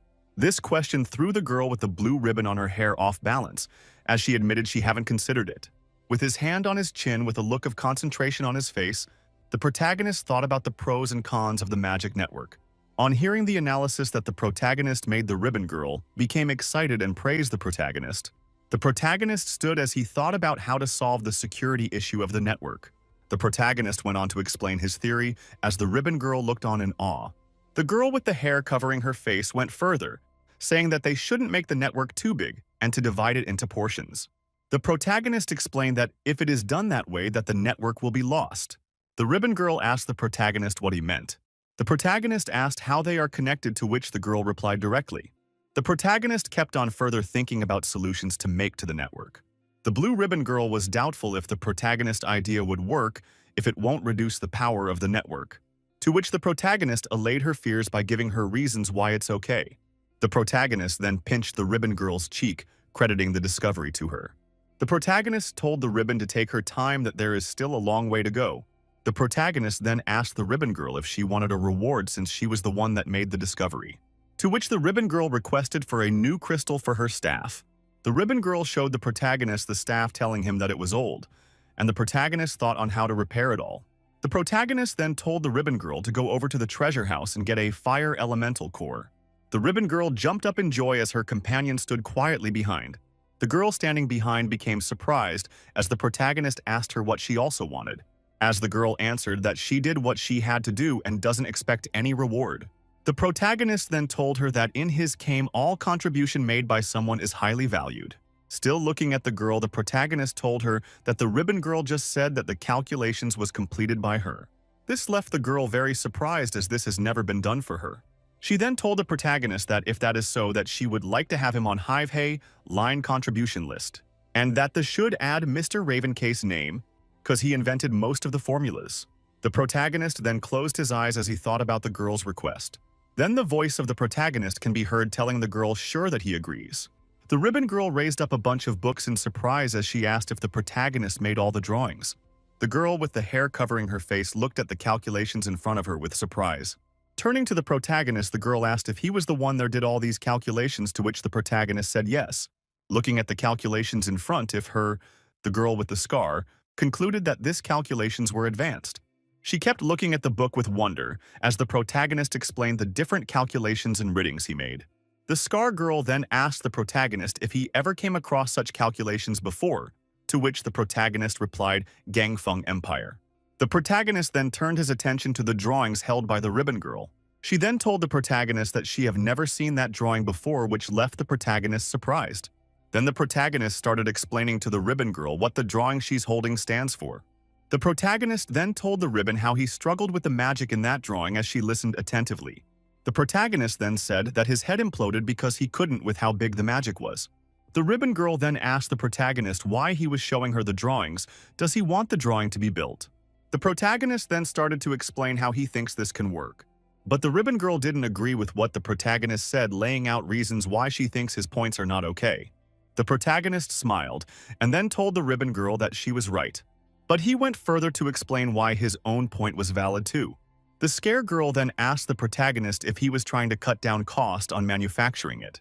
The protagonist went further to explain why his idea is okay. The scar girl then asked the protagonist if everyone will make use of the electricity and if it was possible. The protagonist looked at the scar and reminded her that their factory and mine run on magic engines, so why won't this idea work? The ribbon girl excitedly accepted the challenge the protagonist gave. The protagonist smiled and asked her if she was up to the task. The ribbon girl and scar girl all promised to do their best. In a very big tunnel, some silhouette of men can be seen, and one person can be seen with the A-lamp. A man's hand can be seen picking up a crystal while another held the lamp, as someone explained the uses of the lamp.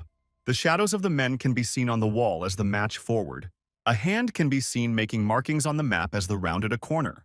The commander who held the map as he told the people with him to rest for a while. The lit up fire before them as the brought out food to eat. As they sat down to rest, the soldier beside the commander told him that they've been moving for a long time and they've seen nothing. The commander turned to the soldier and asked if they are in staircase leading to the next level, to which the soldier answered yes. The commander felt wind coming from the left. He looked at it the side it was coming from. The commander removed his glove and raised his hand, placed his index finger on his tongue to wet it. The commander raised his index finger upwards to feel the direction at which the wind was coming, and he confirmed it. The commander wore his gloves back and instructed his companions to go look for the passage at which the wind is coming from. The companions of the commander then split up and went in search of the wind's passage, all man with his lamp. The wind blew again at a direction against the flame on the lamp, and the companions of the commander noticed it. Alas, a pair of the companions of the commander found the passage and they beckoned on the rest of the crew to come along. The commander walked up to his companions and asked them to clear up the clutter. The companions of the commander, upon cleaning up the cluster, saw a long mechanical object that is cylindrical, and they wondered what it was. The commander came forward to inspect the mechanical object. The bald-headed companion is seen right behind him holding the lamp for him. Without knowing what the mechanical object is, the commander just placed his hand on it while wearing his gloves. The commander doubted that the mechanical object is still working because it's old. But one of his men suggested that he takes off his gloves and try. The commander asked the companion to come forward and do the trying. The champion removed his glove and placed his hand on the object. Upon placing his hand on the mechanical object, the companion was shocked as an isolation door begins to open. The commander, shocked, too, screamed as he is seeing a reaction. The isolation door is seen opening up gradually, segments by segments. The isolation door opened Dean onto the ground. The commander and his companions are seen moping in amazement. The bald-headed companion asked the commander if he wants to go into the pit directly, but the commander shunned him to wait. The commander removed his glove, thrust his hand on the mechanical object as well to test for himself. The commander felt some reaction too. He then pushed the bald-headed companion of his forward to thrust his hand as also for a test. The commander is seen thinking to himself if the test reaction was authentic or some malfunction from an old object. But his men hailed him to pass the door. The bald-headed companion reached out to the commander, and the commander instructed him to go into the isolation door. The bald-headed companion went into the isolation door. After searching for a while, he found something. The little pony lady is seen all dressed and gorgeous as she traveled up a flat terrain. The little pony approached the new Cecil, a little town of few months old. The little pony walked past a guard on the town gate as she walked into the gate. The little pony observed newly built houses and the renovated wooden house as she strolled past. The little pony walked onto a magic mechanism and wondered who controls the work right there. The little pony looked around and saw two young men who seemingly work there, but do not possess magic reaction. The little pony closed her eyes to feel her surrounding and the magic reaction there. As the little pony was meditating, she felt strong magical reaction all around. She could perceive that magic can be perceived everywhere around there. The little pony walked into a room and met Amber. Amber asked Sho. She was in surprise. The little pony, upon hearing Amber's voice, slightly turned around, but slowly. With her face partially masked up, the little pony asked Amber if she could see her. Amber first poured some peanuts into her mouth. She chewed slowly, looking at the little pony aggressively. Amber sarcastically replied the little pony that she's not difficult to see. Amber glared from behind, still asking TG little pony who she is.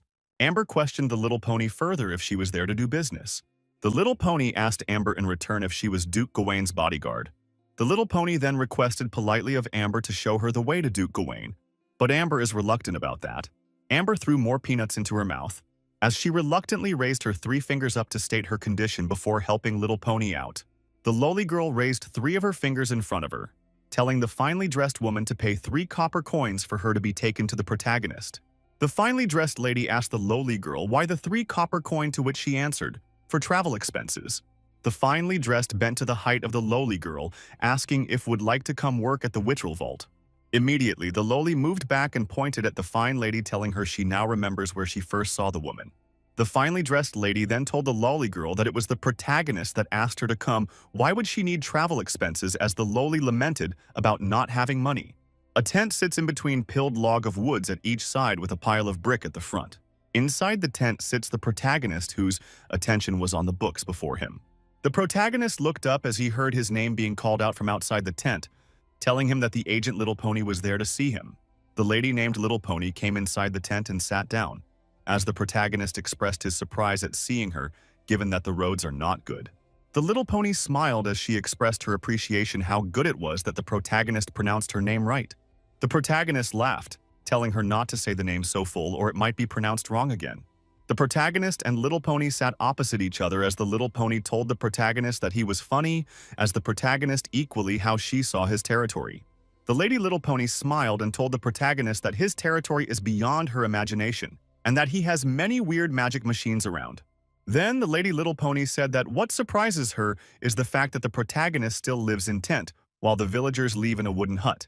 With his hands held in front of him, the protagonist explained to the Lady Little Pony that most of those places she's are workshops that his hut will soon be erected. The Lady Little then said that she thought those buildings were barracks. She then asked the protagonist if he doesn't want to build a castle for himself. The protagonist leaned his head on his fisted palm as he told the lady that it was a waste to build a castle since things are just starting, that they will talk about it later. The protagonist brought out the ring and pushed it towards the Lady Little Pony, who stretched out her hand to take the ring. The Lady Little Pony picked up the ring from the table and looked at it, then closed her eyes in deep concentration. The ring lit up and shined blue. Then the Lady Little Pony opened her eyes and told the protagonist that the ring was a VIP Mitchell ring. The Lady Little Pony dropped the ring on the table and told the protagonist that the ring belonged to a Bud Wendell. As the protagonist said, the name was familiar. The Lady Little Pony went on to describe the Bud Wendell. The protagonist was surprised that the man was a Lord Knight, as he asked the Lady Little Pony if he was a real knight. The Lady Little Pony shaked her head and told the protagonist that it was just a title given after the Typhon Empire carrier out military reforms. The Knight Bud is depicted standing stood with a hard look on his face as the Lady Little Pony kept talking about the Knight Bud in the picture. The protagonist, with his hand clasped together, asked the Lady Little Pony if the Wendell family had a personal army of theirs, to which the Lady Little Pony said yes. The protagonist angrily hit his hand on the table, hearing the answer that the Lady Little Pony gave. The Lady Little Pony told the protagonist she has no idea why the Wendell family has no interest in the situation around them, but that they should focus at the matter at hand. The protagonist agreed and asked the Lady Little Pony what the Bud's relationship to the Archduke Ferdinand Wendell. The Lady Little Pony then told the protagonist that the Lord Bud was the son of Archduke Ferdinand Wendell and that he disappeared 10 years ago. The protagonist then said that him being the heir to the Wendell family will give him access to the mitral treasure. But thinking about the hooded man he fought, he believed it was someone else, not Bud Wendy. The protagonist stood with hands akimbo as he reasoned that the cultist must have stolen or picked the ring. The Lady Little Pony, on hearing the analysis made by the protagonist, countered it immediately, telling the protagonist that since its make only the Lord Bud has worn that ring. With confidence, the Lady Little Pony told the protagonist that the 5-level Durad he met was indeed Bud Wendell. This statement made the protagonist to think more. His mind flashed back to when he fought with the hooded man. The protagonist analyzed his moves. The protagonist remembered the sword used by the hooded man, noting that it was similar to that used by Trinan Wendell. The protagonist went further to analyze the way he used the sword, that it was in the same manner. Then, the protagonist concluded that there was no difference between the hooded man and Bud Wendell. The protagonist and the Lady Little Pony sat looking at each other as the protagonist asked her what she can tell him about the Wendell family. The Lady Little Pony then told the protagonist that they don't have information on their clients unless what is out to all. The Lady Little Pony then started telling the life history of Bud Wendell, all his achievement, and that he worshipped the war. The protagonist immediately told the Lady Little Pony to stop talking and then asked her if the extraordinary profession of Bud Wendell was the Divine Scroll Knight, to which the Lady Little Pony answered him yes, but the protagonist countered it, saying that the hood man who fought him had no magical power of his but used magic. The Lady Little Pony then said that it was possible he lost his powers, at which the protagonist asked her to continue her story, asking about when he disappeared. The Lady Little Pony explained that after he finished his training and was given the title Wolf General, that 1 year later he disappeared after a confrontation happened at the border. The Lady Little Pony then went further to say that the knights that went with him were not found until 3 days, and all of them had gone crazy. The Lady Little Pony continued to explain that what happened caused tension between the Typhon people and the Ansu people. The both parties blamed the other of sabotage, but the Bud's father announced his son's disappearance and stopped a war breaking out. The protagonist's mind flashed to the old Duke as he asked the Lady Little Pony if the Duke was anti-war. The Lady Little Pony answered a no, that his actions shocked many, and that he started little by little distance himself from any wars. The protagonist analyzed the information he was given and reasoned that the hooded man had the knowledge about gods and wondered who is his informant. The protagonist just sat still as he kept thinking about the information he just got, his hand in his chin. The Lady Little Pony called out to the protagonist, asking him if he was listening. The protagonist pinched the sides of his nose as he asked the Lady Little Pony if Bud Wendell had any family. The Lady Little Pony then answered that he has a daughter. A lady can be seen dressed in full body armor with her sword in hand. She is the daughter of Bud, and she is good in swordsmanship, as her father, the Little Pony, said. The lady is shown being fierce as the Lady Little Pony continued to talk about her military achievement just like her father. The protagonist asked why the stupid name Bud give himself is used as family honor, and when Lady Little Pony said she is like her father, if she meant in serving same gods. The Lady Little Pony, her hand held in front of her, as she told the protagonist that the daughter of Bud was no believer, as she has been prohibited by the grandfather. This information left the protagonist surprised as he kept repeating interesting. The Lady Little Pony leaned forward as she told the protagonist that she only has so little information to give, but the protagonist told her that the information was not enough for what he wanted. The Lady Little Pony asked if the protagonist wanted to sell the information for money. With his hand folded across his chest and a smile on his face, the protagonist told the Lady Little Pony that it was of no use to him to spread the information. The lowly girl suddenly appeared through a portal door to sit on the protagonist's table, telling him that the information can still make the cultist nervous.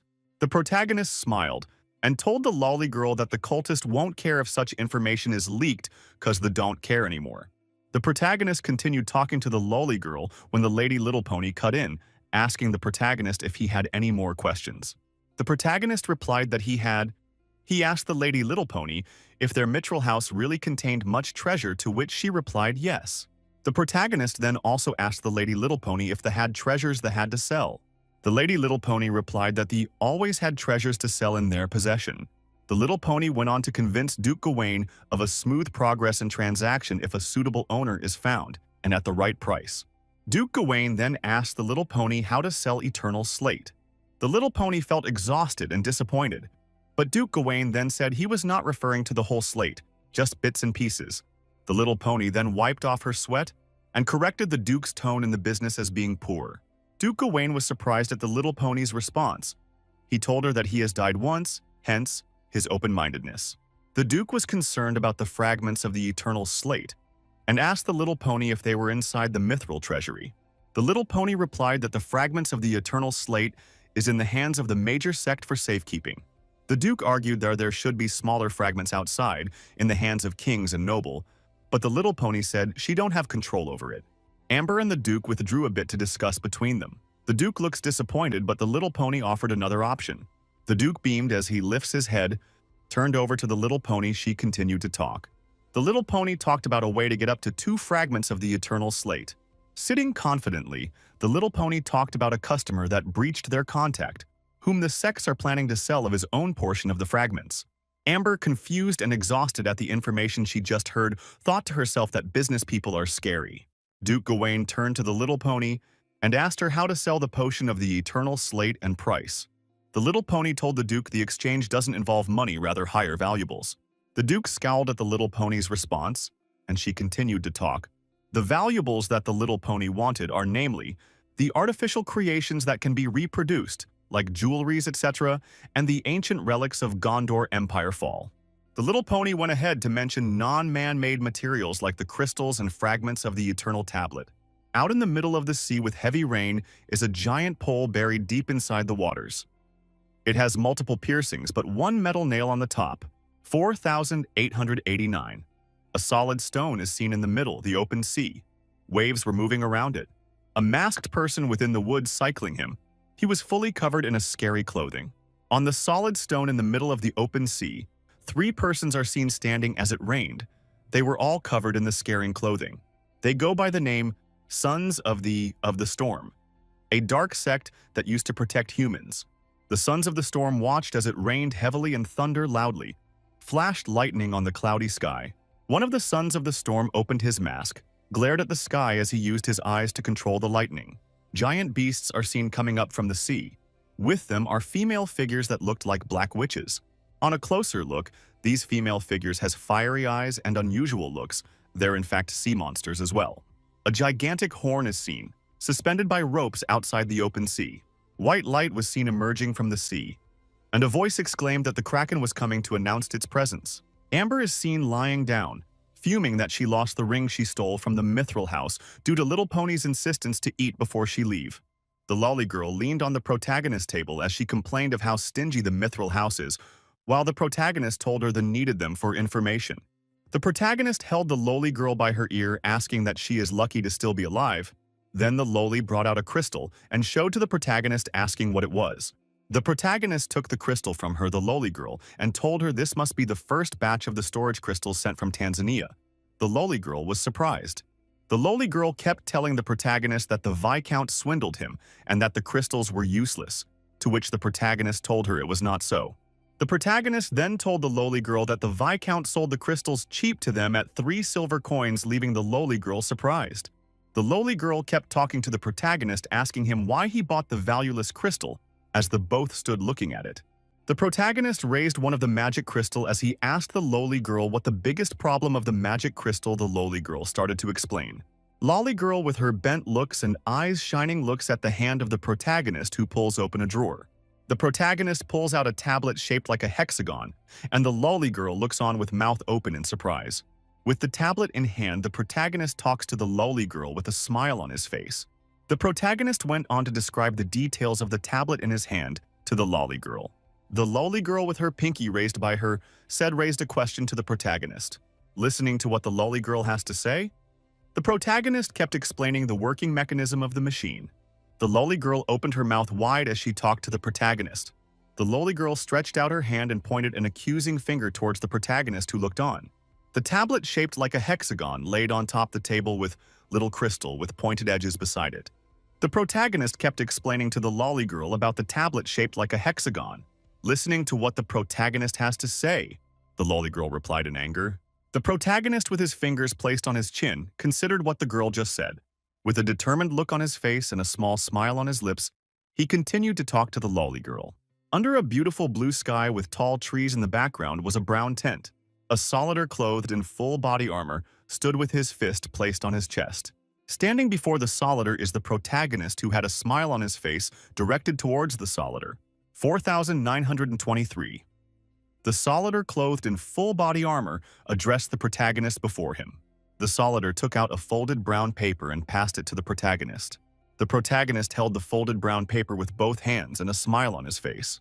The protagonist opened the brown paper that had a drawing like that of a map on it. The protagonist walked forward, his attention on the brown paper, as the soldier and a lady on red walked behind him. The soldier on full body armor opened his mouth and continued to talk to the protagonist. They had arrived at an enclosed space, and before them stood what looked like mechanized tube. The protagonist looked on his face in a frown at what is before him. The lolly girl placed her hand on a weird object with excitement on her face. Immediately, what appears to be tiny red light appeared all around. The lady on red rushed forward and pushed lolly girl aside, who protested. The protagonist walked forward and placed his hand on the machine, with the others standing behind him. The protagonist, as he stood there, kept talking to the people behind him. Lolly girl kept fuming in anger and lamenting on top of her voice. The protagonist turned his attention to the lolly girl, who immediately stooped, lamenting. The group kept walking forward with the protagonist in front with a map in hand. They came across multiple wires. Connected to white tubes, all looked on in surprise. 4940. The protagonist walked forward and touched one of those white tubes. The protagonist looked up at the tube with a look of fascination on his face. The lady on red looks on and asks a question to the protagonist, who answers. His eyes squinted. The protagonist moved his hands over the machine in wonder. The protagonist closed his eyes as he felt the machine before him. The lady on red came forward and stood beside the protagonist with the brown paper held to her chest. The machine was described as something so awesome it's as deep as a wormhole, unmatchable. The lowly girl who stood behind the protagonist opened her mouth in question. Hearing her question, the protagonist turned to look at the lowly girl behind him. A small smile on his face. They all stood around the big white tubes with enormous wires connected to it. The protagonist looked around him with an anxious expression on his face. The protagonist's green eyes became fixed on something in front of him. The protagonist stood before a very tall wall with writing on it in a weird language. The others' attention were drawn to the written on the wall behind them. The protagonist, his mouth tunt, addressed the people behind him. Hearing what the protagonist said, the people behind him all had a surprised expression on their faces. The lowly girl with beads of sweat running down her face talked to the protagonist with the lady on red beside her. The protagonist stood as his mind flashed back to a memory. The protagonist closed his as so as to wipe away the memory in his mind. The protagonist turned to the soldier clothed in full body armor, asking about brown pieces of paper. The lady on red, using magical powers, wrote on a piece of brown paper floating before her. The protagonist stood beside her, his hand folded. The protagonist stood with his index on his chin. His eyes focused on the brown paper before him, the lowly girl beside him. The lowly girl looked back with beads of sweat on her face. The protagonist stood with his hand folded and his sword strapped by his side as he studied the paper before him. The lolly girl and the lady in red had an anxious look in their eyes as they heard what the protagonist said. The Solitaire clothed in full-body armor stood, his face held in a frown, as he listened to what the protagonist said, and beside him, another Solitaire beside him. The protagonist kept talking. He had a fierce look in his eyes and his face held in a frown. The protagonist was looking at the brown paper before him that had weird writings on it. A picture of what appeared to be a figure kneeling down and yelling in pain can be seen on the paper. The lolly girl exclaimed in fright at what was drawn on the brown paper. Inside the tube, a bubble was made that appeared to look like a cat. The protagonist squinted his eyes to get a closer look, and suddenly he had a surprised expression in his eyes. The protagonist started giving out instructions to the people all around him. The protagonist looked behind him, his green eyes sharp and focused. The water within the tube started to bubble, bring out steady large bubbles. The bubbles came out more and more, and the whole water in the tube kept bubbling. The protagonist looked on, his eyes shaped and focused to know what is about to happen. What appears to be a neck can be seen from within the tube. It appears as if the skin is being torn away from the neck. A hand then emerges from within the tube. It belongs to a fearful red creature. The Solitaire is frightened and it's written all over his face. The lowly girl is beside him. The red creature is enormous and towers above everybody there as they stood looking up at it. The creature let out a terrifying roar. Its teeth are sharp and his mouth looks as if it's gummed together. The protagonist and the soldiers behind him all drew out their swords ready to fight. The lady in red, using her magical powers, shot out balls of lightning from her staff. The lowly girl let out a terrifying scream as the creature swung his arm out as it let out a scream of pain. The creature extended itself as if like an elastic band as it let out a terrifying roar. The protagonist rushed forward as he gave the creature a blow, his eyes held in deep concentration. The lowly girl stood, a terrified expression on her face cause of the just averted doom. The protagonist, looking behind him, admonished the soldiers behind him to move forward. The lowly girl kept crying in fright, her face purplish in color. The protagonist talked to the lolly girl, trying to console her. The lolly girl, on hearing what the protagonist said, looked at him as her eyes wide open. The lolly girl's lips kept vibrating against each other out of fear. The lowly girl, using her powers, took the protagonist to pass through a portal door. They stopped as the lowly girl pointed out something to the protagonist who stood behind her. The protagonist's eyes was squinted in deep concentration at what is in front of him. In the middle of a big hall was something like a puddle and wired extending at the sides. The lolly girl held her head in anger as the protagonist tried to calm her down. Then the protagonist walked forward, his sword in hand, as the lolly girl stood behind him in fear. The protagonist kept coming closer to the puddle on the floor, his feet just an inch away from it. The lowly eyes and mouth opened up wide in surprise. The protagonist kept walking towards the puddle with courage. Beneath the puddle, what appears to be a shining circle with writings on it appeared. The lolly girl, who was behind the protagonist, kept making gestures to draw his attention. The protagonist still stood before the puddle, his hand on his waist, and the lolly girl behind him. The lolly's girl mouth opened as she exclaimed in a big surprise. The protagonist kept walking closer and closer to the puddle. The protagonist walked until he stood on top the shining circle with letters on it. The protagonist looked down at the circle below him.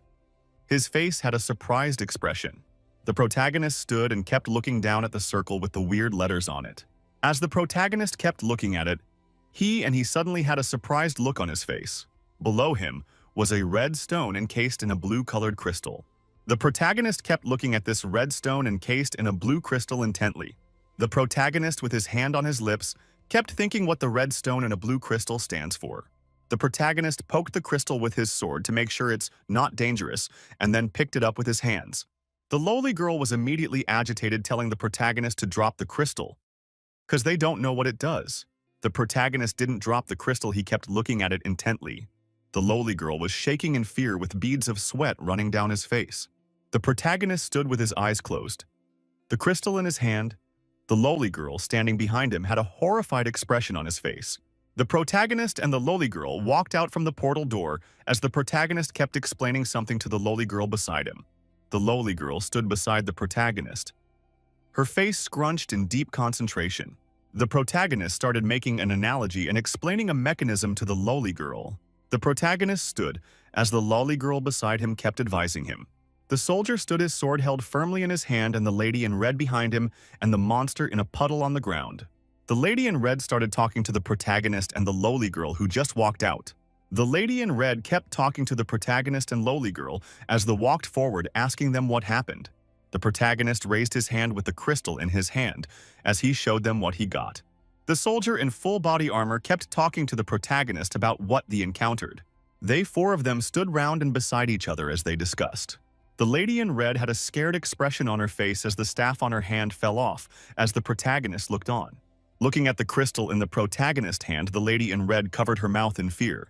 The protagonist, seeing the expression on the lady in red's face, started asking to know why she was scared. The lady in red kept talking to the protagonist as she bent to pick up her staff that fell to the floor. She held onto the staff with a broken look on her face as she listened to the protagonist. The protagonist stretched his right finger forward to allay the fears of the lady in red. The protagonist kept the crystal before him as he addressed the people before him. They all looked at the crystal with a hesitant expression on their face. The protagonist closed his eyes as he thought about the benefit the crystal might bring. The soldier with full body armor stood with his hands on mouth in deep concentration. The soldier turned to the lady in red and tried allaying her fears concerning the crystal. The protagonist looked at the soldier with a grateful expression on his face, cause of his help. The still stood in the big opening with the big tubes in the middle of the opening. The protagonist looked up once again at the writing on the wall, trying to know what it is or what it says. The protagonist kept speculating about the tubes contained and why they were there. The protagonist, the lolly girl, the lady in red and the soldier in armor all stood before the wall with the writing on it. The lady in red, looking at the writing on the wall, also speculated what it might mean. The protagonist looked at the soldier in full body armor, who was voicing his opinion. The words that the protagonist heard from the man in full body armor left him in deep thought. The lowly who stood behind the protagonist kept lamenting, but the protagonist kept moving forward. The lady in red and the soldier in full body armor all looked towards the protagonist in surprise. The protagonist bent to the floor as the lady in red and the soldier in full body armor. The protagonist stretched out his hand out to pick the blue crystal on the floor. The protagonist stood up and walked forward, his footsteps making noises on the ground. The crystal lay on the floor in all its beauty with the red stone encased within it. The protagonist looked down with a deep concentration on his face. The protagonist kept walking forward towards the lady in red and the soldier, the soldier in full body armor, his eyes very scared with sweat on his face. The protagonist, the soldier and the lady in red all stood facing each other. Red cells can be seen floating in a liquid, all with a red shape on it. An opening started to form. It kept getting bigger and bigger until an eye popped out. A lady is seen standing. The face is spotless. Suddenly a crack started appearing at the side of the face, with particles falling off.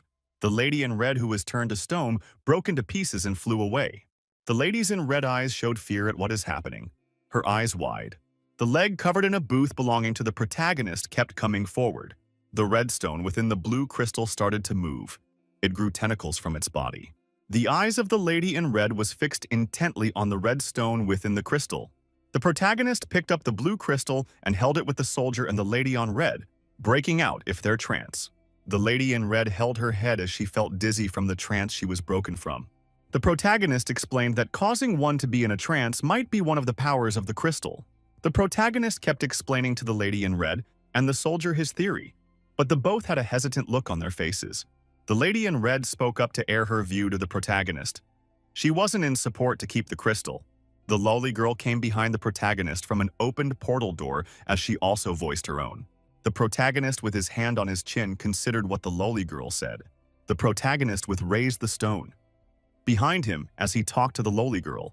The protagonist held the crystal with the stone encased within it firmly in his hand, marveling at its powers. The soldier and the lady in red stood both with a stunned expression on their faces at the words of the protagonist before them. The lady in red and soldier stood as the protagonist kept coming closer until he picked the crystal. The protagonist addressed them, telling them that he is taking the crystal with him. The lady in red and the soldier then resigned to the decision taken by the protagonist. The protagonist turned as a big hole opened with a whitish substance dripping from it. This left the protagonist in surprise at what just happened before him. Within this hole, three weird beings can be seen, all with a smile on their face. The protagonist spreads the map on the brown piece of paper on top a table. The protagonist pointed out a particular portion in the map to the lady in red and the soldier. Before stood the weird machine, the saw, in the big open space underground. The protagonist, turning to look at the lady in red, admonished her on what to do. The protagonist, the lady in red, and the soldier stood around a table thinking about their next line of action. Beside them on the table were other pieces of brown paper, all with written words. The protagonist looked on with his eyes squinted in concentration. The ground around where the protagonist vibrated due to a disturbance. The protagonist's mind flashes back to the terrifying creature they encountered in the underground space. The pieces of brown paper and the blue crystal were laid on the table as the protagonist tried to know its secrets. Outside in a clear blue sky with stars, a lampstand with a crystal emitting light can be seen. And before a huge door, leading into the protagonist camp, a soldier stood. Rows of this lampstand can be seen standing beside and opposite each other. The protagonist thinking about. Achieving this means Light had a happy smile on his face. The protagonist analyzed the foot holding of the lamp, noting how strong it is. The protagonist kept walking towards a brown tent with his hand in his pocket. The protagonist opened the entrance leading into the tent to see a little girl sitting deeply asleep. The girl is very much in a deep sleep, with drowl running down her lips. The girl starless awake and hearing the footsteps of the protagonist who is approaching. The girl looked at the protagonist in front. If her with a surprised expression, a drowl still on her lips. The girl hurriedly cleaned the drowl on her lips and the one on the table. The protagonist looked at her with a smile on his face as he told her that it not wrong to sleep. The girl still covered her lips with her hand and still wiping the table in front of her. The girl with a blue ribbon on her hair closed her eyes with a look of shame on her face. Suddenly, she became happy, hearing that the protagonist didn't mind, and she remembered what she wants to tell the protagonist. The protagonist became interested at what the girl with the bow on her hair wanted to say. The girl with the ribbon on her hair kept talking in excitement to the protagonist. The girl in the blue ribbon brought out a brown leather backbook held in her hand. The girl with a ribbon opened the book in her hand as she read what is within it with fascination. The girl in a blue ribbon seriously peered into the book before her as he kept reading its contents. The protagonist came to stand beside the girl with a ribbon on her hair as he asked her a question. The protagonist commended her on the effort she is putting on her research. The tent cloths was opened and a lady with a hair covering a part of her face walked in. She held a book in their hand. The girl with a blue ribbon on her head kept talking excitedly to the protagonist about the discovery she made. But the girl with the ribbon thought about what the lady in red might say, which will not be favorable. The girl with a blue ribbon on her head also thought about what the soldier will say, still not favorable. But she suddenly became excited with stars in her eyes at her brilliant idea. But the protagonist was not convinced. The protagonist stood by the side of the girl with a blue ribbon on her head, and the girl with her hair covering a part of her face stood beside her. The girl with a blue ribbon brought out some folded brown paper and the disc that has hexagon shape. The protagonist, on seeing the disc, had a very big smile on his face and praised the girl with the ribbon. The girl with a blue ribbon on her head had a huge smile on hearing the compliment from the protagonist. The girl with the ribbon on her hair held the girl with the piece of hair covering a part of her face on her shoulders. Both had smiles on their faces. The protagonist continued to give them both words of encouragement and compliment. The protagonist held the disc that the girl with the ribbon had brought out, as he commented on what it can be used for. The protagonist directed his attention to the girl with her hair, covering a part of her face, and addressed her. The face of the girl with a ribbon kept lighting up with a smile at the words of the protagonist. The disc that the protagonist held in his hand had a series of writing and inscriptions. The girl with the ribbon on her head kept on thinking about the disc and what the protagonist said with deep concentration. The protagonist opened a drawer in the desk, revealing its contents with the disc in his hand. The protagonist then mentioned what he thinks might work on the disc, leaving the girl with a ribbon surprised. The protagonist held up in his hand some tiny shaped crystals can be seen. These small crystals are what serves as a torchlight in the dark. The girl with a bow on her head happily walked forward, her raised in greeting the protagonist behind her. What looks like molten larvae can be seen floating around, with a big ash ball in the back. The protagonist asked the big ash stone how it is doing and how the work is coming along. The big ash ball happily answered and replied the protagonist's question. The protagonist has a smile on his face at hearing the reply. Suddenly, a big smiley face appears on the big ash ball. The protagonist is extremely surprised on seeing the ball with a face. The big ash ball floating in the air happily talked to the protagonist, not minding his surprise. The girl with a blue ribbon is as shocked as the protagonist, whose mouth is still hanging open. The protagonist is still very much speechless, but the girl with a blue ribbon and the ash ball had a proud smile on their faces. The protagonist angrily faces the floating, smiley big ash ball. The protagonist questions the girl with the ribbon, who had a proud smile on her face and beside her. The girl that her hair covers a part of her face is beside her. 5146. The protagonist clasps his hand over his eyes, still in shock. The big ash ball is behind, trying to calm him down from the shock. The protagonist turns to the big ash ball and inquires on how he learnt to do that, at which he called the ribbon girl. The protagonist closes his eyes in resignation after hearing what the big ash ball said. Turning to the ribbon girl, the protagonist with his hand stretched out in front of him warned her. The ribbon girl was angry at being scolded by the protagonist. The lowly girl beside the ribbon girl smiled in satisfaction at seeing her being scolded by the protagonist. Lowly girl and the ribbon girl both turned to face each other with anger on their faces. On hearing them arguing between themselves, the protagonist closes his eyes in tiredness. The floating big ash ball still had a smile as it addressed the protagonist before it. The protagonist held his head thinking about the disc he was given and how to make it work. The disc laid on a tabletop with the small, tiny crystals beside it. The big ash ball's eye is raised at the angry tone the protagonist is using, cause of not knowing how to make the disc work. The floating big ash ball gently asks the protagonist to calm down, that it will be figured out. The protagonist calmly thought about how to make the disc work, his hand placed on his chin. The protagonist kept thinking for a while when suddenly an idea appeared to him. The protagonist then stands with a smile on his face, with the idea in his mind. The ribbon girl excitedly runs forward on hearing that the protagonist has a new idea, but the lowly girl blocks her way, cutting the ribbon girl off from getting close to the protagonist. Figures shaped like a question mark floats around the big smiley ash ball. The ball attentively listens as the protagonist before it tells his new idea. A part of a body armor is seen held in hand by the protagonist. Sitting behind a desk, the protagonist draws a prototype of what his new idea will look like. He diligently draws the way the working of his new idea will be. The big ash ball floats to the protagonist and excitedly peers down at what he is doing. Lowly girl sits alone behind a desk, not knowing what the protagonist is about to draw. Looking up from the drawing that he was making, the protagonist signifies that he is done drawing. Bricks of stone can be seen floating towards the big smiley ash ball. The protagonist straps in the prototype of his idea in his hand, and he closes this hand armor over the other with a big clang sound. The protagonist stands with the new prospect of his idea strapped to his hand. Moving his free hand forward, the protagonist pulls a lever at the back of the armor on his hand. Clang, a sound is heard as a part is opened and a compartment in the armor extends. The protagonist stretches his arm out in front of him, the prototype strapped for his arm. Only what appears to be a brick-eyed shot forward from the prototype. Disappointment clouds the face of the protagonist, who wonders what was wrong. Behind the protagonist, the ribbon girl also stood thinking about what might be the problem. A hard gaze flashes across the protagonist's face and he clenched his hand tightly. He then stretches his hand with the prototype forward as fire shoots from it. The fire moved at a very fast speed as it made contact with a brick in the room. The brick lights up as if passed through very hot fire. A hole can be seen in the middle of the brick. It looked like the middle had been melted. The prototype strapped to the arm of the protagonist let out a little smoke from within it. Looking at the prototype in his hand, the protagonist had a proud smile on his face as he praised the big ash ball. The three girls all saw what just happened and all were extremely surprised. A book with magical readings that can help improve the prototype, with a red ruby and some rings, were brought to the protagonist. The ring and the tiny crystals can also be used to enhance the prototype. The engineers in the factory can study the prototype and make more batches of the prototype. The ribbon girl, looking at the protagonist, asks if the prototype will really be produced in a large quantity.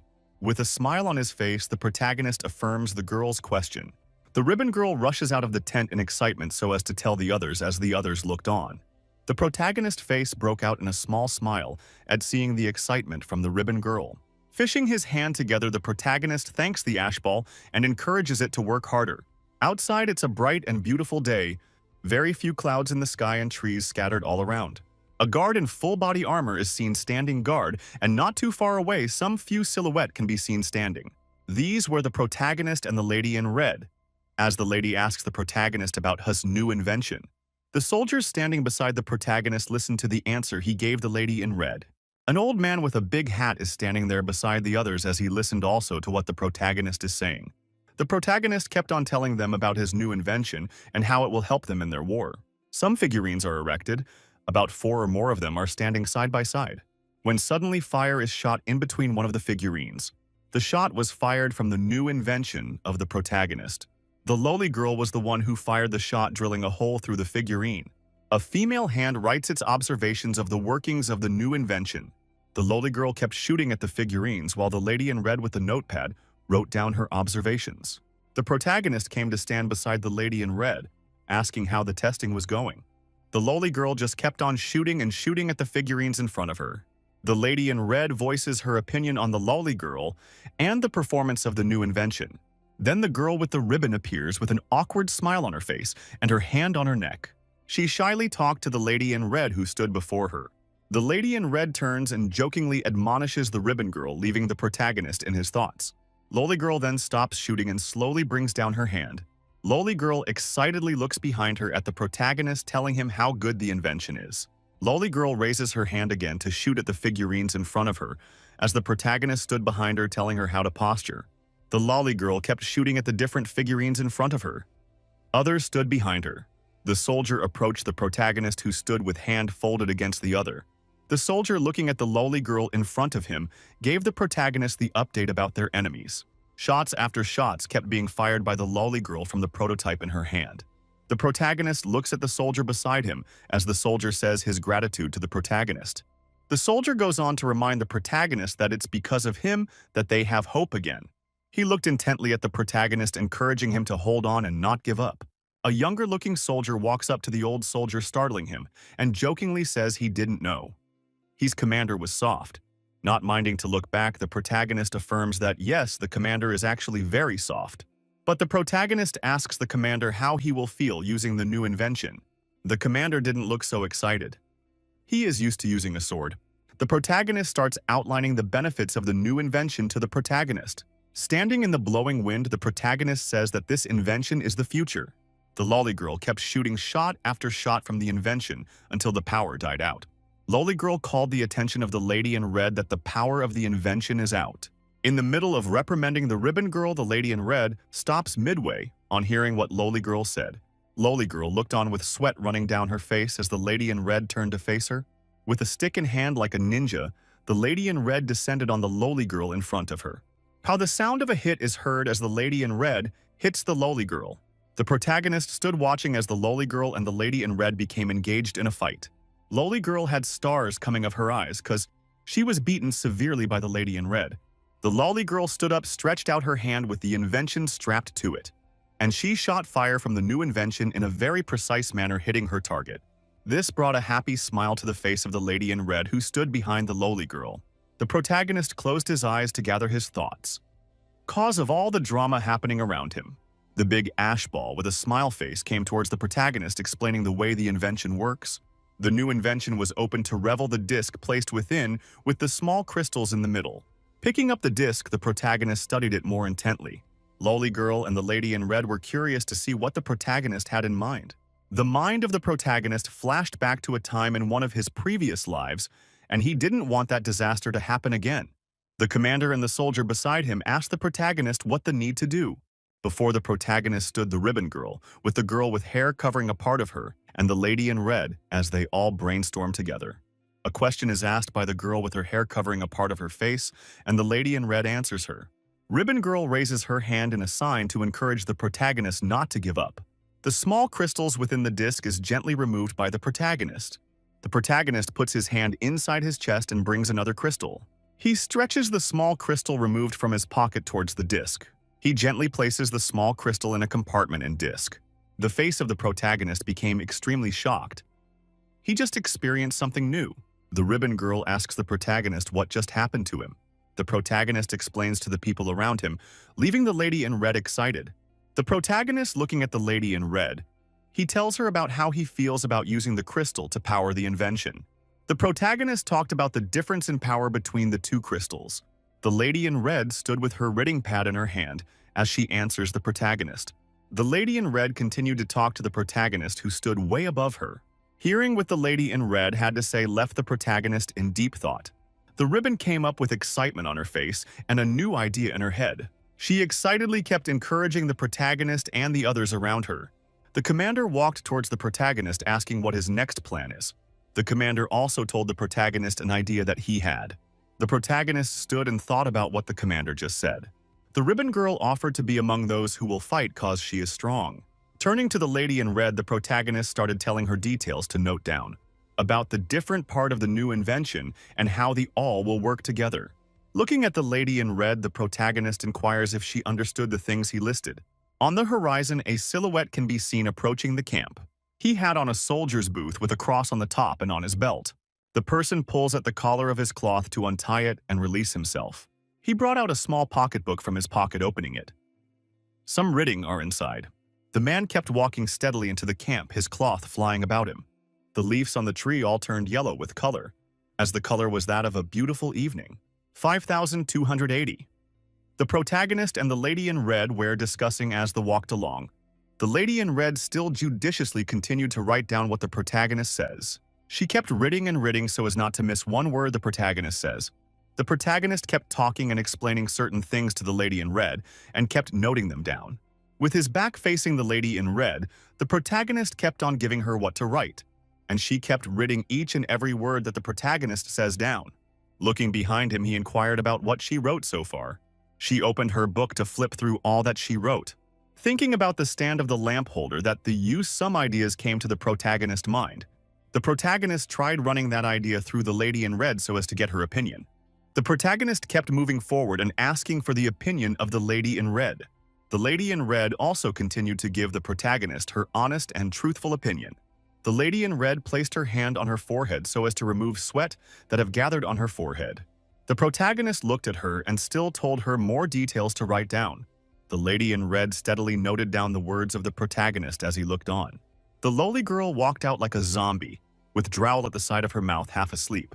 The protagonist shouted very loudly in the ear of the lowly girl to wake her up, but the lowly girl was still very much sleepy, and she still had drowl coming out from the corner of her lips. The protagonist and the lady in red kept moving forward beside them. Is lowly walking like a drunkard. Suddenly, they encountered someone along the way, making them halt their movement. It was a young soldier who came to give an information to the protagonist. He told the protagonist the information about the progress of the ongoing work. At the site, a very muscular and bulky back with veins running down it can be seen. The protagonist looked at the bulky guy in front of him with huge surprises on his face. Only the bulky guy's arms were as big as a boulder that is used for stones.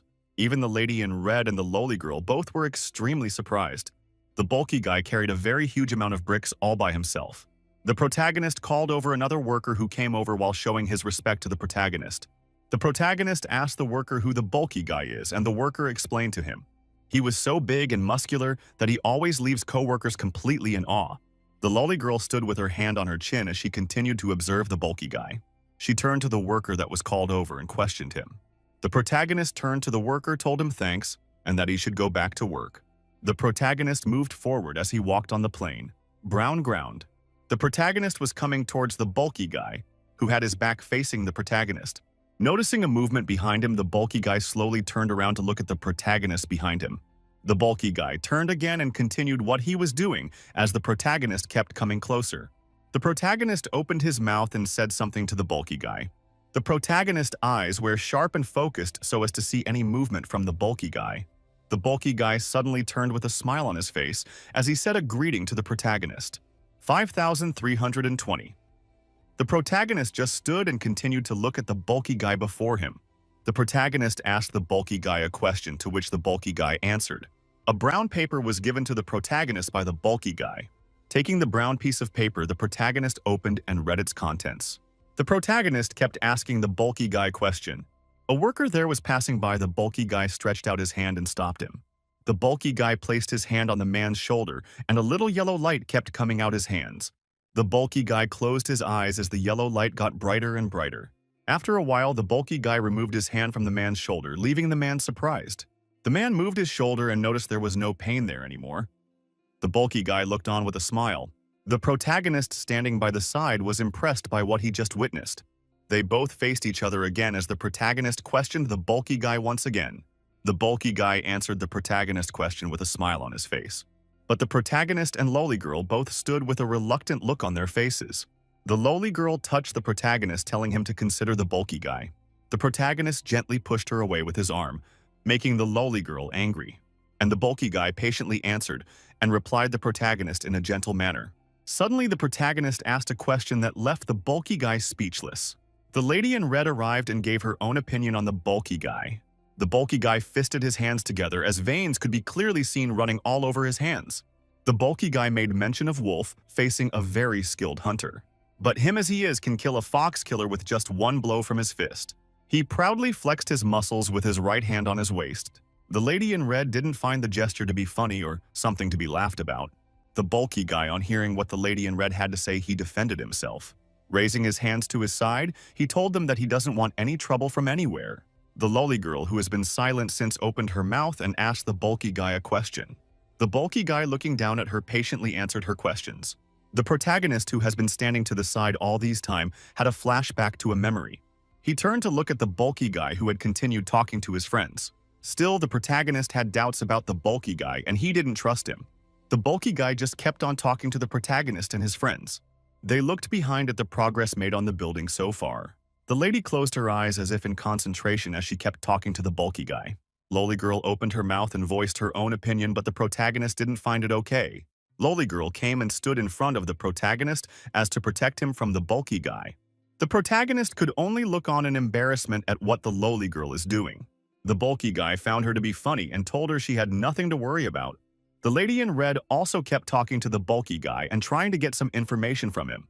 The bulky guy could only continue to answer their questions that they kept asking. The bulky guy once again flexed his arm muscles, but that didn't leave them impressed. Hearing a sound coming behind him, the bulky guy turned and saw an older worker pushing a truck full of brick. The bulky guy turned to the protagonist and asked to be excused. He turned his back on the protagonist and walked away with his hand raised in a salute. After a little distance away, the bulky guy turned and looked at the protagonist behind him to bid him see him later.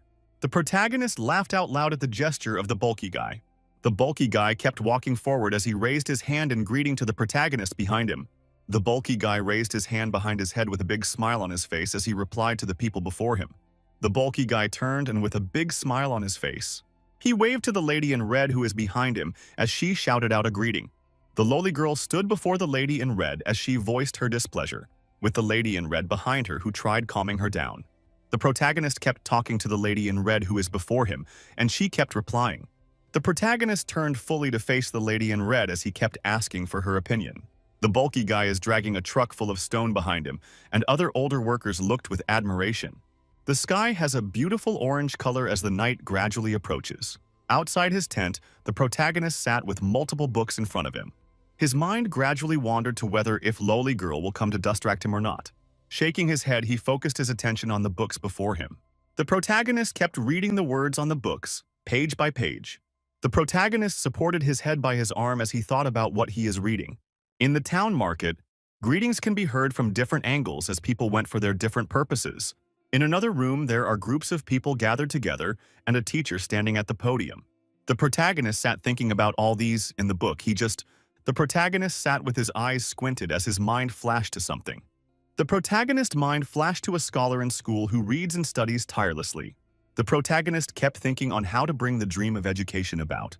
The books has been reading laid out in front of him with his pen on top the paper. Under the sky over the big blue ocean, birds can be seen flying about. When suddenly the peace of the sea was disturbed by something emerging from beneath the sea. On the surface of the ocean, sea creatures can be seen all around. And one of the creature that looks like the head was at the front with a staff in hand. The lady in the front with the staff started saying some words in a foreign language. The other lady sea creatures behind her all let out a joyful shout. The sea creatures behind the lady all kept shouting out in joy. The lady there was at the front with the staff in hand, looked at the other creatures behind her with joy on her face and addressed them. On hearing what the head sea creature said, the other creatures all raised their hand in a joyful shout. Beneath the deep depth of the sea, a creature with its tentacles very long. The sky is blue and the sun is high up in the sky with very few clouds. A mouth belonging to the girl with the ribbon on her hair can be seen with a smile on her lips.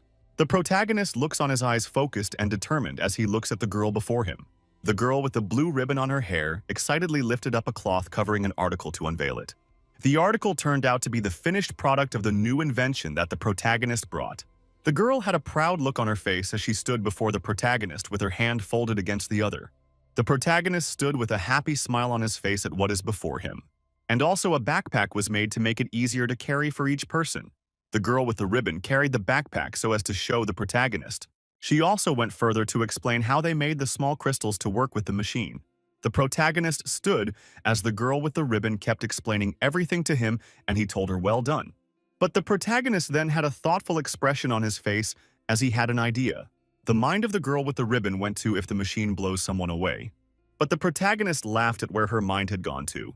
After explaining better to the girl with the ribbon, the idea became clear to her. The ribbon girl excitedly asked the protagonist if the will really implement the idea, to which he confirmed. The protagonist seriously kept explaining his ideas to the girl with the ribbon. The mind of the girl with the ribbon wandered to where the commander and another soldier all wore sunglasses and were cool. Her eyes showed awe, and she praised the protagonist for being awesome. The trees kept swaying gently in the autumn breeze as voices can be heard all around. The cloth covering of a tent is opened by a lady's hand, showing the protagonist behind a desk and his concentration on the papers before him.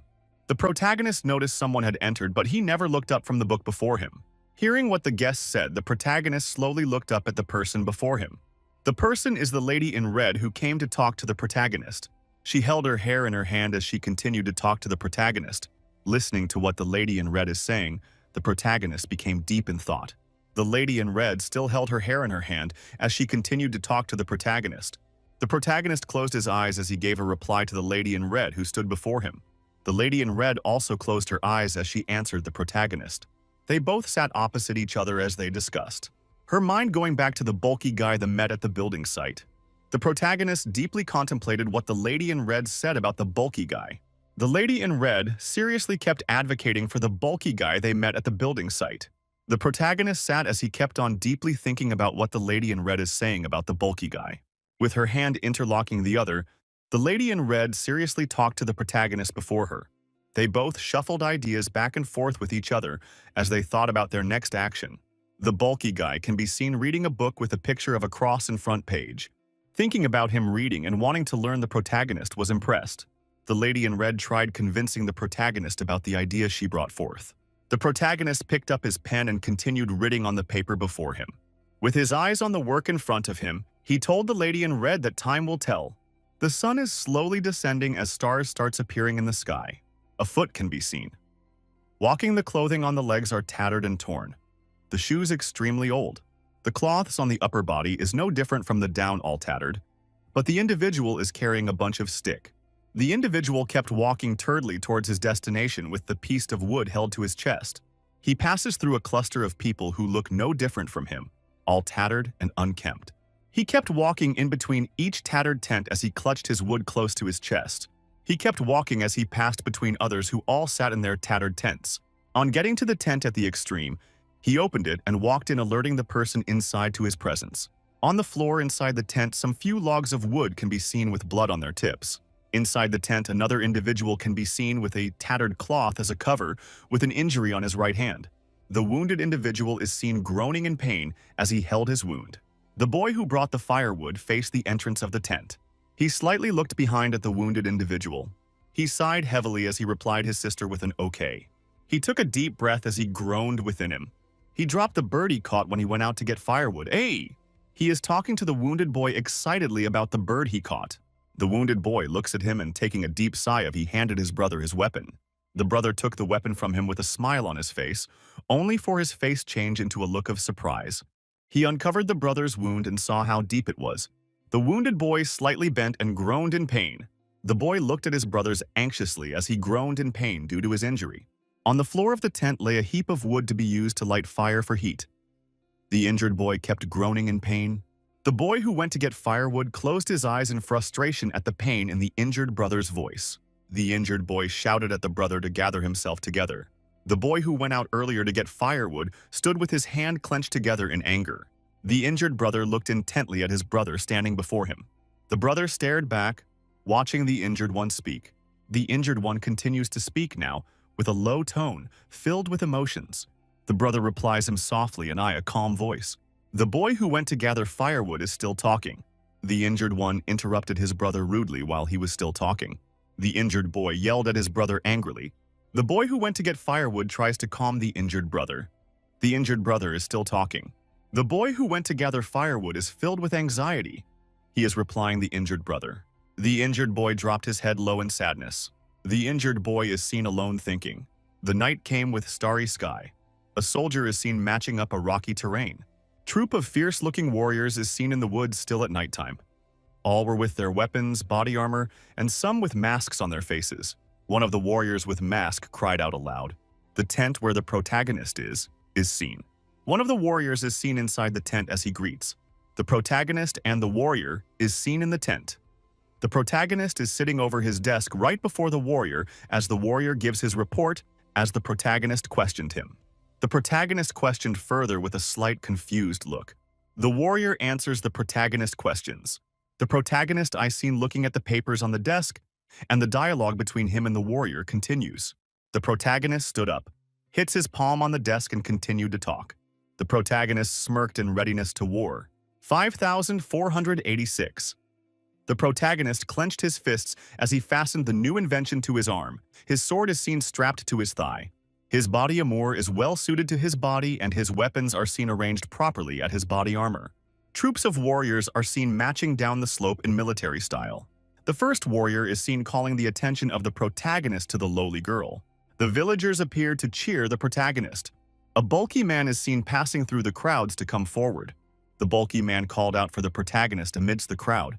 The protagonist is seen on a horse and he halted as the bulky man speaks of his interest to join the war. The protagonist is looking at the bulky man with a brief smile on his face, and he talks to the bulky man, turning down his request. The bulky man yelled angrily out of disappointment. The first warrior is seen with the protagonist sliding out his sword to keep the bulky man shut, but the protagonist hushed him. The lowly girl is seen eating an apple, she uttered in a low tone. The protagonist and the warrior boy gave a reaction to what she said about the bulky guy joining the army. The protagonist is seen trying to give the bulky man a chance, and the bulky man is excitedly showing readiness to join the fight.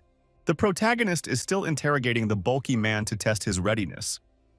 The bulky man's excitement is paused rapidly to recollect himself. The warrior boy grabbed the hand of the bulky man and shook his hands in approval to welcome him to the army, and the bulky man is amazed. The protagonist smiled. His approval with his eyes closed and his head dropping low. A gigantic city gate is seen with secured towers all above it. The fences are highly erect and solid. Inside the gigantic city, there is a long scroll held close to a royal table. The scroll is being read by a huge, long-bearded man, a patriarch wearing expensive clothing. Behind him is a butler taking a bowing stance. The butler is seen wearing a single-eye lens. His eyes are closed and his bowing continues. The patriarch is holding the long scrolls firmly. He read out the content of the scrolls aloud as he's seated on a royal chair.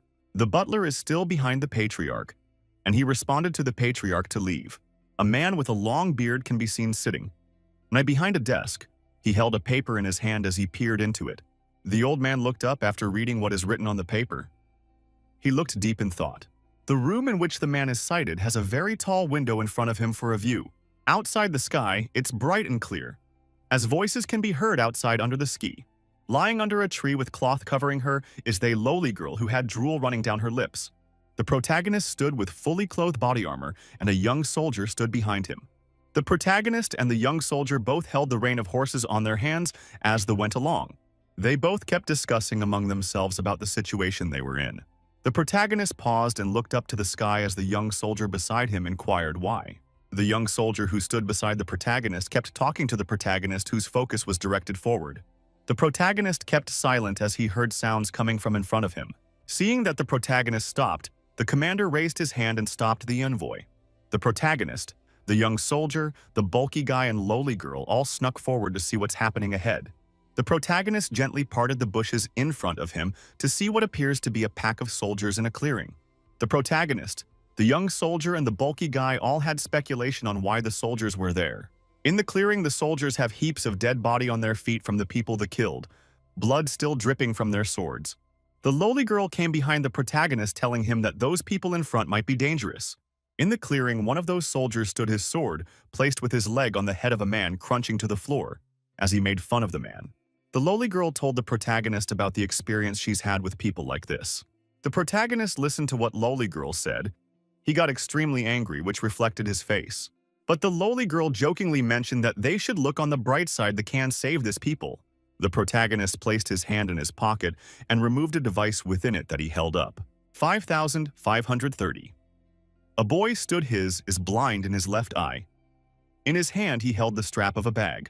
The injured boy sat down in his position and just looked up at the boy with the bad left eye who stood before him and insulted him. Using the bag strap in his hand, the boy with the bad eye hit the boy who was injured with the bag strap in anger. The boy with the bad left eye stood above the injured boy telling him to watch what he says when he heard the sound of a falling object. The man with bad left eye turned. Forgetting the boy crouched on the floor to get a better view of what the noise is. Looking up, he saw a falling object not much bigger than the size of a brick. The man with the bad eye kept looking until the object fell on top of his head.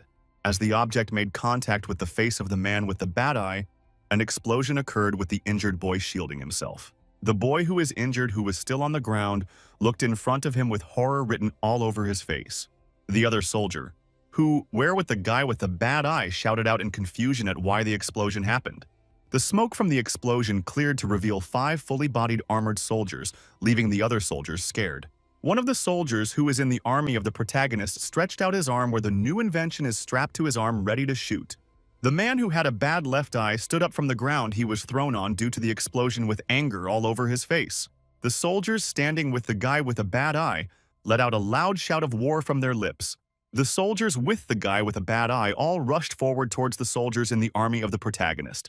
Shoot the soldiers from the army of the protagonist shot out fire from the new invention strapped to their arm at the enemy. The enemy that was hit immediately died as a hole was made on his face, leaving the other soldier beside him afraid. The mouth of the new invention let out smoke as that has been shot out from him. As the soldiers of the man with the bad eye rushed forward, so did the soldiers of the protagonist keep shooting out fire from their guns. As the soldiers kept rushing forward, so did the soldiers from the protagonist kept shooting at them. One of the soldiers from the enemy camp was frozen in ice, and his eyes opened in surprise. He was frozen solidly in ice, as with his sword held in front of his face. Shots were fired from the new inventions from the army of the protagonist, killing the enemy. The helmet from the head of the just-killed guy fell from on the floor with a hole on it. The man with the bad left eye was hunched in a corner with fear written all over his face at seeing his people falling one after another. He saw 2 of his soldiers shot dead as they both flew away due to the impact of the hit of the shot. Still crouched in a corner, the man with the bad left eye had torrents of sweat running down his face and fear written across his face. He kept looking forward with great fear written all over his face and heavy sweat falling down his forehead. 5,558.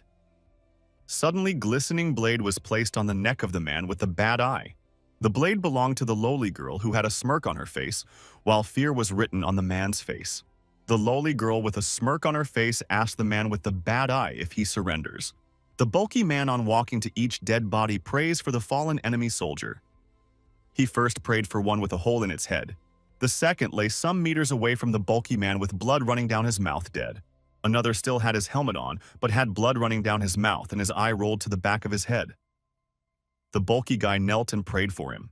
The bulky guy then approached another person lying on the floor who had small cuts and injuries around his face. Suddenly, the man drew a knife and directed it towards the bulky man, intending to kill him. The bulky man stood up and expertly avoided the blow from the man on the floor, even though the blow was so close. The bulky man stretched his hand and killed the man on the floor, splashing blood everywhere. The lowly girl looked at the dead man in surprise, and the protagonist asked the bulky man what happened, to which he gave a reply. As they all stood talking, the young soldier approached the protagonist and placed his hand on his chest as a form of greeting to the protagonist. The protagonist instructs the young soldier to organize some soldiers to see if any of the enemy is still alive, and that he should also organize the poor people who are still alive in one spot. The protagonist and the lowly girl both came and stood before the people who survived, and the protagonist addressed them. The protagonist asked them who those people were and if they knew why they attacked them, but the people cowered in fear.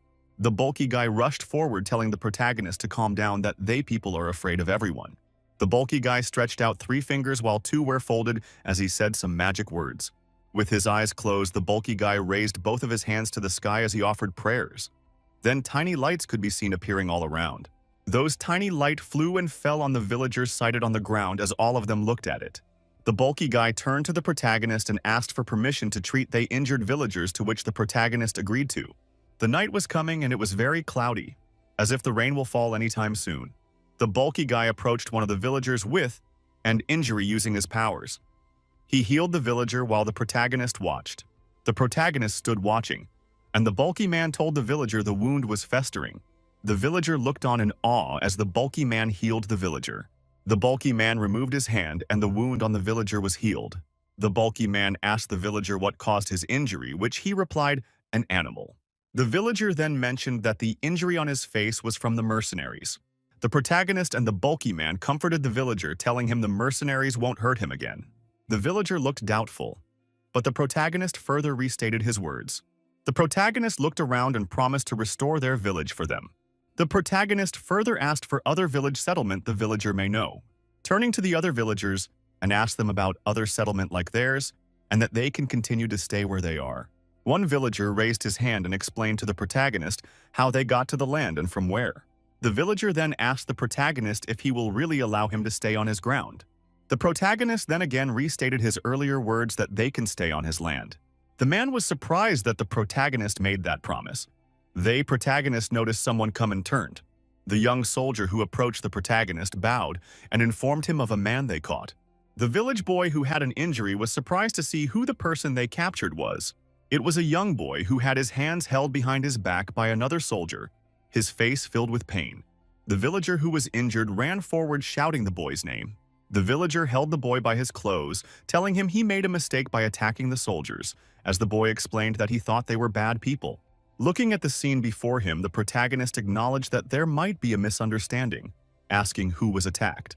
The soldier standing behind the young soldier indicated he was the one attacked, while the young soldier pleaded on the boy's behalf. The protagonist, looking at the boy who attacked his soldier, acknowledged it might be a mistake, but the boy had to own to his offense. 6603. The boy and the other villager who was beside the boy both had a fearful expression on their faces as they heard what the protagonist said. Looking at them both huddled together, the protagonist asked them if they can look for other village like theirs to make up as their punishment. They were surprised because this was not the punishment they expected. The protagonist, looking at the two villagers before him, told them his plans and why he wants them to find other villages like theirs. The protagonist looked intently at them, asking them if they will do what he asks. They two villagers held each other as they accepted the task the protagonist gave as the boy's punishment. The protagonist turned and addressed the villagers, and the issues they are facing and how he knows others doesn't care for them. The protagonist continued to talk to the villagers, telling them that he knows of the struggles and hardship that they face. The protagonist then told them that they are now under his care and can stay on his land.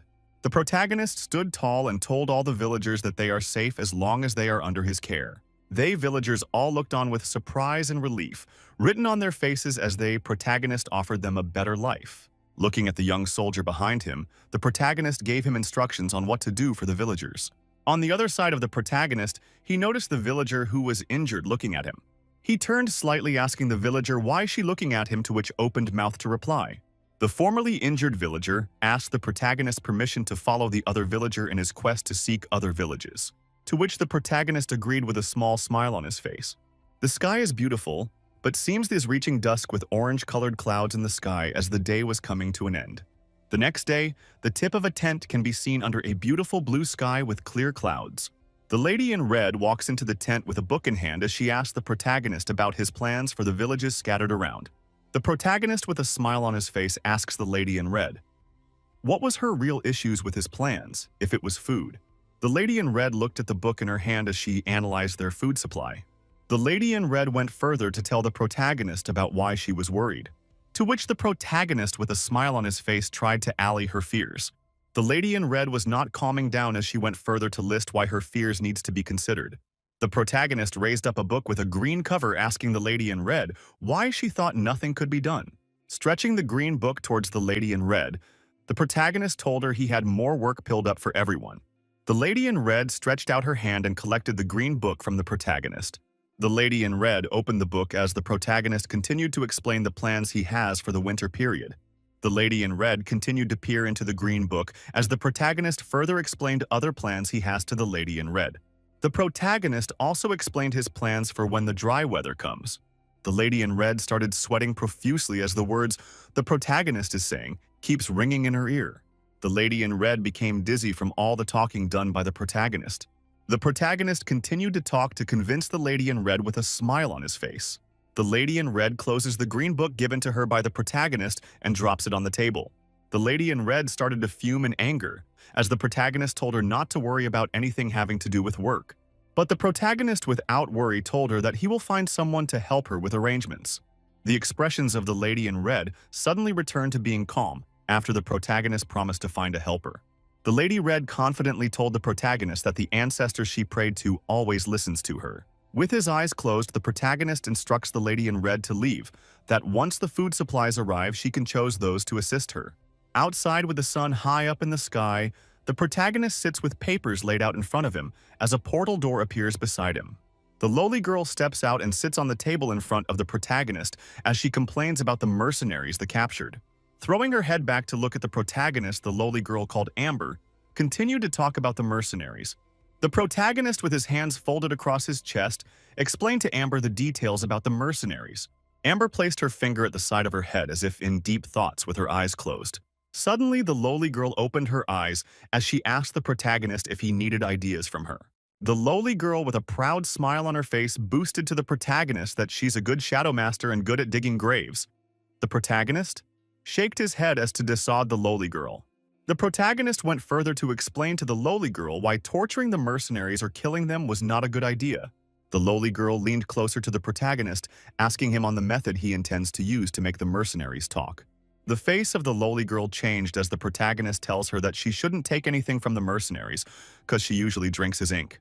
The lowly girl angrily points at the protagonist, asking when she drank his inn, to which the protagonist said that it was a metaphor. The lowly girl then brings out a big pouch asking if anything will be given to her, to which the protagonist says yes.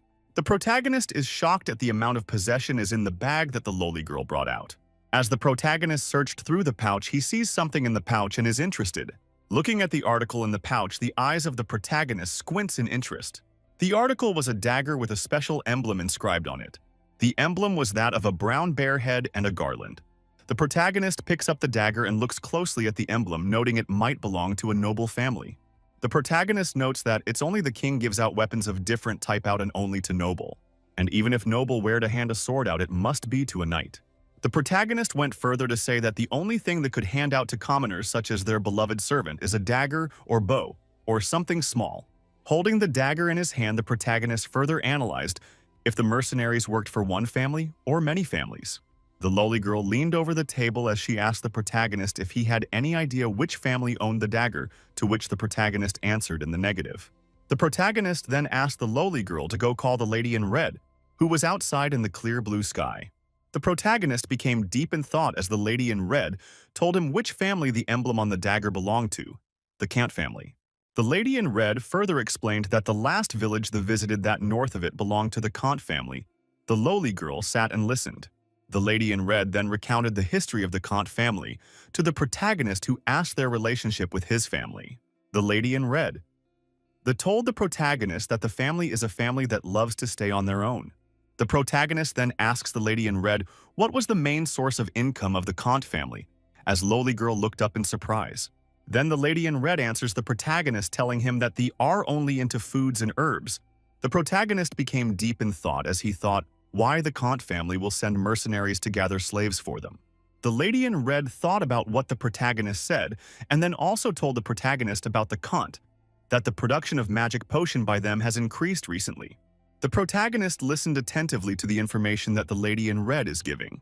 The lady in red went further to explain why their increased production and increase in product quality is suspicious. With squinted eyes, the lady in red mentioned that rate at which they sell their products has increased by a large scale. The lowly girl's expression became extremely as thought of what the Kant family is using the slaves maybe for cultivation. With a raised hand, the protagonist dismisses the thoughts of the lowly girl that the slaves are not used as fertilizer. The protagonist turns as he hears his name being called by a feminine voice. The girl with the blue bow shoves her head into the tent as she informs the protagonist about someone coming to see him. The mercenaries with a bad eye sits on the floor with spit dropping at the side of his lips. There is another mercenary sighted beside him. Both had their head bent, and a lamp with smoke coming out of it stood in their middle. The old man with a pointed hat proudly told the protagonist about the portions he used on the mercenaries, but the protagonist and lowly girl were not impressed. With his hand on his waist, the protagonist tells the man with the pointed hat, what he used to make them mercenaries as they are, to which the man affirmed. The man with the pointed hat then told them about the time he developed his technique with laughter on his lips. Turning to the protagonist, the old man with the pointed hat then asked if he was interested in trying, which left the protagonist frightened. The mercenary, who is now a prisoner, then told the protagonist to step closer to him. The protagonist then asked the prisoner who sent him to those villages. With her hand on her chin, the lady in red appeared deep in thought as she checked which of the Kant family member will be the head. On getting the name, the protagonist turned his attention to the prisoner and asked him if the Victor Kant was the one who sent him to those villages. With his head bowed as if in defeat, the prisoner acknowledged that he was indeed sent by Cinder Kant. Then a smile appeared on his lips as he told the protagonist that he was sent but not as a slave. The information left the protagonist surprised, and he asked the prisoner what he meant. Then the prisoner looked up with a smile on his face as he said the word "help him." As if his eyeballs were being pushed out from the inside, the prisoners began to bulge as he said to dream. The eyes of the protagonist appeared to be closed but slightly opened. Then his eyes gradually opened up little by little. The protagonist opened his eyes to see he is in what appears to be another realm different from his. Above the protagonist, a swelling pattern can be seen as he reasons this space has to have been set up earlier for him. The mind of the protagonist flashes back to the prisoner, who he reasons was a medium to bring him where he is now. The floor beneath the feet of the protagonist is purely black as if made of glass. The protagonist then starts walking with the intention to get to know where he is. The protagonist kept walking surrounded by darkness from every side. The protagonist kept walking deeper and deeper as he got deeper, still dark from every side, when suddenly the protagonist stopped walking, having walked for a long time. The protagonist stood with a hand on his waist as he thought about not feeling tired, even though he's been walking for a long time. The protagonist stood as he further gave thought to where he was, maybe stuck in an imaginary world created by the mind. The protagonist dropped his head slightly low and closed his eyes. The protagonist standing with his hands crossed and his head still bent downward slightly. The protagonist is lost deep in thoughts in the spirit realm. Meanwhile, in the physical world, children and people are behind the protagonist while he is deep in trance. The protagonist is heavily sweating in the physical world, still in trance. The protagonist is seen active in his trance. He is paying attention to a voice in the spirit world. The protagonist beamed a smile and nodded to the voice he is hearing in his trance. The protagonist, still in his trance, thought out loud and still beaming with curious eyes. It's a sunny day at the royal city with gigantic city gate. The sun is shining its rays over it proudly. Here at the patriarch's court, his name is Lord Viscount. A green-haired man named Mr. Perks with brown coats is seen in the chamber of the patriarch in a bowing stance. With him is another man, all standing before the patriarch, who is seated on a throne and listening as the green-haired man spoke about the herbs and magic portions harvest of the year. The patriarch raised his hand upward and addressed them. His eyes drops low due to old age. He assured Mr. Perks that the caravan from the Holy Spirit plane will address the poor sales of their herbs and magic portion. The scholar with the Mr. Perkies placed his hand on his chest, and he speaks to the patriarch. He is dressed in his ministerial attire. He told Lord Viscount to take care of his health. Lord Viscount is seen talking with his eyes closed and one of his hands raised upwards, assuring the scholar that he is fine. Suddenly, Lord Viscount's eyes bewildered and flashed. Lord Viscount next drops his eyes to think. Lord Viscount then dismissed the gentleman in his presence. As the meeting came to abrupt end, the gentleman left the scene. A hole is seen in the next scene with flash of light from the outer space permeating unto its hollow circle. The hole leads deep into the ground. It's a dungeon. Deep down dungeon is a body of water surrounding a rock. The rock is tangled by some seaweeds, and it is lying desperately lonely. The serenity of the rock is suddenly disturbed by some squeaky sounds coming forth from the weeds. The seaweeds burst open and a mystery lady emerged from between the weeds. She had a scary-looking face, green-eyed and face-green hair as well. She is the Bishop-level Eternal Sleeper. The caravan from the Bishop-level Eternal Sleeper cult is seen in the next scene. She appeared in a spirit world where the protagonist is in his trance. She spread her hands wide and spoke to the protagonist. She appreciated the protagonist's patience and virtues. The caravan then called out to the protagonist his name, and the two are seen in the scene. In a collage view, both are seen in a dialogue. The protagonist by name Gawain looks frustrated as their meeting will soon be dismissed. The caravan calmed him down and relates that they have had a good talk. The caravan is still talking to Gawain, She stretched her hand out and is about to do some magic. She swirled about the environment and turned it into a beautiful castle to the surprise of Duke Gawain. Duke Gawain looked around to take a vicarious view of the castle, and it was indeed a dreamland. But he puts out an unsatisfied look at the view because he still wanted their conversation to hold on longer. He asked the caravan the meaning of the view. The caravan replied him. She wanted Duke Gawain, the protagonist, to be satisfied with the view. She asked rhetorically if she did not create a castle that's beautiful enough. The caravan went on to explain how she created the view of the castle. She made two ancient servants appear in Ye Castle. Placing one of her fingers to her head, she demonstrated how magical castles are created from memories and dreams. Duke Gawain interrupted with a frown on his face and slight curiosity. He wanted to know more about the environment. The caravan swirled the view again to a huge city with an excellent view. They were standing at the center of a gold-plated stand, which enhanced the view of the city. Duke Gawain looked down the gold-plated stand and saw the ancient Gangfeng imperial capital. He was astonished by the view of the deep blue well that ran through maximum heights. The caravan approached Gawain from behind and asked, "Is he loved the view?"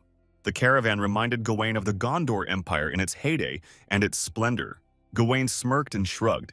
He did not acknowledge knowing what the prosperous city looked like during the Gondor heyday. The caravan moved farther a bit, faced Gawain directly, and told him about the Eternal Sleeper's respect for him.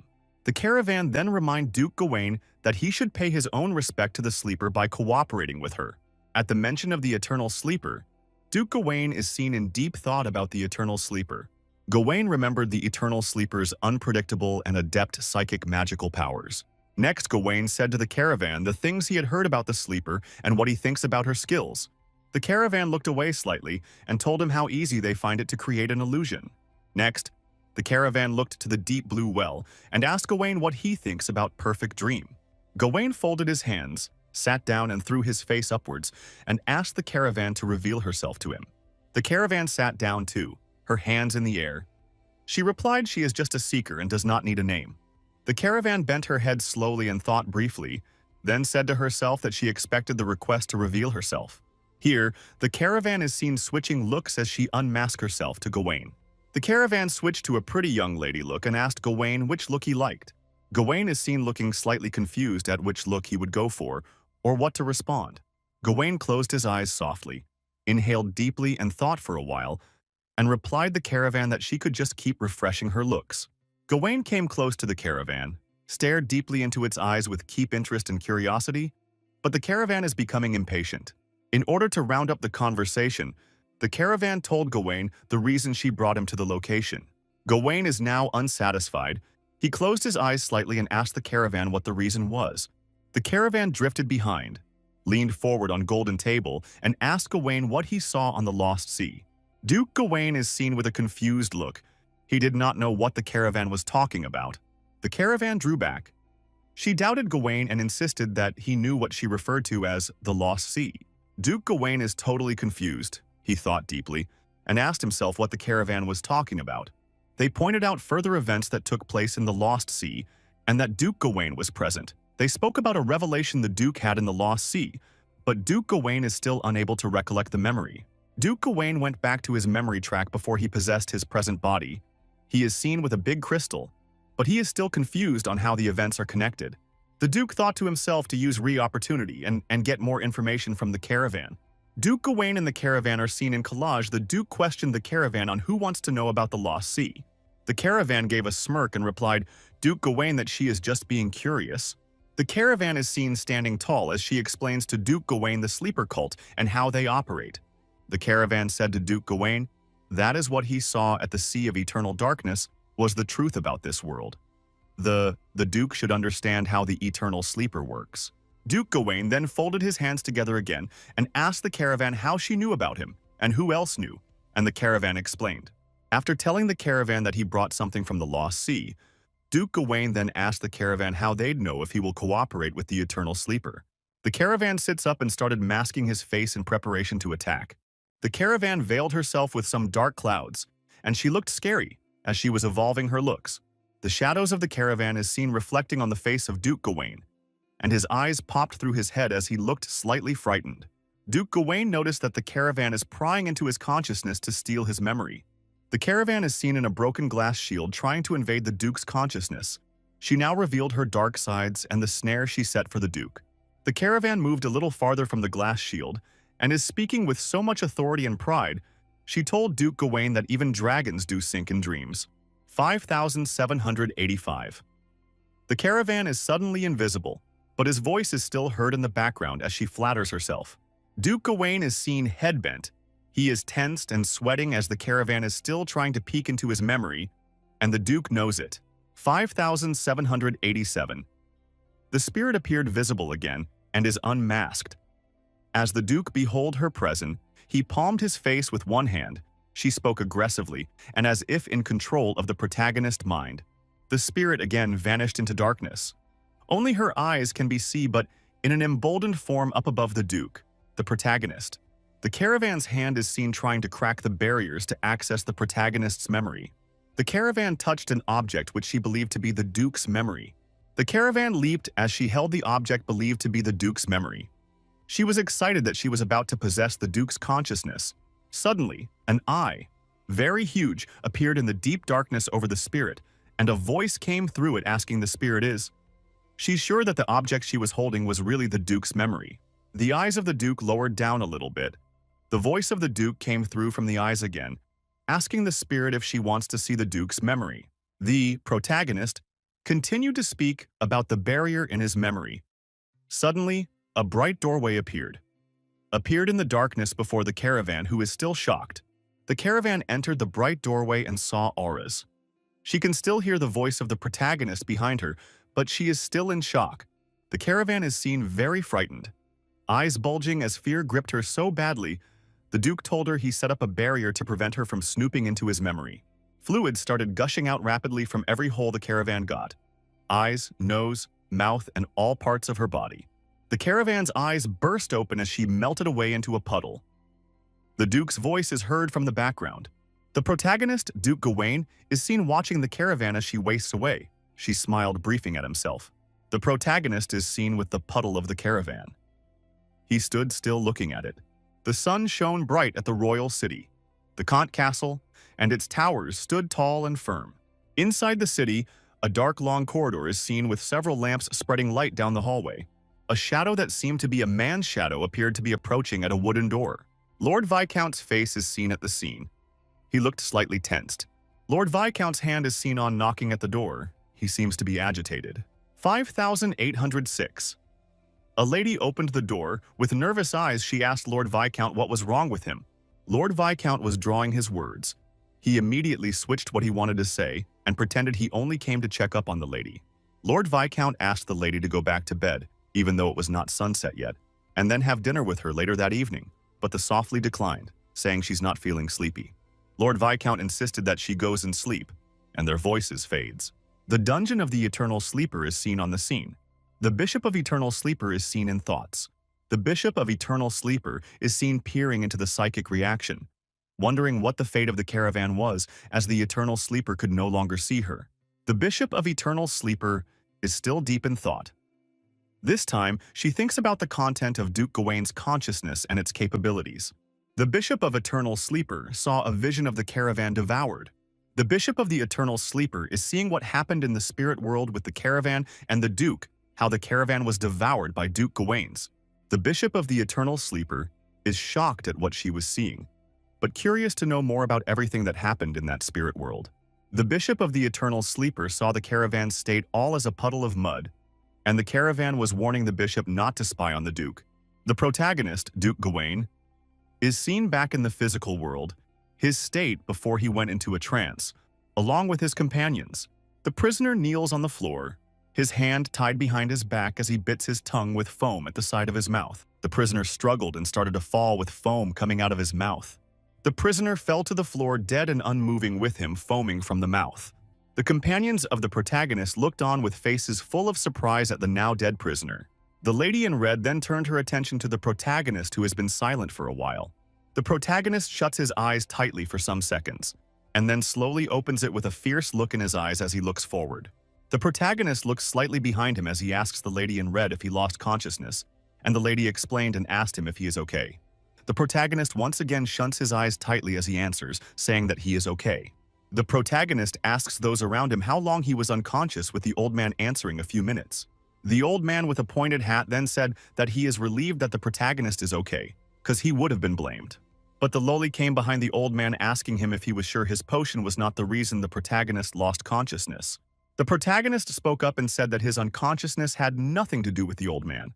With a thoughtful look on his face, the protagonist explained what happened to him to his companions. The lady in red and the old man all had a surprised look on their face at hearing the person responsible for the protagonist to become unconscious.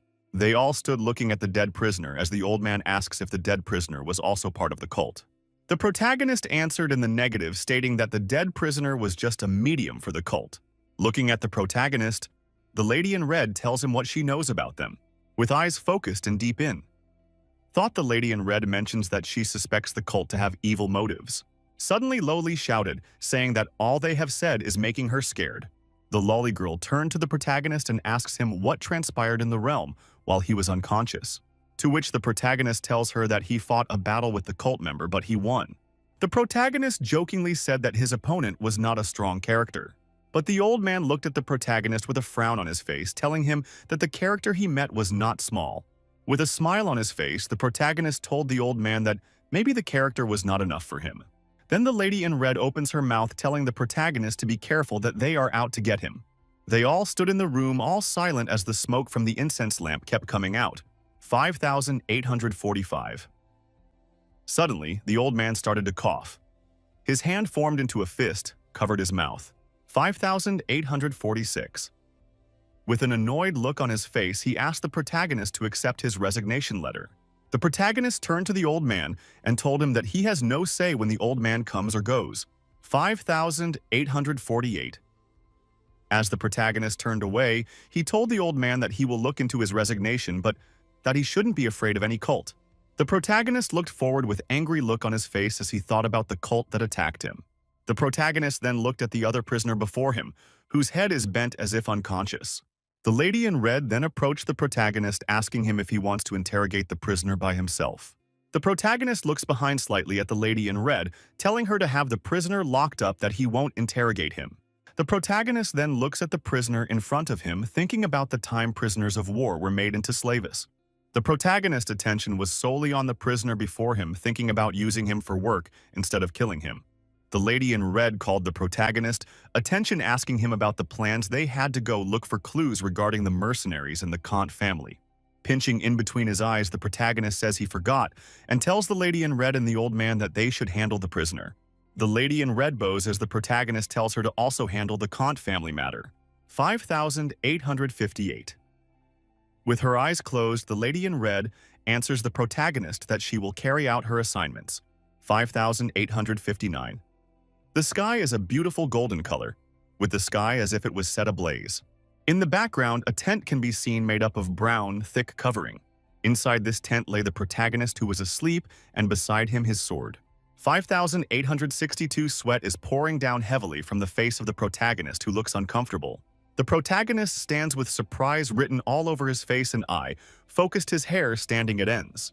Immediately, the protagonist wakes up and he sees himself in the same plane as when he was with the character.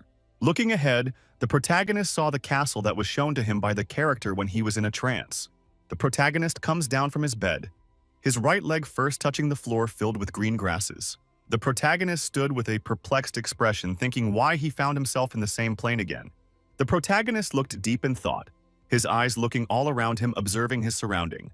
Looking at his hands, the protagonist feels that the feeling he felt in the other plane with the spirit character is different to now. Holding his left hand with his right hand, a bright light burst from his hand. In his left hand, a can suddenly started to appear. A shout of surprise suddenly left the mouth of the protagonist. The protagonist raised the hand containing the can of drink. The protagonist inspected the can of drink in his hand with surprise, telling himself he can create whatever he wants. The mind of the protagonist flashed that his encounter with the cult might be the result of this. With his face full of thoughts, his mind flashed to when he killed that spiritual being. Maybe he took its power. The protagonist looked down at his bare foot and told himself he now possessed the power of the spiritual being. The protagonist, with a small smile on his face, thought about what he would want to create next. Splashing his fingers together, the protagonist made a sound with it as to create something. Suddenly, his jacket started appearing on his body and shoes on his leg. The jacket continued to form to its full length on his body, with his hand folded across his chest, acknowledging that the thing he got from the spiritual being is power in itself.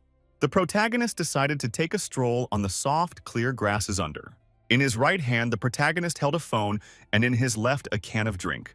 The protagonist thought about the things he created, saying, "The can't be used cause the phone he created can't be turned on." While the drink he just had has no taste to it, it was tasteless. The protagonist then proceeded to throw away the can of drink in his hand. The protagonist continued walking forward after he threw away the can of drink.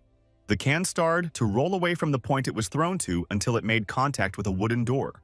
Hearing the sound made by the can as it made contact with the wooden door, the attention of the protagonist was attracted, and he started walking towards the door. The protagonist walked until he got a bush of shrubs. He parted it and continued forward. On seeing the door, the protagonist exclaimed in surprise, saying, "Here it is!" In front of the wooden door, the can of drink lay, and beside the wall the emblem of the Kant family was inscribed. The protagonist walked closer and touched the emblem on the wall with the question if the castle belonged to the Kant family. The protagonist questioned in his mind if the spiritual character he killed had any association with the Kant family. He must go in and see. The protagonist then pushed the door of the castle with all his strength for it to open. The door to the castle gradually started to open after it was pushed. It opened wide and big as the protagonist stood at the door and looked inside the open door. The protagonist started to walk in slowly inside the castle, when suddenly the protagonist felt something as if an alarm went off in his head. Looking at his right, he saw a door. He walked right straight to the door and stepped inside. It was a long, dark corridor lit up by purple-colored lights. As the protagonist kept walking, he noticed some inscriptions on a wall as if written words. But on getting closer, the protagonist noticed this were not writings, but marks made by a fingernail. 5904. Immediately, his hand touched one of the marks. It lit up and shone. The light was so bright that the protagonist had to shield his eyes with his hands. Suddenly, the light went off. On looking up, the protagonist saw before him transparent figurines. Thinking about it, the protagonist came to conclude that these figurines once walked through this hall together at the same time. 5908. Thinking about it, the protagonist believed that there must be something within these walls that attracted them. He stood watching the figures as they headed towards a direction. Then he said that they were going deeper, so what you had to do was to follow them first and then take a look at where they were heading to. As the work there, they kept on making sounds in the purple-lit area. They stood surrounding a coffin that was centered in their middle while he watched from a corner. They kept on saying different words, saying the wish it was a dream and didn't know what the differences were. Then they said that they ever sleep has was going to help them just like 700 years ago. Then the voice also told them that everything was going to get better, and whatever thing they had lost will eventually return. The protagonist woke up immediately. Everything felt like a dream. Then he concluded that there must be something terrible that is hidden in the Kant's collar. After that, he told one of his subordinates to call Hetty and Pittman over. Hetty told the protagonist that they had finished questioning the mercenary mage. Hearing what she said, the protagonist then asked her what they said. She confirmed by telling him that they were indeed working for the Kant family, but they had no idea what their employer was doing. She also confirmed that the captured refugees had disappeared from the land, which the protagonist also agreed to his suspicions. Then she asked him if he knew something that they didn't know. He grabbed his sword, saying that he was going to the Kant immediately to find out something, and the sooner they better. Then she asked him why he was going there and if he wanted to go and meet the Viscount and then ask him personally. He replied by telling her that he came in contact with the fragments of the consciousness of the ever-sleeper cultist. Suddenly, he dropped his sword by the corner. He puts turn his Amos while he explained to her, telling her that the cultist gave something to someone in Kantland, and the person was most likely the current Viscount's Victor Conte. He was the one that obtained an evil object. He told her that the evil thing stayed in the land for many years, and it had been growing by absorbing souls of living people. When the druid heard what the protagonist said, he wondered if it could be those of the refugees who were taking to the Kant's territory. Philip replied that most likely they were the ones, and things had grown so critical, and yet transformation has not yet been completed. Then, the footage then say that he was worried that once the transformation complete, all areas will be enveloped by its power. So as long as he finds it on time, then it poses no threat to him, and he will have ways to control it. Hetty then asked him that if Victor Kant felt that he was controlled by cultists, would he be against him? He told that that was not a problem, that no one has the ability to threaten him, because the last person that did is in the conscious space.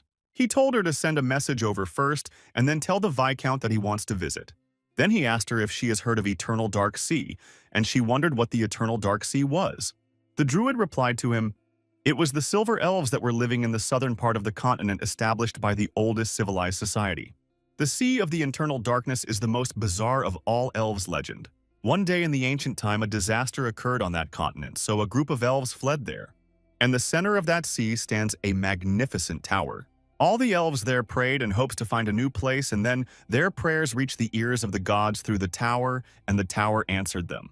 All the original elves then walked into the tower and then saw endless wonderful things. There was incredible knowledge about evolution of animals, minerals, plants, and projection of the starry sky. But those elves became greedy and wanted to enter the inner and upper floor of the tower. Then the giant tower punished to them. He made some of them dark elves and gray elves, then sea elves who can't leave the water, and silver elves who have the least flaws. And that was the legend of the Eternal Dark Sea." Hearing what the druid said, he knew that there was a lot to study in the legend, and the tower was more likely a man-made thing that retained large amount of animal and so on. Seeing his expression, Hetty asked him if he was okay, and then he told her that she shouldn't worry. Druid asked the protagonist if he was interested in the Sea of Internal Darkness, and also reminded him that even with the technology power of Else, it was impossible to navigate in the water far away. The person speechless when he had what he said. Then he told them that they shouldn't talk about that for now. Let them focus on dealing with the eternal sleeper. Then he now told Hetty that he wants her to help him collect a biography of his life. Then she asked him what biography, if it was the official biography of the hero released by the kingdom. He told her that he wants all kinds of form and folk version, anything that describes his life. She looks at him in contemplation and asked what he wanted with all of those information. Amber then told Hetty that he was so narrow-minded and he's not too busy, so she wants to see which unscrupulous person that hacked him in the past. Hetty was angry and then lifted a rod to heat Amber. Amber jokingly told her that she don't believe that Hetty would be able to face her own ancestor. The protagonist grabbed Amber by her ear and she screamed out. He cautioned her by telling her that after angering other people, then she hides behind the person, and then asked her if she thinks he wouldn't hit her. She admitted her offense, saying that she was wrong and her ears are going cramp. In a secluded area, an old man opens a letter that was placed on his table and read it. The sound of a galloping horse under the rain could be heard. That was a carriage. Inside a carriage seats the protagonist. Suddenly, Amber called out a name. Then she sleep-talks, telling Gao when to close the window. When he heard that, he smiled. The rain continued to drizzle non-stop. In the drizzling rain, a mansion could be seen standing in a secluded area. Because of the guests that were arriving, all the house helps ran around to see where they could help and also clean up the areas. The door of the building was tightly shut. They stood there awaiting the arrival of the guests. Suddenly, sounds could be heard behind the doors. When the sound got closer, then the man has screamed out at the guards, telling them to open the door. Then the gate squeaked and slowly opened. 3 people slowly emerged from the carriage and stood in front of the gates. It was the protagonist. He stood there with a cold expression on his face. Then the man welcomed them as he stood in front of them, and also the house helps also stood there to welcome the protagonist. They apologized to the protagonist, telling him that he wished he had a spell to control the sky, since visited him in a bad weather. The protagonist told him that it was okay because he likes rainy weather very much, and before it's rained, he had seen the fertilized land in Contland. Then he's also said that after the rain fell, he saw a nice rain scene again, which was worth it. Then the old man smiled, telling him that it was best if he was satisfied while laughing. He told the protagonist that he had prepared a banquet for him, which is in the restaurant behind the hall. At the Silver Castle, after it had rained, different opened envelopes could be seen on a table. An old man was reading the letter in the envelope intensely. Was thankful that the support of the Duke Cecil the cultist and threshed in the land was eradicated. Then he said that those cultists actually extended their hands to the aristocratic system, while he dropped the letter of the table. He relaxed on the chair he was sitting on and closed his eye. Suddenly, a light shone, and he opened his eye immediately when he had the sound. A lady walked in, and then told him that she asked Lord Aiden, and he said that he was still in the study. He asked his daughter while she was there. She asked her dad if he had forgotten, because that day was the day that she leaves the cathedral and comes to see him in the castle. She reminded him what they had said, that when they serve the Lord, they must not forget to serve their parents, because this is the teaching of the Holy Light. Then she told him that he shouldn't worry because he had the responsibility of taking care of the kingdom, and then ask him what happened. He told her that the winter days everyone was starting to look for trouble, while she stared at the scattered letters on the table. Her eye dropped to one of the letters that was clearly visible on the table.